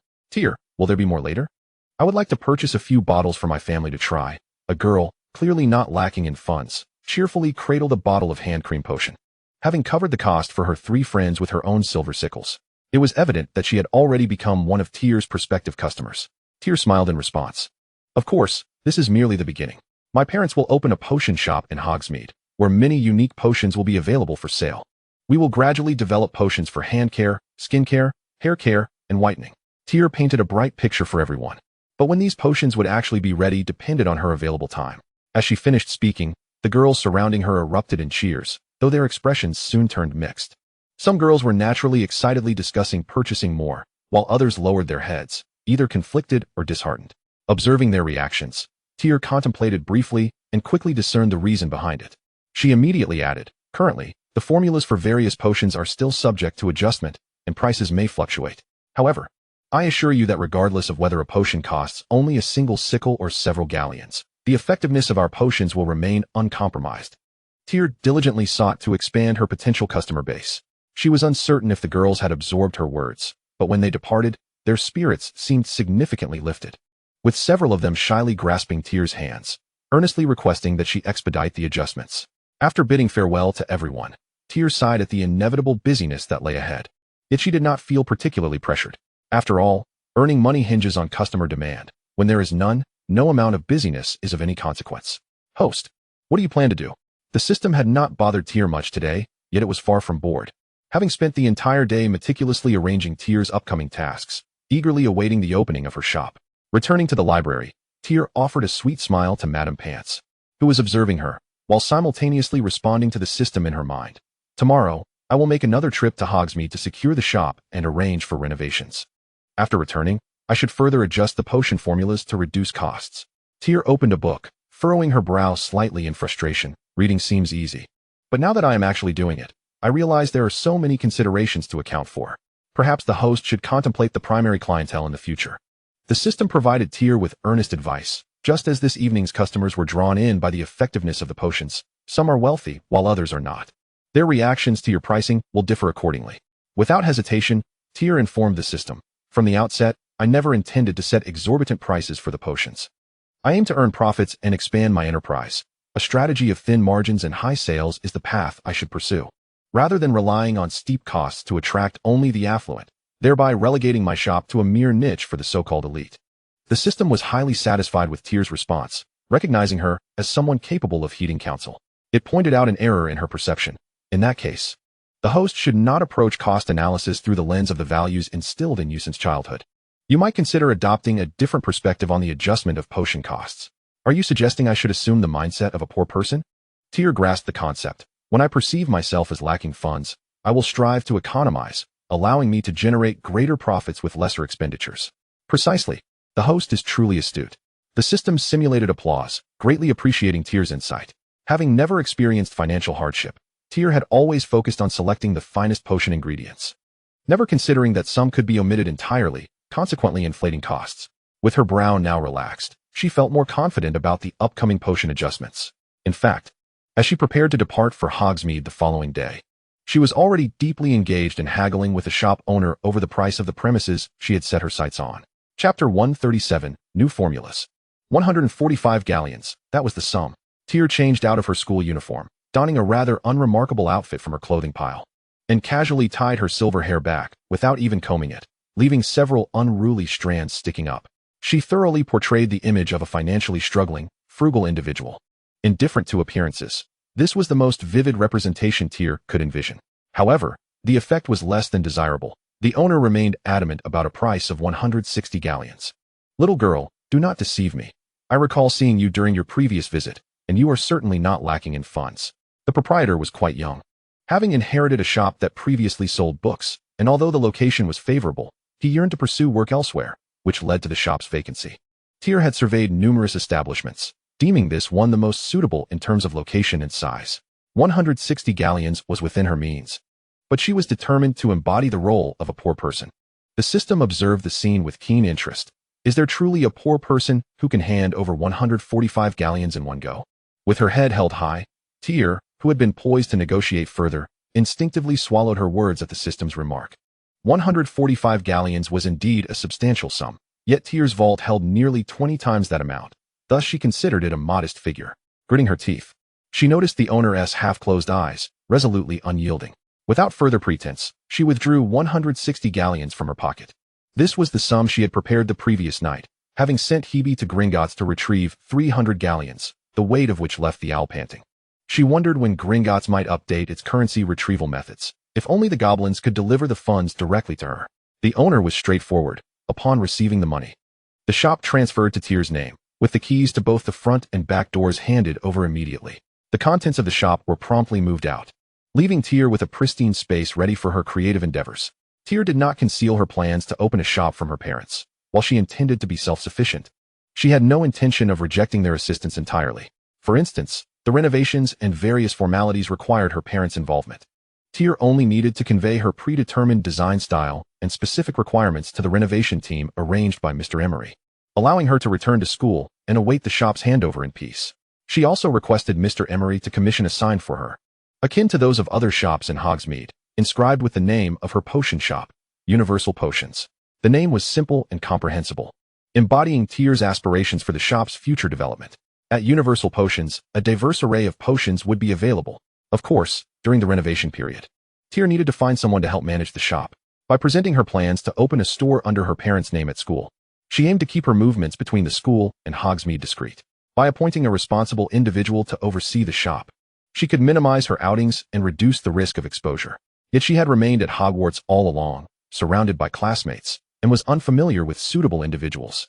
Was it necessary to seek assistance from her parents for this matter? Tiel was unwilling. Even the person managing the shop had been arranged by her parents, which Tiel found lacking in challenge. It was far more meaningful to promote someone herself to manage the store, allowing her to gain first-hand experience in store and personnel management. However, this led Tiel to ponder over the selection of candidates once more. Upon her return to school, it was just past 10 o'clock. Magina and her peers were engaged in classes, and the only person Tiel spotted in the library was Bill, who was studying with friends. She refrained from disturbing him and instead found a spot to sit alone. This afternoon, she needed to prepare for adjustments to the hand potion formula on the 5th floor. Clearly, this task was more urgent and significant than finding a responsible individual. Instead of retrieving books from the shelves, she began to contemplate the modifications on her notebook. She decided to retain only the most economical ingredients for the repetitive effects, while considering alternatives with similar efficacy that were more costly. Tiel also contemplated which potion ingredients could be altered without affecting the potion's properties, yet would enhance its aroma and color. This stage was far more manageable than her previous abstract research, as Tia's mind was rich with potion knowledge. By 1 o'clock, she had successfully compiled 2 new potion formulas, merely awaiting the brewing process to observe their effects. Magina and Tonks, who had no classes that afternoon, eagerly insisted on accompanying Tia to witness her potion brewing. Tia felt their presence would not be a hindrance, so she brought them along. Naturally, they could not access the 5th floor, thus, Tia led them directly to the room of requirement on the 8th floor, where the cauldrons were even larger than the one she had prepared. Tia, do you have any extra potion left? I'd like to get some for my mother, Tonks inquired lazily, reclining on a nearby couch, while Tia prepared the potion ingredients. There won't be any surplus, but once I brew it, there will be enough, and its effects will be indistinguishable from yesterday's. Tia had meticulously contemplated the potion formula countless times to ensure quality while minimizing costs. Tonks promptly raised her hand. Then I'd like to reserve a bottle. Price is no object. Don't forget about me. Magina yawned. Although lunch had nearly digested, the soft, comfortable couch made it difficult for her not to feel drowsy. I want a bottle too. Tia chuckled and shook her head, carefully extracting juice from the chopped ginger root. Rest assured, no one's portion will be overlooked. I've already accounted for both of you. Tia had procured a plethora of potion ingredients, all purchased directly in Hogsme that morning. Although the shop did not sell potions, it offered a comprehensive range of high-quality ingredients at reasonable prices. Tia had long since ceased sending Hagrid on distant journeys to Diagon Alley. She now ordered a substantial supply right from Hogsmeade, with their owls delivering the materials directly to her dormitory. Once Tia had organized all the potion ingredients, she waved goodbye to her 2 friends, signaling them not to disturb her further, and set up the enormous cauldron, meticulously adding the ingredients according to the ratios. Magina and Tonks watched in silence, intently observing Tia as she brewed the potion. For them, even though they had never studied potion making, merely witnessing the intricate details of Tia's process was educational. Tia's potion brewing skills were honed under Salazar's personal instruction, leaving no room for error. Even under the critical gaze of Professor Snape, her adeptness and diligence captivated Magina and Tonks deeply, leading to a tranquil atmosphere in the room of requirement, where only the flickering flames beneath the cauldron and the gentle sounds of liquid swirling in the pot could be heard. Chapter 138. Busy business. The 2 latest potion formulas lived up to Tia's expectations, managing to conserve costs while delivering results that were in no way inferior to the original hand potion. The only drawback was that their fragrance was slightly more potent, which could deter some customers with sensitive olfactory senses. Addressing this issue was simpler than cost reduction. Tia extracted essential oils from various flowers and herbs to neutralize the scent effectively, depending on the quantities used. She could even create hand potions with a variety of delightful aromas. Tia personally preferred the fragrance of lilacs, while Magina and Tonks synchronously chose the scent of roses. Tia cheerfully brewed a large bottle for herself and each of her 2 friends, sufficient to last well into October. Seizing the opportunity with the freshly concocted hand potions, Magina and Tonks purchased a sizable bottle for their mothers. Mrs. Jones adored the scent of lilies, while Mrs. Tonks was particularly fond of rosemary. Tia had even fetched the rosemary from the kitchen along the way, as the house elves enjoyed adding it to their culinary creations. The once abundant potion ingredients had ultimately been transformed into hand potions, and the 3 girls could hardly carry them all. They ended up cradling the bottles in their arms while using levitation spells to float a few behind them, successfully bringing the potions back to Tia's dormitory. As they returned, they inevitably attracted many curious glances, and some individuals, having caught wind of the happenings, hurried towards the Ravenclaw common room. When Tia and her friends placed the potions down and emerged, they found the common room bustling with students from other houses, both male and female, all gazing at Tia with eager anticipation. Typically, the Ravenclaw common room was a serene sanctuary for reading and studying, where even conversations were kept to hushed tones. However, the Ravenclaws were not averse to merriment. They too engaged in Quidditch, savored delicious food, and occasionally embraced a sense of adventure akin to Gryffindor's. While they spent most of their time immersed in knowledge, their world could not solely consist of academia. Evidence of their varied experiences was visible in their hands, marked by the impressions of flying broomsticks, scratches from using cutlery, and calluses from the repeated use of quills. Students from other houses certainly found the hand potions useful, and the demand among Ravenclaws was equally substantial. Standing before Magina and Tonks, Tia was confronted by a throng of customers nearly filling the common room. Even though she had just brewed a considerable quantity of hand potions, she could not help but feel a sense of vulnerability. Merlin, will this deplete my stock again? She mused. What a substantial sum this could turn out to be. Clearing her throat, Tia, emulating Mr. Emery's commanding presence, stepped onto the staircase with an air of authority. With one hand resting on the banister, she faced the crowd, Dear classmates, I understand you have come for the potions. I will not conceal my intentions. I indeed plan to trade these potions with you. The latest version has been developed, not only at a lower price, but also with efficacy on par with yesterday's batch. In her inaugural venture into commerce, Tia endeavored to maintain a natural smile, avoiding any stiffness. She announced that customers could choose their preferred fragrance, which included several floral options. To further demonstrate her sincerity, she added, should there be any defects in effectiveness, feel free to approach me, and I will gladly refund your payment. Upon concluding her speech, Tia displayed a warm and inviting smile, yet the anticipated scene of eager customers clamoring for her potions failed to materialize, leaving the atmosphere eerily silent. What could be the reason for this? Hadn't she mastered her father's rhetoric? Why was there no response? Was it perhaps due to her youth, which rendered her less credible than an adult? Tia found herself perplexed, unable to suppress a slight frown. Among the crowd, a girl with light brown hair bit her lip, lacking the courage to speak up, instead squeezing her boyfriend's hand for reassurance. The young man immediately understood, raising his voice to inquire, Miss Emery, could you please tell us the price of each potion, and what fragrances are available? Finally, someone had broken the silence, and Tia exhaled a sigh of relief. Her smile brightening further. For just 6 silver sickles, you may acquire a small vial. Currently, the available scents include sweet violet, lavender, rose, lily, lily of the valley, rosemary, and daffodil. More fragrances will be introduced shortly. 6 silver sickles was Tia's final price point. She had meticulously adjusted the formula, considering every potion ingredient she could think of, ultimately stabilizing her cost at 5 silver sickles per vial of hand potion. With a selling price of 6 silver sickles, Tia had no intention of overcharging, adhering instead to a strategy of modest profits through high-volume sales. As she spoke, Tia noticed the 8 girls from the previous night in the crowd. Her mind raced, and she addressed them with a smile. I apologize for the potion you purchased yesterday. It was from an earlier formula and slightly more expensive. If you don't mind, I would like to offer each of you an additional vial as a token of my gratitude for your support. I hadn't anticipated anyone would come to buy so soon. Seeing their cheeks flush with embarrassment and their inclination to decline, Tia added, consider it a gesture of appreciation for promoting my work. It was merely a few small vials of potion, yet Tia felt it was a fitting way to thank them for their assistance in spreading the word. With so many people present, it was unlikely that all had been summoned by Charlie. Those girls had experienced the potion's effects, thus fueling others' desire for her hand potion. Tia instructed everyone to wait in the common room for a moment before turning back to the dormitory with Mugsy and Tonks. Her dormitory was filled with hand potions stored in large potion bottles, each capable of being divided into 4 smaller vials. She needed to dispense them quickly, avoiding a repeat of the previous night where customers had to serve themselves. Tia believed that in business, one should strive to alleviate the customer's burdens. Mugsy, why don't you and I start bottling, while you go outside to note down what potions everyone wants? Mugsy suggested, glancing at the hand potions they had just unpacked. Feeling a bit overwhelmed, it would be much easier to distribute them directly, and it would prevent any impatience from the customers. Tia agreed with Mugsy's reasoning, apologizing for entrusting the hand potions to her friend before grabbing her notebook and rushing outside. The patrons in the common room were willing to wait, though a few had begun to express their impatience with quiet complaints.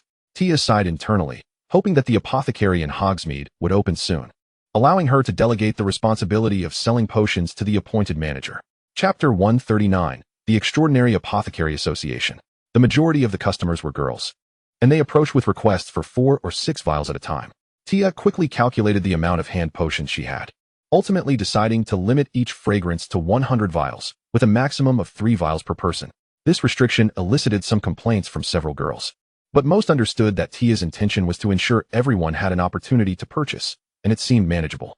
Tia instructed everyone to come forth and register their desired potions and quantities, while Mugsy and Tonks diligently divided the potions, one pouring while the other capped the vials, transporting them outside in succession. They would switch roles periodically, finding the task less tedious as the myriad floral scents began to waft through the air, making their labor feel considerably more enjoyable. This small-scale sale in the Ravenclaw common room concluded just 3 minutes before dinner commenced. In total, over 200 vials of potions were sold, yielding Tia more than 200 silver sickles, approximately 13 gold galleons.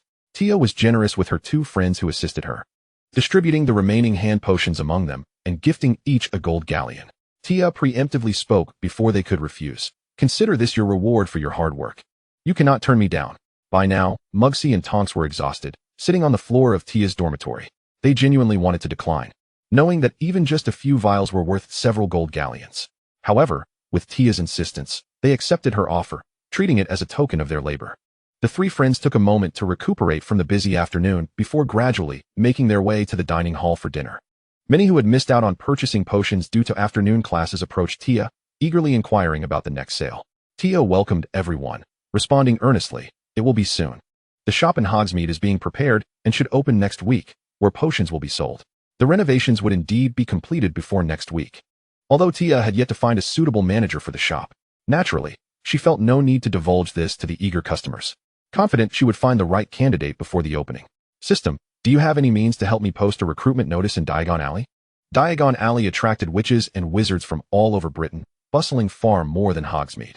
Tia had previously seen numerous recruitment notices plastered on the walls of Diagon Alley, and Mr. Emery had mentioned that many unemployed wizards consciously sought jobs there. Unfortunately, Tia was disappointed to learn that the system could not assist her. "I'm sorry, host. The system lacks a physical form and cannot operate independently of you."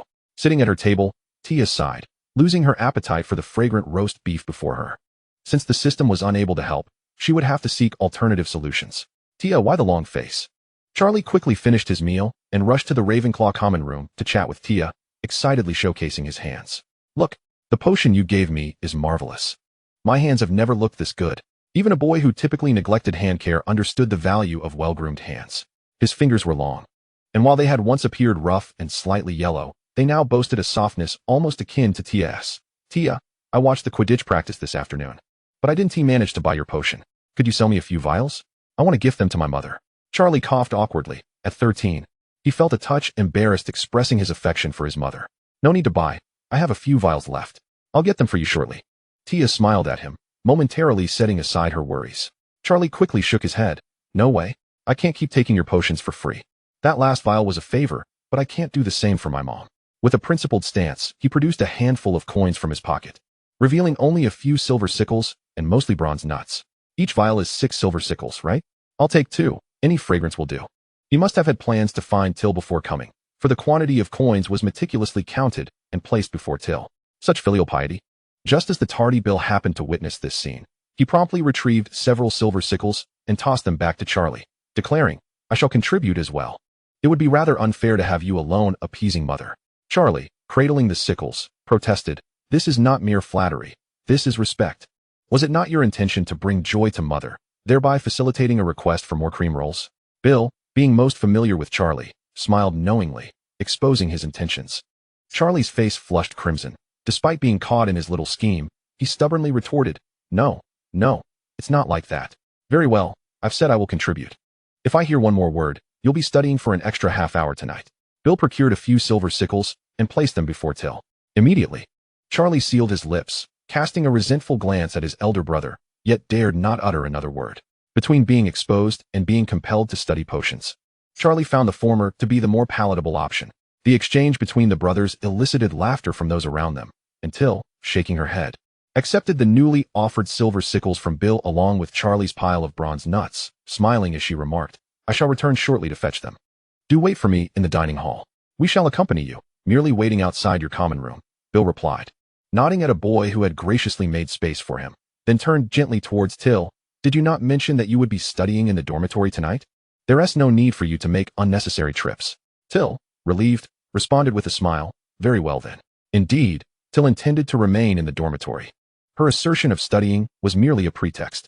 She had previously entertained the notion of thoroughly improving the Wolfsbane potion, and even with the weight of commercial tasks upon her shoulders, she had no intention of postponing its enhancement. The Slytherins had a pair of opportunistic brothers eyeing her closely, not to mention the looming presence of the Malfoy family. Should Tiel master a significantly improved version of the Wolfsbane potion and gain the support of the Extraordinary Potion Masters Association, even the Malfoy family would think twice before taking action against her. This prestigious association comprised many gifted potion masters, their connections and networks sprawling across the magical realm. Professor Snape was one such member, though it was said he rarely participated in the association's internal activities. Each potion master must gain recognition from the Extraordinary Potion Masters Association, and those unrecognized by the association cannot be acknowledged as true potion masters. No one wishes to offend it. To do so would mean incurring the wrath of countless masters. Taking a bite of her roasted steak, Tiel caught sight of the Slytherin brothers glaring at her, their discontent palpable, and her smile deepened. This was the best strategy she could conceive. Chapter 140, Remus Lupin.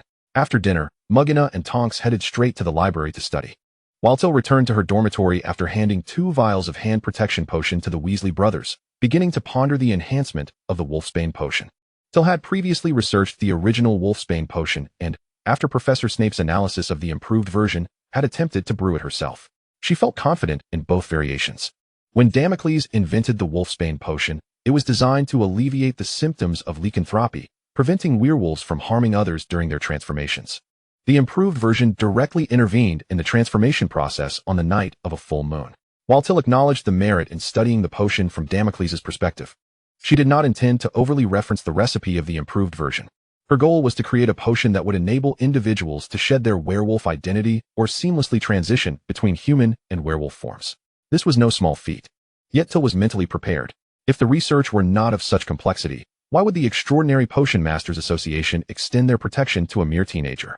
She was indeed a prodigy with the potential to become a master potion maker, but many young witches and wizards possessed similar talents.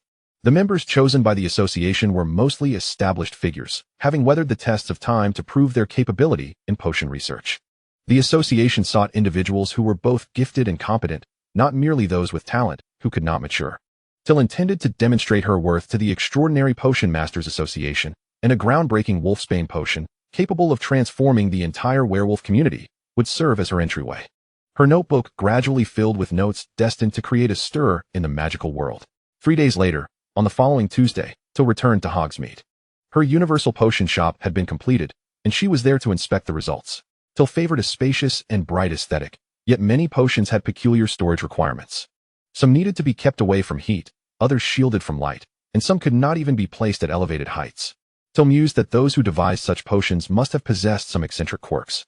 However, those troublesome potions were her future treasures. And she could only exercise patience as she meticulously planned the shop's layout, ensuring each section was carefully designed to accommodate any type of potion. Her standards were high, and the renovation team hired by Mr. Emery was commendably skilled. Tiel was quite pleased with the shop's various details and promptly paid 200 galleons on the spot. Indeed, although the team was recommended by Mr. Emery, he merely acted as a facilitator. The final cost for the renovation and materials were to be borne by Tiel herself, a stipulation she had insisted upon. Satisfied with the inspection of her new shop, she began to fret over the selection of a manager. Over the past few days, she had attempted to contact the unemployed in Hogsme, yet they all exhibited a disinterest in a potion shop run by a young girl, rejecting her overtures without hesitation, leaving Tiel no opportunity for persuasion. Deeply troubled, she squatted at the entrance of her shop and sighed heavily. "Merlin, I beseech your blessing, grant me a manager." In desperation, Tiel began to pray to Merlin. "Is this place hiring?" Just as Tiel was fervently closing her eyes in prayer, a rather weak voice called from the front.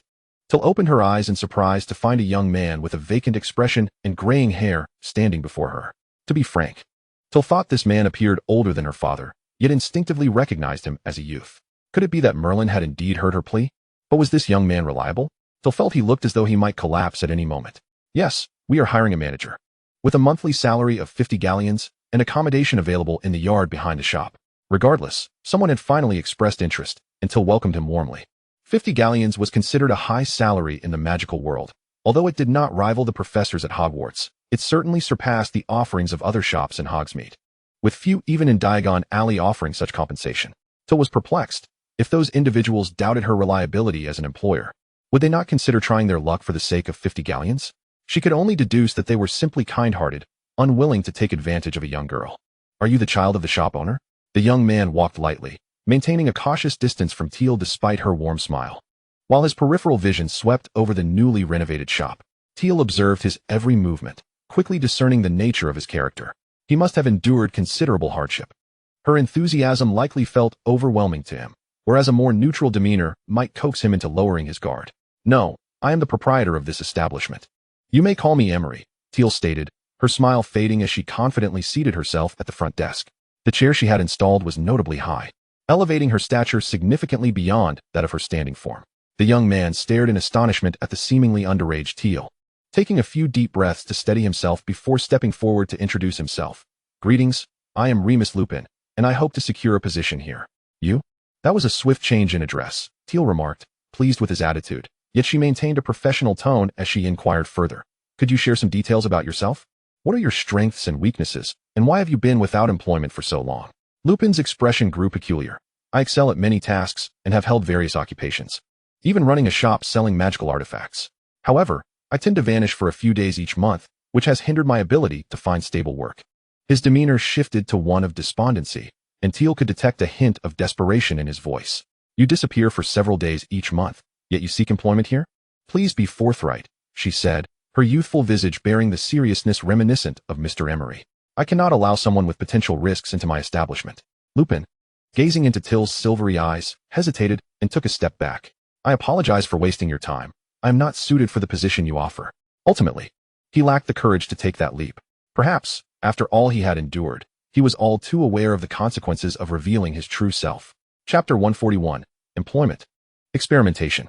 Host, he is a werewolf by birthright. The system reactivated, having introduced Tiel to various professors only on the first day of her first year, and since then, it had not proactively introduced anyone else to her. A werewolf. Tiel's mind reeled at this unusual term, yet her reflexes were swift as she interrupted him. Please, wait. The system's interjection implied that this individual might not be ordinary. Moreover, Tiel suddenly recalled her plans for the Wolfsbane potion. Just the night prior, she had fretted over her lack of connections to find a werewolf to test the potion, contemplating seeking assistance from Professor Dumbledore or Professor Snape. Now, a suitable candidate for her potion testing stood before her. Lupin halted, knowing he should, as on countless previous occasions, simply turn and leave. Yet, he clung to a glimmer of hope, casting a dull gaze towards Tiel. If he truly had no other options, he might reconsider upon learning that this young girl was the proprietor. He did not wish to burden a vibrant young witch with his precarious and perilous existence. But despair was creeping in. He was on the verge of losing everything. He had no doubt that if he were not to perish in his weakened form due to the hatred of those who despised werewolves, he would ultimately starve. Just as he had nearly done this month, almost harming an innocent in the process, having distanced himself from society. He had lost his job due to his sudden disappearance and had been forced to abandon the place he had lived in for less than a fortnight. Tiel fixed her gaze on him for a few moments before she waved her wand to close the shop's doors and windows. This was to maintain confidentiality, ensuring that the forthcoming dialogue between her and Lupin remained undisclosed. I will grant you but one opportunity, Tiel stated, sitting up straight and intently meeting Lupin's gaze. If you candidly disclose your circumstances, I can offer you employment, accommodation, and all the conveniences you require. She paused, her tone turning serious.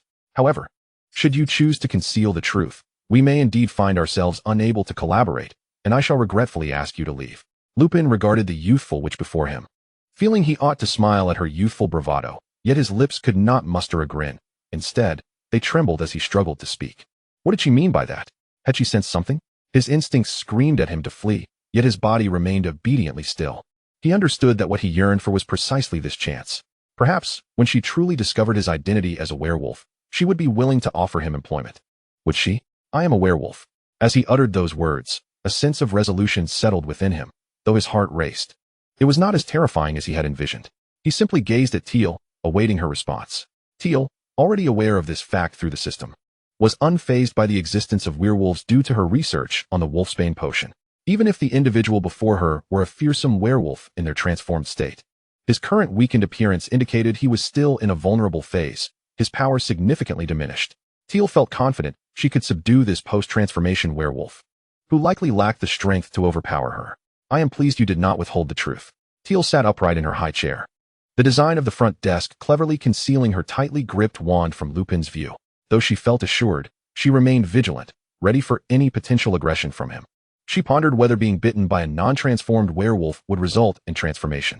Unconsciously, Tiel added another premise to her research on the improvement of the Wolfsbane potion. Lupin, unaware of Tiel's thoughts, felt a wave of relief wash over him at her ordinary demeanor. Thank you. I am equally glad. Since the incident that had occurred long ago, he had lived a transient existence. Though Tiel was not the first to show him kindness, she was the first to approach him willingly after learning of his werewolf identity. Lupin stepped closer to the front desk, narrowing the gap between himself and Tiel. A faint smile broke through his weary countenance as he spoke in a tone that belied his relief. They all fear me, believing I will devour them. That is their ignorance. I do not believe a wise person would fear a wizard who transforms into a werewolf just one night each month, Tiel replied, retrieving her notebook from her pocket. Before I can allow you to take charge of this shop, I would like to discuss a condition. Please, go on, Lupin interjected, eager to comply as long as he was able. Tiel wore a half-smile as she opened her notebook.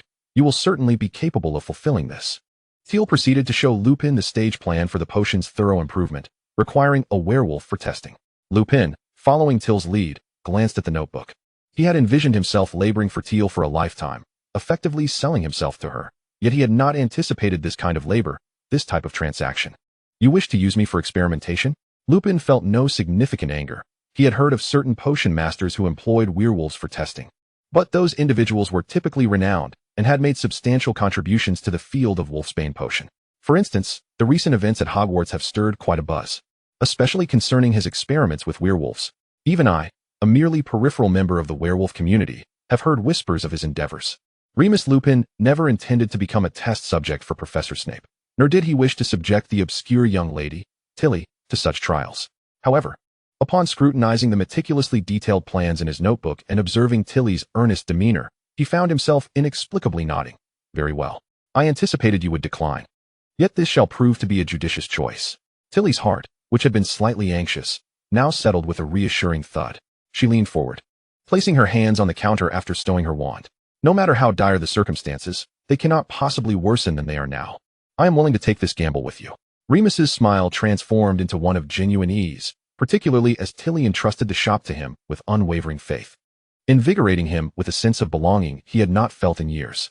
The turmoil of the past few years dissipated, replaced by the healing comfort of this establishment.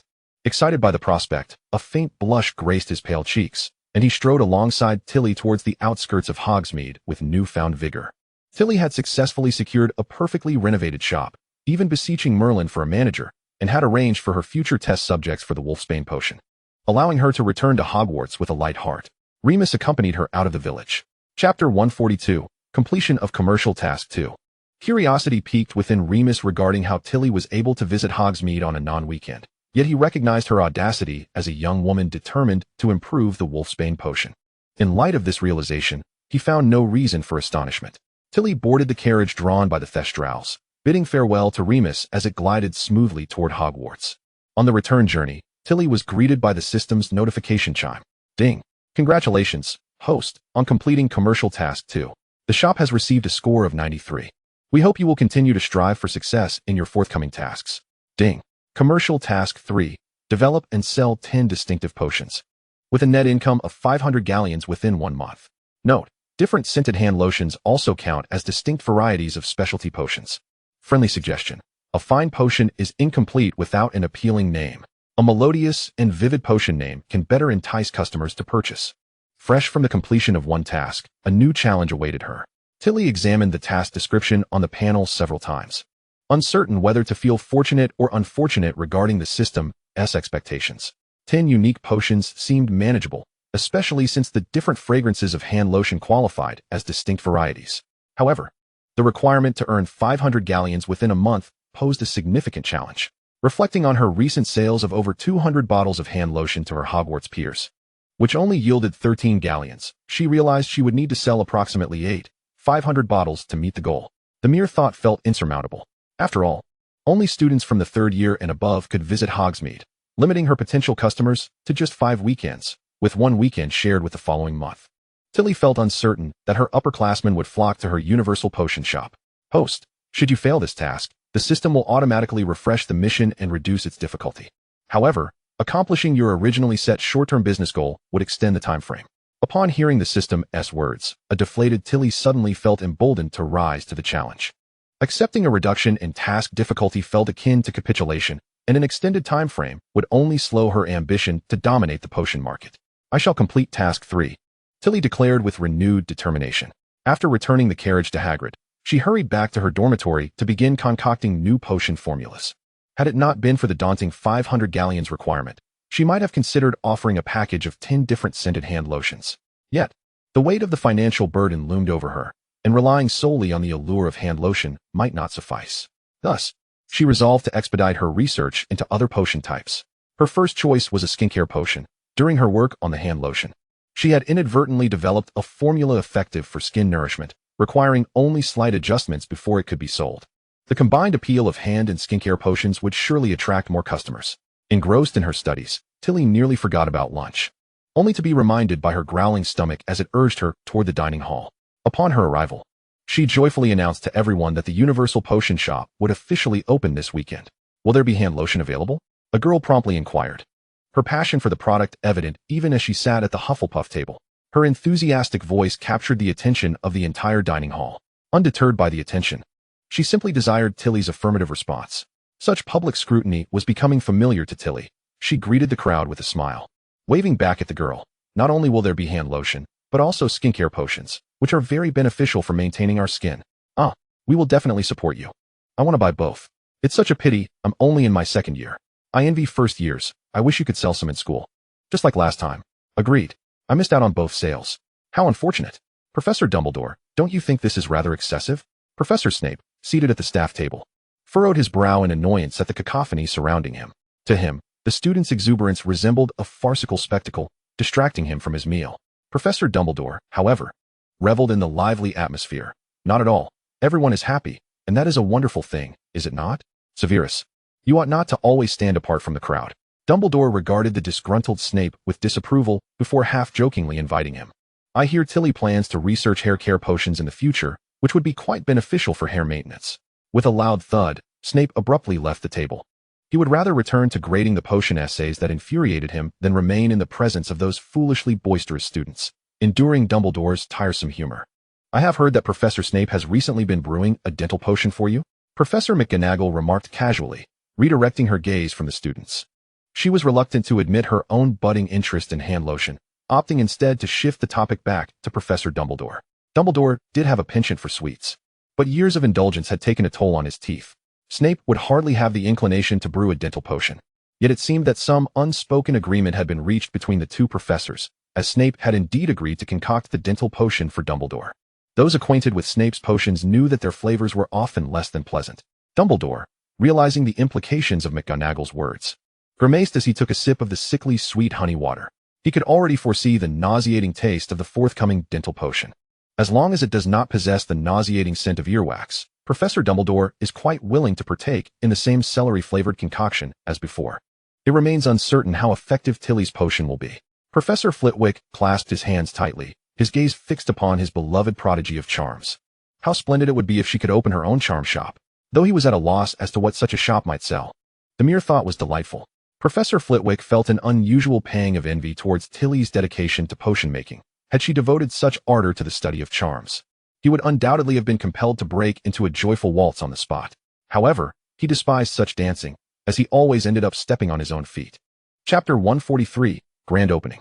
Due to Tilly's advanced promotional efforts at Hogwarts and the undeniable efficacy of her protective potion, when the latest weekend arrived, the first destination on the students' minds was undoubtedly the universal potion shop run by the Emrys. With Remus Lupin at the helm of the shop, Tilly felt reassured in trusting all responsibilities to him, merely checking in daily via owl to review his summaries. Of course, the overarching direction and strategy for the business were firmly established by Tilly. Even as she delegated authority to Lupin, she did not relinquish control over every decision. For the past few days, Lupin had been residing in the yard behind the potion shop, having received a month's salary in advance from Tilly to allow him to recuperate his frail health. He even ventured to Diagon Alley to post notices, hiring 3 employees specifically tasked with stock management and product presentation, a decision Tilly sanctioned, considering she would be covering their wages. In just a few short days, Lupin exhibited remarkable foresight in assigning each employee their designated work area and to avoid any mishaps. He meticulously counted the potions bottle by bottle in the shop on the eve of its grand opening. He did not wish to disappoint Tilly for her kindness. Even if his ultimate role was merely to test the potions, he hoped to contribute as much as possible before the end. The 3 employees were relatively modest. While their capabilities were not immediately apparent, they met Tilly's initial criteria for Lupin. They did not need to be eloquent or adept at drawing customers away from other shops, but their integrity was paramount to ensure that the shop's interests were not compromised. When hiring, Lupin adhered to Tilly's stipulations, selecting 3 trustworthy individuals rather than the most outstanding candidates. As a result, with honest employees and a competent manager, the Universal Potion Shop was impeccably prepared for its opening day. Lupin opened the shop early, expecting only a handful of curious patrons, but to his astonishment, a throng of students eagerly awaited entry as soon as the door swung open, clamoring to purchase potions. This scene left Lupin momentarily speechless. However, he quickly remembered his duties and responsibly began welcoming customers while signaling his 3 employees to commence their tasks. Despite having endured a difficult life as a werewolf, Lupin's abilities had flourished through various experiences. He could perform as a humble employee diligently fulfilling his responsibilities in the background or as an exceptional leader, effectively organizing every individual and position. In Slytherin, fourth-year student Burren Sharif undoubtedly stood as the epitome of elegance within the house. As a pure-blood aristocrat, she was never short of admirers, yet she regarded each of them with disdain, regardless of gender.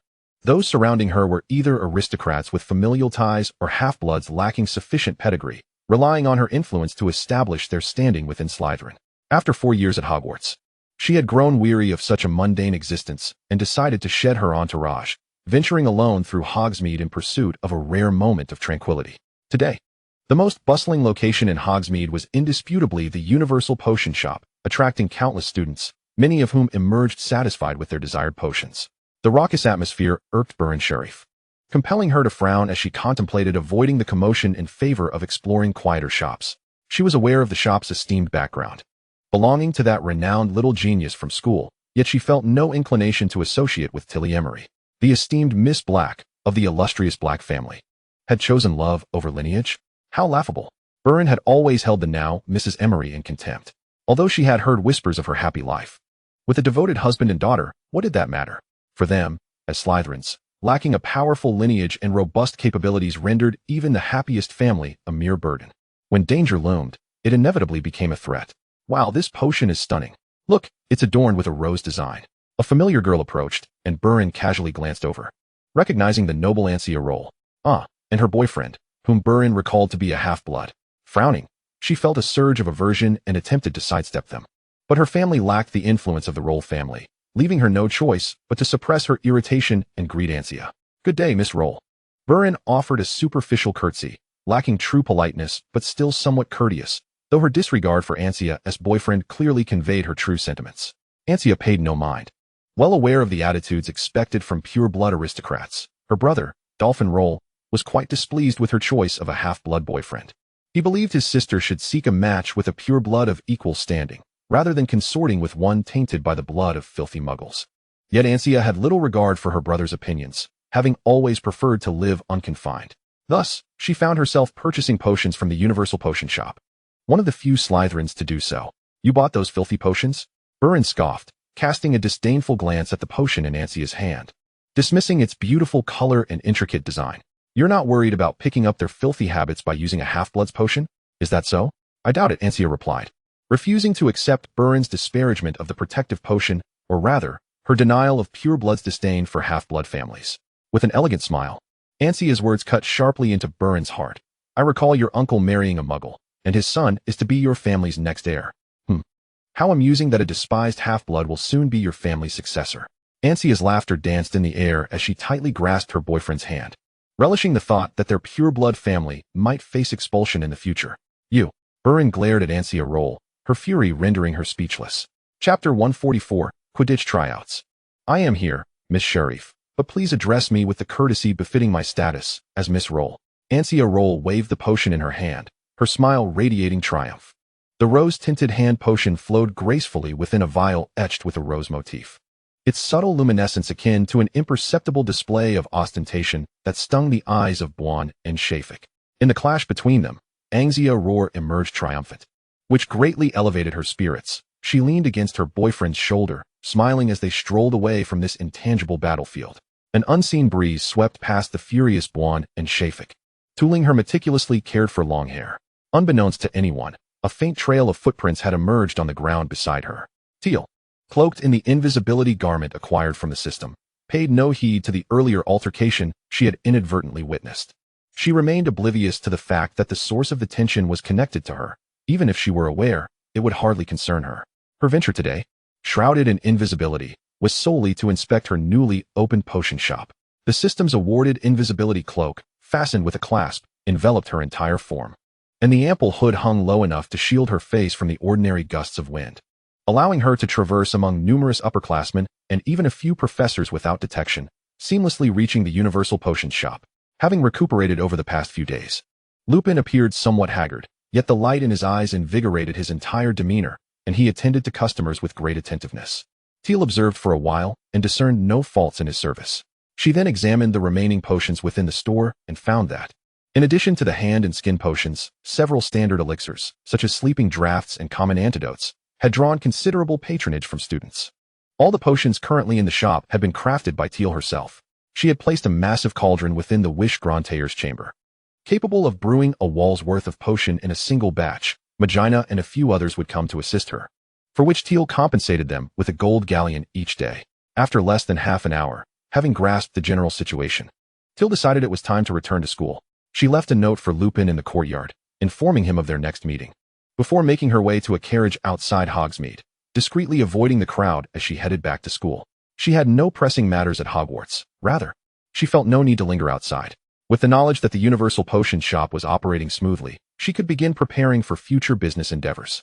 She had set herself the ambitious goal of earning 500 galleons within a month, and there was no room for complacency.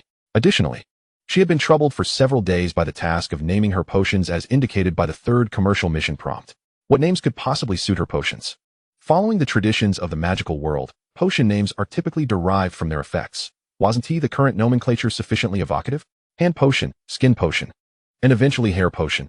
Each title was indeed reflective of its purpose. Regardless, Tiel could not conjure any better names at the moment and opted to prefix them with their sense, unifying the titles as hand potion and skin potion. Upon returning to the castle, Tiel did not immediately delve into potion studies. Instead, she joined a few friends to watch Charlie's Quidditch practice. His enthusiasm for the sport finally found an appropriate outlet, and during the initial selection for the Gryffindor Quidditch team, he secured a position as a reserve player, eager to learn and practice, determining his role when the time came. Every weekend and Wednesday afternoon, they would practice Quidditch skills on the field. In just a few short days, Charlie had slimmed down considerably, yet he did not appear frail. Rather, he had become more robust. In his own words, he had finally discovered the arena that truly suited him.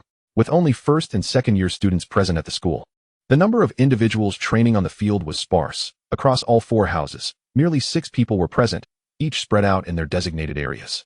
Gryffindor was represented by only 2 individuals, Charlie and his close friend, who had both been selected as reserve players. Charlie sat astride a somewhat worn broomstick, due to Bill's presence. He could not fly as high as he wished, but his series of aerial maneuvers mid-air were sufficient to showcase his skills. Go, Charlie! Magina cheered from one of the elevated stands surrounding the field, where the seats had been raised high above the ground, allowing Charlie to soar past them on several occasions. Tiel, I recall you were interested in trying out for the Quidditch team, weren't you? Bill remarked, holding a book while occasionally glancing at his foolish younger brother's safety. If you were to join, I truly cannot fathom the scene we would witness now. Tonks had also arrived, and she now primarily acted alongside Tiel and a few others. Tiel and Charlie flying in the sky together? They might even race to see who can soar higher and faster. The group collectively envisioned the scene Tonks described and could not help but shudder. It wasn't that the image was particularly horrifying. Rather, it was simply inconceivable to associate Tiel with the vigorous and exhilarating world of Quidditch. In everyone's minds, Tiel always seemed so serene and composed. To be honest, I had indeed contemplated it. However, as you know, I've been exceedingly busy lately, and our house's Quidditch team is already full, with no intention of recruiting new members this year. Tiel's initial casual remark about her interest in Quidditch was not to be taken lightly. She genuinely harbored some curiosity about the sport. During the second week of school, when rumors began circulating about recruiting new members for the various Quidditch teams, Tiel had even taken the time to seek out the captain of the Ravenclaw Quidditch team, only to regretfully learn that they were not accepting new players. As everyone expressed their sympathy for Tiel's situation, a soft voice suddenly echoed from behind. No. We are starting to accept new members now. Tiel turned around, and upon recognizing the speaker, she gasped in surprise and covered her mouth. Senior Dye? Dick Dye nodded at Tiel with some difficulty. His limbs were heavily bandaged, much to Tiel and her friend's astonishment. This Dye Senior was, in fact, the captain of the Ravenclaw Quidditch team. The last time Tiel had seen him, he had been in good health, leading his teammates to practice. How had he come to this? Although Dick Dye appeared somewhat incapacitated, his ascent to the high stands and his willingness to observe the nearby team's practice indicated that, at the very least, his spirits were stable. Concerned, Tiel inquired about his condition. It wasn't during practice that I got injured. Dick Dye recounted in a tone tinged with distress. It turned out that during training one day, a player's broomstick had malfunctioned, sending that player careening through the air. As captain, Dick Dye felt compelled to ensure the safety of his teammates in the absence of a professor. The outcome of his efforts was that he caught the rapidly descending player, resulting in both of them, along with their broomsticks, crashing to the ground. Chapter 145, Rivals. Dick Dye's injuries were more severe than those of the other player because he had cushioned the fall for the other player and their 2 broomsticks. He had sustained serious injuries to protect the 2 battered broomsticks and the teammate, who only suffered a broken arm. I play as a seeker, but my teammates are not particularly adept at that role. Dick Dye interjected into Tiel and her friend's conversation, clearly seeking more than just to share his misfortune. He looked at Tiel and extended an invitation. Tiel Cha, would you be willing to join our team as a seeker and compete for the Quidditch Cup together? Each Quidditch team comprises 1 keeper, 2 beaters, 3 chasers, and 1 seeker. The seeker is tasked with locating and capturing the elusive golden snitch, a prize worth 150 points. These individuals are typically small in stature and possess remarkable agility in flight, making them an indispensable and crucial member of the team. Despite my confidence in my flying abilities, I have never participated in a Quidditch match. Are you certain you wish to invite me to be a seeker right from the outset? Though I have faith in my skills, I am not yet assured enough to consider myself capable of fulfilling that role. Dick Davy, with a smile, reiterated his invitation. Before deciding to invite you, I consulted Madam Hooch, who praised your flying technique as impeccable. The training room can simulate the pitch, and with the assistance of the systems instructor, I have soared countless times on a flying broom. My proficiency in flight is a result of both my dedication and innate talent. However, what truly drives me to practice repeatedly is the exhilarating sensation of soaring through the skies. I relish the feeling of freedom, the ability to gaze down upon the world below. Understanding my true feelings and perceiving the seriousness in Dick Davy's eyes, I smiled and nodded. Very well. I am willing to join. If you are willing, we can commence training immediately. I have prepared a broom for you. Dick Davy struggled a bit as he retrieved a seemingly new broom from behind him, smiling as he presented it to me. Bill chuckled, and the others could hardly contain their amusement.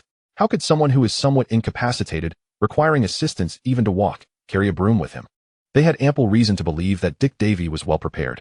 Seeing me teasingly accept the broom, Dick Davy awkwardly defended himself. It's for my teammates.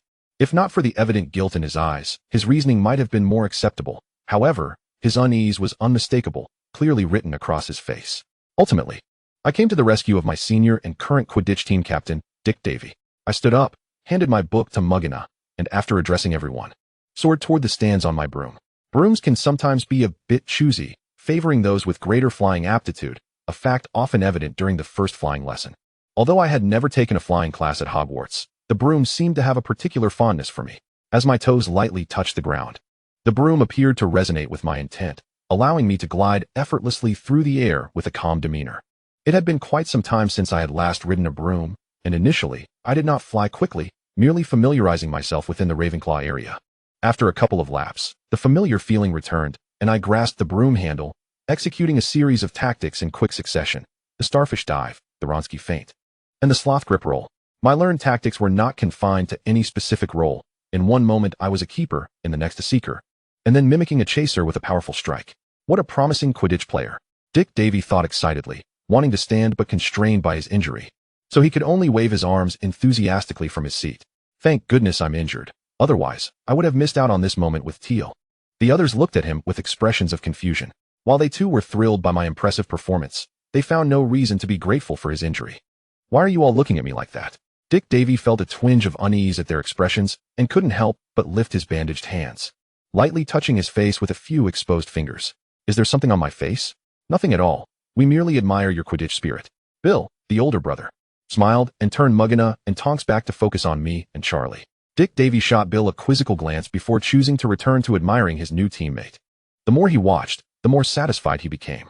As a sixth-year student, Dick Davy would face the crucial NEWT exams next year, necessitating his passing of the captaincy this year and finding a suitable replacement for his seeker position. Tiel was his unequivocal choice. Her flying class results in her first year had been outstanding, and he had intended to recruit her for the Quidditch team then. However, with no vacancies at the time and his desire to participate in one final year of Quidditch, he had regrettably turned her down when she approached him previously. Perhaps it was fated that Tiel would join the competition for the Quidditch Cup, and his unexpected opportunity had come too swiftly. On one hand, he lamented missing out on his last year of Quidditch. On the other, he eagerly anticipated how Tiel's addition would transform the Ravenclaw Quidditch team. Tiel, you must strive to excel. Dick Davy mused as he watched me joyfully navigating the skies. My inclusion was quite evident. After all, there were only so many players on the pitch, and adding or subtracting one was glaringly apparent. A member of Ravenclaw warmly welcomed me. Though pleased, he was not surprised, as he had known of Dick Davy's intentions prior to today. Within the team, there was unanimous support for my new role. Who wouldn't wish for a strong player to join? The Quidditch Cup had rarely been captured by Ravenclaw, and there was a fervent desire to inject fresh talent to alter Slytherin's long-standing dominance in the Quidditch Cup. In stark contrast to the team's enthusiasm, Charlie was utterly taken aback. His mouth agape, he stared incredulously at me, soaring at the same altitude. Merlin, Tiel, are you really going to play Quidditch? What? Do you look down on me? I crossed my arms, effortlessly maintaining my position atop the broom. How could I? Charlie's expression fell. Your flying skills are so superior. And now my good friend has turned into my rival. He need not guess, for he intuitively understood that my flying prowess far surpassed his own. I had been lauded as a flying prodigy by Madame Hooch herself, while he, though also praised at times, could sense the clear distinction in the accolades received. Chapter 146. Impressive. My laughter erupted at his words as I flew closer, maintaining a respectful distance while remaining within the confines of Ravenclaw's area. Shall we have a race? Let us see who can fly the fastest and most steadily, with the first to complete a lap around the pitch, declared the victor. As for the judges, Bill and the others will suffice.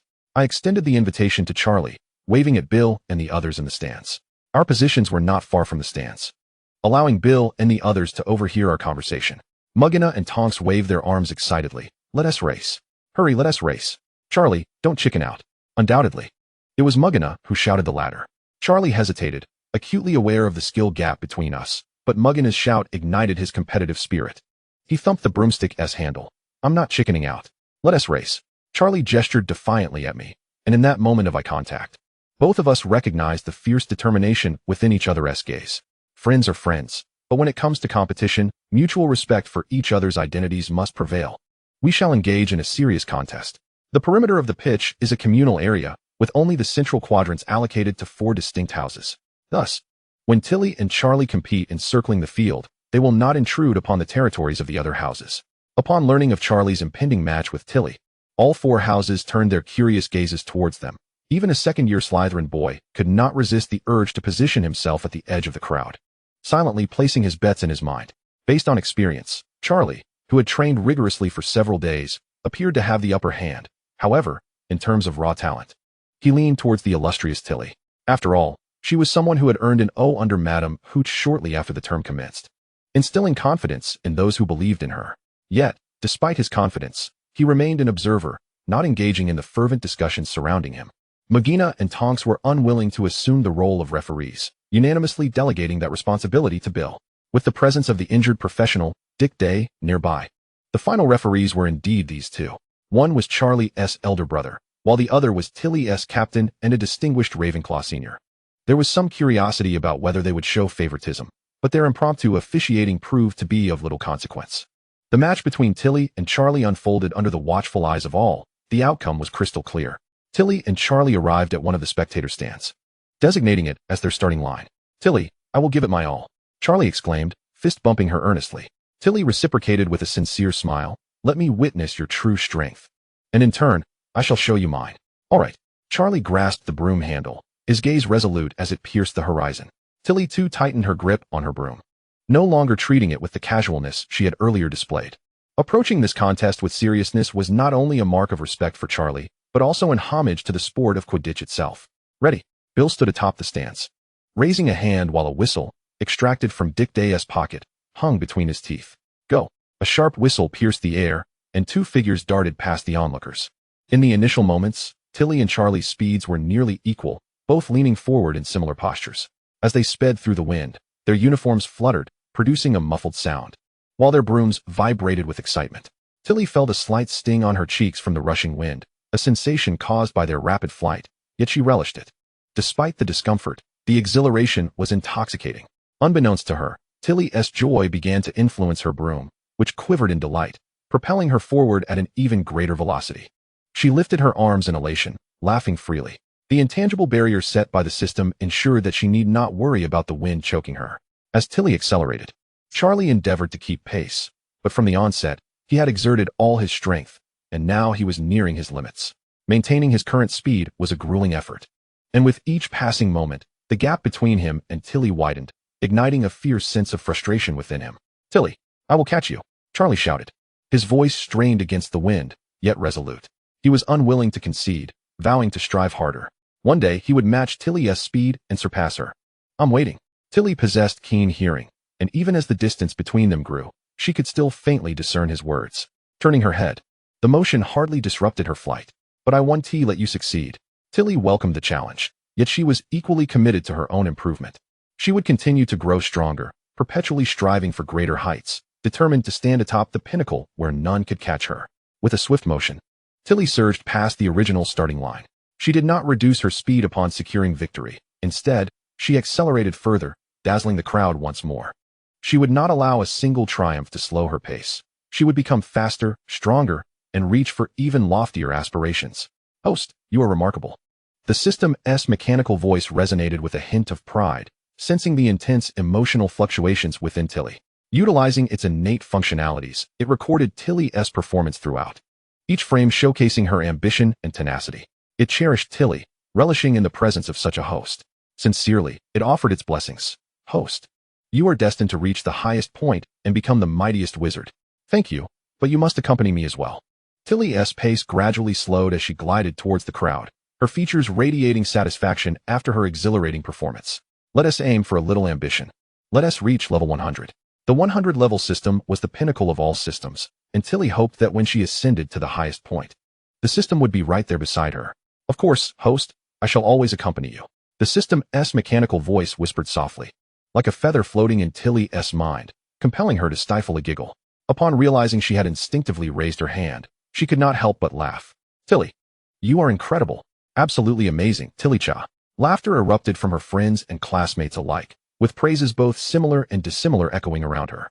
Tilly beamed at their smiling faces and then turned to Charlie, who, despite his exhaustion, still managed to give her a thumbs up. A pang of emotion welled up in Tilly's nose, yet her smile deepened. How wonderful this all was. Truly, it was splendid. Chapter 147, Tactics. The news of Tilly joining the Ravenclaw Quidditch team spread throughout Hogwarts on the same day. Initially, it was the first and second years who animatedly discussed it. And when the upper years returned from Hogsmeade, they too could not help but express their astonishment at the revelation. It was not uncommon for second years to join the Quidditch team. Most players typically chose to enter during their second year. However, the fact that she was invited to the team post-selection and showcased advanced flying tactics on the spot was the true reason for Tilly's buzz among the students. Charlie, having competed directly against Tilly and experienced her flying prowess firsthand, was particularly active in the discussions. Tilly observed Charlie at the Gryffindor table, animatedly jumping about and vocally extolling her virtues, and she could only cover her face in exasperation. Could someone please make him stop? Clearly, no one could, not even Bill, who had attempted to rein him in. Tonks, spearing a lamb chop onto her plate, gestured for Tilly to look at Bill, who was beside Charlie. Bill had tried multiple times to suppress his boisterous younger brother, but Charlie was in full swing, singing Tilly's praises to the skies. And nothing Bill said could penetrate his enthusiasm. With a stoic expression, Bill crossed his arms and closed his eyes, attempting to ignore Charlie. It was as if this act could temporarily erase him from existence. Did he not notice that the professors were also casting glances their way? Haha. I remember their SA Quidditch match next Wednesday. Professor Dumbledore stroked his long beard, glancing across Professor Snape at Professor Flitwick. I eagerly anticipate Tilly's performance. Each academic year at Hogwarts features the Quidditch Cup, where monthly matches between houses unfold until the end of the term, culminating in a final showdown between the two victorious teams. Today, Professor Flitwick, after indulging in a mug of steaming butterbeer at the Hogshead Inn, returned to the castle feeling somewhat buoyant and was further uplifted upon learning of Tiel's inclusion in the Quidditch team. Oh, indeed. With a glimmer of eager anticipation in his eyes, Professor Flitwick regarded Tiel. Mr. Day had informed him that Tiel's prowess in Quidditch would undoubtedly be remarkable. Madame Hooch typically occupies a corner of the professor's table, quietly savoring her sumptuous meal before silently departing, yet today she uncharacteristically engaged in conversation, noting that every flight she undertook was nothing short of perfection. Although Madame Hooch conducts flying lessons daily, her schedule is not overly demanding as only first-year students are required to attend, granting her ample leisure to observe the talents of various students while diligently preparing for the monthly Quidditch matches. When Tiel merely flew a lap in her presence, Madame Hooch awarded her an O, indicative of her satisfaction with Tiel's abilities. Upon discovering that Dick Day intended to invite Tiel to join the Quidditch team, she anticipated that Tiel's skills would astound everyone. Although she had not expected it to happen so swiftly, Tiel had yet to participate in any Quidditch match. This month, Ravenclaw was to face Slytherin. Professor McGonagall lifted a glass of pumpkin juice, took a sip, and set it down with an air of indifference. Severus, how is your team faring in their training? Professor McGonagall rarely inquired about the teams of other houses, especially considering Slytherin's consistent dominance over Gryffindor on the pitch. Yet, today she deviated from her norm, casting a meaningful glance at a fifth-year Slytherin with dark hair. Karis Gallagher, the current captain of the Slytherin Quidditch team, had infamously knocked out a Gryffindor chaser with a bludger in last year's final match, nearly causing a fatal fall from the heights. Professor McGonagall disapproved of Slytherin's tactics in Quidditch, and at that moment, Professor Snape understood her words as a veiled reminder and warning. McGonagall was determined that this year's Quidditch Cup would not witness any disgraceful conduct. Professor Snape looked up, his tone imbued with complexity as he replied, "I have never cared for them. Most Slytherin students hail from pureblood families, while a few half-blood wizards are either oppressed or compelled to seek refuge." Although they hold a degree of respect for Professor Snape, who had served as their head for less than 5 years, their inherent nobility incessantly clamored against authority. Snape had done what was necessary to prevent irreversible consequences within his house, but he remained indifferent to broader issues, such as the disdain and oppression faced by half-bloods or the discord between Slytherin and the other 3 houses. Having endured similar experiences, he did not perceive the survival of the fittest mentality as inherently flawed. At times, he even exhibited a degree of indulgence towards matters within the school. However, he could not dismiss McGonagall's insinuation. The previous incident had indeed crossed a line, and he would subsequently need to dedicate his time to brewing potions for the severely injured Gryffindor. Casting another glance at the silvery-haired student engrossed in conversation with friends, Professor Snape's voice emerged through clenched teeth. "I will restrain them." That was precisely the assurance Professor McGonagall sought. She understood that once Snape made a commitment, he would uphold it. She was pleased that Snape had not diverted the topic as he often did in the past. Despite joining the Quidditch team, Tiel's life remained largely unaffected. Aside from allocating time for training with her teammates to foster synergy, she devoted the majority of her time to her studies and potion making. The business of universal potions was thriving, with residents of Hogsmeade frequently visiting. For those Hogwarts students unable to attend in person, they would send owls to procure potions. Several potion shops in Diagon Alley had noticeably experienced a drop in customer traffic and promptly approached Lupin. But Tiel had no intention of collaborating with any of them from the outset, prompting Lupin to politely decline their partnership requests.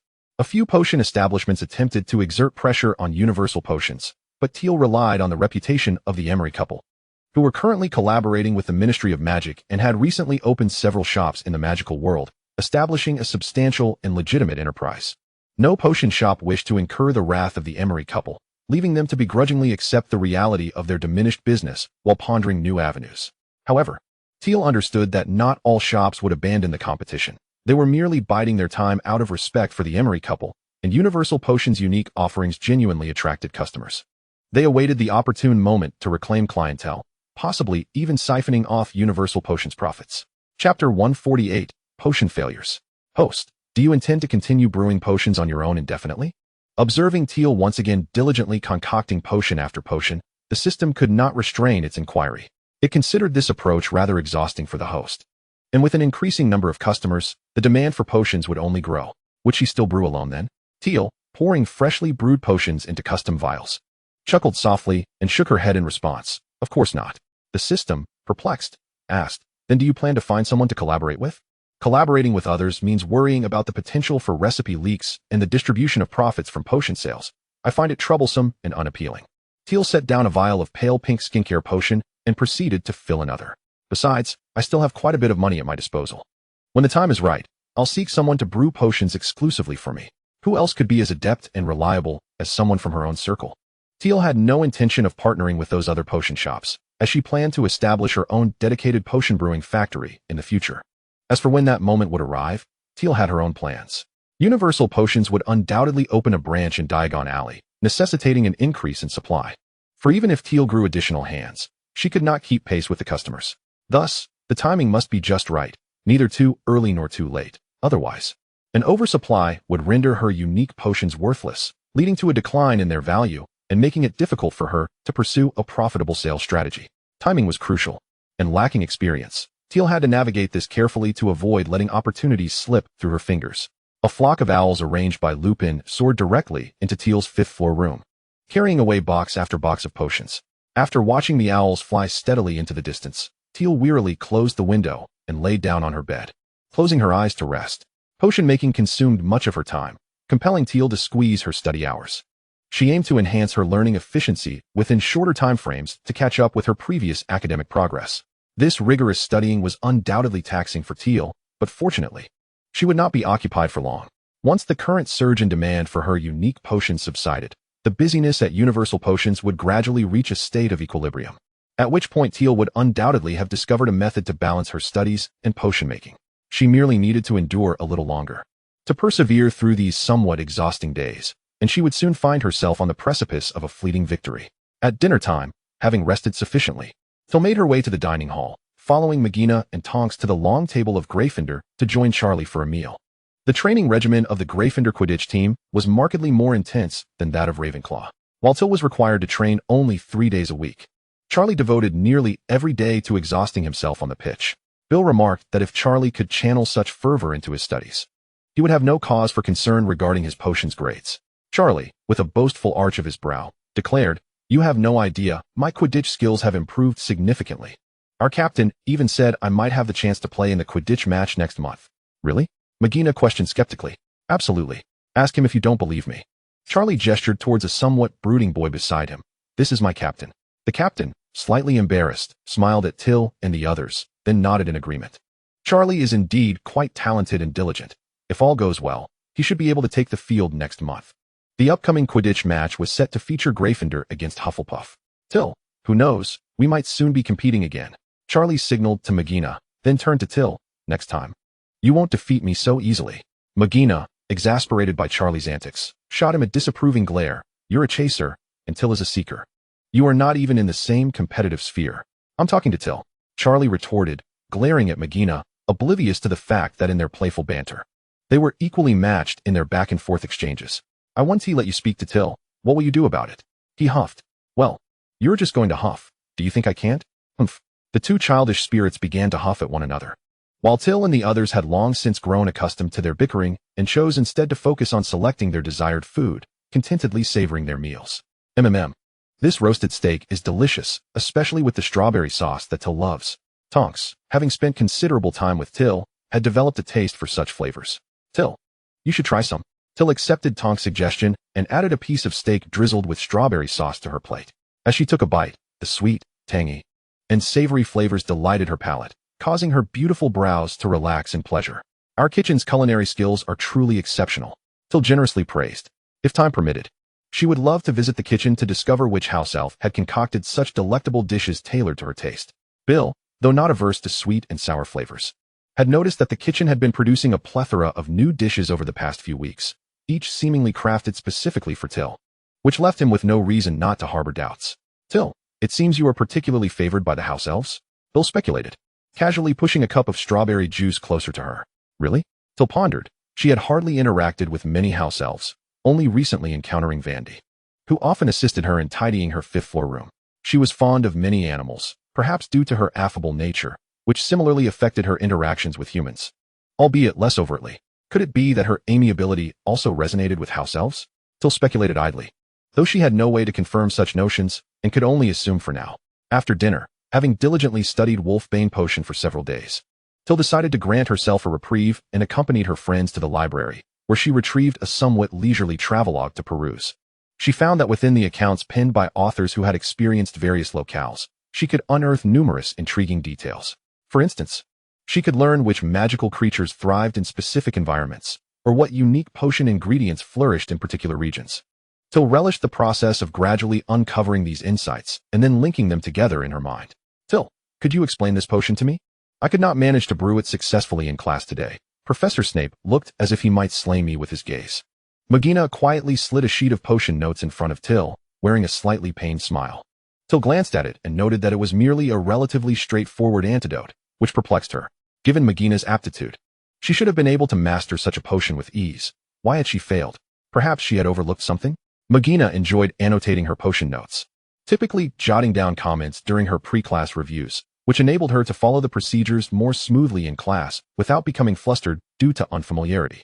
This commendable habit was one Magina had cultivated herself. Tiel mentally praised Magina's diligence while swiftly scrutinizing her notes. In a mere glance, Tiel identified a discrepancy. Pointing to a particular note that seemed amiss, "I recall that you need to add the juice of the ginger root, not slices of the root itself. Is that so?" Magina exclaimed in surprise, flipping open her textbook to verify. Upon careful comparison, She was astonished to discover that she had indeed been misrecording the notes. Both the prior and subsequent annotations in her book had been erroneous. Magina slapped her forehead, regretting her lack of diligence in reviewing her notes, then cheerfully thanked Tiel and began correcting her entries. Tiel redirected her gaze back to the travelogue, but soon after, Tonks stealthily approached her with another question. Unbothered by the interruption, Tiel's patience allowed her to engage earnestly in her studies, and she could easily spend an entire day before the cauldron brewing potions. Her mind remaining serene, she glanced at the question Tonks had presented and chose not to speak, instead using her quill to meticulously write out a detailed answer in a blank notebook. After tearing out the page, she offered it to Tonks.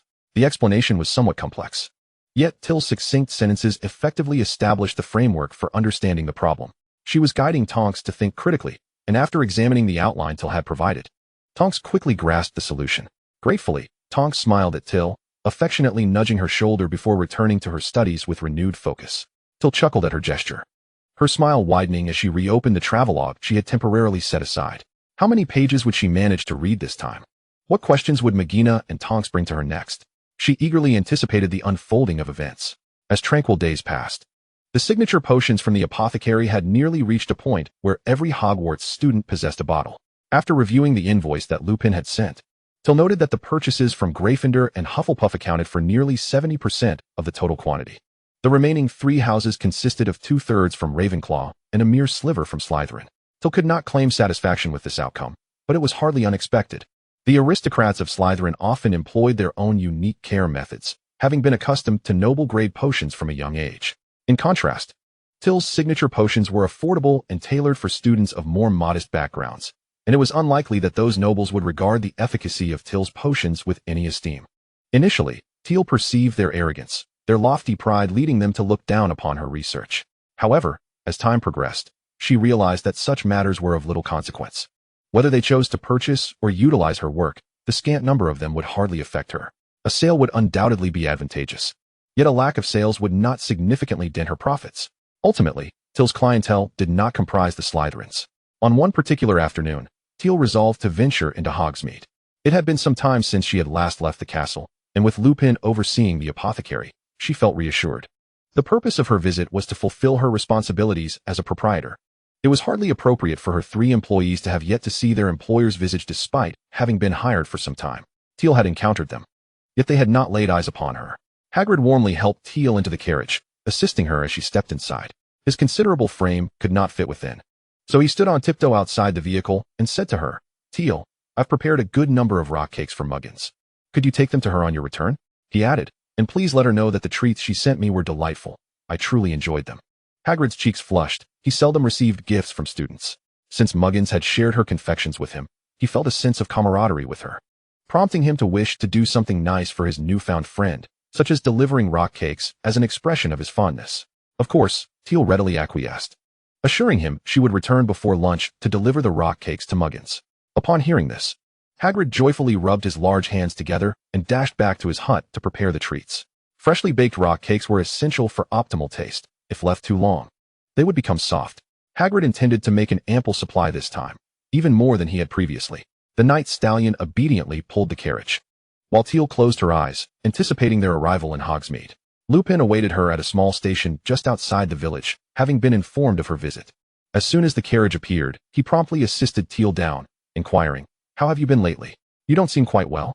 Since beginning his tenure at the apothecary, Lupin had addressed Tiel with a respectful you.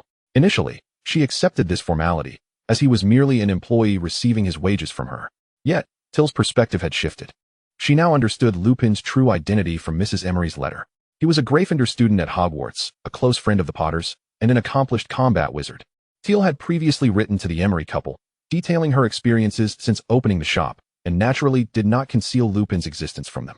After Mrs. Emery verified his past, she had not withheld this information from Tiel. Rather, she expressed concern for Tiel regarding Lupin's werewolf identity, sending multiple letters to advise her to prepare a safe haven for Lupin to discreetly and securely navigate his transformations.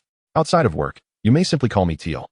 During our professional engagements, you may continue to address me as you. Tiel offered, feeling a tad awkward as she adjusted her everyday attire, having removed her outer robe before disembarking. "That is not permissible. You are my employer," Lupin replied, shaking his head, resolutely refusing to alter his manner of address. He had come to terms with the fact that he was to refer to a younger individual as his superior, finding the title of you flowed naturally from his lips.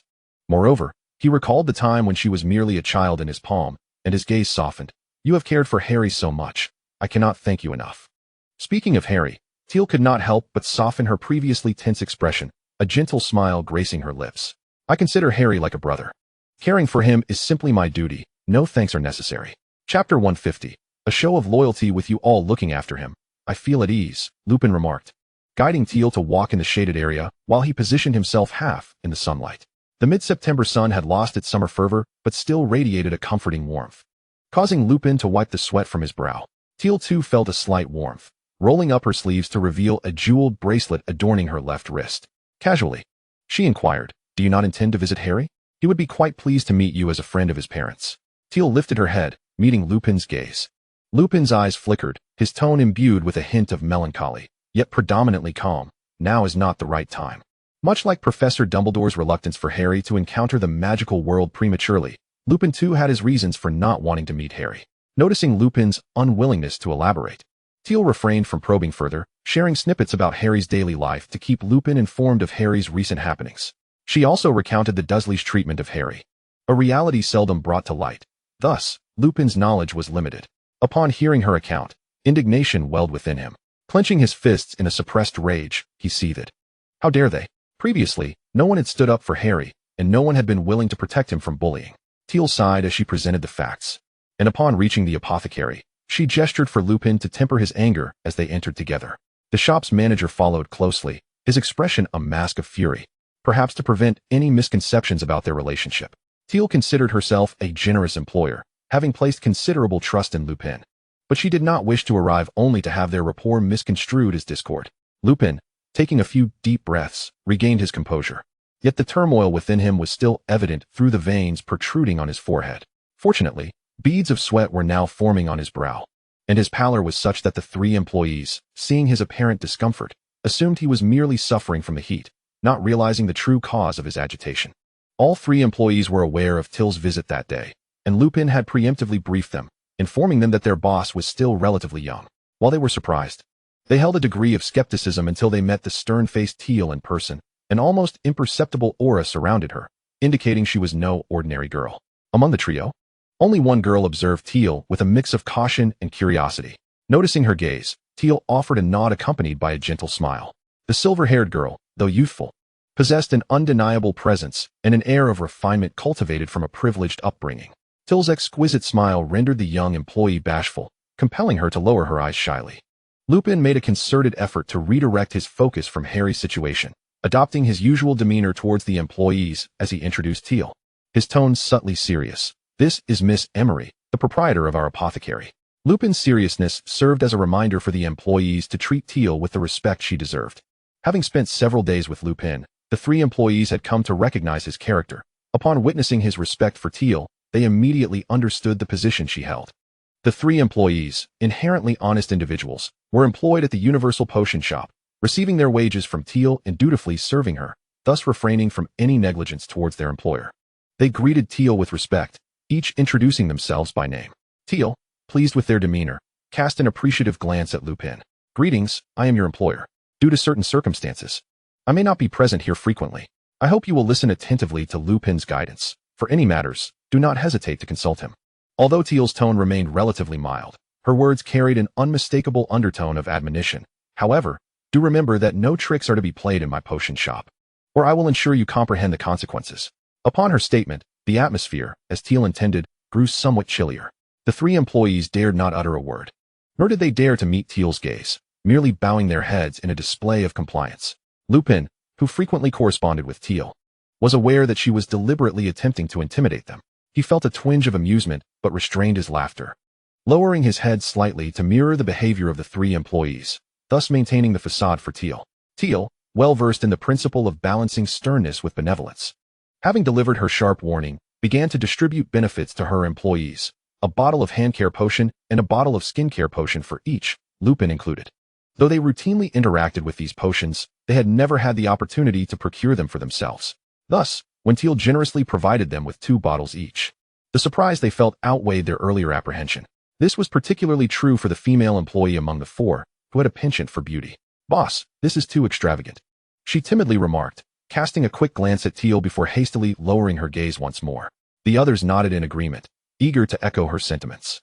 They were acutely aware of the effectiveness of the shop's specialty potions, although their production costs were low, leading to modest pricing and profits. The results they yielded were anything but negligible.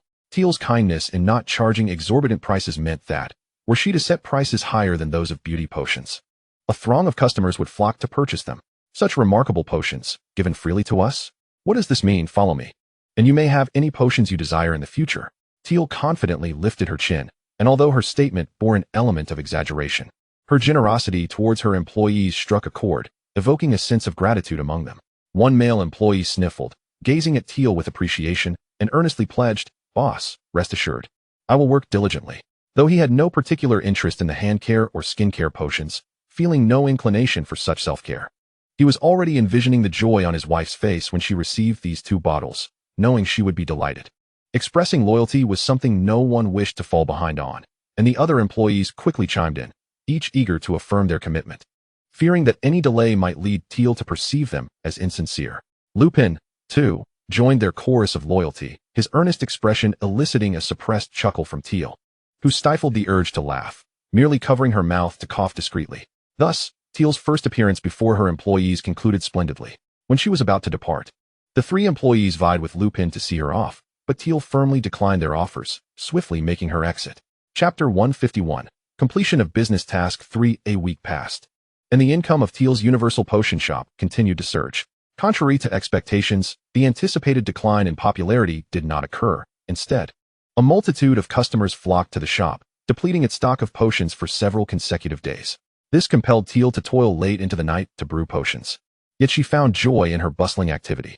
Although she struggled to comprehend why the sales of regular potions were also on the rise alongside the specialty potions, she relished the thriving business, preferring it over a lackluster one. Tiel felt confident that she could accomplish her business task 3 within a month.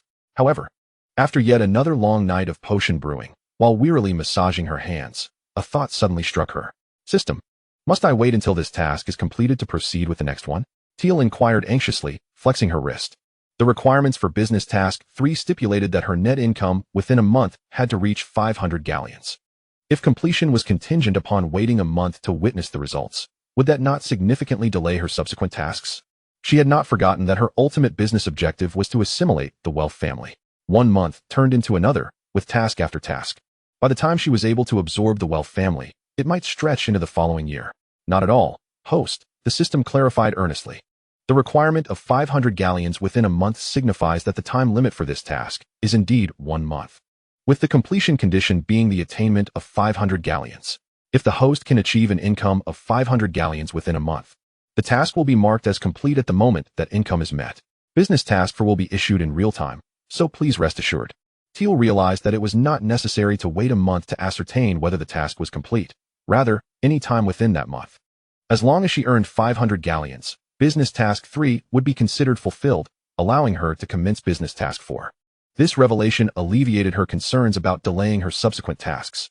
She retrieved the ledger that Lupin had sent via Owl, and after meticulous calculations, she discovered that, although the shop had been open for less than 2 weeks, the net income had already reached 300 galleons. This amount was not solely derived from the sales of specialty potions. Numerous ordinary potions had also garnered popularity. Fortunately, the system's calculation of net income included earnings from both specialty and ordinary potions, significantly easing Tiel's burden. She only needed to generate an additional 200 galleons to complete Business Task 3. Tiel exhaled a sigh of relief, lying down on her bed and speculating about what Business Task 4 might entail.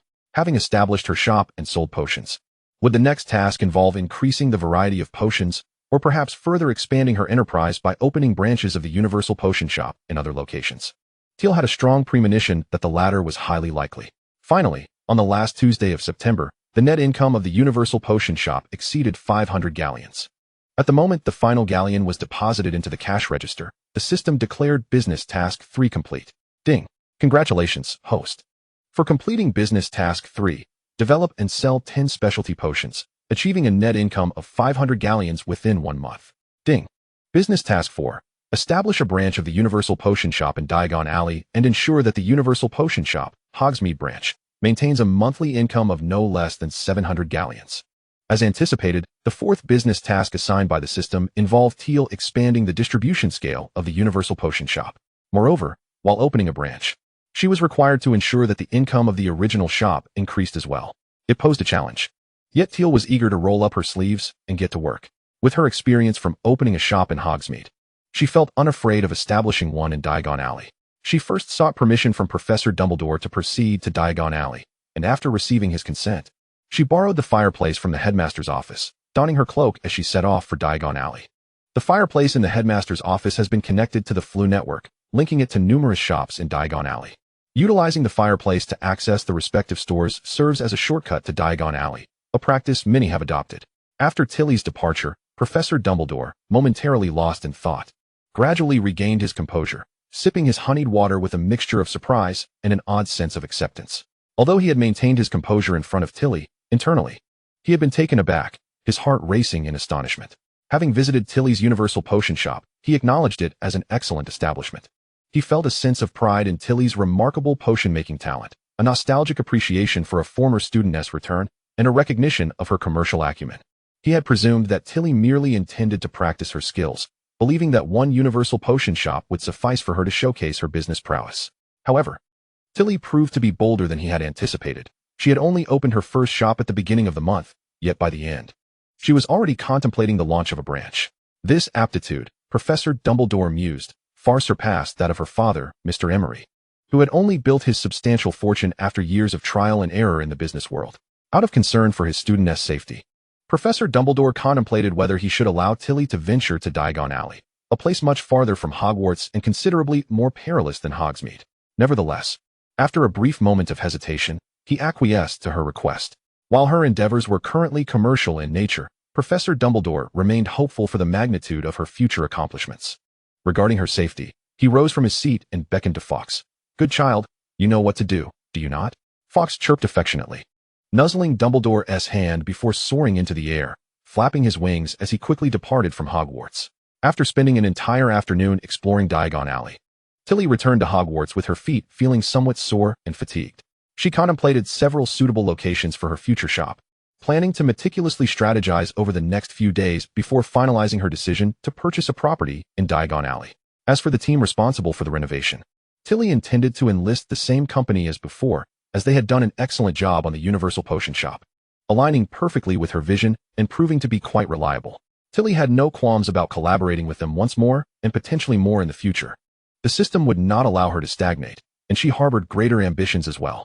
Upon arriving at the dining hall, Tilly noticed that McGonagall and Tonks had yet to arrive, while Charlie and Bill were at Gryffindor, excitedly waving to her.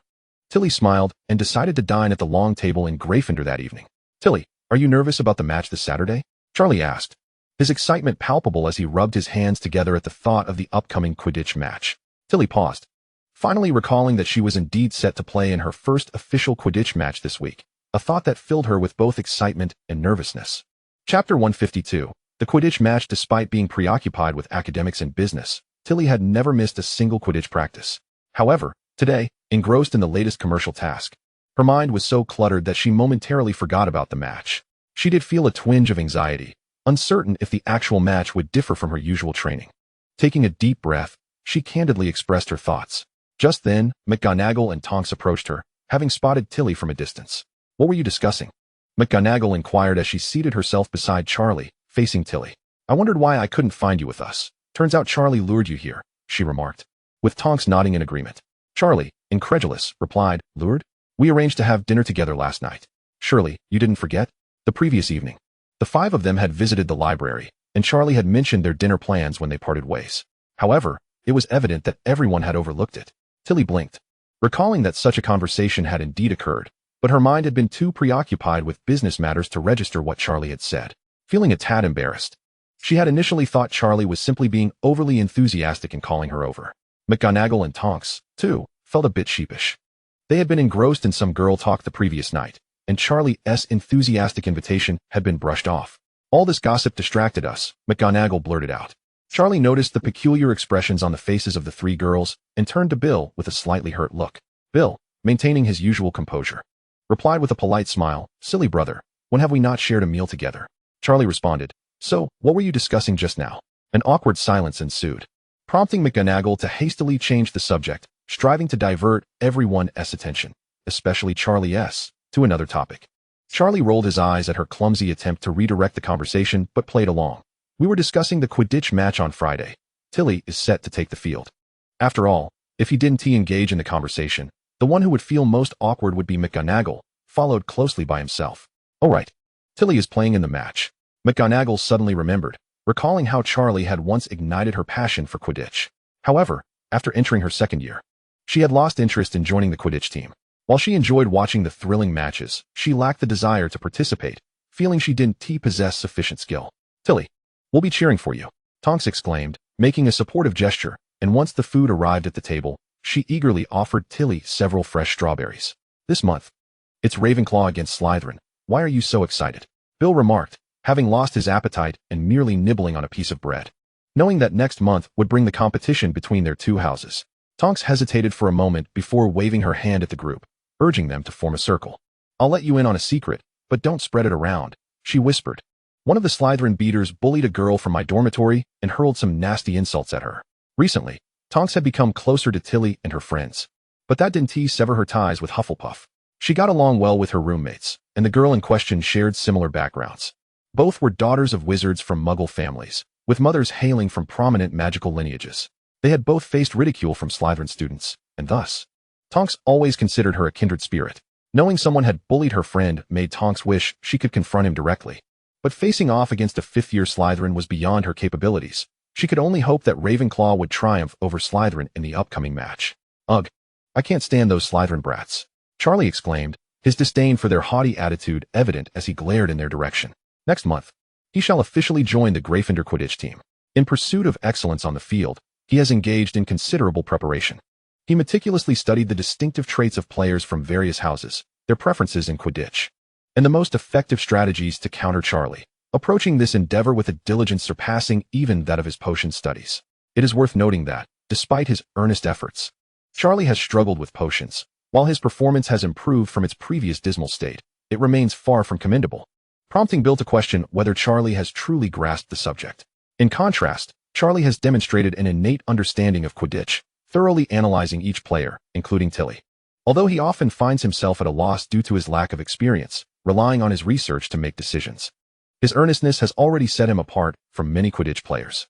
Not to mention, his natural talent in the sport far exceeds that of most. Charlie is now well acquainted with the members of Slytherin's team, effortlessly identifying the beaters among them at the sparsely populated Slytherin table. Under Tonks' subtle hint, he has pinpointed the exact individual, fixating on the tall and imposing Slytherin player. "I will be cautious," he assures. Tilly can nearly guess the words spoken by the beater. The Slytherin aristocrats revel in hurling a select few derogatory terms to belittle half-blood wizards, and they reserve even filthier language for those of Muggle descent. Though Tilly has not personally experienced such taunts, she has certainly heard of them.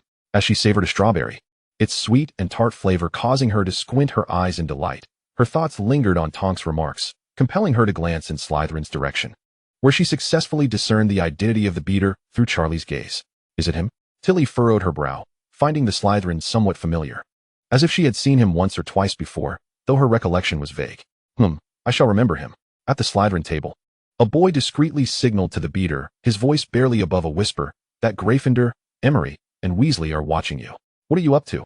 "As if I would concern myself with their affairs," the beater scoffed, flexing his arm as muscles rippled beneath his skin, showcasing his formidable strength. Chapter 153, The Match. The Slytherin table is marked by an unspoken order, unlike the casualness of other houses. Vladislaus Bulstrode, heir to a pureblood family, retains his position near the head of the table, despite signs of his family's decline. His brother, Alaric Bulstrode, although a member of the family, is deemed an unrecognized half-blood due to his Muggle mother, relegating him to the back of the house during most meals. Unless Vladislaus takes him along, there shall never be a seat reserved for him. The beater, Liam Edmonds, targeted by Tilly and Charlie, hails from a family not among the Sacred 28, yet has emerged as a notable contender in recent years, securing a position near the head of the table, only a few seats away from Vladislaus. Liam's disdain for Tilly and Charlie is apparent, and many around him can perceive his contempt. Yet, at that moment, no one echoes his derision. Vincent Lode, a seventh-year Slytherin prefect, discreetly sipped his water, subtly retracting his gaze from Liam, allowing his lowered eyelids to mask the amusement in his eyes. Had Liam's jibes been solely directed at the Weasley traitor, numerous voices would have chimed in. However, his remarks included Tilly Chatch Emery. While the surname Emery holds little weight in Slytherin, Tilly's lineage has become increasingly formidable. The Emery couple has evidently employed shrewd tactics to negotiate with the avaricious officials of the ministry, seizing control and demonstrating a growing influence that threatens pure-blood interests. Were it not for the Emery's apparent focus on the Malfoy and Bulstrode families, other purebloods might have already felt compelled to take action.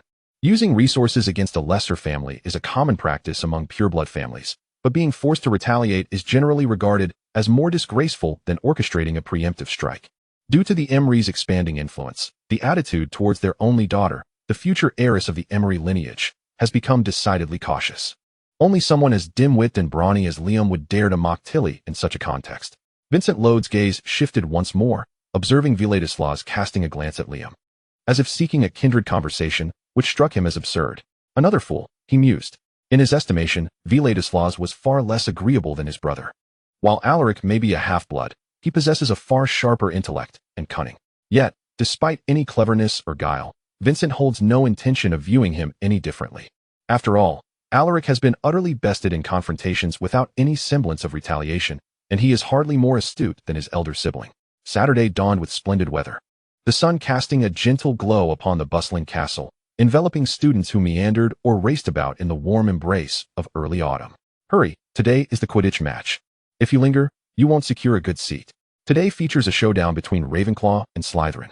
Slytherin is bound to win. They seldom lose. A Gryffindor countered a Slytherin's boast.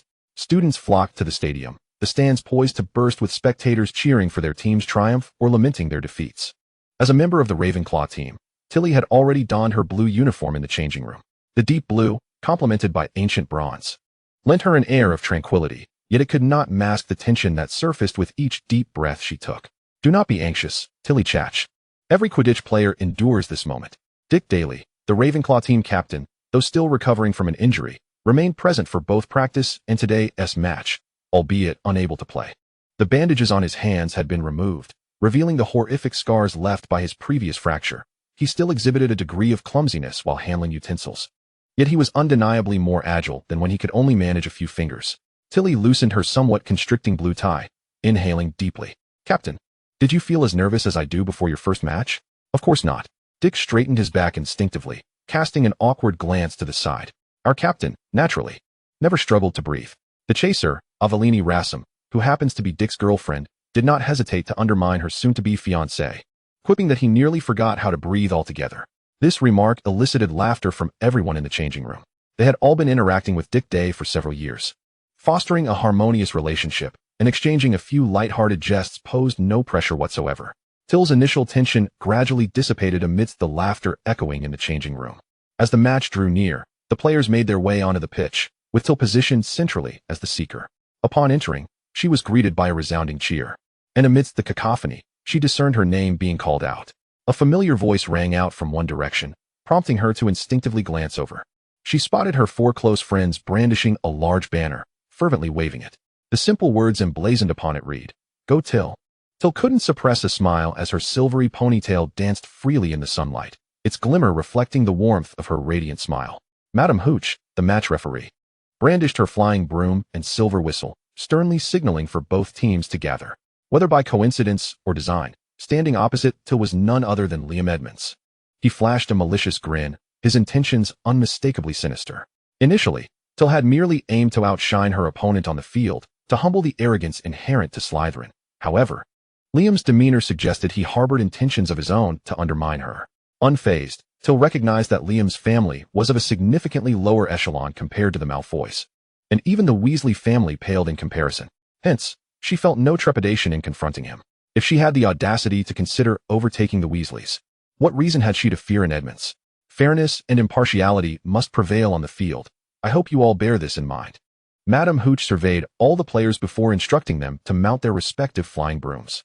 Till's broom, a sleek Nimbus 1998, was gifted to her by Mr. Emery. Its impressive design and advanced flying capabilities elicited envious glances from several players who could not afford such a luxury. The Emery family had long been rumored to possess considerable wealth, a notion previously taken at face value until now. standing on the same pitch where some players wielded the Nimbus 1998 like Tiel, while others were relegated to using the school's dilapidated brooms. A few individuals, feeling a twinge of envy and inadequacy, instinctively tightened their grips on their brooms. And then, the match commenced, with a sharp blast from Madame Hooch's silver whistle. She released the quaffle into the air, and both teams surged upward in pursuit of their objectives. Tiel's task was to locate the elusive golden snitch, capturing it to secure 150 points for her house. Thus, she soared to the skies above the pitch, adopting a vantage point to survey the unfolding action below. The Slytherin seeker mirrored her altitude, yet he seemed predisposed to circle around, as if that would expedite his search for the snitch. Even among seekers, fierce collisions could occur, leading to dire consequences. Tiel remained vigilant, maintaining a safe distance while also scanning for the swiftly darting golden snitch. The diminutive snitch flitted about with astonishing speed, and to ensnare it, one must possess a velocity far exceeding its own. Once it slipped from control, its next move became a mystery.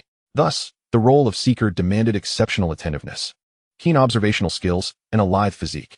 During her training, Dick Day would utilize a training snitch to aid her practice. While its speed and concealment capabilities paled in comparison to a genuine snitch, it was cost-effective, and every Quidditch team could afford a few. Tiel had performed admirably in training, consistently locating the snitch with speed and precision. Yet upon entering the true arena, she became acutely aware of the stark differences between the training snitch and its real counterpart. Beyond mere speed, the ever-shifting dynamics of the match posed additional challenges. The Bludgears flew about the pitch, relentlessly targeting players in an attempt to collide with them. The beaters swung their bats, forcefully sending the Bludgears away from their teammates, often directing them toward the opposing team. Meanwhile, the chasers continued to pass the quaffle among themselves, wary of interception by their adversaries. Should the quaffle fall into the opponent's possession, the keeper would staunchly defend the goalposts, striving to thwart any scoring attempts. Back and forth they went, the players either displaying their prowess or preparing to unleash their potential. Tiel observed intently, diligently searching for any sign of the golden snitch amidst the flurry of rapid movements. "Emery, watch out." The warnings and gasps reached her ears, and Tiel's heightened vigilance kicked in. With an astonishing maneuver, she pivoted sharply, narrowly evading a direct collision with the Slytherin seeker. Frustrated, he failed to make contact, quickly retracing his path while glaring at Tiel. "You dodged that pretty well. Are you afraid of dying?" "I value my life and won't recklessly endanger others," Tiel retorted coldly, simultaneously twisting away from a bludger hurtling toward her head. An ambush proved futile. With a glint of pride, she shot a defiant glance at Liam Edmonds below, who had been aiming for her with his bludger. Despite her outwardly audacious demeanor, Tiel relied on her past experiences of being struck to narrowly escape the Slytherin seeker's charge. She had been oblivious to the approaching bludger until her instincts alerted her. Her heart raced, palms slightly clammy, yet she maintained an air of assertiveness, projecting a commanding presence. At that moment, her demeanor undoubtedly intimidated her opponents. One player charged toward her, while another slyly aimed a bludger in her direction. All performed under the watchful eyes of the audience. They could easily feign innocence, claiming it was an accident, thus evading penalties. Slytherins had honed their mastery of exploiting the rules over the years. A chorus of boos erupted, primarily from other houses mocking Slytherin, who heard the jeers but, as always, acted as if they were oblivious. "You've got some skill," the Slytherin seeker bared his teeth, signaling his determination to best her. Tiel smiled sweetly, her tone deceptively innocent as she uttered words that would surely provoke him. "Thank you for the compliment, but even with such praise, I won't ease up on you." Straightening her posture, she grasped her broom firmly, mirroring the Slytherin seeker's earlier move, and launched herself toward him. Her speed and ferocity compelled him to hastily evade. Yet he was no match for her velocity, and he was sent tumbling through the air. Tiel chose not to unseat him from his broom. She had no desire to endanger his life, merely wishing to impart a lesson.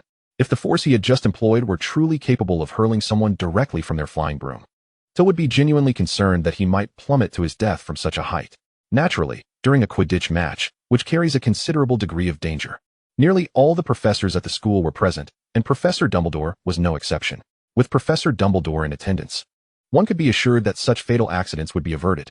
After stabilizing himself, the Slytherin seeker gritted his teeth, turned away from Tiel, and focused intently on locating the golden snitch. Having accepted the money from the Malfoy family, he had agreed to anticipate an incident involving Tiel today. Yet to abandon the field at such a critical moment would be somewhat disgraceful. If he could find the golden snitch, he could easily cover up any embarrassment. With the golden snitch in sight, who would care about his actions towards Tiel or question his protection?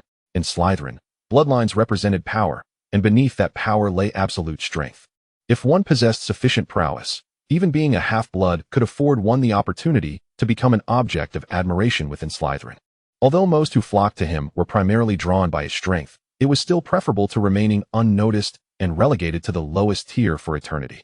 Chapter 155, Few and Far Between. With the immediate danger momentarily alleviated, Liam Edmonds below continued to cast a vigilant eye upon her, persistently attempting to strike the bludger towards her, till evaded with agility, never allowing him to succeed. Today's bludgers were particularly spirited, relentlessly pursuing the two beaters from Ravenclaw. While the bludger under Liam Edmonds' control was decidedly more obedient, consistently soaring towards Tiel with each swing of his bat, Tiel maintained a calm demeanor, narrowly avoiding the bludger time and again, yet this did not imply she was at ease. She had to be wary of her opponent's assaults, dodge the bludgers, and simultaneously search for the elusive golden snitch. Tiel felt as though she was juggling 3 tasks at once, utterly preoccupied. Each Quidditch match involving Slytherin was fiercely contested. Even though they frequently committed deliberate fouls on the field, they genuinely possessed the talent to claim the Quidditch Cup. Ravenclaw had put forth considerable effort, yet they still fell short of Slytherin, with the current score standing at 70-30 in favor of Slytherin. Liam Edmonds' assaults showed no sign of abating. It was not that Tiel's teammates were unwilling to assist, but rather that they were preoccupied with their own struggles, managing to hold their own against the opposition while striving to close the score gap. During the first half of the match, both Tiel and the Slytherin Seeker had briefly caught sight of the golden snitch, but it was a fleeting glimpse, as it vanished almost immediately after its appearance. Neither Tiel nor her adversaries could continue to track its whereabouts. As the 45-minute mark approached, the first half concluded, granting the players a brief respite. Tiel blinked wearily, her silver eyes momentarily devoid of focus as she contemplated how to capture the golden snitch. As the first half ended, the score between Ravenclaw and Slytherin stood at 60-100, a mere 4 goals apart, presenting a significant opportunity to equalize. However, if she could seize the golden snitch, it would secure a direct 150 points, ensuring victory for Ravenclaw. Tiel pinched the bridge of her nose, feeling a wave of discouragement wash over her, pondering whether she truly deserved to be on the field. Alara Thorne, a rare female beater, was perceptive enough to notice Tiel's discontent and nudged her boyfriend, signaling him to console her. Dick Day obliged, limping over to sit beside Tiel. "Tiel, are you feeling down?" Alara stifled a gasp, bewildered by her boyfriend's approach. How could he not understand the art of gentle encouragement?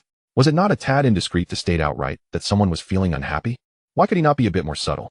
Tiel, still somewhat lost in thought, instinctively attempted to muster a smile upon noticing Dick Day's approach, only to feel a twinge of embarrassment when he bluntly addressed her mood. Was her emotional state so transparent?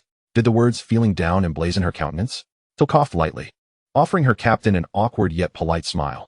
"I am feeling a bit down, but I should be all right after a moment. Perhaps in the second half, I will be able to catch the golden snitch." Dick Day recognized that Tiel was troubled by her inability to capture the golden snitch and immediately offered her a warm smile of reassurance. "Do not worry, Tiel. It is perfectly normal not to catch the golden snitch." He began to adopt a more comforting demeanor. "In our school, there are 4 teams with a total of 4 seekers, including myself, which totals 5. However, you must understand that the number of seekers who can consistently catch the golden snitch in every match is indeed few and far between." Tiel extended a hand, revealing 5 fingers. "Indeed, it is indeed few and far between."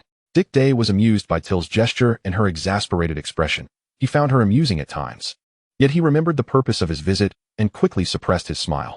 "All right, Tiel, just remember not to fret too much. When the time is right, you will catch it." With a serious expression, he summarized his purpose for coming over and, satisfied that Tiel had absorbed his words, nodded and departed, still limping away. Alara Thorne could not suppress an eye roll, but despite her annoyance, she felt compelled to assist her boyfriend. "Alara, you are truly wonderful to me." The tall and robust Quidditch captain spoke with an endearing hint of playfulness. Around them, onlookers shivered at the display, and Alara, unable to tolerate the overt affection, released her grip on Dick Day's hand. "I suggest you behave normally." The daily interactions of this couple provided ample amusement for the Ravenclaw Quidditch team. Regardless of their playful banter, the teammates found it thoroughly entertaining. Undoubtedly, the affectionate exchanges from this couple bore a slight scent of romance, which Tiel found amusing to observe. Yet she preferred to merely sniff the aroma rather than indulge in the experience herself. Thanks to her captain's light-hearted interjection, Tiel swiftly adjusted her mindset. And as the brief intermission concluded and they returned to the field, she maintained a composed expression, appearing no different from the first half, perhaps even more serene.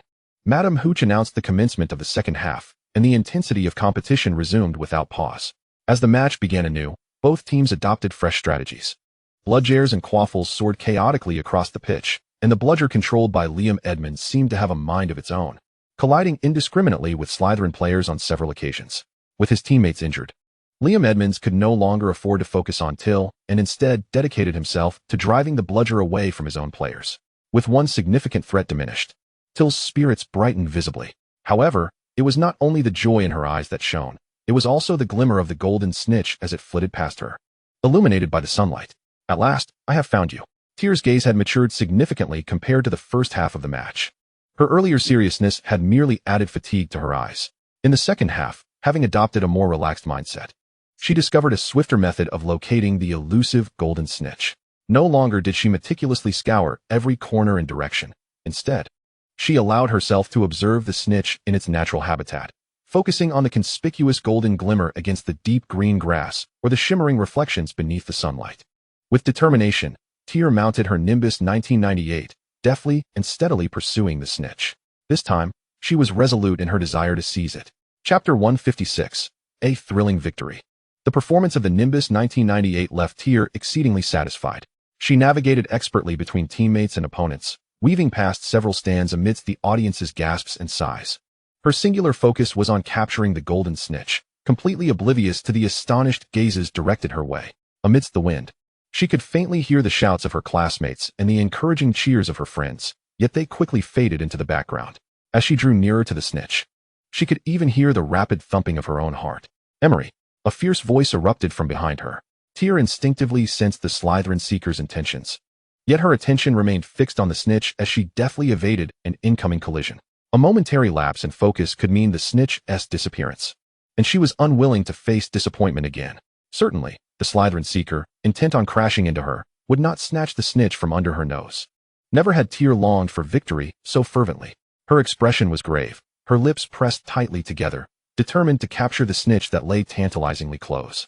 The Slytherin seeker gritted his teeth, mounted on the Nimbus 1998 provided by the Fowlers, struggling to unleash its full potential. Despite his utmost efforts, he could only barely trail behind Tier. Visibly, Tier accelerated, creating a widening gap between them. Yet, the Slytherin seeker was reaching his limits. It seemed he had foreseen Tier's impending triumph. The Ravenclaws would surely cheer for her, while he would be left as a mere failure compared to a Ravenclaw. The Fowlers would not easily forgive him for this transaction gone awry. In a state of panic and frustration, the Slytherin seeker's eyes glinted with malice. And as the distance between them grew, he lunged forward, grasping the tail of Tier's broom. The sudden tug jolted the Nimbus, which, like many enchanted objects in the magical realm, possessed a hint of self-awareness. The specially crafted Nimbus 1998, inscribed with Tier's name, responded instinctively. The Slytherin seeker yanked, intending to pull Tier backward. Tier chach Emery. If I cannot catch the snitch, neither shall you. As Tier raced forward, she immediately felt a resistance hindering her progress. Yet, she had anticipated this and prepared accordingly. The Slytherin seeker's actions were unexpected, and Tier's hands, once lightly resting on her broom, now tightened around the handle. Just as her resolve surged, the Nimbus accelerated, throwing the Slytherin seeker, who clung to the broom's tail, off balance. Determined to teach him a lesson, Tier resolved that he too should experience the thrill of peril. The Slytherin seeker dangled precariously in midair, his only lifeline being his grip on Tier's broom. Cheating. The Ravenclaw seeker is cheating. Disqualify that Emery. Deduct all Ravenclaw's points. A group of disgruntled Slytherins erupted from one of the stands, shouting towards the professor's box. Charlie and his friends, seated just behind them, held a massive banner aloft, their excitement for their friend overshadowing any discomfort in their arms. Upon hearing the Slytherins' outcry, Charlie, with his notorious temper, sprang up, angrily shaking his fist toward them. If points are to be deducted, let it be from your Slytherin house. As the sun glinted off the large banner, Charlie restrained himself for Tier's sake, but now the Slytherins had crossed a line. It was evident who had been committing the fouls. Did they think everyone was blind? Charlie Weasley. Professor McGonagall brandished her wand, intervening in the ensuing scuffle as Charlie and his friends clashed with the Slytherins. She, along with the other professors, paid no heed to the Slytherins' protests. The commotion below did not affect the atmosphere above, where the Slytherin seeker was desperately pleading for his life. I was wrong. Emery, please pull me back up. In her pursuit of the snitch, Tier did not relent in her speed. Yet, with a cold huff, she reached back to grasp the collar of his uniform. Tier had merely intended to intimidate him. As long as he held onto the broom tightly, Her Nimbus 1998 would remain steadfast, leaving no chance for him to fall. Seeing him still trembling with fear, she ensured he would not plummet. Ahead, the golden snitch veered past another stand, soaring toward the Slytherin section above. Tiel lowered her altitude, effortlessly tossing the Seeker toward the Slytherins as she did so. She had shown him mercy. Now, her focus was solely on capturing the snitch. The snitch darted with such speed that its wings were nearly imperceptible, its rounded form transforming into a mere flash of gold. However, in her heightened state of concentration, Tiel perceived it with remarkable clarity. With each breath, the only sounds she registered were her rapid heartbeat and labored breaths. Amidst the furious winds, it became increasingly difficult for Tiel to keep her eyes open, her inhalation strained. Yet, as she lunged forward amidst the cacophony of cheers, grasping the struggling golden snitch, all her efforts were vindicated. Madame Hooch's whistle pierced the air, and the entire stadium fell silent. The Ravenclaws erupted in jubilation as Tiel descended, clutching the snitch. The captured snitch gradually calmed, its delicate wings lightly brushing against Tier's fingers, widening her smile. She had truly succeeded. The commentator, a proud Gryffindor, energetically announced. The victor of today's match has emerged. Tier Emery has captured the golden snitch for Ravenclaw, earning them 150 points. The final score stood at 230 to 110. Let us extend our congratulations to Ravenclaw. Nearly every student cheered for Ravenclaw's victory, save for the defeated Slytherins. In the professor's box, Professor Flitwick sat beside Professor Snape, nearly bursting with joy but stifling his excitement in the presence of the visibly displeased Slytherin head. His efforts to suppress a smile proved futile. Ah, what a delight! I mean, Tier's performance was truly commendable. Chapter 157, Celebration. Professor Flitwick cautiously began to sprinkle salt on the wound. Am I not right, Severus? Professor Snape cast a cold glance at his concerned colleague, a sardonic smile barely gracing his lips. If you wish to laugh, then laugh. Oh, how could I possibly? Flitwick's tongue slipped, revealing his innermost thoughts. But now that the words had escaped, he unabashedly burst into laughter. How many years had it been? After all this time, Ravenclaw had finally triumphed over Slytherin. Even if it were only this once, it was enough for Flitwick. His eyes brimmed with tears of joy. Unable to endure the mix of laughter and tears from his colleague, Professor Snape swept out of the room, his robes billowing behind him. Before departing, he cast a significant glance at the members of his own house's team, signaling them to follow. Particularly, the Seeker who had been unceremoniously tossed into the stands by Tiel received a singular, pointed look from Snape, a clear indication of special treatment. The Slytherin Seeker trembled involuntarily, daunted by the imposing presence of the headmaster, instinctively seeking solace from Aladfar. He noticed Aladfar standing with his brother in the stands. Unfortunately, Aladfar completely disregarded his desperate gaze, instead smiling and averting his attention. With a woeful expression, the Slytherin Seeker clutched his Nimbus 1998, shuffling forward with a heavy heart. Dear brother, the choice you made leaves much to be desired, Fladson remarked derisively, clearly unimpressed with Aladfar's judgment. Aladfar, undeterred by his brother's attitude, maintained a smiling facade. Yet his words pierced through to his elder sibling. But your choice was not successful either, was it? Fladson's smile remained. At least my player wasn't tossed into the stands by Emery. Aladfar, the one who bribed the Slytherin Seeker, was Aladfar. He insisted that Tiel must encounter an accident during the match, ultimately leading to Tiel's outright removal. Fladson, on the other hand, sought out Liam Edmonds, planning to converse with him while seated at the Slytherin table, later solidifying a private agreement. If he could injure Tiel with a bludger during the match, Fladson could leverage family influence to accomplish a task for him. The two brothers independently resolved to sabotage the Quidditch match. Yet neither Liam Edmonds nor the Slytherin Seeker managed to impact Tiel. Instead, it was Tiel, who had been persistently harassed by the two, who ultimately captured the golden snitch, turning the tide back in favor of Slytherin. It was a rare moment, as the two brothers, once on the receiving end of Tiel's wrath, shared a knowing glance, sighing deeply in unison. On the field, Tiel celebrated joyously with his friends and teammates, while the Slytherin Quidditch team members, following Professor Snape into the dim depths, could hardly breathe, fearing the headmaster's wrath would descend upon them. Your performance has greatly disappointed me. Though Professor Snape seldom involved himself in team affairs, only occasionally asserting his presence when required to sign off on training grounds, his inquiries instilled fear. This was largely due to his acerbic tongue, which had inflicted torment upon nearly all present. Despite their trepidation, Liam Edmonds, accustomed to arrogance, felt a flicker of defiance, his left hand clenching into a fist. Mr. Edmonds, do you have something to say? Snape's piercing gaze bore into him. Do you believe your bludger play was commendable? Professor Snape excelled at diminishing others' merits alongside their faults. Humph. Your aim was so lacking that even the errant flight of the balls would have fared better. Some stifled laughter threatened to escape, but was quickly suppressed. This was merely the beginning. Snape's venom now targeted the Seeker. And you, Mr. Maguire, with your precise broomstick work against Miss Emery. Why did you not apply that same accuracy to catching the golden snitch? A master of psychological warfare, Professor Snape wielded those words with devastating effect. Standing in the shadowy corridor, hands clasped behind his back, he appeared more formidable than the dark portraits lining the walls. If my memory serves me right. I cautioned you all before the match began. No more of those old tactics. Have my words as headmaster become meaningless? Snape's voice, neither too loud nor too soft, weighed heavily upon their hearts, causing them to struggle for breath as the match's decisive moment loomed. A brave soul attempted to speak, only to fall silent under Snape's fearsome gaze. He surveyed the crowd with an all-seeing eye. Lingering upon Liam Edmonds and Caleb Maguire, I will grant you but one opportunity. Voluntarily explain yourselves, or else. The two unwitting pawns trembled in fear, rapidly divulging the details of Fladson and Alodfar under Snape's increasingly perilous scrutiny.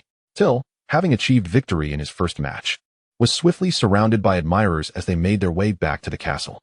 By this time it was lunchtime, and the great hall was laden with an abundance of freshly prepared dishes, with Ravenclaw's table boasting a particularly lavish spread, far exceeding that of the other houses.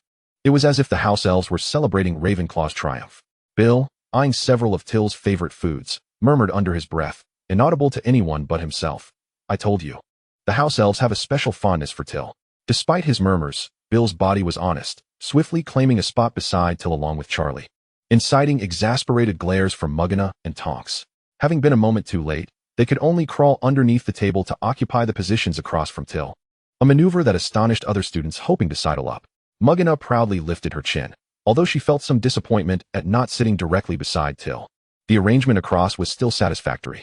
Their study group of 5 was meant to be neatly assembled. Till, you were absolutely phenomenal today. Well done. Dick Day had uttered this phrase countless times since Till caught the golden snitch, his praises unceasing. Initially, Till had felt bashful, but after hearing it repeatedly, he had grown numb to the compliments. Charlie had also transformed into a relentless cheerleader, chattering incessantly, and even the sight of his beloved cream-filled cake could not silence his effusive praise for Till. I will never forget the expressions on those Slytherins' faces. It was absolutely priceless. Ha! Charlie's voice boomed, utterly unconcerned about the Slytherins nearby plotting their revenge.